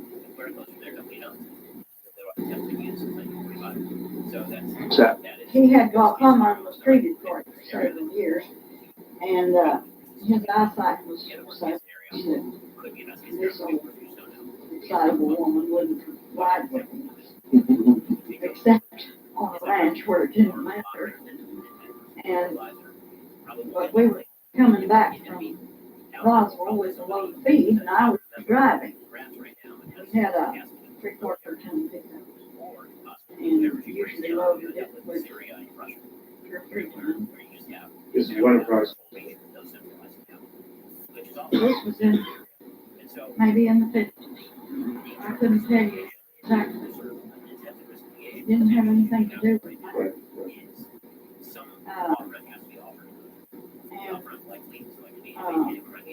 have you been, I guess you've been to Rome. Yes. And have you crossed the Gallo and then gone up by what was the Reynolds Ranch then? There's a long straight road right along the top of the, I call it a mesa. It stretches for at least 2 or 3 miles, just as straight as a river. You come up from a deep draw and go up on this long straight road. Well, go back. This is going to Corona. They cut off, but it's 59 miles out from here, and then it cuts off to go to Corona. It wasn't anything. And anyway, go back to 1942. About 1942, there were lots of Army planes going over because that's right on the direct line between here and Albuquerque. And there was one that had the bomb sight. If you remember, they had a bomb sight that they protected with men's lives. And the planes were fixed so that they blow up if they didn't land properly. Well, anyway, this plane circled this was night, we had gone to bed, it was about 10, 11 o'clock, and nearly everybody had tin roofs. This was 1942. You could see the tin roofs shining in whatever light there was, and this plane, you could tell it was in trouble because of the way the motor sounded. And they circled every ranch house in that area, ours included. And by the time you think of what to do, to go down to the field with your pickup and shine the lights on the furrows, the way they ran or something, they were gone and gone on to some other place. Anyway, they spotted this long road across the place, and they tried to land and it blew up. they cordoned that off for a week, gathering up pieces. And anyway, this was 1950, and I was driving real slow, and up out of the Gallo, which is very sandy. You don't cross the Gallo just anywhere. It's so sandy that you could bog down in the sand. Came this red light, just as round as the moon. A large red pulsating light. Came up out of the Gallo, came directly at us, and all I could think of, we were up on this long road, all I could think of was that it was a plane that was in trouble when trying to land. And I know that Lyman agreed. We must have talked something. The bar ditch was awfully deep, and we went off on that side. It's a wonder the thing didn't turn over with the load we had. But anyway, he got out and run down the hill, and I had a heck of a time getting my door open. But I did get out, and I saw it not through the windshield. And this light came right straight over us and stood there. Still, and all at one time, it took off and went on in another direction. Now, it didn't occur to me at the time until the next day. There was not a sound. No sound. You were outside the pickup at that time. I was outside the pickup. I was not seeing it through glass. And there was not any sound. And I said to Lyman, I'm going to call. We had a telephone bill too. And I must have had part of this house. And I said, I'm going to call White Sands and tell them they lost one of their rockets. He says, you just shut up and don't say one word. They'll make a fool out of it. And they already had 2 or 3 people. And I was just convinced it was some earthly thing that had gotten loose.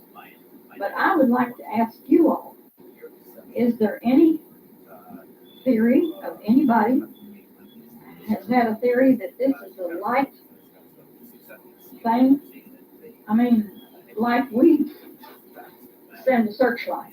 The searchlight doesn't make any sound. You throw a baseball through the air and it makes a sound. And I can't help but think that if it appeared to me that this thing was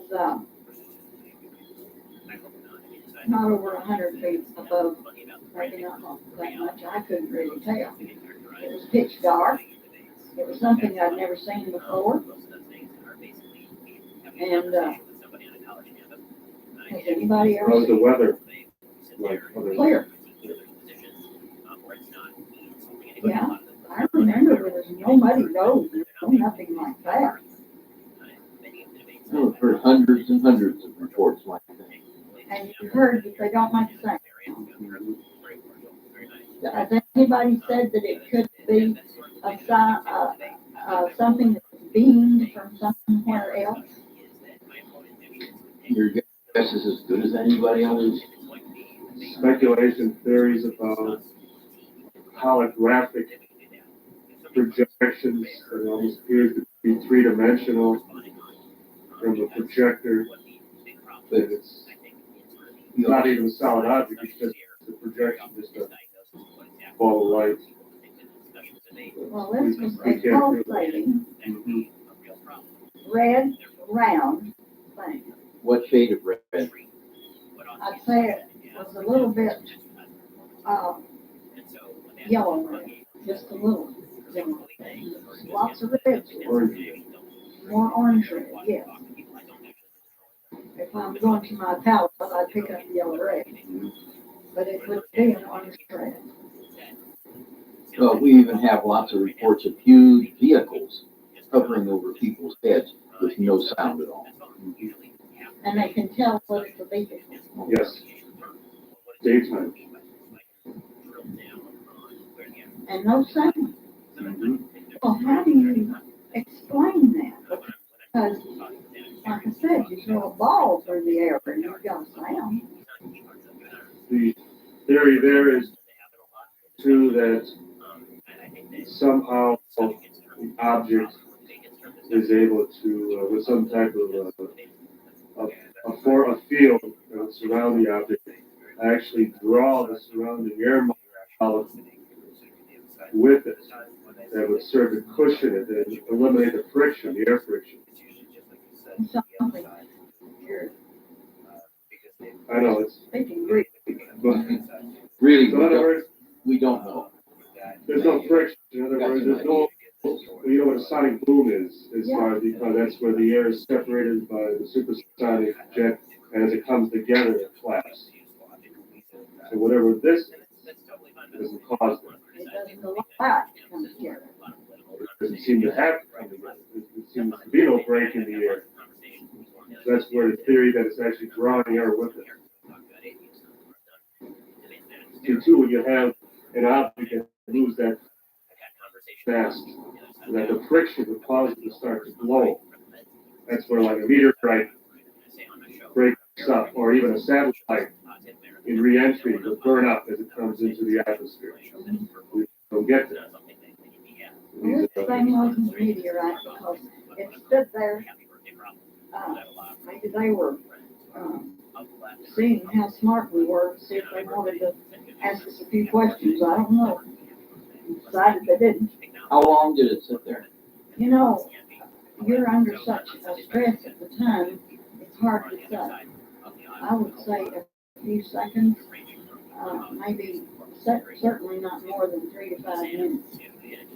But you were moving in the truck at the time. No, I had stopped the truck. You had stopped. Yes. Was it up ahead of the truck as it appeared to hover, or was it overhead? Right overhead. Right overhead. If I had been in the truck, I couldn't have seen it. Mm-hmm. But I had, you know, it's hard to open a pickup. Look out to the windshield. I didn't look out to the windshield. I did when I first saw it. Right. My husband had run off down the draw and he kept hollering at me to come on out his side, and I think I was afraid that the whole pickup would turn over because that was a deep barge. I've heard that they've got that road paved now, and I don't know what kind of bargages they got. But that one was deep. And anyway, I remember struggling out on the driver's side and stood there because by the time I got out, I could see that it was not an airplane that was trying to land and come down the road. But that's what I thought it was. Could this have been in 1949? It could have been. I couldn't swear to the date. I hauled an awful lot of feed by myself. His eyes got so bad that. When did his eyes get bad?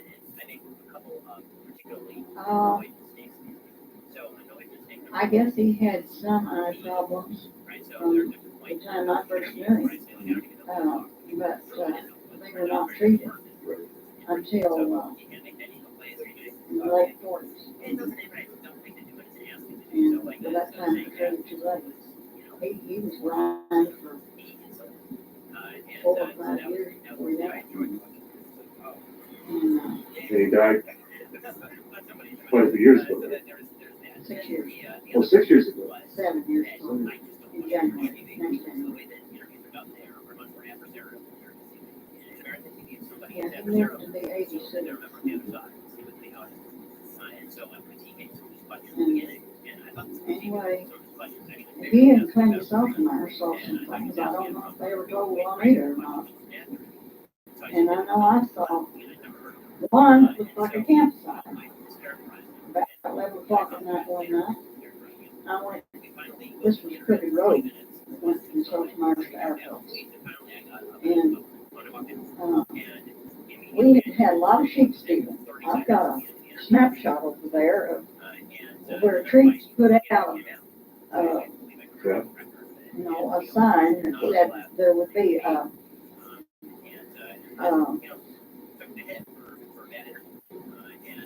they would pay. They would pay for information on the sheet. Reward. Yes, a reward. And I went right home and called Clinton, and of course got him elevated. Told him that this campsite was up above, there had been an old road there. And Clinton says, why, that road washed out to where nobody could get in there.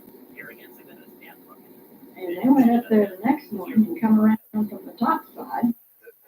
And they said they found a dead, well, I believe it was a cat.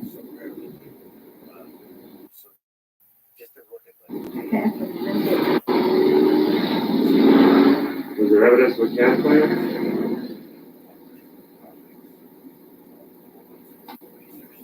I don't remember, but I do remember what looked to me as I passed it like lights, lantern lights that would show through a tent, through some of the openings in the tent. Anybody moving around? I didn't see anybody. See, I was driving and I didn't want to sit there if that was sheep stealers. Wait for them. And I didn't know that the road was washed out. It was in Clay's pasture. Then in our pasture, there was a bluff on the, we called it the man. And to me, it would be 100 feet down. Maybe it's not more. But they had it fenced off, so livestock wouldn't come out there and graze and fall off. And it was very rough. You couldn't get up there with a pickup or even a Jeep because pieces would fall out and fall into the canyon below. And that was above our house. And as we turned the corner to come into the ball game one night, we come in after the ball game, and here was a light going down like from one fence post to the other. It's just clear. I don't drink. Not this fast. This ball game, remember anything about the weather? No, I wouldn't have gone if the weather had been very threatening. Not that we lived in a remote enough area and had livestock that, I guess an old stick in the mud, I just wouldn't have gone. I'm not that crazy about sport. My kids were, the boys were playing, one of them. The other one went to private school. You've had an interesting time. I think so too. And we saw the first atomic bomb. Oh, yeah? Yeah. Saw the flag? Yeah. And this is true. My husband was one of those that thought if you didn't want to get up at 3 o'clock in the morning, you were probably a little lazy. He shook me in around and he says, come here and look. And this was an old house and just had one little window about the size of that out on the west side. And he wanted me to see this explosion, and I did not see any mushrooms. We were in a direct line from Alamogordo, behind the mountains.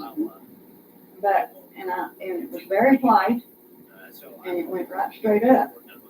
There was a mushroom I didn't see. I got up and looked, went right back to bed.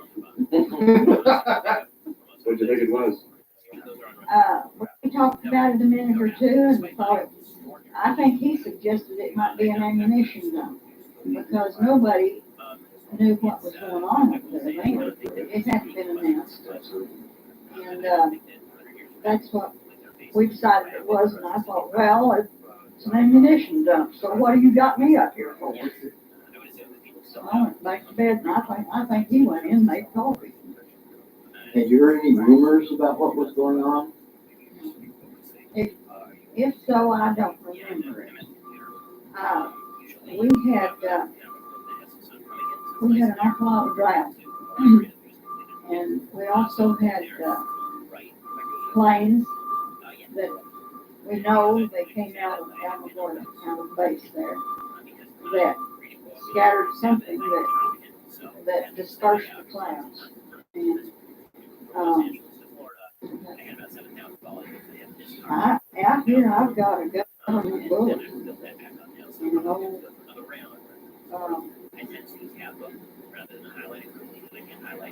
I've got it out there in a box. I know where it is. It'll take a while to go find it. Anyway, the ranchers all really, they thought that these young boys were doing this. They were buzzing windmills too at times. And they thought they were doing some of it just on their own, just to be funny. And they made a protest, and there was, I can't remember that man's name for sure. Anyway, the general and came in from El Paso, and he told them that it was not his boys that was doing that. It was a group that was assigned to experiment with the weather. And he gave us the address and what to ask for, and we got these bulletins. This one that I'm talking about. And anybody that asked for one after that didn't get it. They shut it off. Tell us about the experiments. The experiments were going all up and down the Rockies, even into Montana. And there was a big experiment station right there at the mouth of the Platte River where they had that big flood on Platte. 1960. But this one was spotted too. I mean, it was named. We got first government bulletins from Ontario. Anderson was Senator Anderson was down right here. They were just a bunch of hicks that didn't know. But they could see some of these planes coming in. They were branding calves or marking lambs or something one time, and a bunch of men around all the Gallo, and this wasn't at our ranch, but all the neighbors got together to do this. And they could see something being dumped out or spewed out of these planes, and the planes going right, you might say, into the clouds, or they appeared to go into it. The clouds was vanished. You could just go buy more feed. You saw this happen? I didn't see that. My husband was there. So I saw the planes come in. One time we were stuck in that same draw that had that bluff on it I was telling you about. With the, anyway, the water had come down. Those magazines are to be given away, and you can have any you want. We were stuck, and there was the biggest old black cloud up above, and we needed rain and needed it bad. And we were just working like crazy to get that. There's my husband and his oldest son and I to get that pickup out of the draw because it would wash it away. And the planes come in, and finally somebody noticed them there, and those clouds just absolutely mixed. This this government thing, they said in so many words they were trying to send the moisture into the areas that needed it for dryland farming.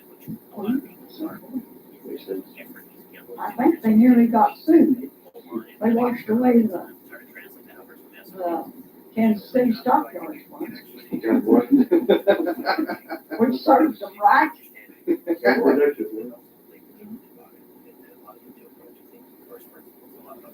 I think that's all we really need.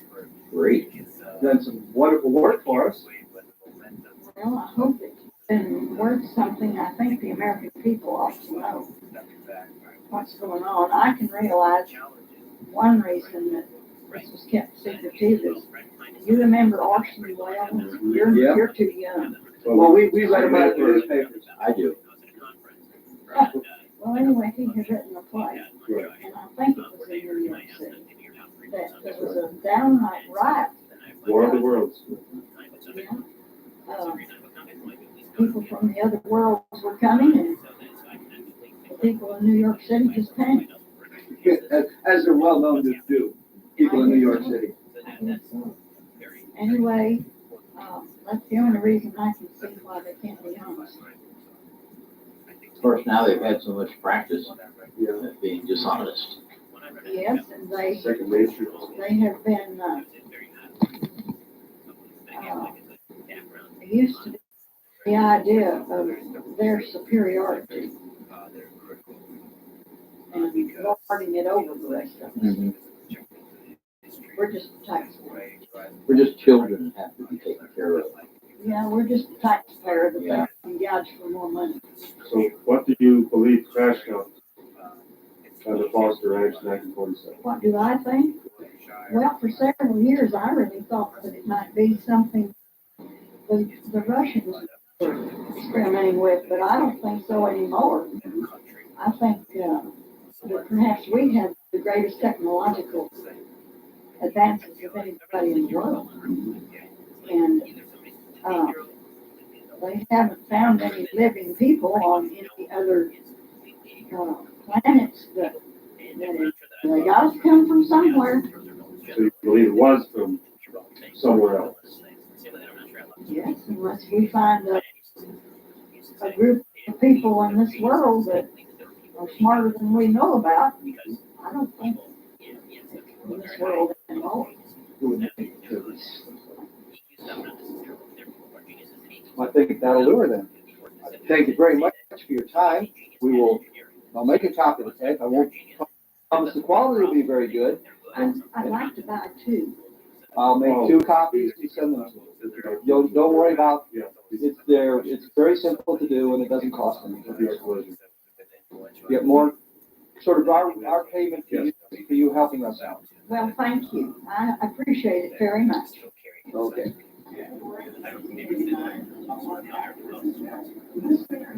And your name is? You speak up. It won't hurt. And we're here in Delhart, Texas on October 1st. And you were a niece of Barney Barnett. Of his wife. Mm-hmm. And did I understand that they kind of raised you for a while? Or? They were, I was real close to them. They babysat me about 2 to 3 years. Mm-hmm. And they helped spoil me. They did not have any children of their own. Uh-huh. So, Barney was a civil engineer for the Soil Conservation Service, working in an office in Socorro. His office was in Socorro? Yes. Okay. And he was employed by the U.S. government, You remember the story that Barney told? Well, I remember that he saw one time I went to visit, and I don't know if it was before my husband and I married, or after, I don't recall the date. But he said that he saw a UFO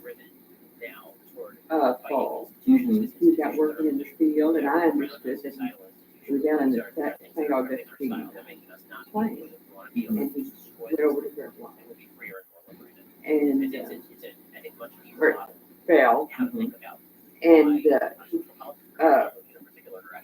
got nearly to the side, and there was a group of people on a geological or archaeological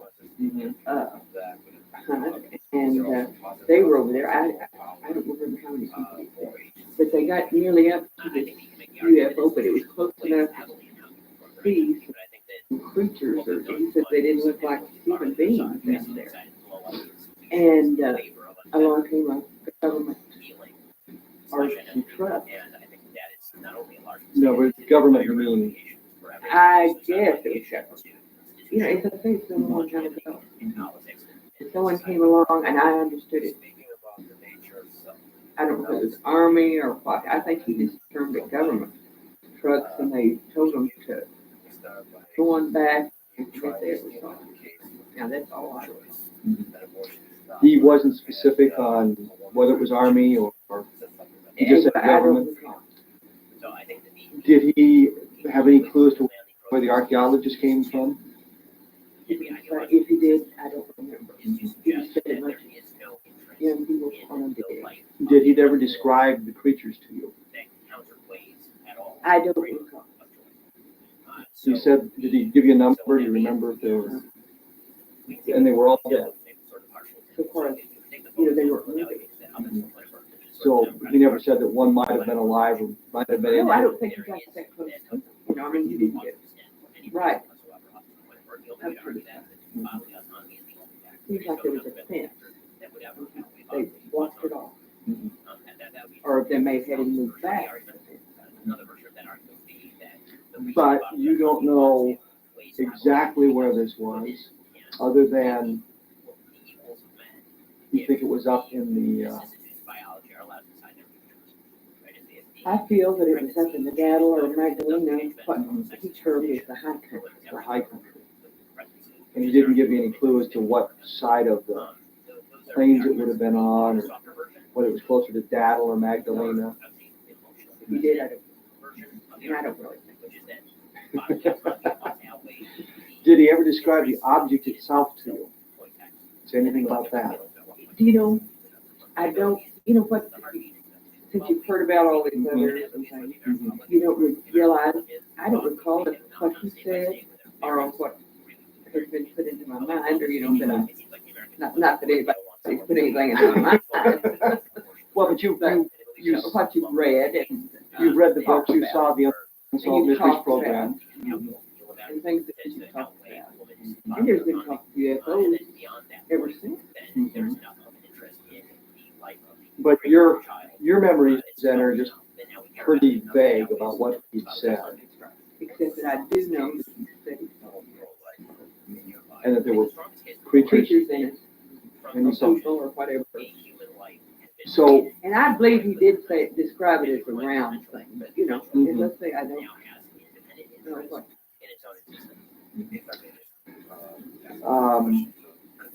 Do you recall now, in subsequent years, what his feelings about UFOs were? No, I didn't recall. What's your feelings about it? What do you think? Well, since he saw one, I know that it's true. So you believe, based on what Barney told you, that flying saucers are real, and they're piloted by beings from other planets? Is that a fair assessment? I don't know who they're. I just know that they're real. Or this. Yeah. But you trust anything Barney told you on that? Yes, I would. Was he ever known to play practical jokes or spin tall tales or anything like that? Oh, I don't know that he did play practical jokes, but not spin tall tales. Mm-hmm. So he was very. But he was serious. Mm-hmm. This was serious. Did it ever come up more than one time that you remember? So, and you have really no clue. I'm sorry. No, I recall it so far. That's fine. That's exactly what we want, is exactly what you remember, not what others may have said or things that people might have said, but what you recall yourself. So you really have no clue as to when he mentioned this to you, other than it may have been in the 50s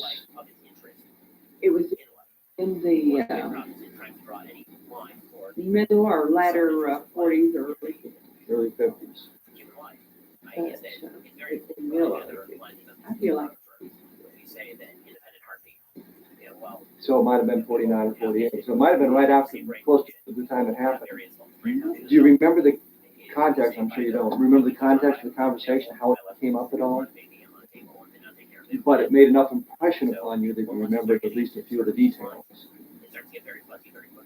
Anything else that you can think of that? So you have. I've tried, to rack my brain to, it seems ridiculous that we didn't discuss it later, and we may have. I don't recall, and we're all busy, and you see them maybe a day or two at a time. What, given what you know, what Barney Barnett said to you, what's your feeling of the government claims that there's no such thing, no validity? Oh, I still have too much opinion, because, the government, the government. Do you think the government's hiding information about UFOs from us? They must. And this They would- must be. It's obvious if they're the ones who came along and said, be quiet about it. But Barney did mention the archaeologist. Did he mention anybody else who might have been there? Well, he did, and I was all the time. You don't have any clues how many people were involved?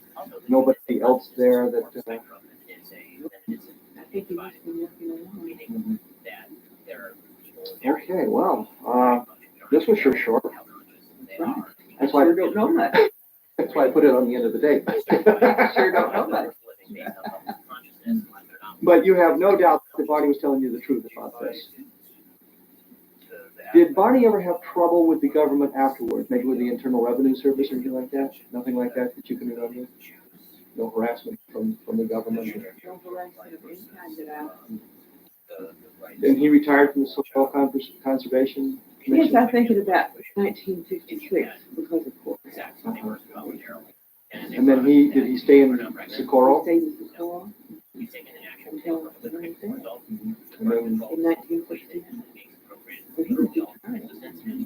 and Ruth, what, She really, she stayed in Socorro years after he died. and then she passed away. Passed away here in Dallas. I heard in 1975 or 76. Probably 76. Did she ever mention this at all? And never brought it up? You just went on with what the president. Wasn't really that major of an event in anybody's life then? I guess it was, even though you can't imagine it. Now I can't imagine. Played down. I've even inquired to my friends back then. We might have come home and told somebody that. They don't remember me telling. Of course, they might have poor memories and that. All right, well, I think I've probably, as I say, taken up enough of your time, so I'll turn off the camera here. It worked out real well, didn't it? I don't know. It wasn't horrible or anything. It was scary.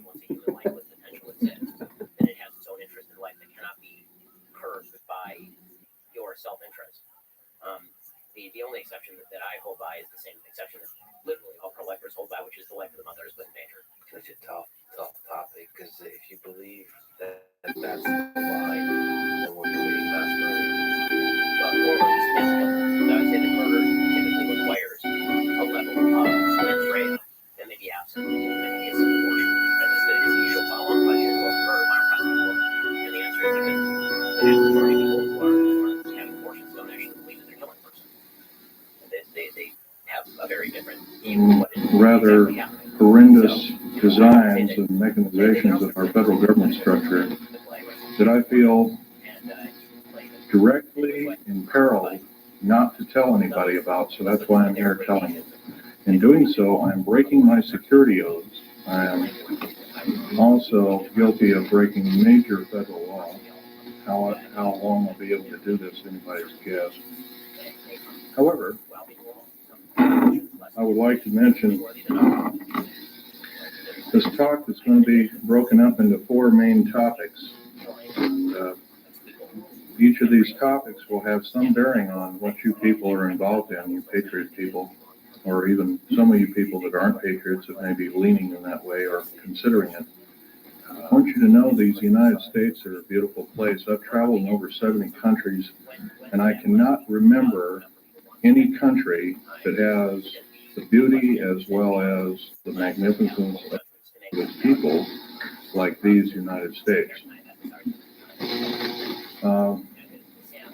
Give you an overview of basically what I am. I started off, I went to engineering school, to which half of my schooling was in the field. And I built up a reputation for being a geological engineer as well as a structural engineer with both military and aerospace applications. I have helped build 2 main concern bases within these United States that have some significance as far as what is it called the New World Order. Number 1 is Dulce, New Mexico. I was involved in 1979 in a horrendous firefight with alien human type, whatever you want to call them. And I was one of the survivors. I'm probably the only talking survivor you'll ever hear. 2 other survivors are under close guard somewhere in these United States. One is not in very good shape. He's been living in Canada. So I'm about the only one around that knows the firefight, that knows all the detailed files of the entire operation. 66 Secret Service agents, FBI, and the like, Black Berets died in that firefight. I was there. Number 1,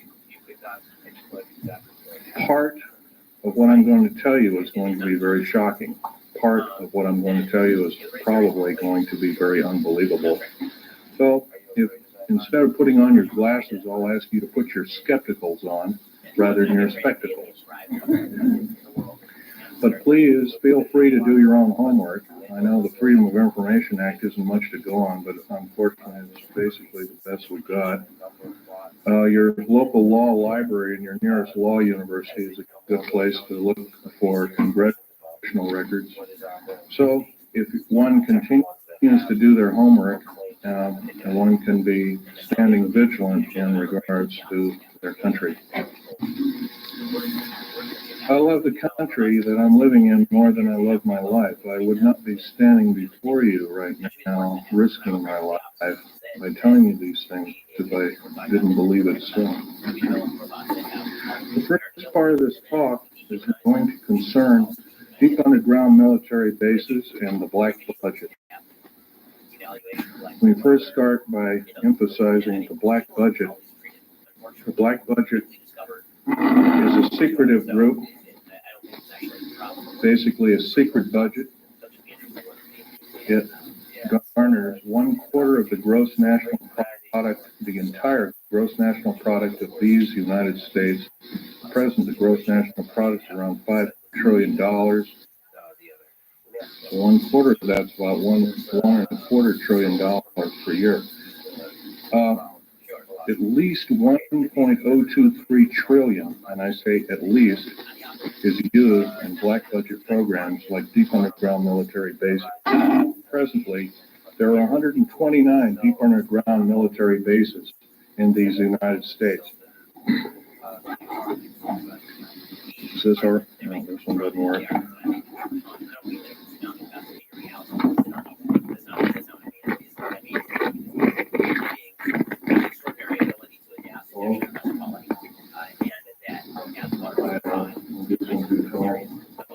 Anyway, these 129 bases they've been building day and night unceasingly for since the 40s. Some of them will go even earlier than that. These bases comprise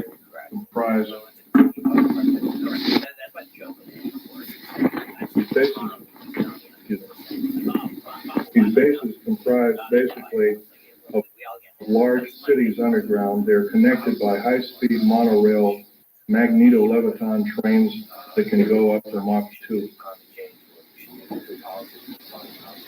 Books have been several books recently have been written about this activity, all of which is verifiable through bibliography.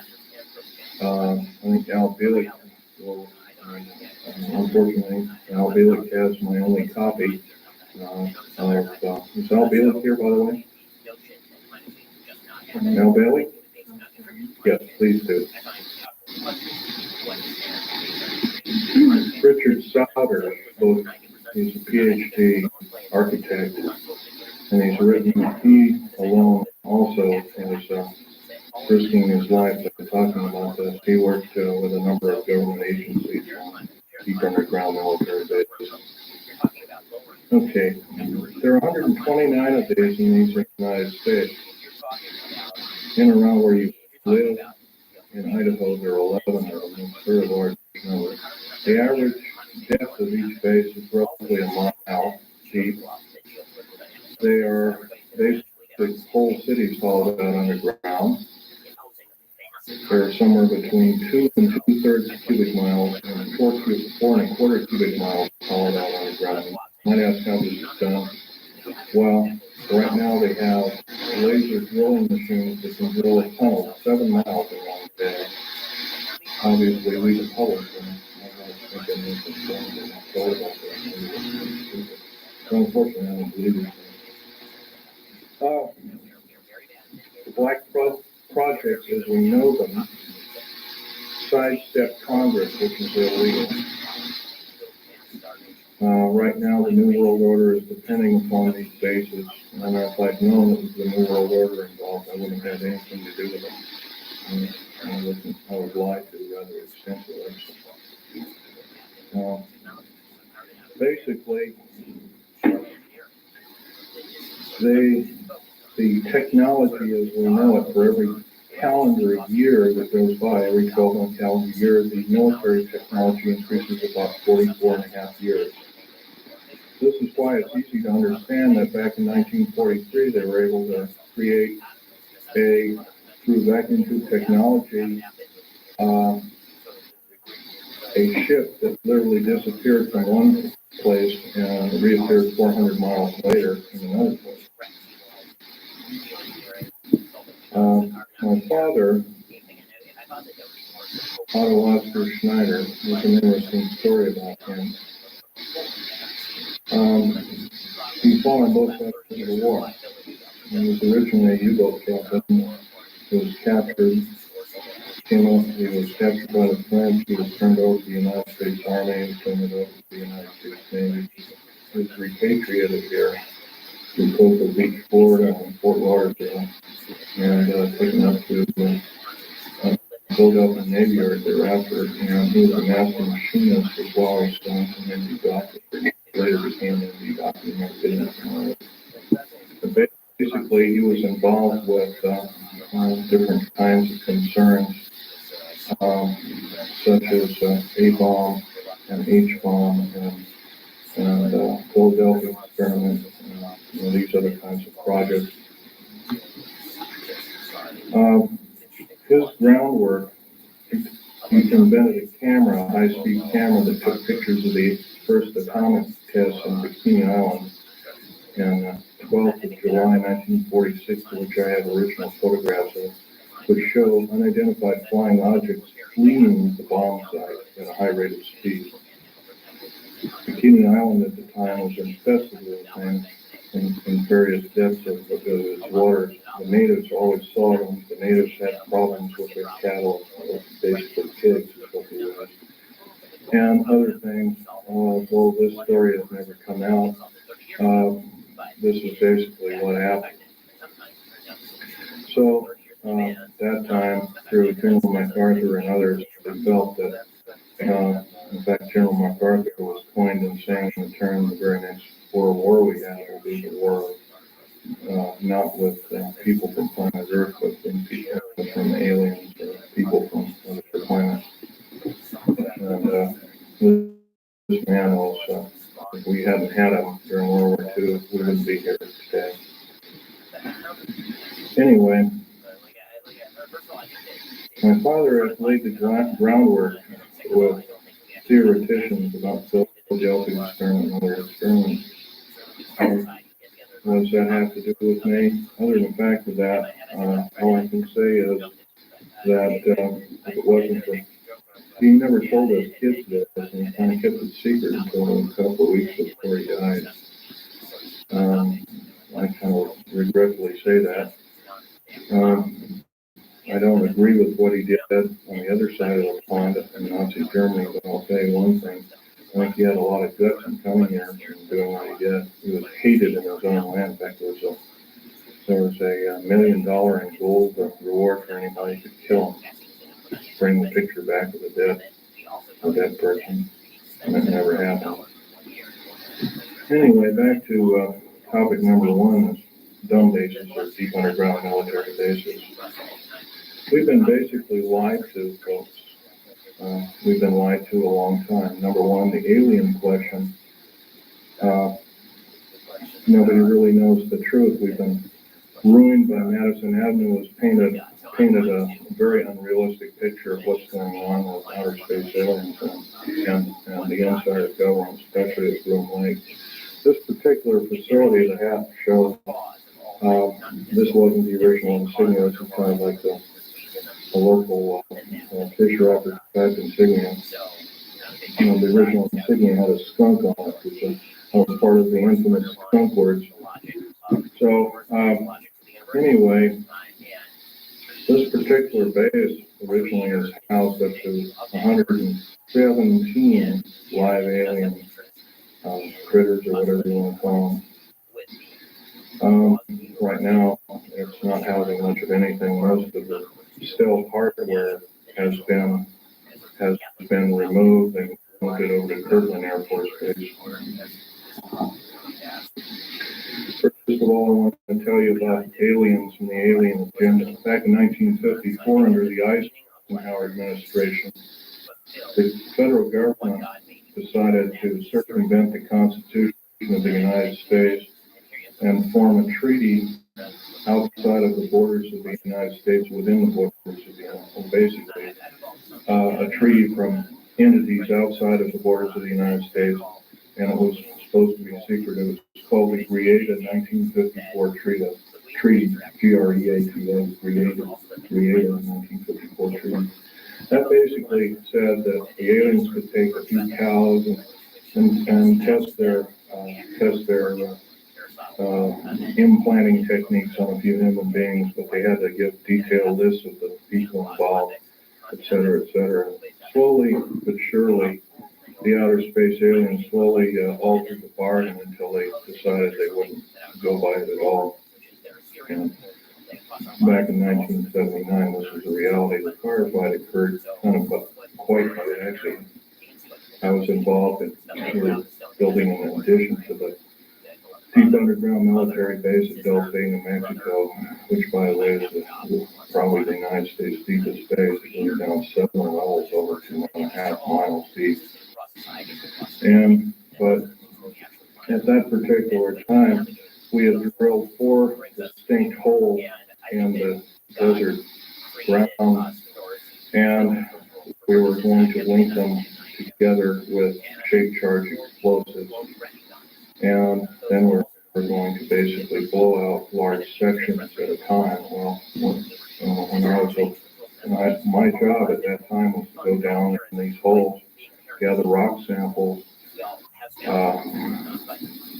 check them for their particularity, for particle count, do a detailed count of what kind of chemical explosive or plastic explosive to use, and go from there.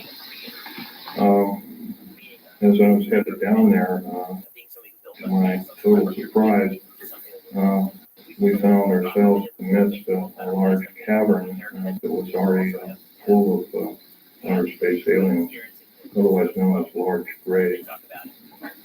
I was petrified, as most people might be. The only thing I could think of doing at the time was shooting them. I killed 2 of them, but by the time I could reload and refire at that time, I was Walter a pistol. I was an engineer, so I didn't feel I had to carry a gun underground. I always carried this particular one. It's nice and small and quite effective. But anyway, I emptied, killed a couple of these things. And at that time, there was several other groups of people down there. It's about 30 people total, and 30, almost 40 more came down there, and they all got killed. Basically, what had occurred was that we surprised a whole under mountain base of existing aliens, and later I was to find out that we are not the highest on the food chain. These aliens have probably been living on our planet for a better, different fruit aliens anyway, short and the tall grays at least for a million years, living here. And this could explain a lot of the theory behind the ancient theory of ancient astronauts and these other kinds of things like that. Might also explain the bloodthirsty and different kinds of native populaces like the Aztecs, etc.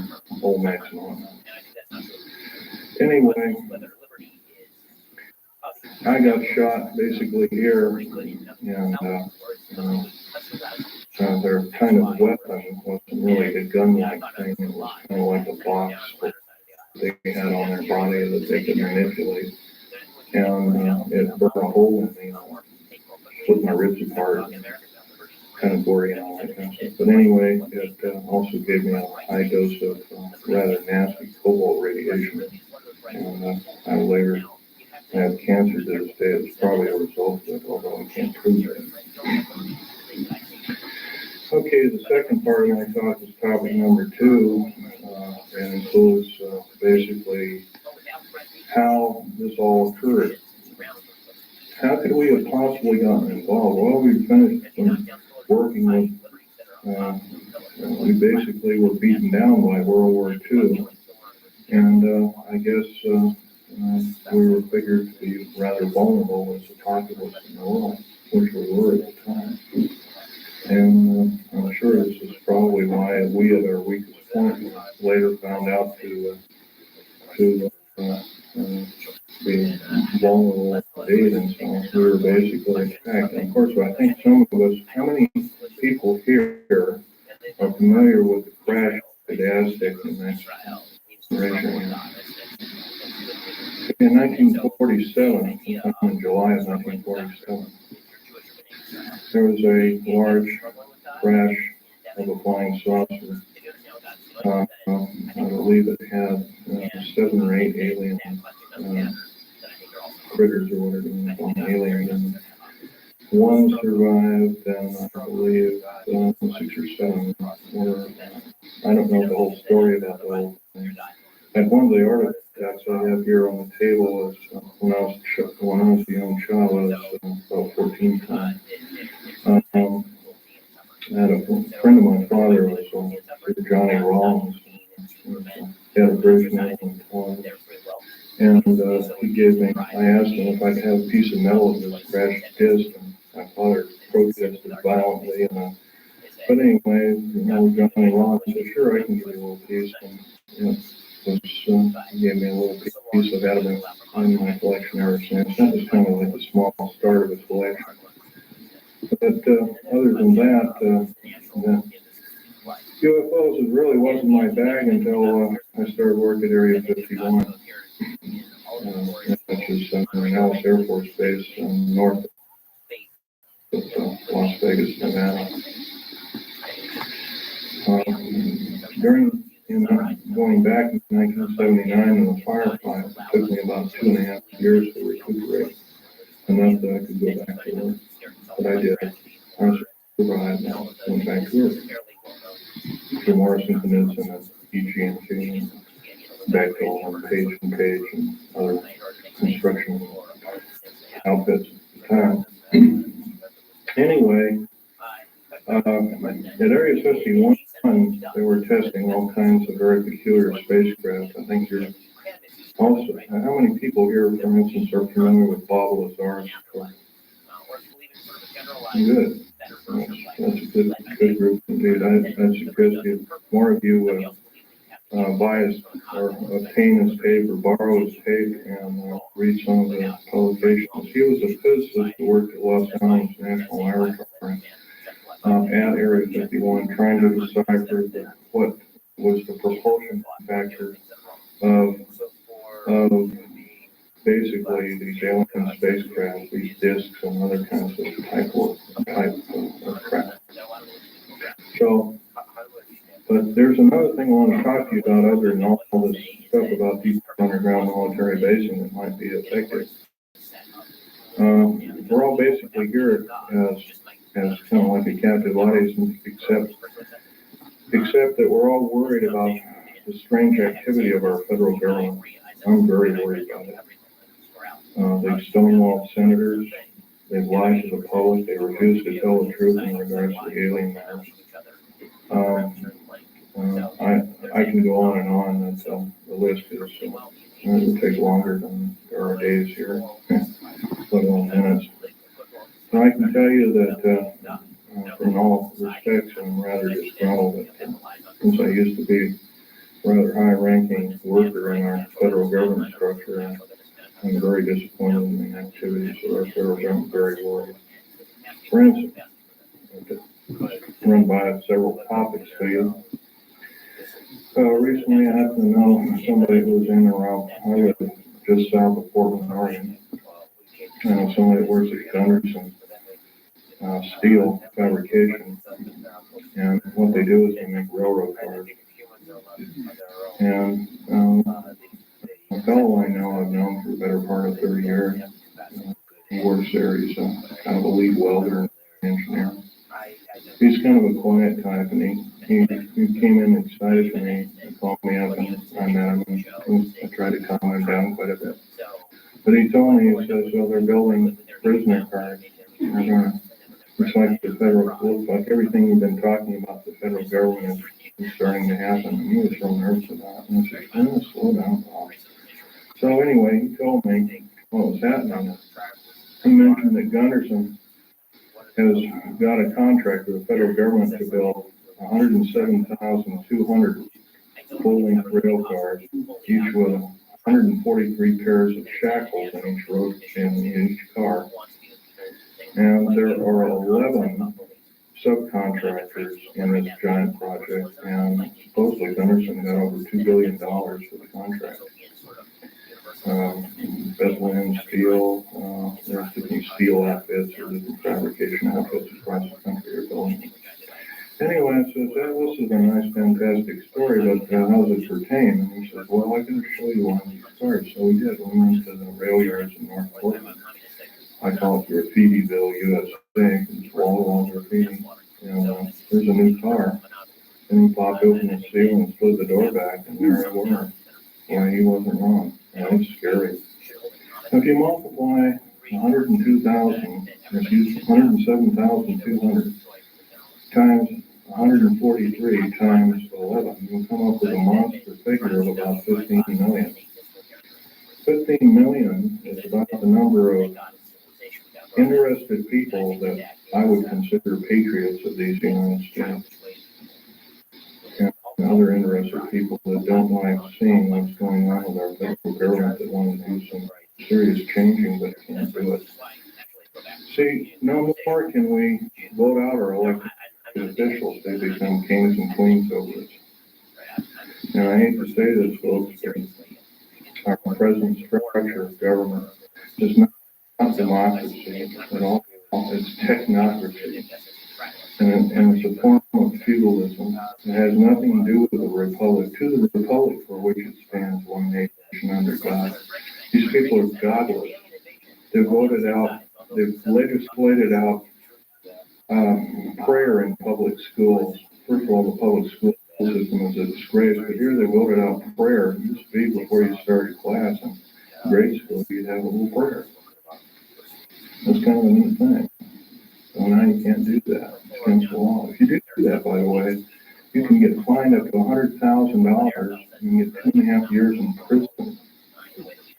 Now, somewhere down the line, I don't believe this this is very prudent. I believe that we deserve better. We can do better. I also believe that our federal government now is running the gamut of enslaving good, freedom-loving people of these United States. I love these United States more in my life. That's why I'm talking about this to many people as I can find. I'm not a very good speaker, but I can tell you that I'll keep shooting my mouth off until somebody puts a bullet in me, because I'll tell you, it's worth it to talk to a group like this or any other group about the atrocities of our federal government structure. Now, that's only one problem. There are other problems. How about the deep underground military bases I've been talking about? I'm going to show you a number of things that I've collected here as kind of statistics, and just bear with me here. Drop the mic there. We have stealth black jet. Here are the different code names for them. There's 29 prototypes, different prototypes presently. Cost per biennium is roughly somewhere around 1.6 trillion. I did this compilation in 1993. Budget from U.S. Congress 5-year plan that we're told about is $247.6 million. You couldn't buy the spare parts of all the black helicopters and the F-117As and the B-1, the B-2 bomber, and all the other 24, 25 prototypes. Couldn't even get the nuts and bolts for that. So we've been lied to, folks, and I know we can do better. Black budget garners this figure, roughly $1.25 trillion every 2 years. Trillion. I'm not talking billion, folks. Trillion. If you don't know what a trillion is, it's 1,000 billion. It's a big number. If you were to regard that as dollar bills, it would be 11 tons of dollar bills. That's how big a trillion is. Okay. The black budget literally means hidden budget. The U.S. Congress never sees the book of this clandestine pot of gold. Contractors of stealth, I've listed quite a few here. UT&G, Westinghouse, McDonnell Douglas, Morrison Knudsen, Wackenhut Security Systems, Boeing Aerospace, Lorimar Aerospace, Aerospatiale of France, Mitsubishi of Japan, also Mitsubishi Heavy Electric Industries, Ryder Trucks, Bechtel, IG Farben, that's a chemical company, plus a host of hundreds more. Is this what we're supposed to be living up to as freedom-loving people of the United States? I don't believe so.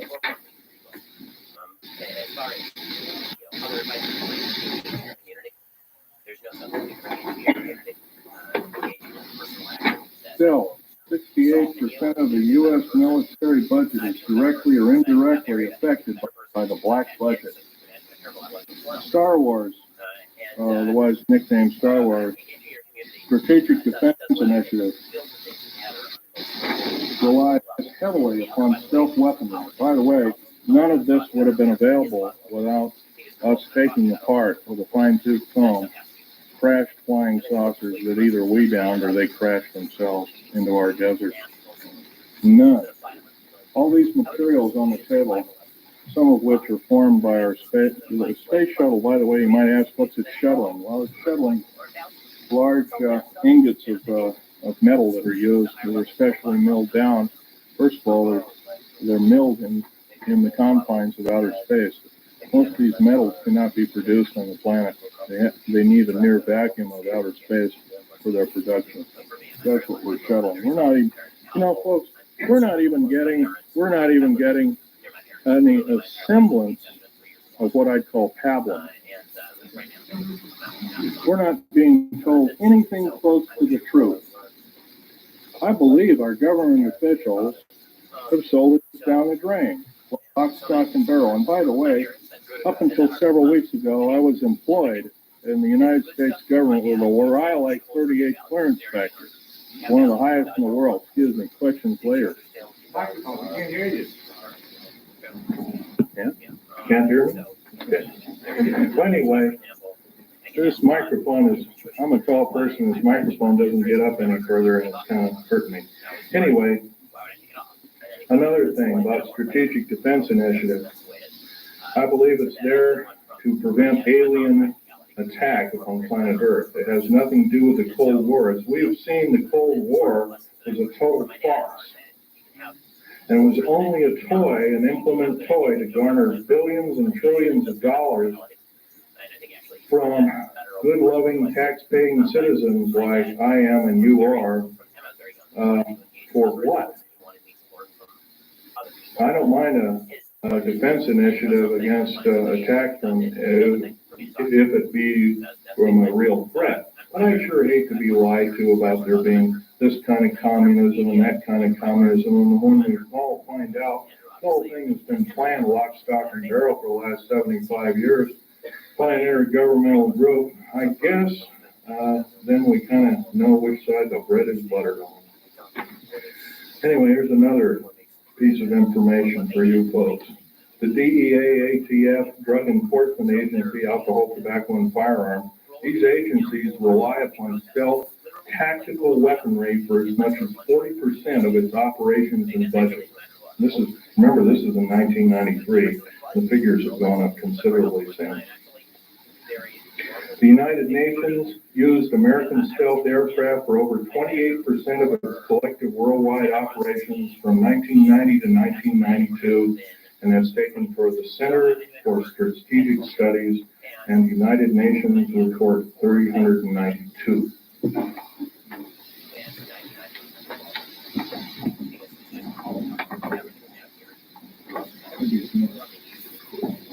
I would appreciate that. So I'm having to bend over here.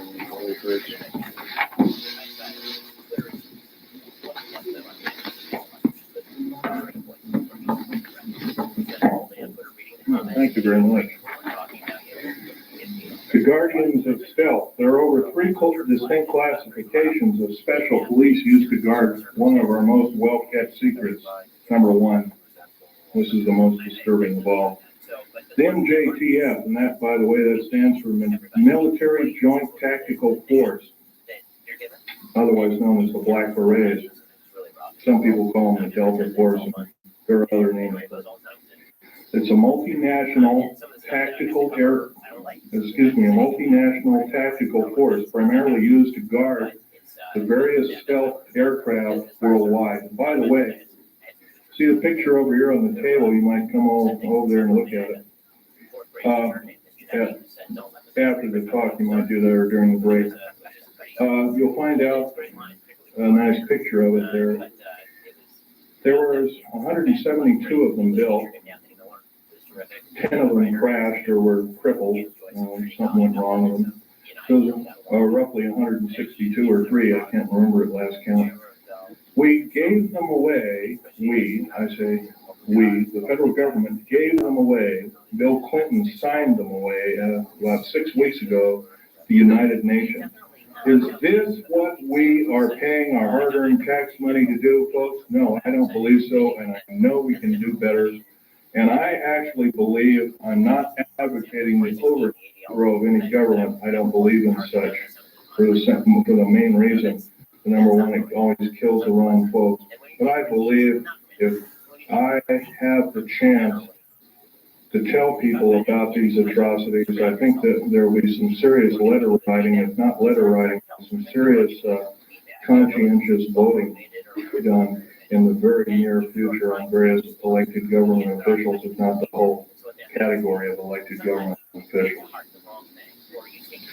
Case in point I might want to mention is our local, please ask the questions later if you don't mind. Our local government officials have also kind of labeled us a bunch of rubes and morons, and I think we can expect a lot better than that. Starting off with the World Trade Center bombing. I was hired not too long ago to do a report. First of all, I know about the 90-some-odd varieties of chemical explosives. First of all, I looked at the pictures that were actually taken right after the blast and the concrete was puddled and melted. The steel and the rebar inside the cement is literally extruded up to 6 feet longer than its length. And there's only one weapon that can do that, and that's a nuclear weapon. That's a construction nuclear weapon. So obviously, the people that they're looking for, that they say was the nitrate explosive that did the damage, they're lying 100% folks. The people they have in custody probably didn't do the crime.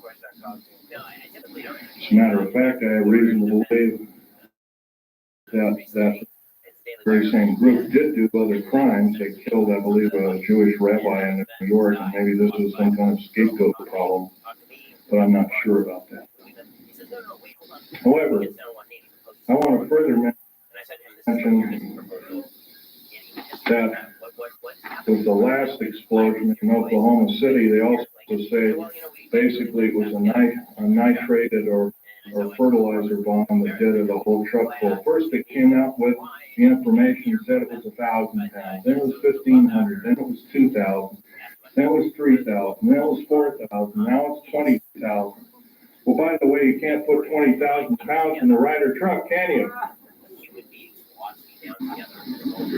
Now,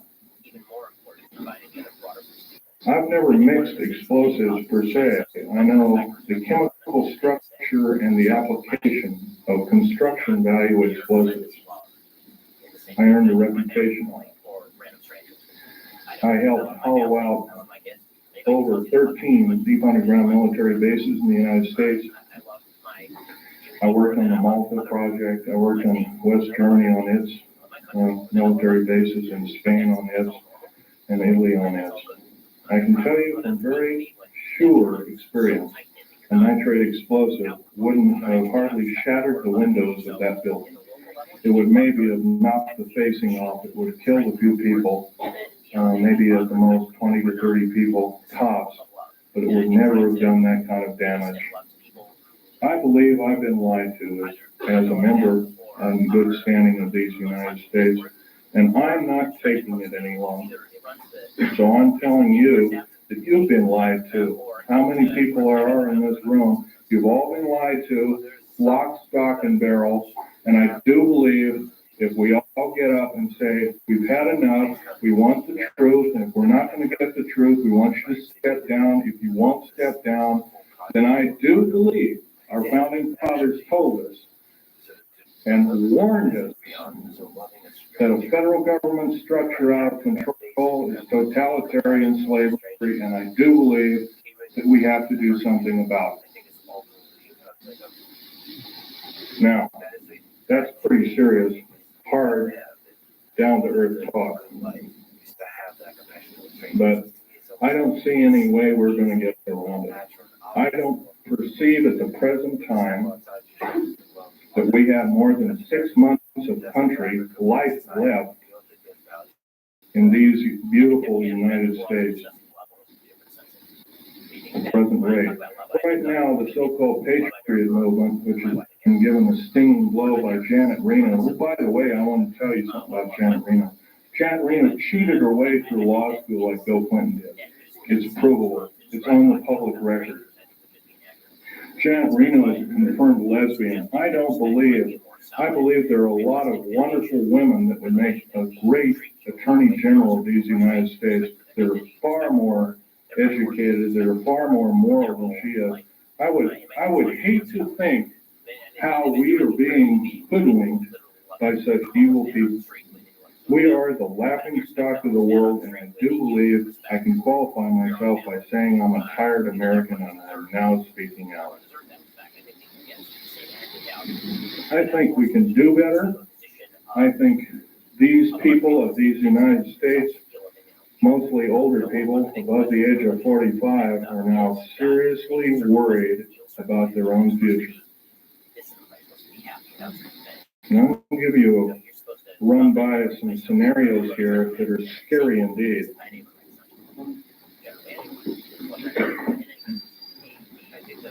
The United Nations is a world dictatorship body, period, plain and simple. It is housed in the United States. By the way, some years ago, there was an interesting thing that happened. The United Nations sent the Uncle Sam, in quote, Uncle Sam, a bill for $8 billion. So the Uncle Sam, the federal government, sent the United Nations a bill for $200 billion. They haven't paid one nickel of rent on prime real estate in New York City. They have special trains that shuttle all these diplomats around. One of my best friend's wives and her 2 little boys was killed by a drunken diplomat from Kuwait, who, by the way, our law, by the way, has no effect. I'll tell you another thing. Military law on military reservations has no effect. Public law on military reservations has no effect. Once again, our wonderful, beautiful, thin sheet of paper called the United States Constitution and another nice thin sheet of paper called our Bill of Rights has been trampled on beyond repair. We have to stand up and say, this is enough, and you as elected officials are going to obey the Constitution of these United States. Number one, by first limiting the amount of your service to our federal government. Like 1 term. 1 ping only, as the Navy would say, 1 ping only. By the way, 1 term is plenty.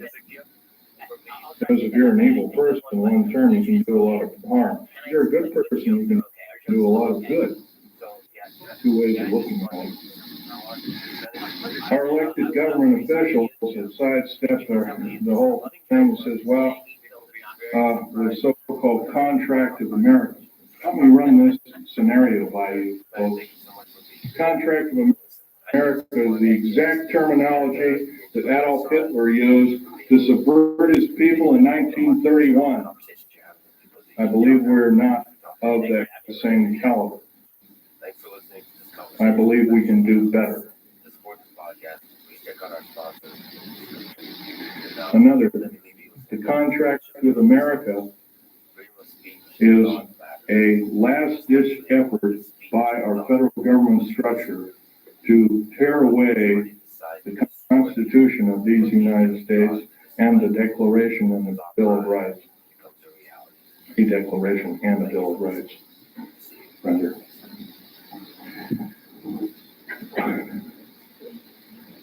Reading these wonderful pieces of paper that were somehow protected us from economic and other forms of slavery, I doubt if there's more than 50 people in this room, including me, I hate to say, has not seriously read the U.S. Constitution. That's a national disgrace. I picked up a book out of a library and I photocopied it. I'm reading it extensively. Our founding fathers separated church and state, but did not legislate any form of judgeship or judge body to say that we cannot pray either in a school, on federal government property. And by the way, you cannot pray on federal government property. If you do so, you're in violation of federal government standards and laws, and you can be guilty of a $100,000 fine and 20 years in prison. I do believe the people that are now in charge are atheists. And if they are not atheists, what are they? I think we can do better. Another thing I want to blow by your ears is the fact that a lot of you have probably seen in different areas black helicopters. There's over 64,000 black helicopters in these United States. For every hour that goes by, there's one being built. Is this the proper use of our tax money? I don't believe so. What in the heck does the federal government need 64,000 tactical helicopters for if they are not trying to enslave us? I doubt the entire military government structure needs 64,000. Worldwide.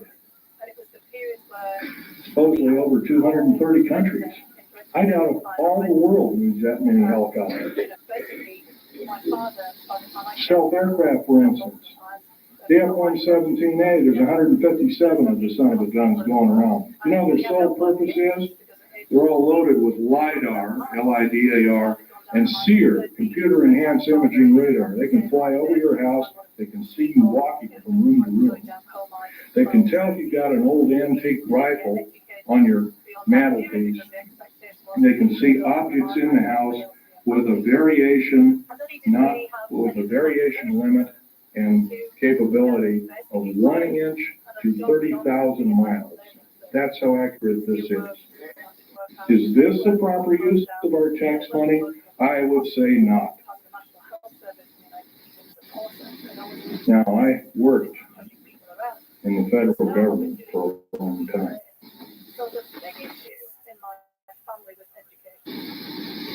I know exactly how these people handle their business.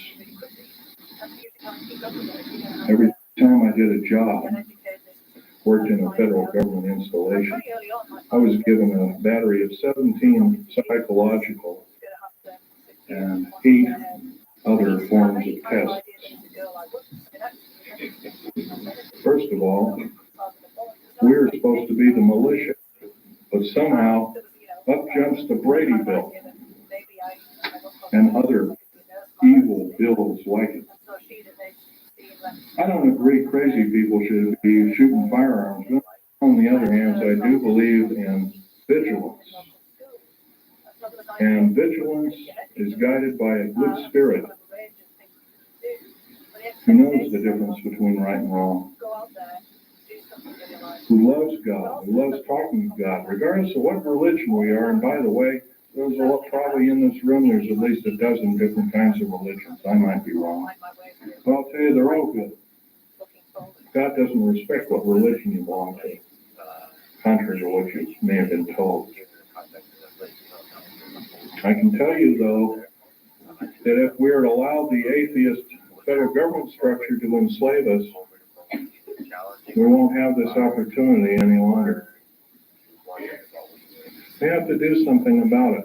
How are we going to do something about it?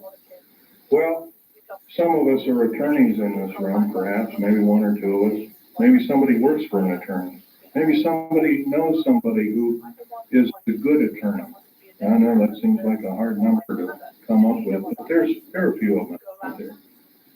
Maybe somebody knows a senator or a congressman or has had help by such. There's one outstanding in Oregon. His name is Mark Cassidy. That man helped me fight the federal government. My father left me these pictures of what he took at Bikini Island. Operation Crossbow. And I'm going to have this one out on the table. It's the original. I'll ask you please carefully handle it. Try not to put too many fingerprints on it. Right over here, and I'll point to it, and I'll point to it. Hey, Echo. Is a structure that is an unidentified flying object. This was taken on 12th of July, 1946. The federal government at that time knew all about flying saucers, what they were and what their agenda was, and how they wanted to control us by world domination. Without question, they knew about it. Let's get on. Al Bailey is our second speaker. He worked in a very secretive government operation called the Philadelphia Experiment. Well, so did my father, by the way. And I didn't know this until on his deathbed. And I now have the picture proof of it. Also, I have a picture of a supposed non-human alien called Val Thor that worked for the Pentagon. He still works for the Pentagon. In 58 years, he has not changed. He still looks young. Something's wrong. I don't know if he's doing it under duress or what, but evidently he's still there. Don't know what kind of alien he is. He's about a few inches shy of 8 feet tall. He's very bright. He's worked in the Department of Defense and the Pentagon for, I believe, 58 or 56 years, one of the two figures.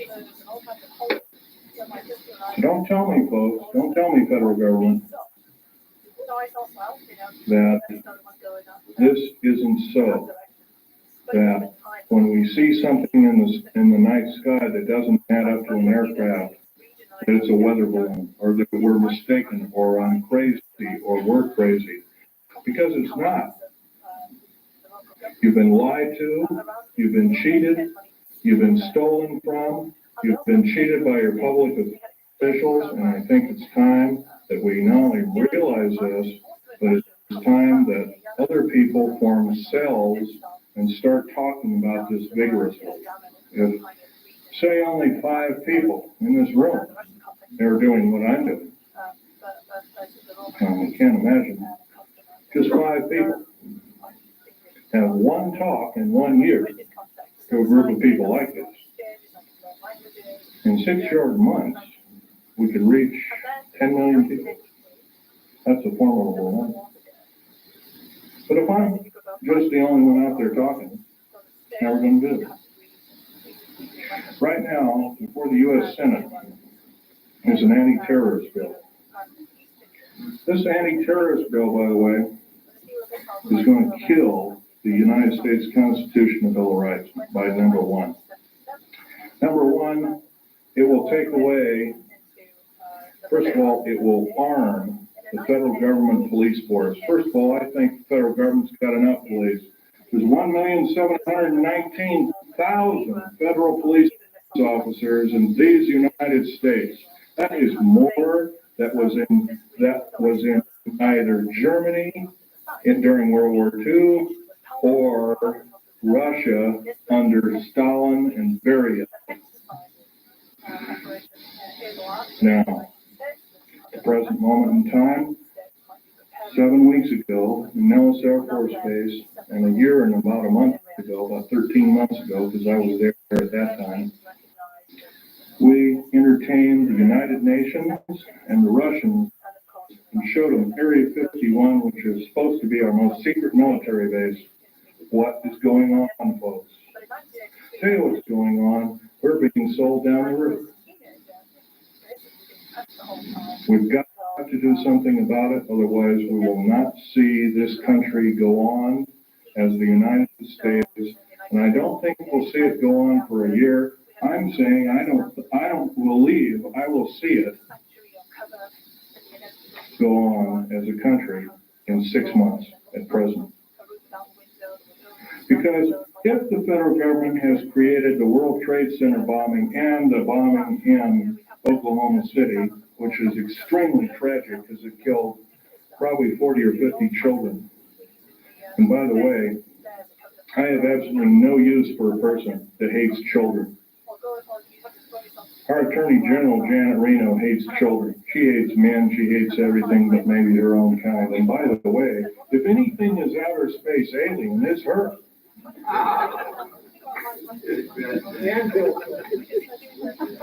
Well, Bill Clinton is just another big liar out there. But Janet Reno, I can't forgive her for what she's done. She's done more as a singular intergovernmental official to destroy this country than any other individual, I believe, since the great traitor during the Revolutionary War. What was his name? I'm trying to think. What? Benedict Arnold. There we go. Probably find out she's probably distant relation of some sort.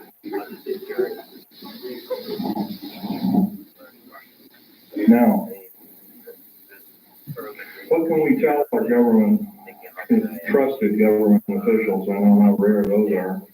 They're an endangered species. Well, they can first start by getting a bill going that requires all government officials to register.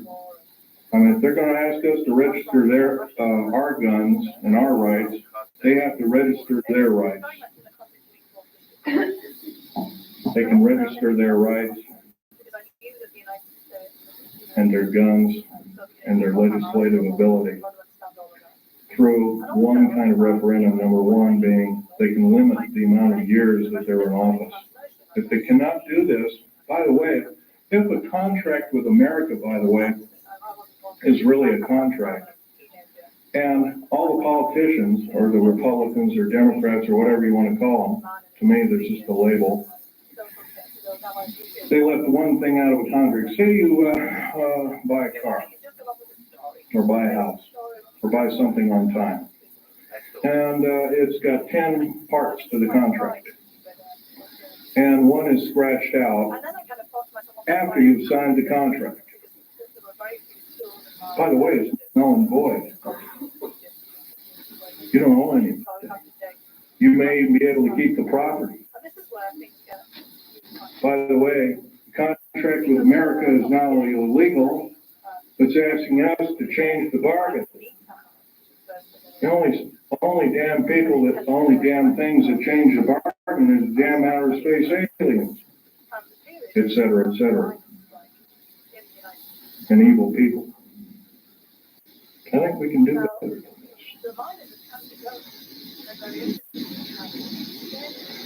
Now, another thing we can do is require all politicians basically to accept no PAC money of any kind and accept no money from a salary, and that all government officials be basically put on kind of like a selective service.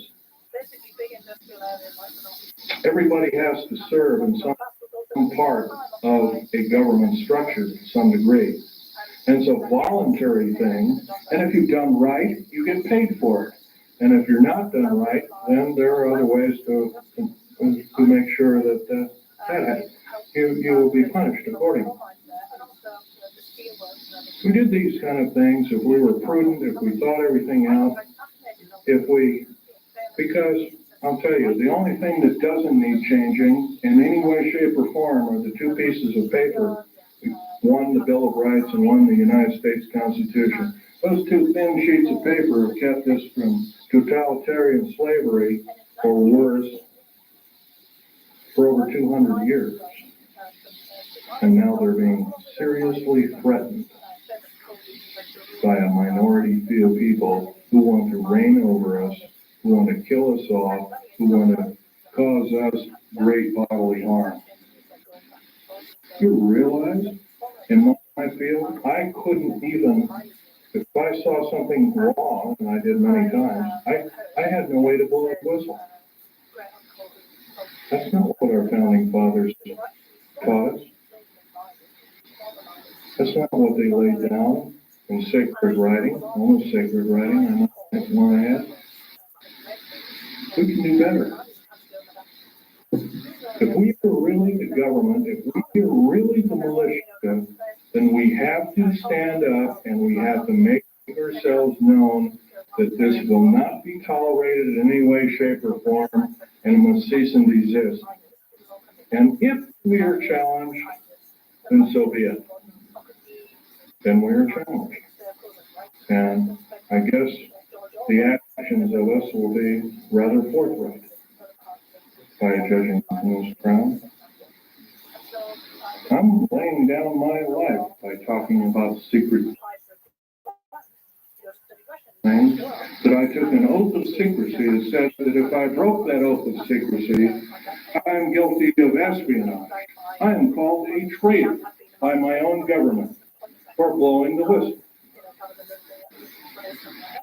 That's not only a disgrace, but it's an outrage and has ramifications on everyone in this room. And I think we can do better. I've talked about a number of topics that are rather controversial. I don't think I've talked about too much about why we're being enslaved. Remember, there's always been a nice convenient war. If it wasn't World War I, it was World War II. If it wasn't World War II, it was Korea. If it wasn't Korea, it was Vietnam. So it's been a convenient war. When we've gotten a little bit too smart, well, Roths has been a war to wipe out the good people that would take over and run our country effectively. And there's a lot of times, and we're going to have to face some very serious consequences very shortly. What we call patriot movements in this country are being singled out for war crimes against humanity, and I happen to think there are a few people in these groups that are crazy, but I would say they're an extreme minority.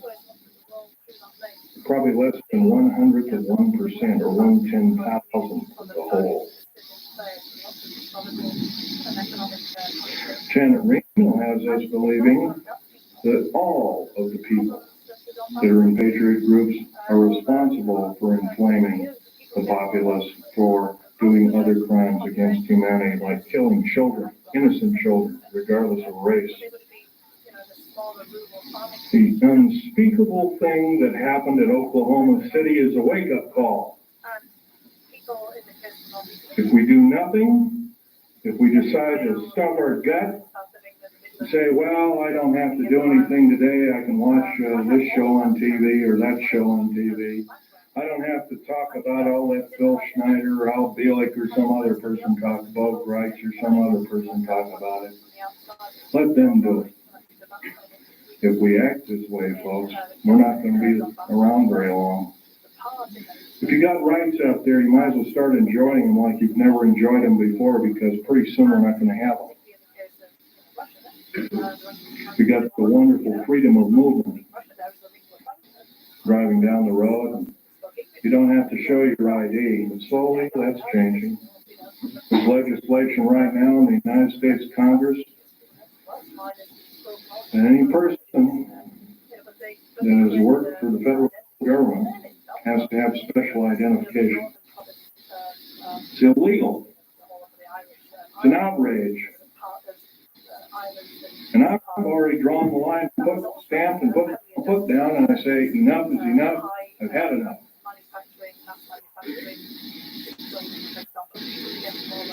And I think we can do better. I know we can do better. So I'm asking you, out of this entire group, how many 100 people there are? 150 or so? 5. 5 small people gather together and start preaching the good things about America to whatever group size it is, as long as it's more than yourself. Try a group of, say, 10 or 15. I think most of us have 10 or 15 people we know, friends, whatnot. If 10 people did it in this room, we'd reach double that figure. We'd reach 20 million or more countrywide.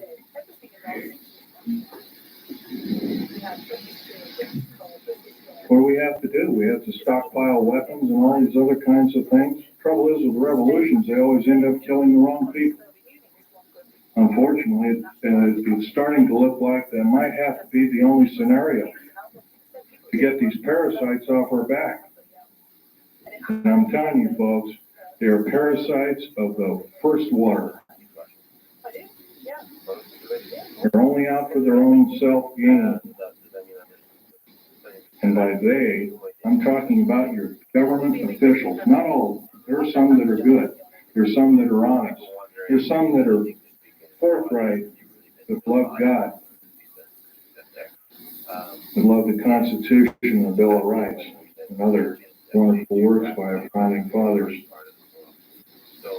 But they're few and far between. In the House of Representatives in the United States Senate, there is not one politician that is not an attorney. There is something wrong there, folks. During Abraham Lincoln's time, I know that's a long time ago, 130 years ago, roughly, it was an honor beyond medals and glory to serve in the United States Senate or in the House of Representatives. And there was actually only about 8 total senators and House of Representatives people that were attorneys. The rest of them were common folk, like you and like me. But we've been led down the wrong path, folks. If we sit here and do nothing, we're not going to have any freedom, and it's not going to take very long. At this rate of speed and the way things are going, what's going to be the next scenario? Is going to be another bombing somewhere? First, it was a trade center bombing in New York City. Then it was middle, homegrown America killing children and innocent people on their way to work, whatnot, elderly people in Social Security office and whatnot. How come the AARP isn't talking about the 61 older people that bit the dust in the Social Security office and the other federal government that are seeking? Some in the Internal Revenue Service and other kinds of. By the way, that's another thing. The IRS, there's nothing legal about the IRS at all. By the way, do you realize I was reading the Oregonian newspaper 10 days ago. President Clinton has authorized the U.S. Mint to print the new money. They've already printed about $3 billion of it. You travel overseas, you get this pink-looking thing with a picture of a president on it, and a similar thing that the insignia is a little off-center, down that way. On either side of this bill is a UPC stripe. No, sir. I don't believe in having the mark in my hand or in my forehead like the Bible taught me. But it's coming, folks, if we do nothing. It's coming as sure as I'm standing here telling it to you. And it's probably going to be here in less than 2 years if we do nothing. And this isn't, I'm actually downplaying it. It could be a lot sooner. Federal government right now, with their high tech, has invented an earthquake device. I have reason to believe that the earthquake in Kobe, Japan, by the way, I'm a geologist, I know exactly what I'm talking about. There was no pulse in the pulse wave. There's supposed to be a pulse wave in any earthquake. There was none in the Kobe, Japan earthquake. None. In 1989, in and around San Francisco, there was an earthquake. There was no pulse or pulse wave. That is a Tesla device. Nikola Tesla invented it, and he did it not out of evil, but he was trying to make a device that could be accurately used for construction and building of buildings and that kind of thing. It's been taken for evil, though, guaranteed. I want you to know that the black budget programs throughout these United States have subverted science as we know it. What's AIDS, for instance? I'll tell you what AIDS is. AIDS was invented by the National Ordnance Laboratory in Chicago, Illinois, in 1972. It was a biological weapon to use against the people of these United States. The reason I know this, I have seen the documentation by the Office of Strategic Services, which, by the way, is still in operation to this day, through the Centers for Disease Control in Atlanta, Georgia. They used the glandular excretions of animals, as well as humans, as well as outer space aliens. I'll tell you something about these outer space aliens. They're mortal. They can be shot dead just like you and I can, but I'll tell you one thing. They're bad news in the worst order. We have absolutely no defense against their germs. None. They're a biological weapon of terrible consequence. I advocate that every alien on this planet, good or bad, if they're good or bad, they have to be isolated. They are a biological weapon. Saddam Hussein and other people have killed 3.5 million Kurdish people with a similar biological weapon.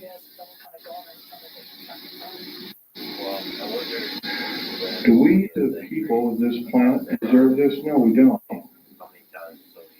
But we're not doing anything about it. And every moment that we waste, every moment that we don't blurt out and we say we've had enough, that we deserve better, that we're going to get better, we're doing other people in this planet in different countries a great disservice. Right now I'm dying of cancer related to work that I did for the federal government.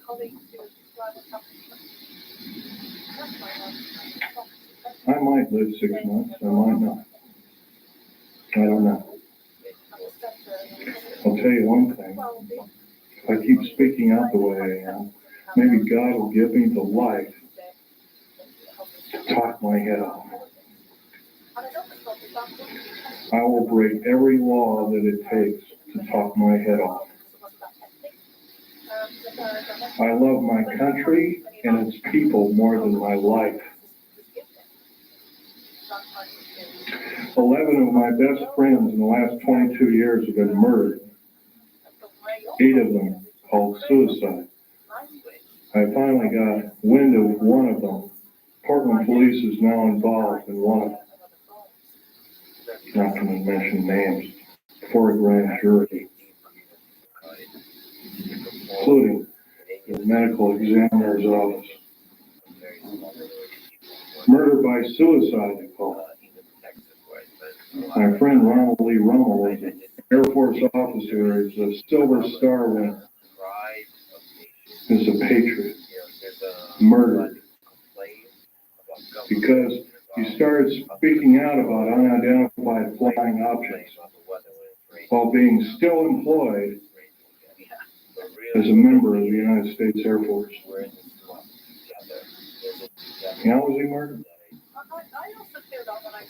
He was drugged, his jaw was broken open, a cheap pistol was filed off, called the Jennings J-22 was shoved in his hand. Somebody pulled the trigger because they found a piece of a fingerprint or inside of a palm print on the weapon. They also found hair samples. Somebody quickly putting the bullets into the clip. That man saved my life. That man had a family of 5 children. That man was a great person. There's a good chance that when I fly back to Vegas, I have to drive home. I left my car down in Vegas. I have to drive home alone. I'm scared to hell. Before I went to talk in Las Vegas, Nevada, I drove a friend of mine, a disabled friend of mine, down to Joshua Tree. And 29 Palms is next to Joshua Tree, and I went to see a dying veteran, disabled veteran friend of mine also. Kind of an acquaintance friend. I don't see him very often. Can hardly talk. He's got throat cancer from working with atomic weapons. Federal government didn't want to pay for it, so he married a nurse whose father has donated enough money to keep him alive for a little longer. Well, after seeing these 2 people, I drove up over the mountains. I drive around the mountains and up into them to get to Needles, California. It was followed by 2 government vans, E350 vans with G14 plates, each with a couple of occupants. Each one had a Uzi. Ready, he was loaded, because I could see it through one of the windows. They zoomed by. I knew exactly what they were. I've already spoken out. I've spoken in 19 talks. To present, I've probably reached 45,000 people.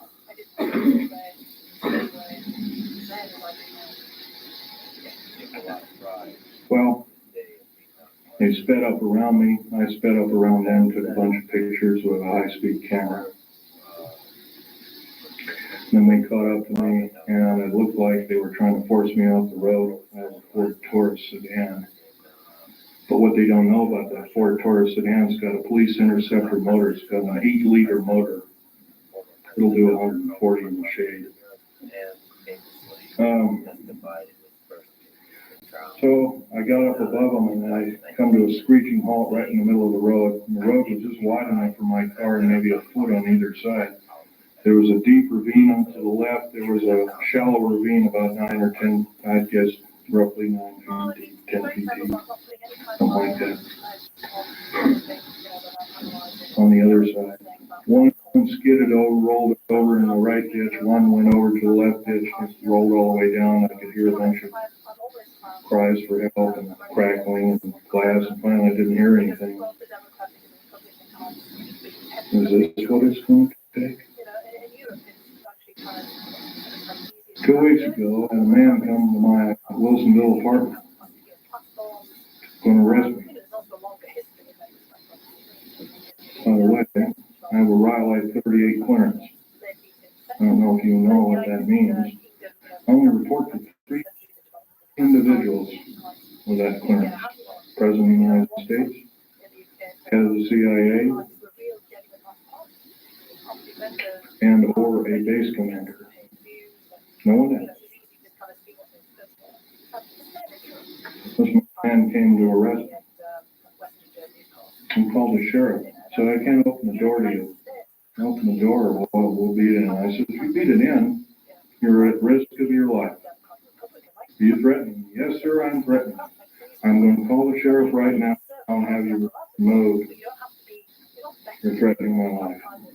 Call the sheriff. Sheriff came, Blackman's County Sheriff car came, pulled right behind him. I know this man very well. I would trust him with my life after what he did. He risked his job. He risked a 22-year career with the police department. He went right behind this guy, preventing him from getting out. He threw a bullhorn. He says, "You are under arrest. Please come with me. I'll escort you out." He was escorted out, handcuffs to his disgrace. Sheriffs have a lot of power in this country. They can arrest FBI, CIA, and DIA and the like. It's a very good thing. If it was, I wouldn't be here talking to you. Now, I want to end this talk by mentioning we all know what the Patriot Movement stands for. Every one of us loves America. Most of us love America more than our life. Most of us are willing to defend it as we have defended it before. And we'll defend it again and again and again for how many times it takes until we get the objective done. I would like to believe I'm a patriot. I'm no longer employed by the federal government. I took a pair of scissors and cut up my security card, and I mailed it back to the SOBs, pardon my French. I wrote a detailed letter and said, my life is threatened in any way, shape, or form. I did this. It's already been threatened. I will consider downloading 140,000 pages of information sensitive to the New World Order, Strategic Defense Initiative, and what it really stands for, and the federal government structure as a whole. I've already begun to do this through the Infonet and the Internet worldwide. I spent $78,000 getting these kind of pictures away from the federal government after my father willed them to me in his will. Here all they are, a piece of paper with a few revealed notes on them. Stanley, Balfour is this particular character right here. Right here. He hasn't changed a bit in 58 years thereabouts. Have over 7,000 pictures. Have detailed files and writings. I have alien artifacts and metals. You're only looking at half a dozen of maybe 7,000 that I have. I feel you people have to know the truth as best as I could tell. Thank you very much.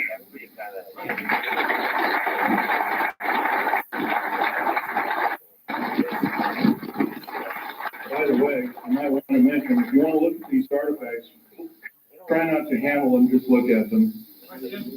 And, yeah. Okay.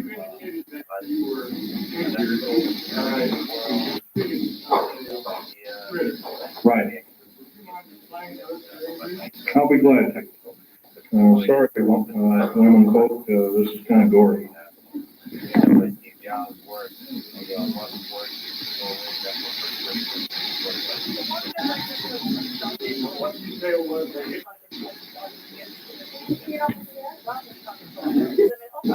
Okay.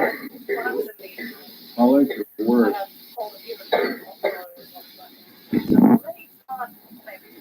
It was some form of ray weapon that had a high dose of stinking radiation called cobalt, or dirty bomb radiation. I remember the color of the beam was a light green, kind of like a light yellow green. Question? You know much about the reverse phase wave? No, you don't. Question?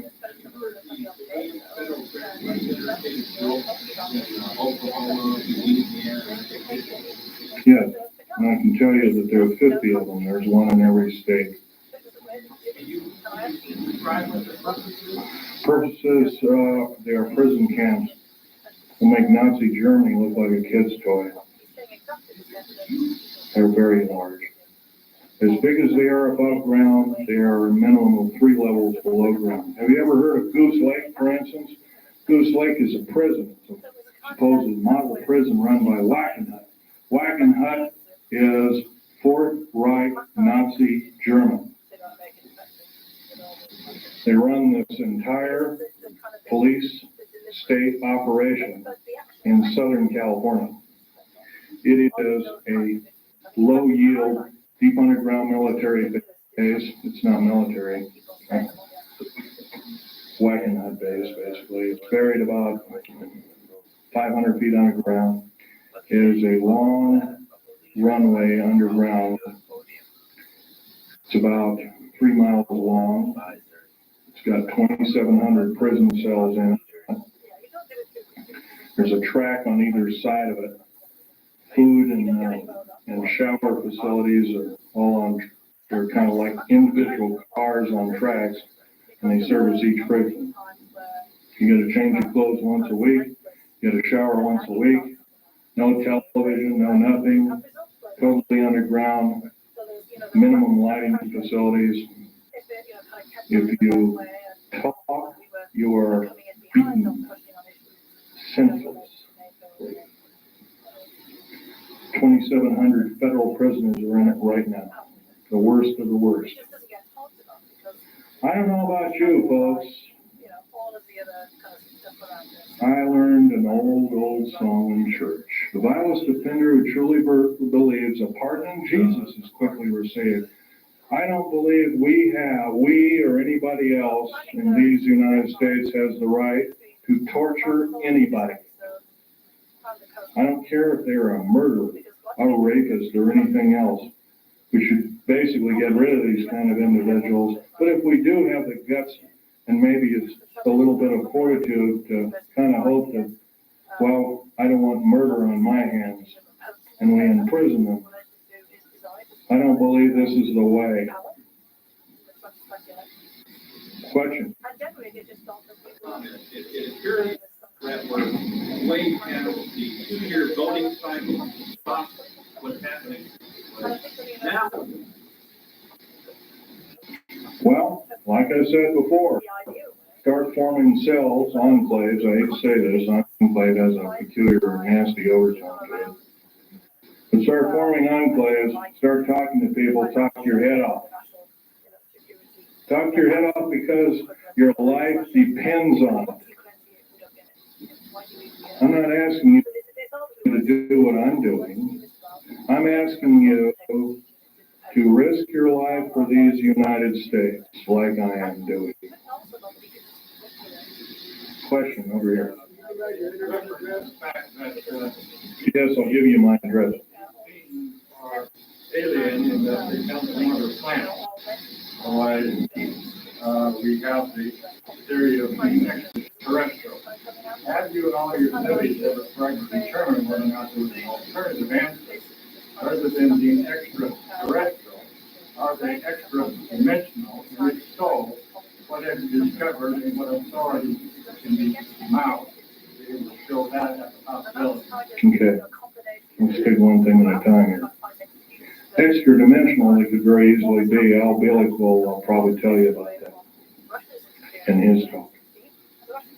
When we blew up the A-bomb tests, and later the A-bomb, Hiroshima, Nagasaki, and all the other tests that took place, we basically opened up a hole in time. And the reason I know this is Al Bielek told me, if you look in an early 1953 Life magazine, you'll find a picture of an A-bomb. And if there's a round mushroom cloud, and through the mushroom cloud you can see black space with stars. Unfortunately, those stars don't add up to any known stars in our view. And so Al Bielek was telling me, yeah, that opened up another dimension. Life magazine almost lost its license to print. But yeah, you're right there. Your other questions, some of which I can and cannot answer. Right now, as much information as I have, I like to say I'm a scientist, but I think that's got a kind of a bad connotation anymore. But anyway, as a scientist, I like to say that in all my studies, I have every reason to believe outer space aliens are another form, another tool, another system of technology to enslave the wonderful people of the United States of America and the world under a one world government. And this scenario occurred in Nazi Germany and is now occurring in the United States, and it's got to go. Otherwise, we're going to go. Next question over here. Pretty obviously, take all the 129 dumb bases. Right now, it's actually 131 of them. Take 129 or 131 dumb bases. 10% of them, roughly 14 of them, the largest. They're all cities underground. There's high-speed railways, magneto-leviton trains that have attained Mach 2, and Al Bielek will tell you about this in his talk. He's seen them, actually been on one. I've seen the tunnels, I've never been on the train. He'll tell you that also that these can house great numbers of people. Well, I'll tell you exactly how many numbers of people. Could get a 106 million man standing army, fully equipped with all the food, water, and provisions for 2 years underground, or however long it took to suffer out a nuclear war or whatever kind of ugly scenario. And that would be enough to defeat anybody in the United States. By the way, there's no place to hide anymore. Black helicopters, and there's so many of them. Not just black ones, I'm talking about military helicopters in general, too. They have detection devices. If you got something buried, like a cache of weapons or diamonds or gold or money or whatever underground, they've seen it already, guaranteed. They can detect you in an airport. I'm going to blow this one by you too, because it's a nice little tidbit. Right now, if you're carrying more than $1,000 in your pocket, most of us don't, some of us do, carrying $1,000 or more in your pocket, You are perceived as being an enemy of the United States and or a drug dealer, and you can be arrested immediately in any airport in the United States of America. By the way, if you look at your money, your 50, 100, 20s, 10s, 5s, whatnot, even the ones now, you'll find there's a little thread in there. If you look at it, like on a $100 bill, it'll say 100, and it'll have a little number and 100, 100, 100, $100 marks all the way on both sides. It's a little, kind of like a little thing that tells you that the beast is still there. We don't do anything about it, folks. The beast is going to claim us. Every one. Okay, question? Any more? Okay.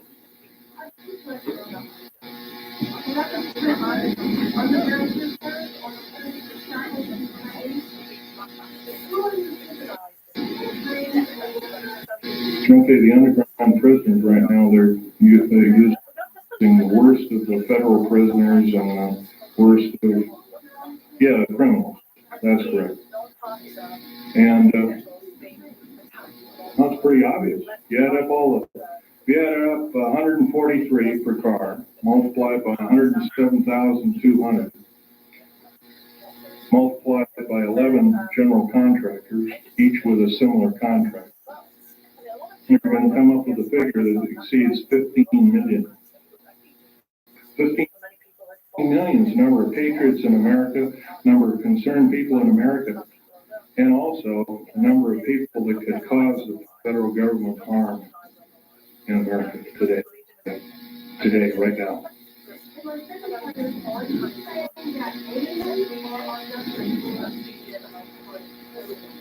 I'm saying our federal government blew up Oklahoma without question. Clearly proven. First of all, what did it? If you look in the pictures of the explosion, you'll find there's a large block taken out near the elevator shaft, and there's a smaller explosion. By the way, a nitrate explosive has a maximum capacity of 20 kips worth of pressure per square inch. A kip is kilotons of pressure, 1,000 tons. So 20,000 tons of pressure per square inch maximum.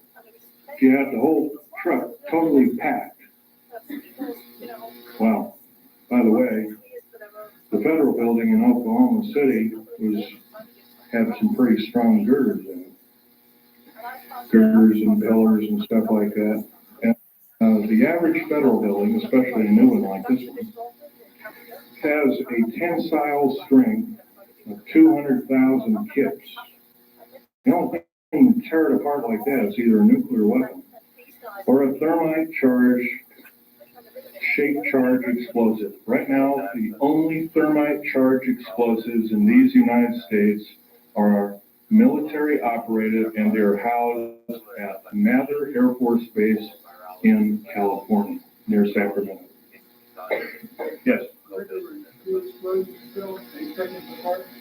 wasn't really aware of that, but if there were two explosions, I would assume that one was either a reverberant explosion or it was an atmospheric explosion. I'd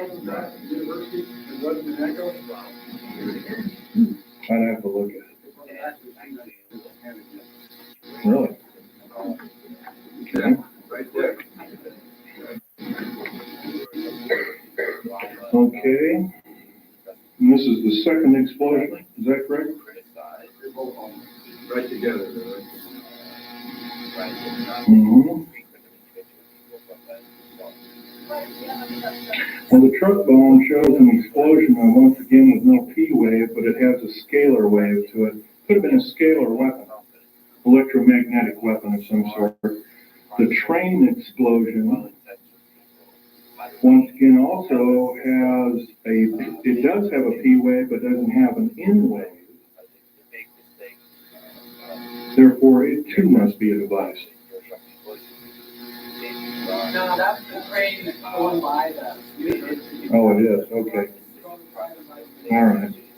I heard the director being interviewed, and he said the same thing. There were two explosions, and they asked him if it could have been inside. Well, this one here that says truck bomb No, this, okay, says, oh, truck and bomb, I see, okay. The one that's, the two that are marked bomb, once again, have the configuration, it's called the squared sine wave configuration for crazy islands, Navy calls it. Squared sine wave with no P wave, it would have to be a mechanical device, without question. I could prove that, but it'd be kind of boring laying figures out. Okay, another question? Yes, ma'am. How do you respond to Christians who are apathetic about saying it's all outside of the Bible anyway, the New World Order, the rest of the East, and, I want you to come anyway, so, why fight it? How do you respond to that? Prudence. What you know best to be. Pray about it. Prayer. That's the only prudence around the word saved. Yeah. This lady here. Okay. Is it true that you know anything about this subject where It's quite a possibility because, for instance, the New World Order and the elite, as we call it, built and funded the Hubble telescope. Remember, supposedly shut down. That was another lie, total lie. Took detailed photographs, totally mapped the planet. I've seen some of the photographs. The face on Mars is a reality. There at one time there was a civilization. That's been proven. Computer enhancement photograph, and it was broken down by a supercomputer and proved it to be a intelligent made device rather than a hunk of rock with a funny shadow on it that NASA told us, another lie. Once again, you have to remember it. These people cannot tell the truth. In days past, they were called the sons of Belial, the ones that could not tell the truth. And consider them our enemy. Thanks. Just all. Yes, they do have bases on Mars. Have you heard of the possibly these graves are part of the experiments that our government is doing overseas, taking the synthetic, all these creatures, trying to manufacture? No, sir, I can tell you right now that's not so. They have a copper oxide for a blood, similar to an octopus, a cephalopod, or an insect, or a spider. Another thing is their chromosomal structure is totally different. Their cellular structure is totally different. No, sir, that's not true at all. Already good dealings up there. Some people think that perhaps. Probably so. There's supposedly a group from that I've heard from different sources, fairly accurate sources at that, but some of them came from the Pleiades. But right now they're supposedly having an all-out war with the Greys, and they had to leave us. They left us anywhere from a couple of years ago, 4 years ago. I haven't really studied that in. I've been talking about other things lately, so. Don't count on it. Question? No, sir, cannot do that. You'll have to go through the internet and do it yourself. That would be giving myself away to the beast. No, can't do that. Question?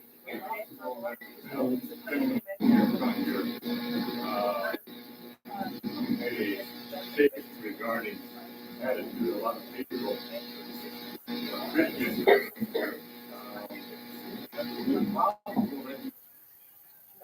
who are taking the study called eschatology, end time phenomenon, prophesied by Daniel, prophesied by Isaiah, something from the Olivet, or something from Revelation. It does talk about and things that are going to come in judgment on Israel, the Antichrist, and those places. possible. These things will probably come to be true, come to pass. But to use eschatology as a weapon of fear or to defeat the attack is not what we can talk about. That's correct. That's correct. You can't do it that way. The fact of the matter is that in Christ we have liberty from those kinds of things which are going to involve the earth, because there's no condemnation for those who are in Christ. So it says, we try to say that we are people who are subject to condemnation. It's not a full understanding of this topic. I would agree with your statement. There is one thing, though. I love America. I'm only one person. I'm only human. I can make mistakes. I'm not perfect. God is perfect as much as I want. I will say one thing, though. Keep reading the Bible. It'll just make your heart pure and good. It'll also improve your prudence and improve your state of mind overall.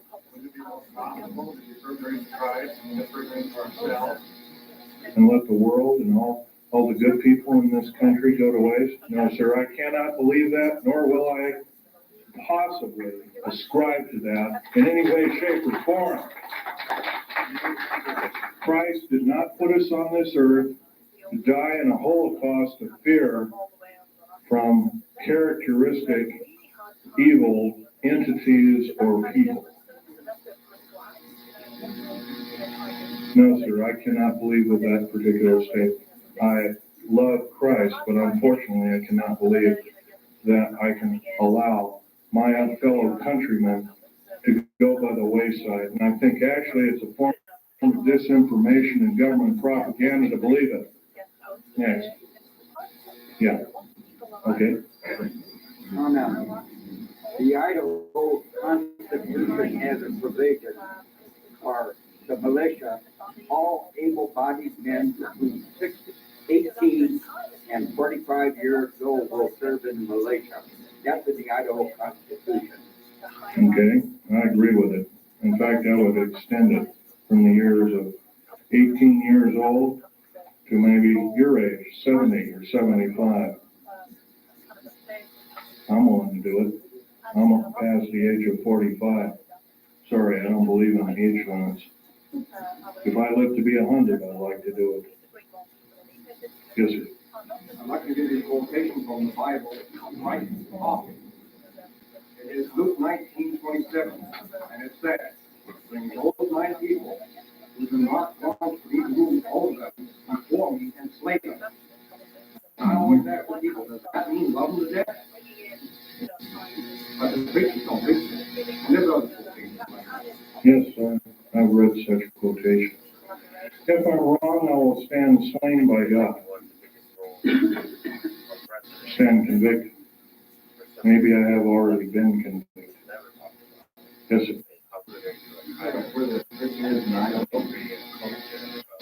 Here, Fertile. What was that question? Would you state the question again? Where is the federal prison that you're talking about in Idaho?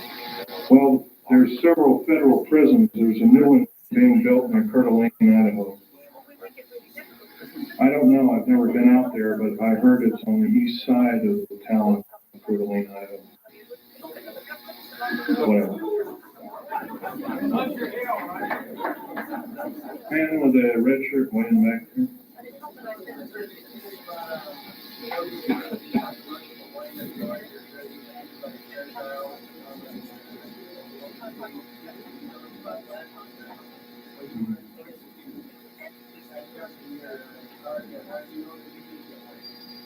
I don't. And I haven't heard about such things, but I'm sure there might be such things. There are things that were used against the Afghan people. There were things that looked like innocuous toys, and they were high explosives that killed a lot of people.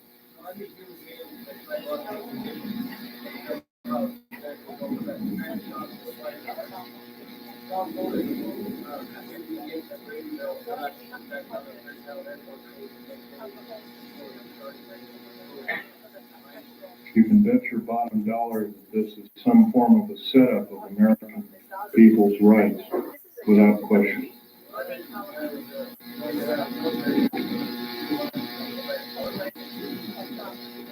Yes, I believe that too. The U.S. Navy presently spends about 1/16 of the entire black budget allocated to them on psychological programming techniques through the RAND Corporation. Next question. This lady. Okay, I can only take one more question, so this one.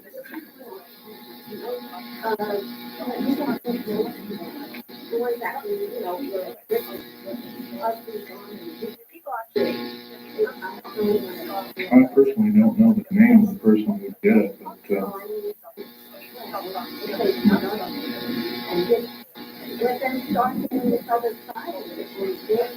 well, this is a difficult task, man. The best thing that can be done, yes, I would say yes, that is true. We can get the word out.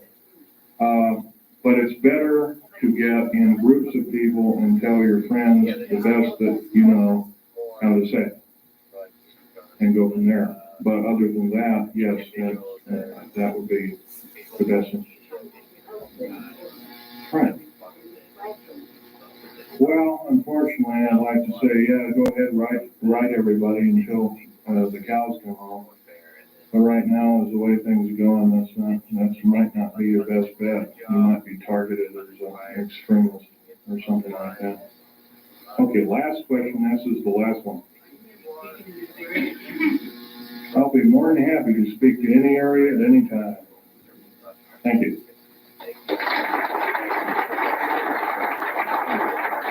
May God bless each and every one of you and your families too.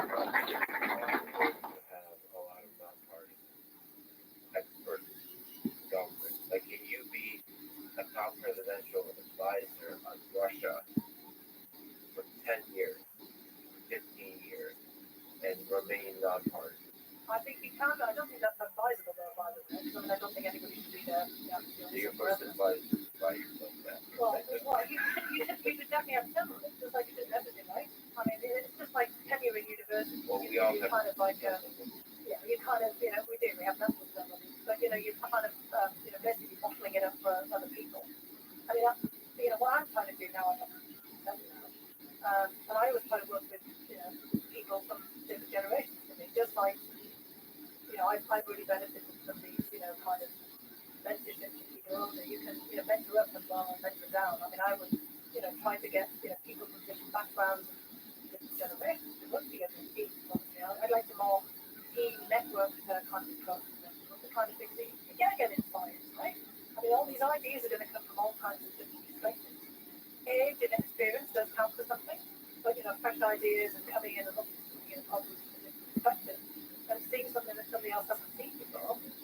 I mean, I just, kind of love working in an environment with all kinds of different people. And people who don't agree with you, you need people who take you on and say, oh, that's crap. Where did you come up with that from?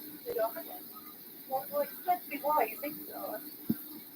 And then, you have this kind of iterative process back and forth. I mean, I would always encourage my colleagues to tell me when they got wrong. I mean, sometimes I didn't agree because I didn't see the reasoning, but other times I think you're right.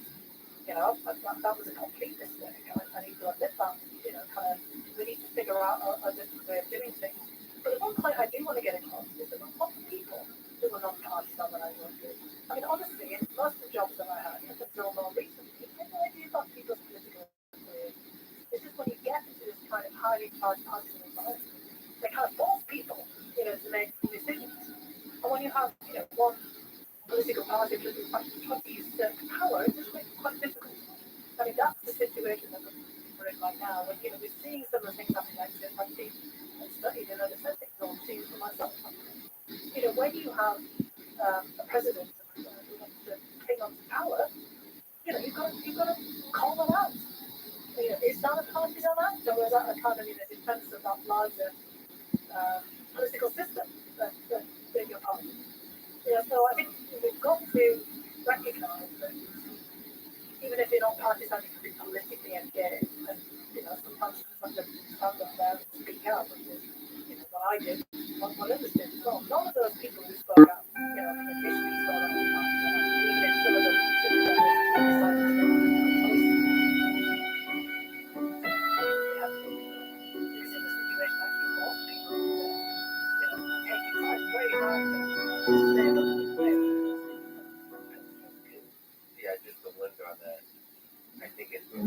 rather horrendous designs and mechanizations of our federal government structure that I feel directly imperiled not to tell anybody about, so that's why I'm here telling you. In doing so, I'm breaking my security oaths. I am also guilty of breaking major federal law. How long I'll be able to do this, anybody's guess. However, I would like to mention this talk is going to be broken up into 4 main topics. And, each of these topics will have some bearing on what you people are involved in, you patriot people, or even some of you people that aren't patriots that may be leaning in that way or considering it. I want you to know these United States are a beautiful place. I've traveled in over 70 countries, and I cannot remember any country that has the beauty as well as the magnificence of its people like these United States. Give you an overview of basically what I am. I started off with the engineering school, which half of my schooling was in the field. I built up a reputation for being a geological engineer as well as a structural engineer with both military and aerospace applications. I have helped build 2 main concern bases within these United States that have some significance as far as what is it called the New World Order. Number 1 is Dulce, New Mexico. I was involved in 1979 in a horrendous firefight with alien human type, whatever you want to call them. And I was one of the survivors. I'm probably the only talking survivor you'll ever hear. 2 other survivors are under close guard somewhere in these United States. One is not in very good shape. He's been living in Canada. So I'm about the only one around that knows the firefight, that knows all the detailed files of the entire operation. 66 Secret Service agents, FBI and the like, Black Berets died in that firefight. I was there. Number 1, part of what I'm going to tell you is going to be very shocking. Part of what I'm going to tell you is probably going to be very unbelievable. So if instead of putting on your glasses, I'll ask you to put your skepticals on rather than your spectacles. But please feel free to do your own homework. I know the Freedom of Information Act isn't much to go on, but unfortunately it's basically the best we've got. Your local law library and your nearest law university is a good place to look for congressional records. So if one continues to do their homework, one can be standing vigilant in regards to their country. I love the country that I'm living in more than I love my life. I would not be standing before you right now risking my life by telling you these things if I didn't believe it. So, the first part of this talk is going to concern deep underground military bases and the black budget. Let me first start by emphasizing the black budget. The black budget is a secretive group, basically a secret budget. It garners 1/4 of the gross national product, the entire gross national product of these United States. Present, the gross national product is around $5 trillion. So 1/4 of that's about $1.25 trillion per year. At least 1.023 trillion, and I say at least, is used in black budget programs like deep underground military bases. Presently, there are 129 deep underground military bases in these United States. Until a couple of weeks before he died. I kind of regretfully say that. I don't agree with what he did on the other side of the pond in Nazi Germany, but I'll tell you one thing. I think he had a lot of guts in coming here and doing what he did. He was hated in his own land. In fact, there was a $1 million in gold reward for anybody who could kill him. Bring the picture back back of the dead person. That never happened. Anyway, back to topic number one of dumb bases or deep underground military bases. We've been basically lied to, folks. We've been lied to a long time. Number one, the alien question. Nobody really knows the truth. We've been ruined by Madison Avenue, who's painted a very unrealistic picture of what's going on with outer space aliens and the inside of government, especially at Groom Lake. This particular facility, the half shows, this wasn't the original insignia. This is kind of like the local fish wrapper type insignia. The original insignia had a skunk on it, which was part of the infamous skunk words. So, anyway, this particular base originally is housed up to 117 live alien critters, or whatever you want to call them. Right now, it's not housing much of anything. Most of the stealth hardware has been removed. They moved it over to Kirtland Air Force Base. First of all, I want to tell you about aliens and the alien agenda. Back in 1954, under the Eisenhower administration, the federal government decided to circumvent the Constitution of the United States and form a treaty outside of the borders of the United States, within the borders of the United States, basically a treaty from entities outside of the borders of the United States, and it was supposed to be secret. It was called the Greada 1954 Treaty, G-R-E-A-T-A, Greada 1954 Treaty. That basically said that the aliens could take a few cows and test their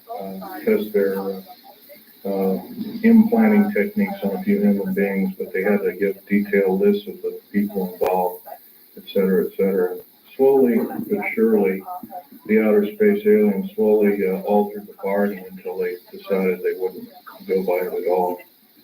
And back in 1979, this was a reality. The firefight occurred kind of quite by accident. I was involved in building an addition to the deep underground military base at Del State, New Mexico. But for every calendar year that goes by, every 12-month calendar year, the military technology increases about 44 and a half years. This is why it's easy to understand that back in 1943, they were able to create through vacuum tube technology, a ship that literally disappeared from one place and reappeared 400 miles later in another place. My father, Otto Oscar Schneider, there's an interesting story about him. He fought on both sides of the war. He was originally a U-boat captain. He was captured. He was captured by the French. He was turned over to the United States Army and turned over to the United States Navy. He was repatriated here. He took a beach fort in Fort Lauderdale and taken up to Philadelphia Navy Yard thereafter. And he was a master machinist as well as an Navy doctor. He later became a Navy doctor and never did anything with it. But basically, he was involved with different kinds of concerns, such as A-bomb and H-bomb and Philadelphia experiment and these other kinds of projects. His groundwork, he invented a camera, a high-speed camera that took pictures of the first atomic tests in Bikini Island. And 12th of July 1946, which I had original photographs of, would show unidentified flying objects fleeing the bomb site at a high rate of speed. Bikini Island at the time was infested with things in various depths of its waters. The natives always saw them. The natives had problems with their cattle, basically pigs is what they raised, and other things. Though this story has never come out, this is basically what happened. So, at that time, through General MacArthur and others, they felt that In fact, General MacArthur was coined in saying the term the very next world war we have will be the war of, not with people from planet Earth, but from aliens or people from other planets. This man was, if we hadn't had him during World War II, we wouldn't be here today. Anyway, my father had laid the groundwork with theoreticians about Philadelphia experiment and other experiments. What does that have to do with me? Other than the fact of that, all I can say is that if it wasn't for, he never told us kids this, and he kind of kept it secret. Is this our? No, this one doesn't work.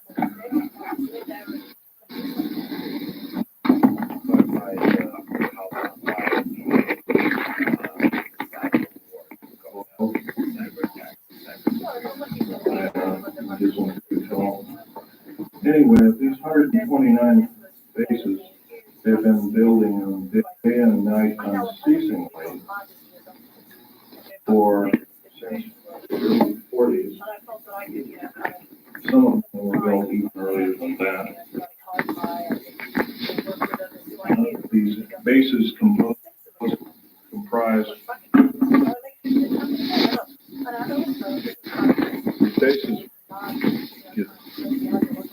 these bases comprise basically of large cities underground. They're connected by high-speed monorail magneto-leviton trains that can go up to Mach 2. Books have been several books recently have been written about this activity, all of which is verifiable through bibliography. I think Al Bielek, unfortunately, Al Bielek has my only copy of. Is Al Bielek here, by the way? Al Bielek? Yes, please do. Richard Sauter's book. He's a PhD architect, and he alone also is risking his life by talking about this. He worked with a number of government agencies on deep underground military bases. Okay, there are 129 of these in the United States. In and around where you live, in Idaho, there are 11 of them. It's a very large number. The average depth of each base is roughly a mile deep. They are basic whole cities hauled out underground. They're somewhere between 2 and 2/3 cubic miles and 4 and a quarter cubic miles hauled out underground. You might ask how this is done. Well, right now they have laser drilling machines that can drill a tunnel 7 miles in one day. Obviously, we the public have been informed and told about this. So unfortunately, I don't believe these things. The black projects, as we know them, sidestepped Congress, which is illegal. Right now, the New World Order is depending upon these bases. And if I'd known it was the New World Order involved, I wouldn't have had anything to do with it. I would lie to rather extensively. Well, basically, the technology as we know. Hackers today, what gives people like me, and I think a lot of people that in the hacking community pleasure is to do something difficult, break through the system, and do the ethical thing. Right.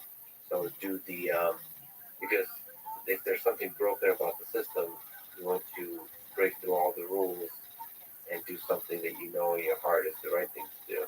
And that's what Aaron Schwartz did with releasing journals and publications that were behind paywalls to the public. And But to me, it's fascinating because I maybe you can actually educate me, but I felt that the Russian interference in terms of social engineering, in terms of bots, all that kind of stuff, I feel like that was more used for political bickering than to actually understand the national security problem. Because I would like to know the actual numbers involved in the influence. I would like to, I mean, obviously, hopefully, people now understand that better. They're trying to defend the national security of the country, but it felt like, for example, if I launch one bot and then just contact somebody at the New York Times saying I launched this one bot, they'll just say, MIT scientist hacks, they'll just, and then they'll spread. But that's exactly what happened. It was, kind of, I think that, Putin and some of the people around him understood because, again, propaganda states, they spend an awful lot of time thinking about how you, basically put out your own content and how you get maximum effect through performance. Putin himself is a, political performance artist. I mean, Trump understood exactly the same thing. They were actually operating in parallel, not in collusion, but in parallel. Basically, Trump understood how to get lots of free airtime, how to get himself at the center of attention. Putin, did that through a kind of, I think, a less organic kind of way. A lot of people working around him. I feel Bolshevik agitprop and, kind of the whole Soviet propaganda machine. And, Putin kind of growing up in that kind of environment and having, kind of the Kremlin press office and all the kind of people around him, kind of a massive machine knew how that worked. But they haven't done what the Chinese did in Russia, just blocking everything and having a big firewall, kind of putting out lots of content, getting into the, the sort of center of attention. Trump's doing the same kind of thing. And the Russians understood that, if you put a bit of things out there and then you call it the New York Times and people are going to run with it. And what they wanted was the perception that they had actually swayed the election. They loved it. This was the huge mistake of the Democrats. I kept trying to push against this. No, they did not elect Donald Trump. Americans elected Donald Trump. And the Electoral College was a key part. Vladimir Putin didn't make that up. And basically I also remember, at one point the Russian ambassador, talking to me about when we were doing the standard, here we are, we're lodging our complaint about the interference. He basically said, well, we didn't, kind of invent Comey and, basically the decision to reopen, Hillary Clinton's emails or, kind of Anthony Weiner and, kind of his, emails on his computer. He's right. I mean, there were plenty of things in our own system that created chaos and tipped the election. Not, kind of what the Russians did, but, it's not easy to blame the Russians and blame yourself when, things are kind of, or those random forces and those random factors. Because people couldn't understand what had happened in 2016. There was no hanging chads like 2000 where there was, kind of a technical problem that actually, ended up with the intervention of the Supreme Court. There was, pure and simple electoral college at work and a candidate that nobody expected, including the Republicans in the primaries, to end up getting kind of elected or put forward different 2016, suddenly becoming the president. And they needed a meta explanation. It was much better to say Vladimir Putin had done it. Vladimir Putin, the Kremlin guys like, oh my God, yeah, fantastic. Champagne, popping, this is great, our chaos agents. Maybe they hadn't done it, but they'd love to take credit for it. And so, the very fact that other people couldn't explain these complex dynamics themselves basically dovetails beautifully with Vladimir Putin's attempts to be the kind of the Kremlin gremlin in the system. And he's basically just taking advantage of that furthermore. And I wanted, to basically try to work with us to cut through that. And the thing is then, people lost faith in the integrity of the elections. Because people were out there, suggesting that the Russians had actually distorted elections. People talked about that. They said, that they hacked the system when, they were trying to hack our minds. But again, we were the first household of this. I mean, we know this from Russian history, the Bolsheviks, the whole 1920s and 1930s with Stalin, the fellow travelers, and the socialist, international. I mean, the Russians and the Soviets been at the spears of pulling, kind of people along and into kind of a broad spread. But it didn't mean that they were influencing, directly the politics of countries, writ large. There's plenty of intervention. Just that we were somehow, it was confluence of a perfect storm. We were somehow exquisitely vulnerable because of things that we had done to ourselves. It was what Americans were doing to themselves. You think that's the bigger threat than large-scale bot armies? Those can be impacts, they do have an impact, but it's how people process information. It's kind of like the lack of critical thinking. I'm just not on the internet to that extent. I go looking for information. I'm not in social media. I'm in social media, but not by myself. Right. You know, I don't put myself out there. I'm not a Twitter feed. You don't have a Twitter one, yeah. But there is the. Fiona Hill's cats, and I have all kinds of stuff. Fiona Hill's cats are kind of like, occasionally people send things to me. So many fans, it's hilarious. So what I try to do is just be really critical. I mean, it's like, my mom. What is this? It's just, your own mother can be as much of an agent of disinformation as, kind of Vladimir Putin. Oh, yeah. I mean, we're all, we all have to really think about what it is we're reading. There's one thing from my childhood that was really important to me. I always think every kid in school should have this. My next door neighbor, who was he was actually very active in the Labour Party, and he was kind of really interested in the way that opinion shape people's political views. He was Welsh, he was a native Welsh speaker, so he was always trying to explore English and how there was kind of the reach of the English culture and kind of how it's kind of shaping the way that people thought. And he used to read every single newspaper from all the different spectrums, which was quite easy to do back in the 70s and 80s because there weren't that many in the UK context. And every Sunday we'd get all the different Sunday papers from all the different kind of ideological vantage points. And then when I got to be a teenager, he'd invite me to look at them with him. Because he was my godfather, and he was just an incredible guy. And he was just super interesting and, kind of culturally, an outsider, always kind of looking in. And he basically ran through, what the Guardian looked at, the Observer, the Daily Mail, the Sun, kind of all of these, the Telegraph, all of these newspapers, and how you could tell, their different vantage points. And of course, complicated to do that now. I mean, in this incredibly extensive media space, I look at what it is that they say, and then I try to, read around it, and then, look at what other people are saying and why they're saying it, and who are they, what's their context, and that was kind of basically what I was trying to look at, and I think everybody should have that. And certainly that's something that people in politics that are in charge of directing policy should be doing. They should be. Not getting lost in the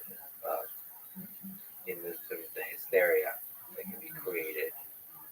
It does seem that the American system somehow, not the political system, just humans, love drama. We're very good, like the Hunter Biden laptop story. There's always like 1, 2, 3 stories somehow that we just pick. That we're just gonna. This is the stuff we're gonna fight about for this election. And everyone's got an opinion on it. Yeah. Everybody. Yeah. And it's the most, like, Hillary Clinton's emails, the Russians hacked the election. Yeah, we had John Podesta's pasta recipes for a while. That we were kind of all obsessing over. People running out, trying them out, something like that. And there's fun, there's all the best conspiracy theories about Giuliani. I just love it. We just pick a random story. Sometimes it's ridiculous. And it detracts from what the larger question should be, which is about the family members of, senior officials and whether they should be anywhere near any of the issues that they're, there's ethics, there's government ethics and things there, kind of across the board. But there's a bigger story in there, but that becomes a distraction. It's a look over there, the oldest trick in the book, kind of idea. Yes, and politicians are really good at that because it detracts from the larger question, because every single member of Congress and government officials, their family should be nowhere near anything they're doing. With that, I can push back and disagree on. I mean, well, it depends on what they do if they're making money on it, and kind of basically being a bit. This is what I mean, kind of this is an issue. So it's not, Hunter Biden on his own. It's kind of basically the kids of the Trump family, you name it. Yeah, in general, like that, I just think it's funny. Like, there's a lot of families that, they work very closely together, do business together, and very successful. I get very weird about that. It just feels like you're not. In fact, I don't even like hiring or working with friends initially. You make friends with people you work with. That's right. no, I had the same worries as well because it kind of clouds, I would encourage, my daughter to do something completely different. Right. Not going to the same field. No, look, it's different if you're, in science or, mathematics or something like this, and, maybe, kind of you've got a family member, you're kind of building on some of their theories and ideas, if Albert Einstein had a kind of an offspring who was a mathematician, father's thinking, further, that would be very different. But if it's, kind of you're in business and other things, and it's just, it's a nepotism problem. One has that. That says that too. In the space of Yeah, ideas. that's what they do. If people aren't coming in and building on the ideas. Right, but even for son, daughter, or Einstein, you want to think outside the box of the previous. Yeah, well, that's what I'm meaning. But I mean, it's just that they shouldn't be sort of told, "Oh, sorry, you can't go and study math because whatever physics." But a lot of that you can't actually make it through into law. Well, you could, I suppose, but honestly, if you do that kind of thing, we should be transparent. There should be just an honesty about It it. gets back to what I was talking about before. We need diversity of views and diversity of thinking, and you can't have other things. It's like being partisan or rooting just for a team. If something is going to cloud your judgment or constrain the way you think about things, it becomes kind of a barrier to moving on out. Look, that's what we see in the system around Putin. It's kind of kleptocratic and it's the nepotism. All of the kind of like people who you kind of see out there in prominent positions that the sons or daughters of, including Putin himself. I mean, that's when a system has degenerated. And that's, kind of, and I suppose in a way, this is a symbol of the degeneration of the system, but again, it's just a diversion from, kind of the bigger issues and bigger implications of things that we're discussing. So critics on the left often use the straw man of TDS, Trump derangement syndrome. Why does Donald Trump arouse so much emotion in people? Just the nature of the person. I mean, I don't feel particularly emotional about him. I mean, he's kind of he's a very flawed guy, to be honest. And this may seem bizarre, I feel sorry for him. Because this guy is so vulnerable, so wrapped up in himself. But, I mean, he's just exquisitely open to manipulation. And I saw people taking advantage of him all the time. He has zero self-awareness. I mean, I kept thinking to myself, my God, if this guy didn't have his entourage around him, how would he function? I mean, I felt sorry for us as well. I mean, that he ended up being our president, because that should not have happened. I mean, in terms of character and in terms of fit for the job. Although I saw this, kind of over a period of time, but I didn't feel, kind of any, derangement, kind of around him. It didn't drive me nuts in that way. I was just very worried about, the kind of the impact that he was having on many particular issues. Here's the important thing. So what I notice with people that criticize Donald Trump is they get caught up in the momentum of it, and they're unable to see. First of all, let's start with some ground truth, which is approximately half the country voted for the guy, right? Yeah, and more voted in 2020 than voted in 2016. Yeah. And I just feel like people don't load that in when they're a honestly lot of those people didn't vote for him and his personality, and often could, because I know a lot of people who voted for him first time and second time, and they could disassociate, kind of all of the kind of features of Donald Trump that drive other people nuts from, what they thought that in actual fact he could achieve in terms of, it wasn't just this kind of sense about, well, I couldn't possibly vote for Democrats.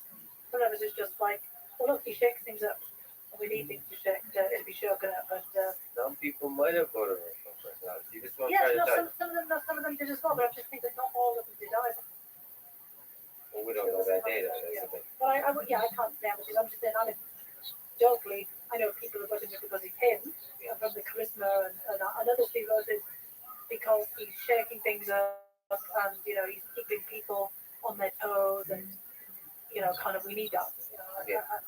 But the way to avoid Trump derangement syndrome, to me as a doctor, I'm prescribing to the patient on this syndrome, this issue, is I feel like you have to empathize with the people. You have to imagine in your mind all the different, like, strength that the people who have voted for Donald Trump see and really understand it, really feel it, like walk around with it, and then criticize.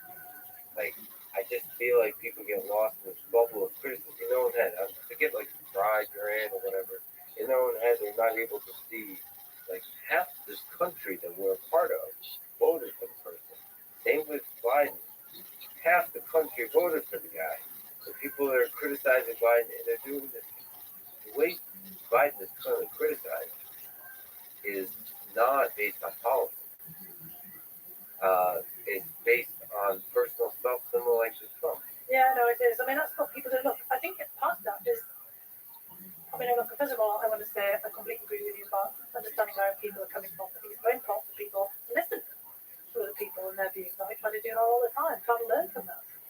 You know, I mean, everybody's got a perspective and a context. We all live in a certain context. We're all living in history, our own personal histories, master law, and also the larger context and environment in which we're living in, and where we live, and who we live with, and, you know, the kinds of lives that we lead as well. Those are all extraordinarily important. I mean, I know that from, you know, myself. Everything, you know, that I've done in my life has been shaped by where I came from, who I was, my family, and the way that we looked at things. You can't take yourself out of that. I mean, you can do it in some, you know, like a science or something else, but, you know, it's still your own views and maybe some of the ideas that you have. And pursuing an experiment might have been shaped by your larger context, you know, depending on what it is that you work with.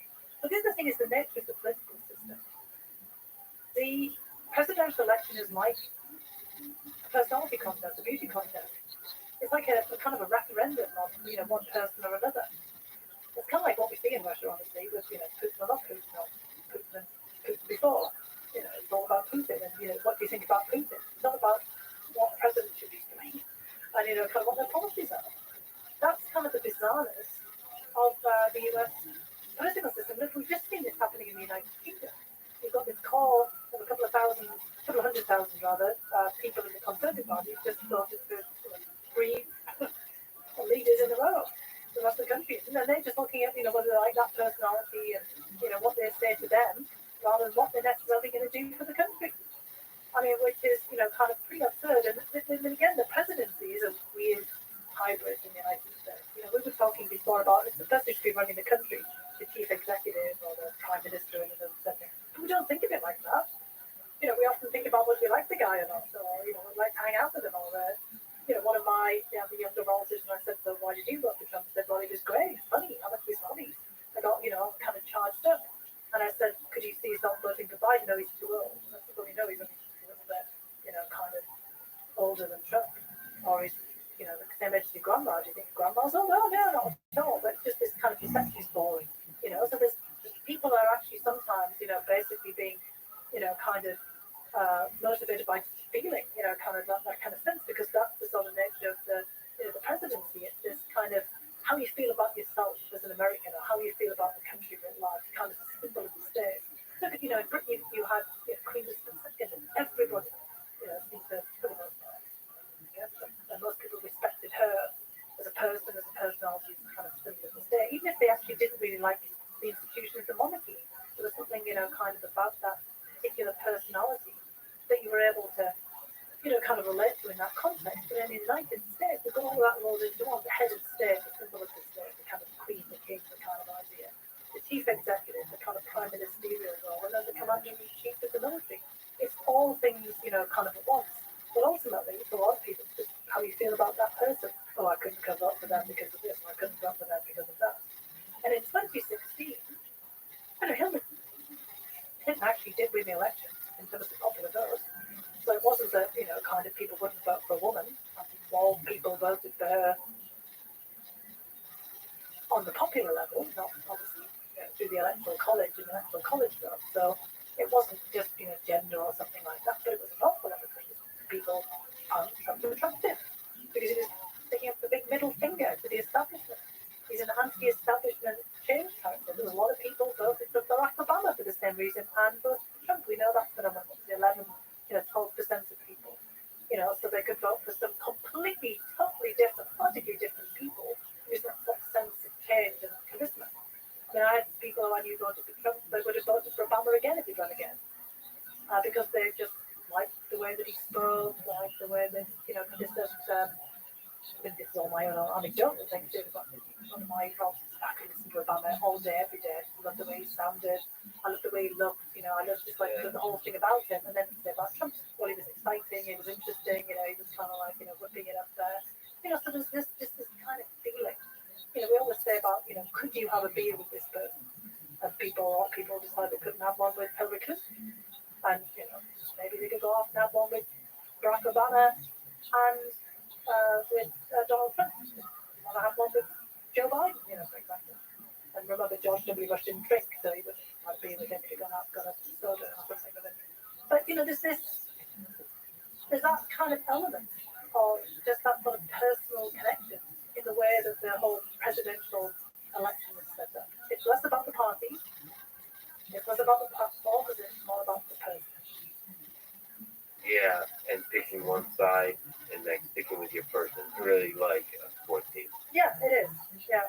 What do you think about Vladimir Putin, the man and the leader? Let's actually look at the full. You've written a lot about him, the recent Vladimir Putin, and the full context of his life. Let's zoom out and look at the last 20 plus years of his rule.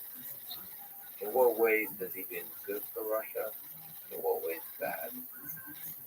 Well, if you look at the first couple of terms of his presidencies, I think, on the overall ledger, he would have actually said that he made a lot of achievements in Russia. Now, there was, of course, the pretty black period of the war in Chechnya, but, he didn't start that. That was Boris Yeltsin. That was obviously a pretty catastrophic event. But if you look at then other parts of the ledger of what Putin was doing, from the 2000s, onwards, he stabilized the Russian economy, brought back, kind of confidence in the Russian economy and financial system. He built up a pretty impressive team of technocrats from the central bank and the economic and finance ministries, who really got the country back into shape again and solvent, paid off all of the debts, and really started to build the country back up again domestically. And the first couple of terms, again, putting Chechnya to one side, it's a little hard because there was a lot of atrocities and so that he was pretty involved in all of that because the FSB, which he headed previously, was in charge of wrapping up Chechnya, and it created kind of a very strange sort of system, almost a feudal system, a kind of relationship between Putin at the top and Kadyrov in Chechnya. And there's quite a lot of distortion, kind of as a result of that in the way that the Russian Federation was run. A lot more of an emphasis on the security services, for example, but there was a lot of pragmatism, opening up the country to business. Basically extending relationships. I would say that, by the end of those first couple of terms of Russians were living their best lives. There was a lot of opportunity for people. People's labor, was being paid for. They weren't being taxed. The taxes were coming out of the extractive industries. There was, kind of a sense of much more political pluralism. There wasn't kind of the chaos of the Yeltsin period. And then you see a shift. And it's pretty much when he comes back into power again in 2011, 2012. And that's when we see kind of a different phase emerging. And part of it is the larger international environment. So Putin himself has become kind of convinced that the United States is out to get him. Part of it goes back to the decision on the part of the United States to invade Iraq in 2003. There's also, the recognition of Kosovo in 2008, and there's the whole kind of machinations around all kinds of, other issues of NATO expansion and elsewhere. But Iraq in 2003, and this kind of whole idea after that the United States is the business of regime change, perhaps, has him in his crosshairs as well. But there's also then kind of, I think, a sense of building crisis after the financial crisis and the Great Recession. 2008, 2009, because I think Putin up until then believed in, the whole idea of the global financial system, and that Russia was prospering, and that Russia, part of the G8, and actually could be genuinely one of the, the major economic and financial powers. And then suddenly he realizes that the West is incompetent. that, we totally mismanaged the economy of our own. The financial crash in the United States were kind of blowing up at the housing bubble, and that we were feckless, and that had global reverberations. And he's prime minister, of course, this kind of period. But then, I think that kind of compels him to kind of come back into the presidency and try to kind of take things under control again in 2011, 2012. And after that, he goes into kind of a much more sort of focused role where he sees the United States as a bigger problem. And he also, starts to, kind of focus on also the domestic environment, because his return to the presidency is met by protest. And he genuinely seems to believe, because again, this is very similar to belief here in the United States that Donald Trump could possibly be elected by Americans, and somehow was some kind of external interference because the Russians interfered and had an impact. Putin himself thinks at that time, one of the reasons why he interferes in our elections later, that the United States and others had interfered because he knew that people were that thrilled about him coming back. It kind of like the Medvedev period. And the protests and the Moscow and St. Petersburg and other major cities, he starts to believe are instigated by the West, by the outside. Because of, something about transparency in elections, and, all of the NGOs and others, are operating, State Department, prophecy funding, the whole attitude of God is back, kind of thing. And so after that, we see Putin going on a very different thing. It's also somewhere in that period, 2011, 2012, we start to kind of obsess about Ukraine. And he's always, I think, been kind of steeped in that whole Russian history. I mean, I heard of that when I was I've written about this and many of the things that, I've written about Putin.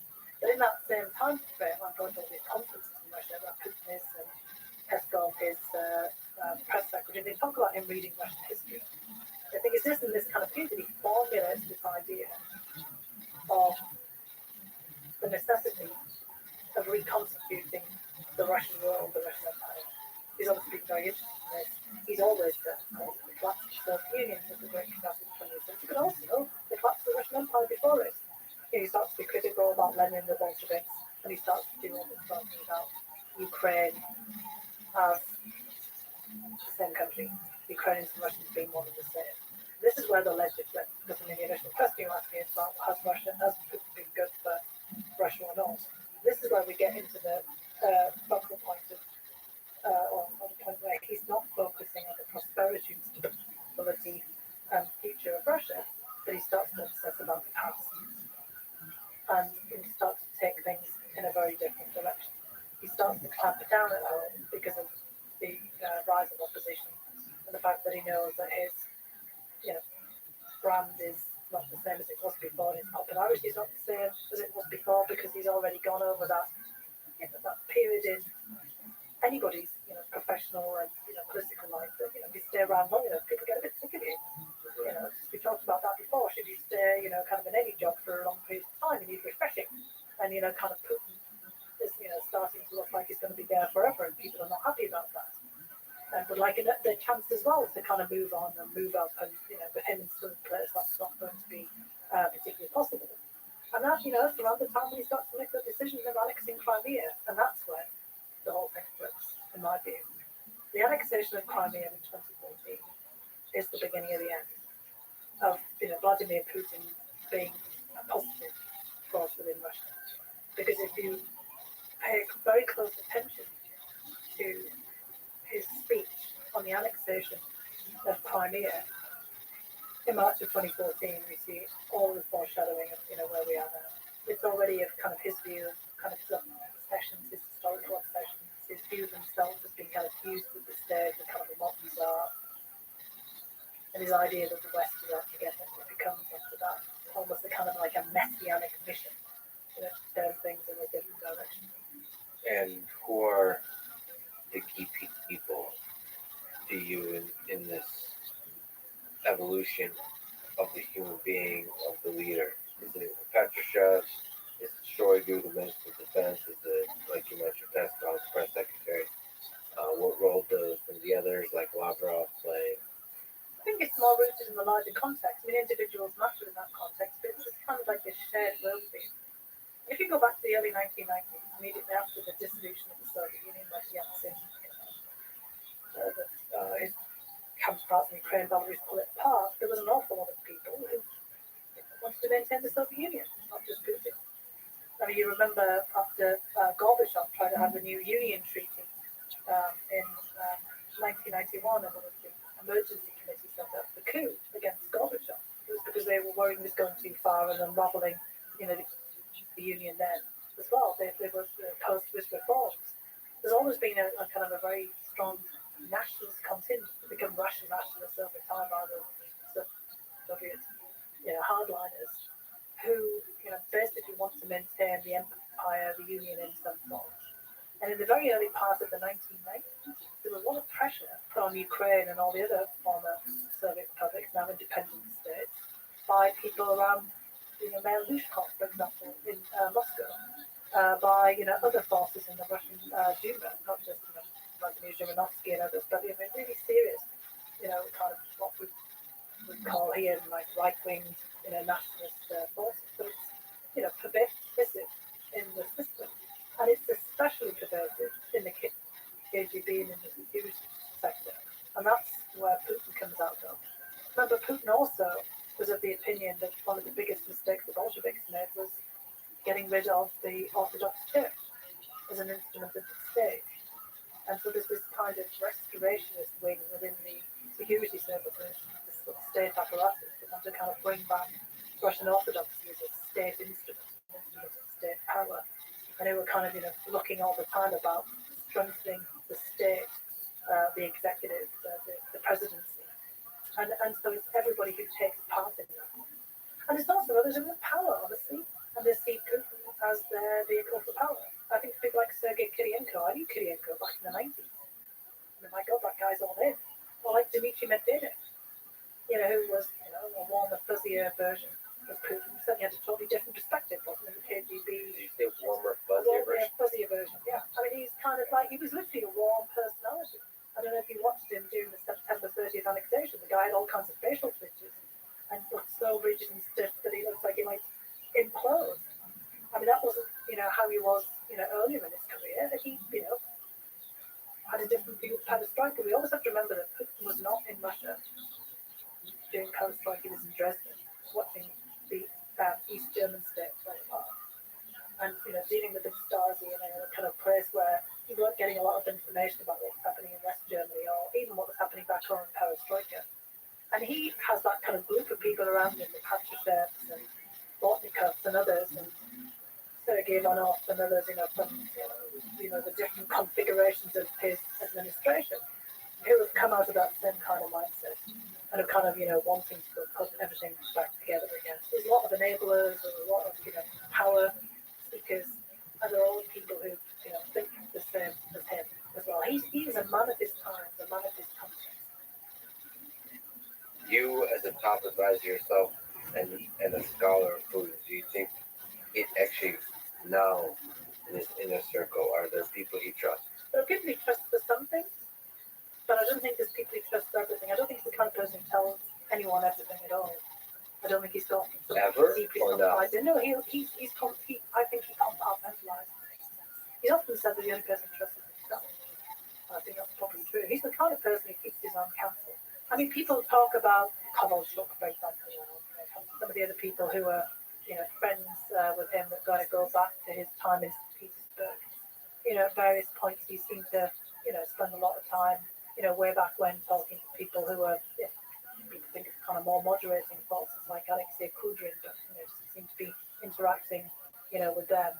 There are obviously aspects of his personal life, does he speak to his daughters? Does he, speak to, kind of lovers, kind of in a way people speculate about, kind of who might confide in, but I would greatly doubt that he would have deep political discussions with them. He's a very guarded, very careful person.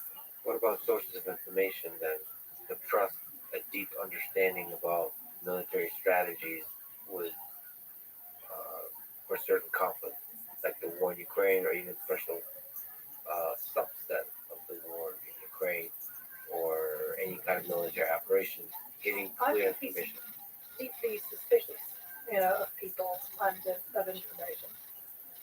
And I think part of the problems that we see with Putin now. And I've come from isolation during COVID, and I'm really convinced that like many of us, a lot of Putin's views have hardened, and the way that he looks at the world has been shadowed in very dark ways by the experience of this pandemic. Obviously he was in a bubble, different kind of bubble from most of us. I mean, most of us are not bubbles with multiple palaces and kind of the Kremlin. But we've seen so much. Obviously, on the stage, that isolation. They kind of making it very clear that he's the czar, the guy who's in charge, making all the decisions. One end of the table and everybody else the other one. But it's very difficult to bring information to him in that way. He used to have a lot of information bundled for him in the old days by the presidential administration. I mean, I know that because it was a lot more open in the past and had a lot of need. Things that people in the presidential administration who brought outside, all sorts of information, for him, and kind of funneled in information from think tanks and different viewpoints and maybe a kind of more eclectic, diversified set of information.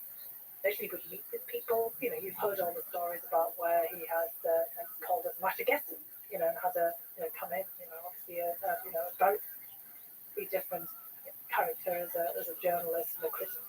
We've heard about Benedictive from Echo Muscovy, the radio program, the editor, who Putin would talk to and consult with. He'd reach out. People like Lyudmila Alexeyeva, for example, the head of Memorial, he had some respect for her and sometimes talk to her. For example, all of that seems to have come to light. And I think a lot of us worry. I mean, as to what's Putin about, what kind of information is he getting?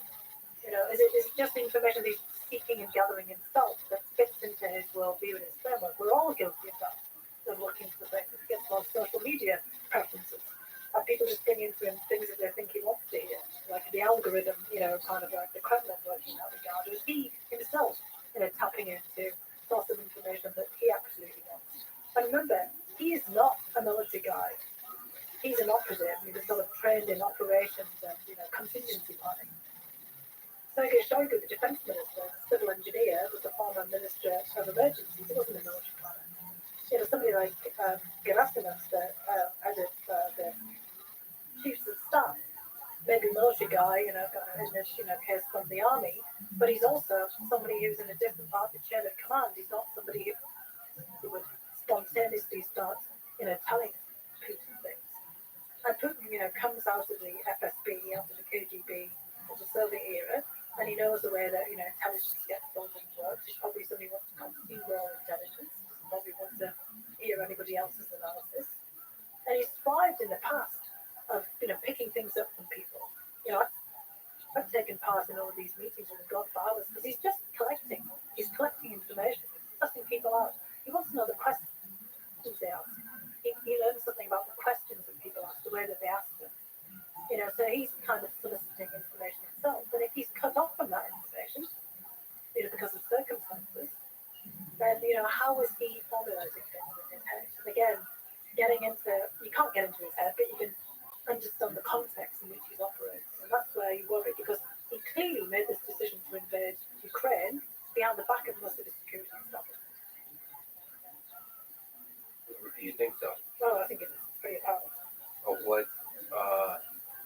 What would the security establishment? Well, that would be the larger, thinking of the funneling in information from the presidential administration, from the National Security Council. It looks like, he made that decision with a handful of people. And then, having worked in these kinds of environments, it's not that similar. You filter information out. So think about, you and I are talking for hours here. If you were my, basically, senior official and I'm your briefer, I might only get 20 minutes with you. And you might be just like, looking at your watch the whole time and thinking, hang on a second, I've got to go and I've got this meeting and I've got that meeting. And yeah, your point. You're not going to wait there, so I give this long explanation. I've got to get to the point. And then I've got to then choose for myself what's the information I'm going to impart to you. Out of the 20 things that I think are important, okay, I've got 20 minutes, maybe I only get 2 minutes. Maybe, you get called out and somebody, kind of interrupts. something happens, I'm going to get 1 minute, 2 minutes. Yeah. I mean, I once remember I had to give a presentation when I was in government, Real. to Henry Kissinger, for that defense policy board. And we planned bloody weeks on this thing. PowerPoints were created, teams of people were brought together. And, people were practicing this. We had all these, different people there. And I said, look, Henry Kissinger's an academic and former professor. And, I happened to, going to watch him in action. He's going to, 5 seconds in, if we're lucky to get that far, ask us a question and just throw up our entire presentation. What is it that we want to convey? And that's exactly what happened. And then, people aren't really prepared what they wanted to convey. And they're, prepared a nice sort of wholesome, PowerPoint-like approach. We never even got there. And so God knows what, he took away from it at the end of it. And that's, think about Putin. He's going to be kind of impatient. We see the televised things where he, kind of sits at the table, a bit like, people want us. So he sees here, and he puts his hands on the table, he looks across at the person and says, so, tell me, what's the main things I need to know? And of course, the person's mind probably goes blank, with the kind of the thought of like, oh God, what's the main thing? And they go and they start, oh, Vladimir, they start the kind of, they're revving up, to get to the point, and then he cuts them off. So you think about that, and then you think about, well, what information has he got? And then how does he process it? And is he suspicious of it? Does he not believe it? And what inside of his own history then, leads him to make one judgment over another? He clearly thought Ukraine is going to fall apart in 5 seconds. I don't know if he clearly thought that, but that there was a high probability, maybe. I mean, I think he pretty much thought it, because I think he thought that kind of Zelensky wasn't very popular. There was an awful lot of pro-Russian sentiment in whatever way he thinks that is, because people are Russian speakers, and that they kind of in polling that they expressed affinity with Russia. And it's certainly in Crimea that works out because a majority of the population had higher sentiments of feelings of affinity with Russia, and obviously that kind of they got traction there. But it's more complicated. We talked about Donbass before, about being in a kind of melting pot when they tried the same thing in Donbass. Donetsk and Luhansk that they tried in Crimea in 2014 didn't kind of pan out. In fact, a whole war broke out. They tried, to kind of many of the major cities are now under attack, including Odessa, to kind of foment, pro-Russian movements. And they completely fell apart. So Putin was thinking, I'm pretty sure based on polling and the FSB having infiltrated, an awful lot of the Ukrainian hierarchies we're now seeing as quite apparent in some of the dismissals in Ukraine. He was pretty sure that, kind of he would get traction. And it would be like 1956 in Hungary or 1958 in Czechoslovakia. Remember, he comes out of the Andropov levy, as it's called, the kind of cohort of people who come into the KGB under Yuri Andropov. And Yuri Andropov has presided over one of these anti-dissident, kind of movements inside of Russia itself, and how you suppress opposition, but also over, how you deal with, kind of the uprisings in, Czechoslovakia and Hungary. And there's all these lessons from this that, you could put everything back in the box. And yeah, there might be a bit of violence and a bit of fighting, but ultimately, you think you've got the political figures and you decapitate the opposition. So you thought Zelensky would run away. Yanukovych ran away, but, that was kind of a bit, sort of a different set of circumstances. And they thought that all of the local governments would, kind of capitulate because they had enough Russians and inverted commas in there. Again, mistaking language and, kind of positive affinity towards Russia for identity or how people would react in the time, and not understanding people's, linkages and, kind of importance of place, the way that people feel about who they are in a certain set of circumstances or place. But the invasion of Ukraine in 2022 is unlike anything that he was ever involved with. I don't think he thought it would be, because it is kind of, if you look back into the past, you're right though, he wasn't involved in 68 or 56 or what happened in the 1980s in Poland. But there's a very wide front and it's the capital. I mean, this isn't going... This isn't Chechnya, this isn't, kind of Syria or, for example. This is a major nation. Exactly. Like it's large, the size. It was more like Afghanistan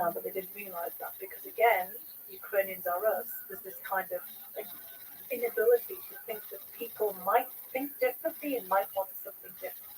And that 30 years of independence actually has an impact on people and their psyches. And if I look back to the 1990s, I mean, I remember being in seminars in the Target at the time, and we were doing a lot of research on, what was happening in, the former Soviet Union at the time. It's the early 1990s, just after the whole place fell apart. And there was already under Yeltsin this kind of idea of Russians abroad, Russians in the near abroad,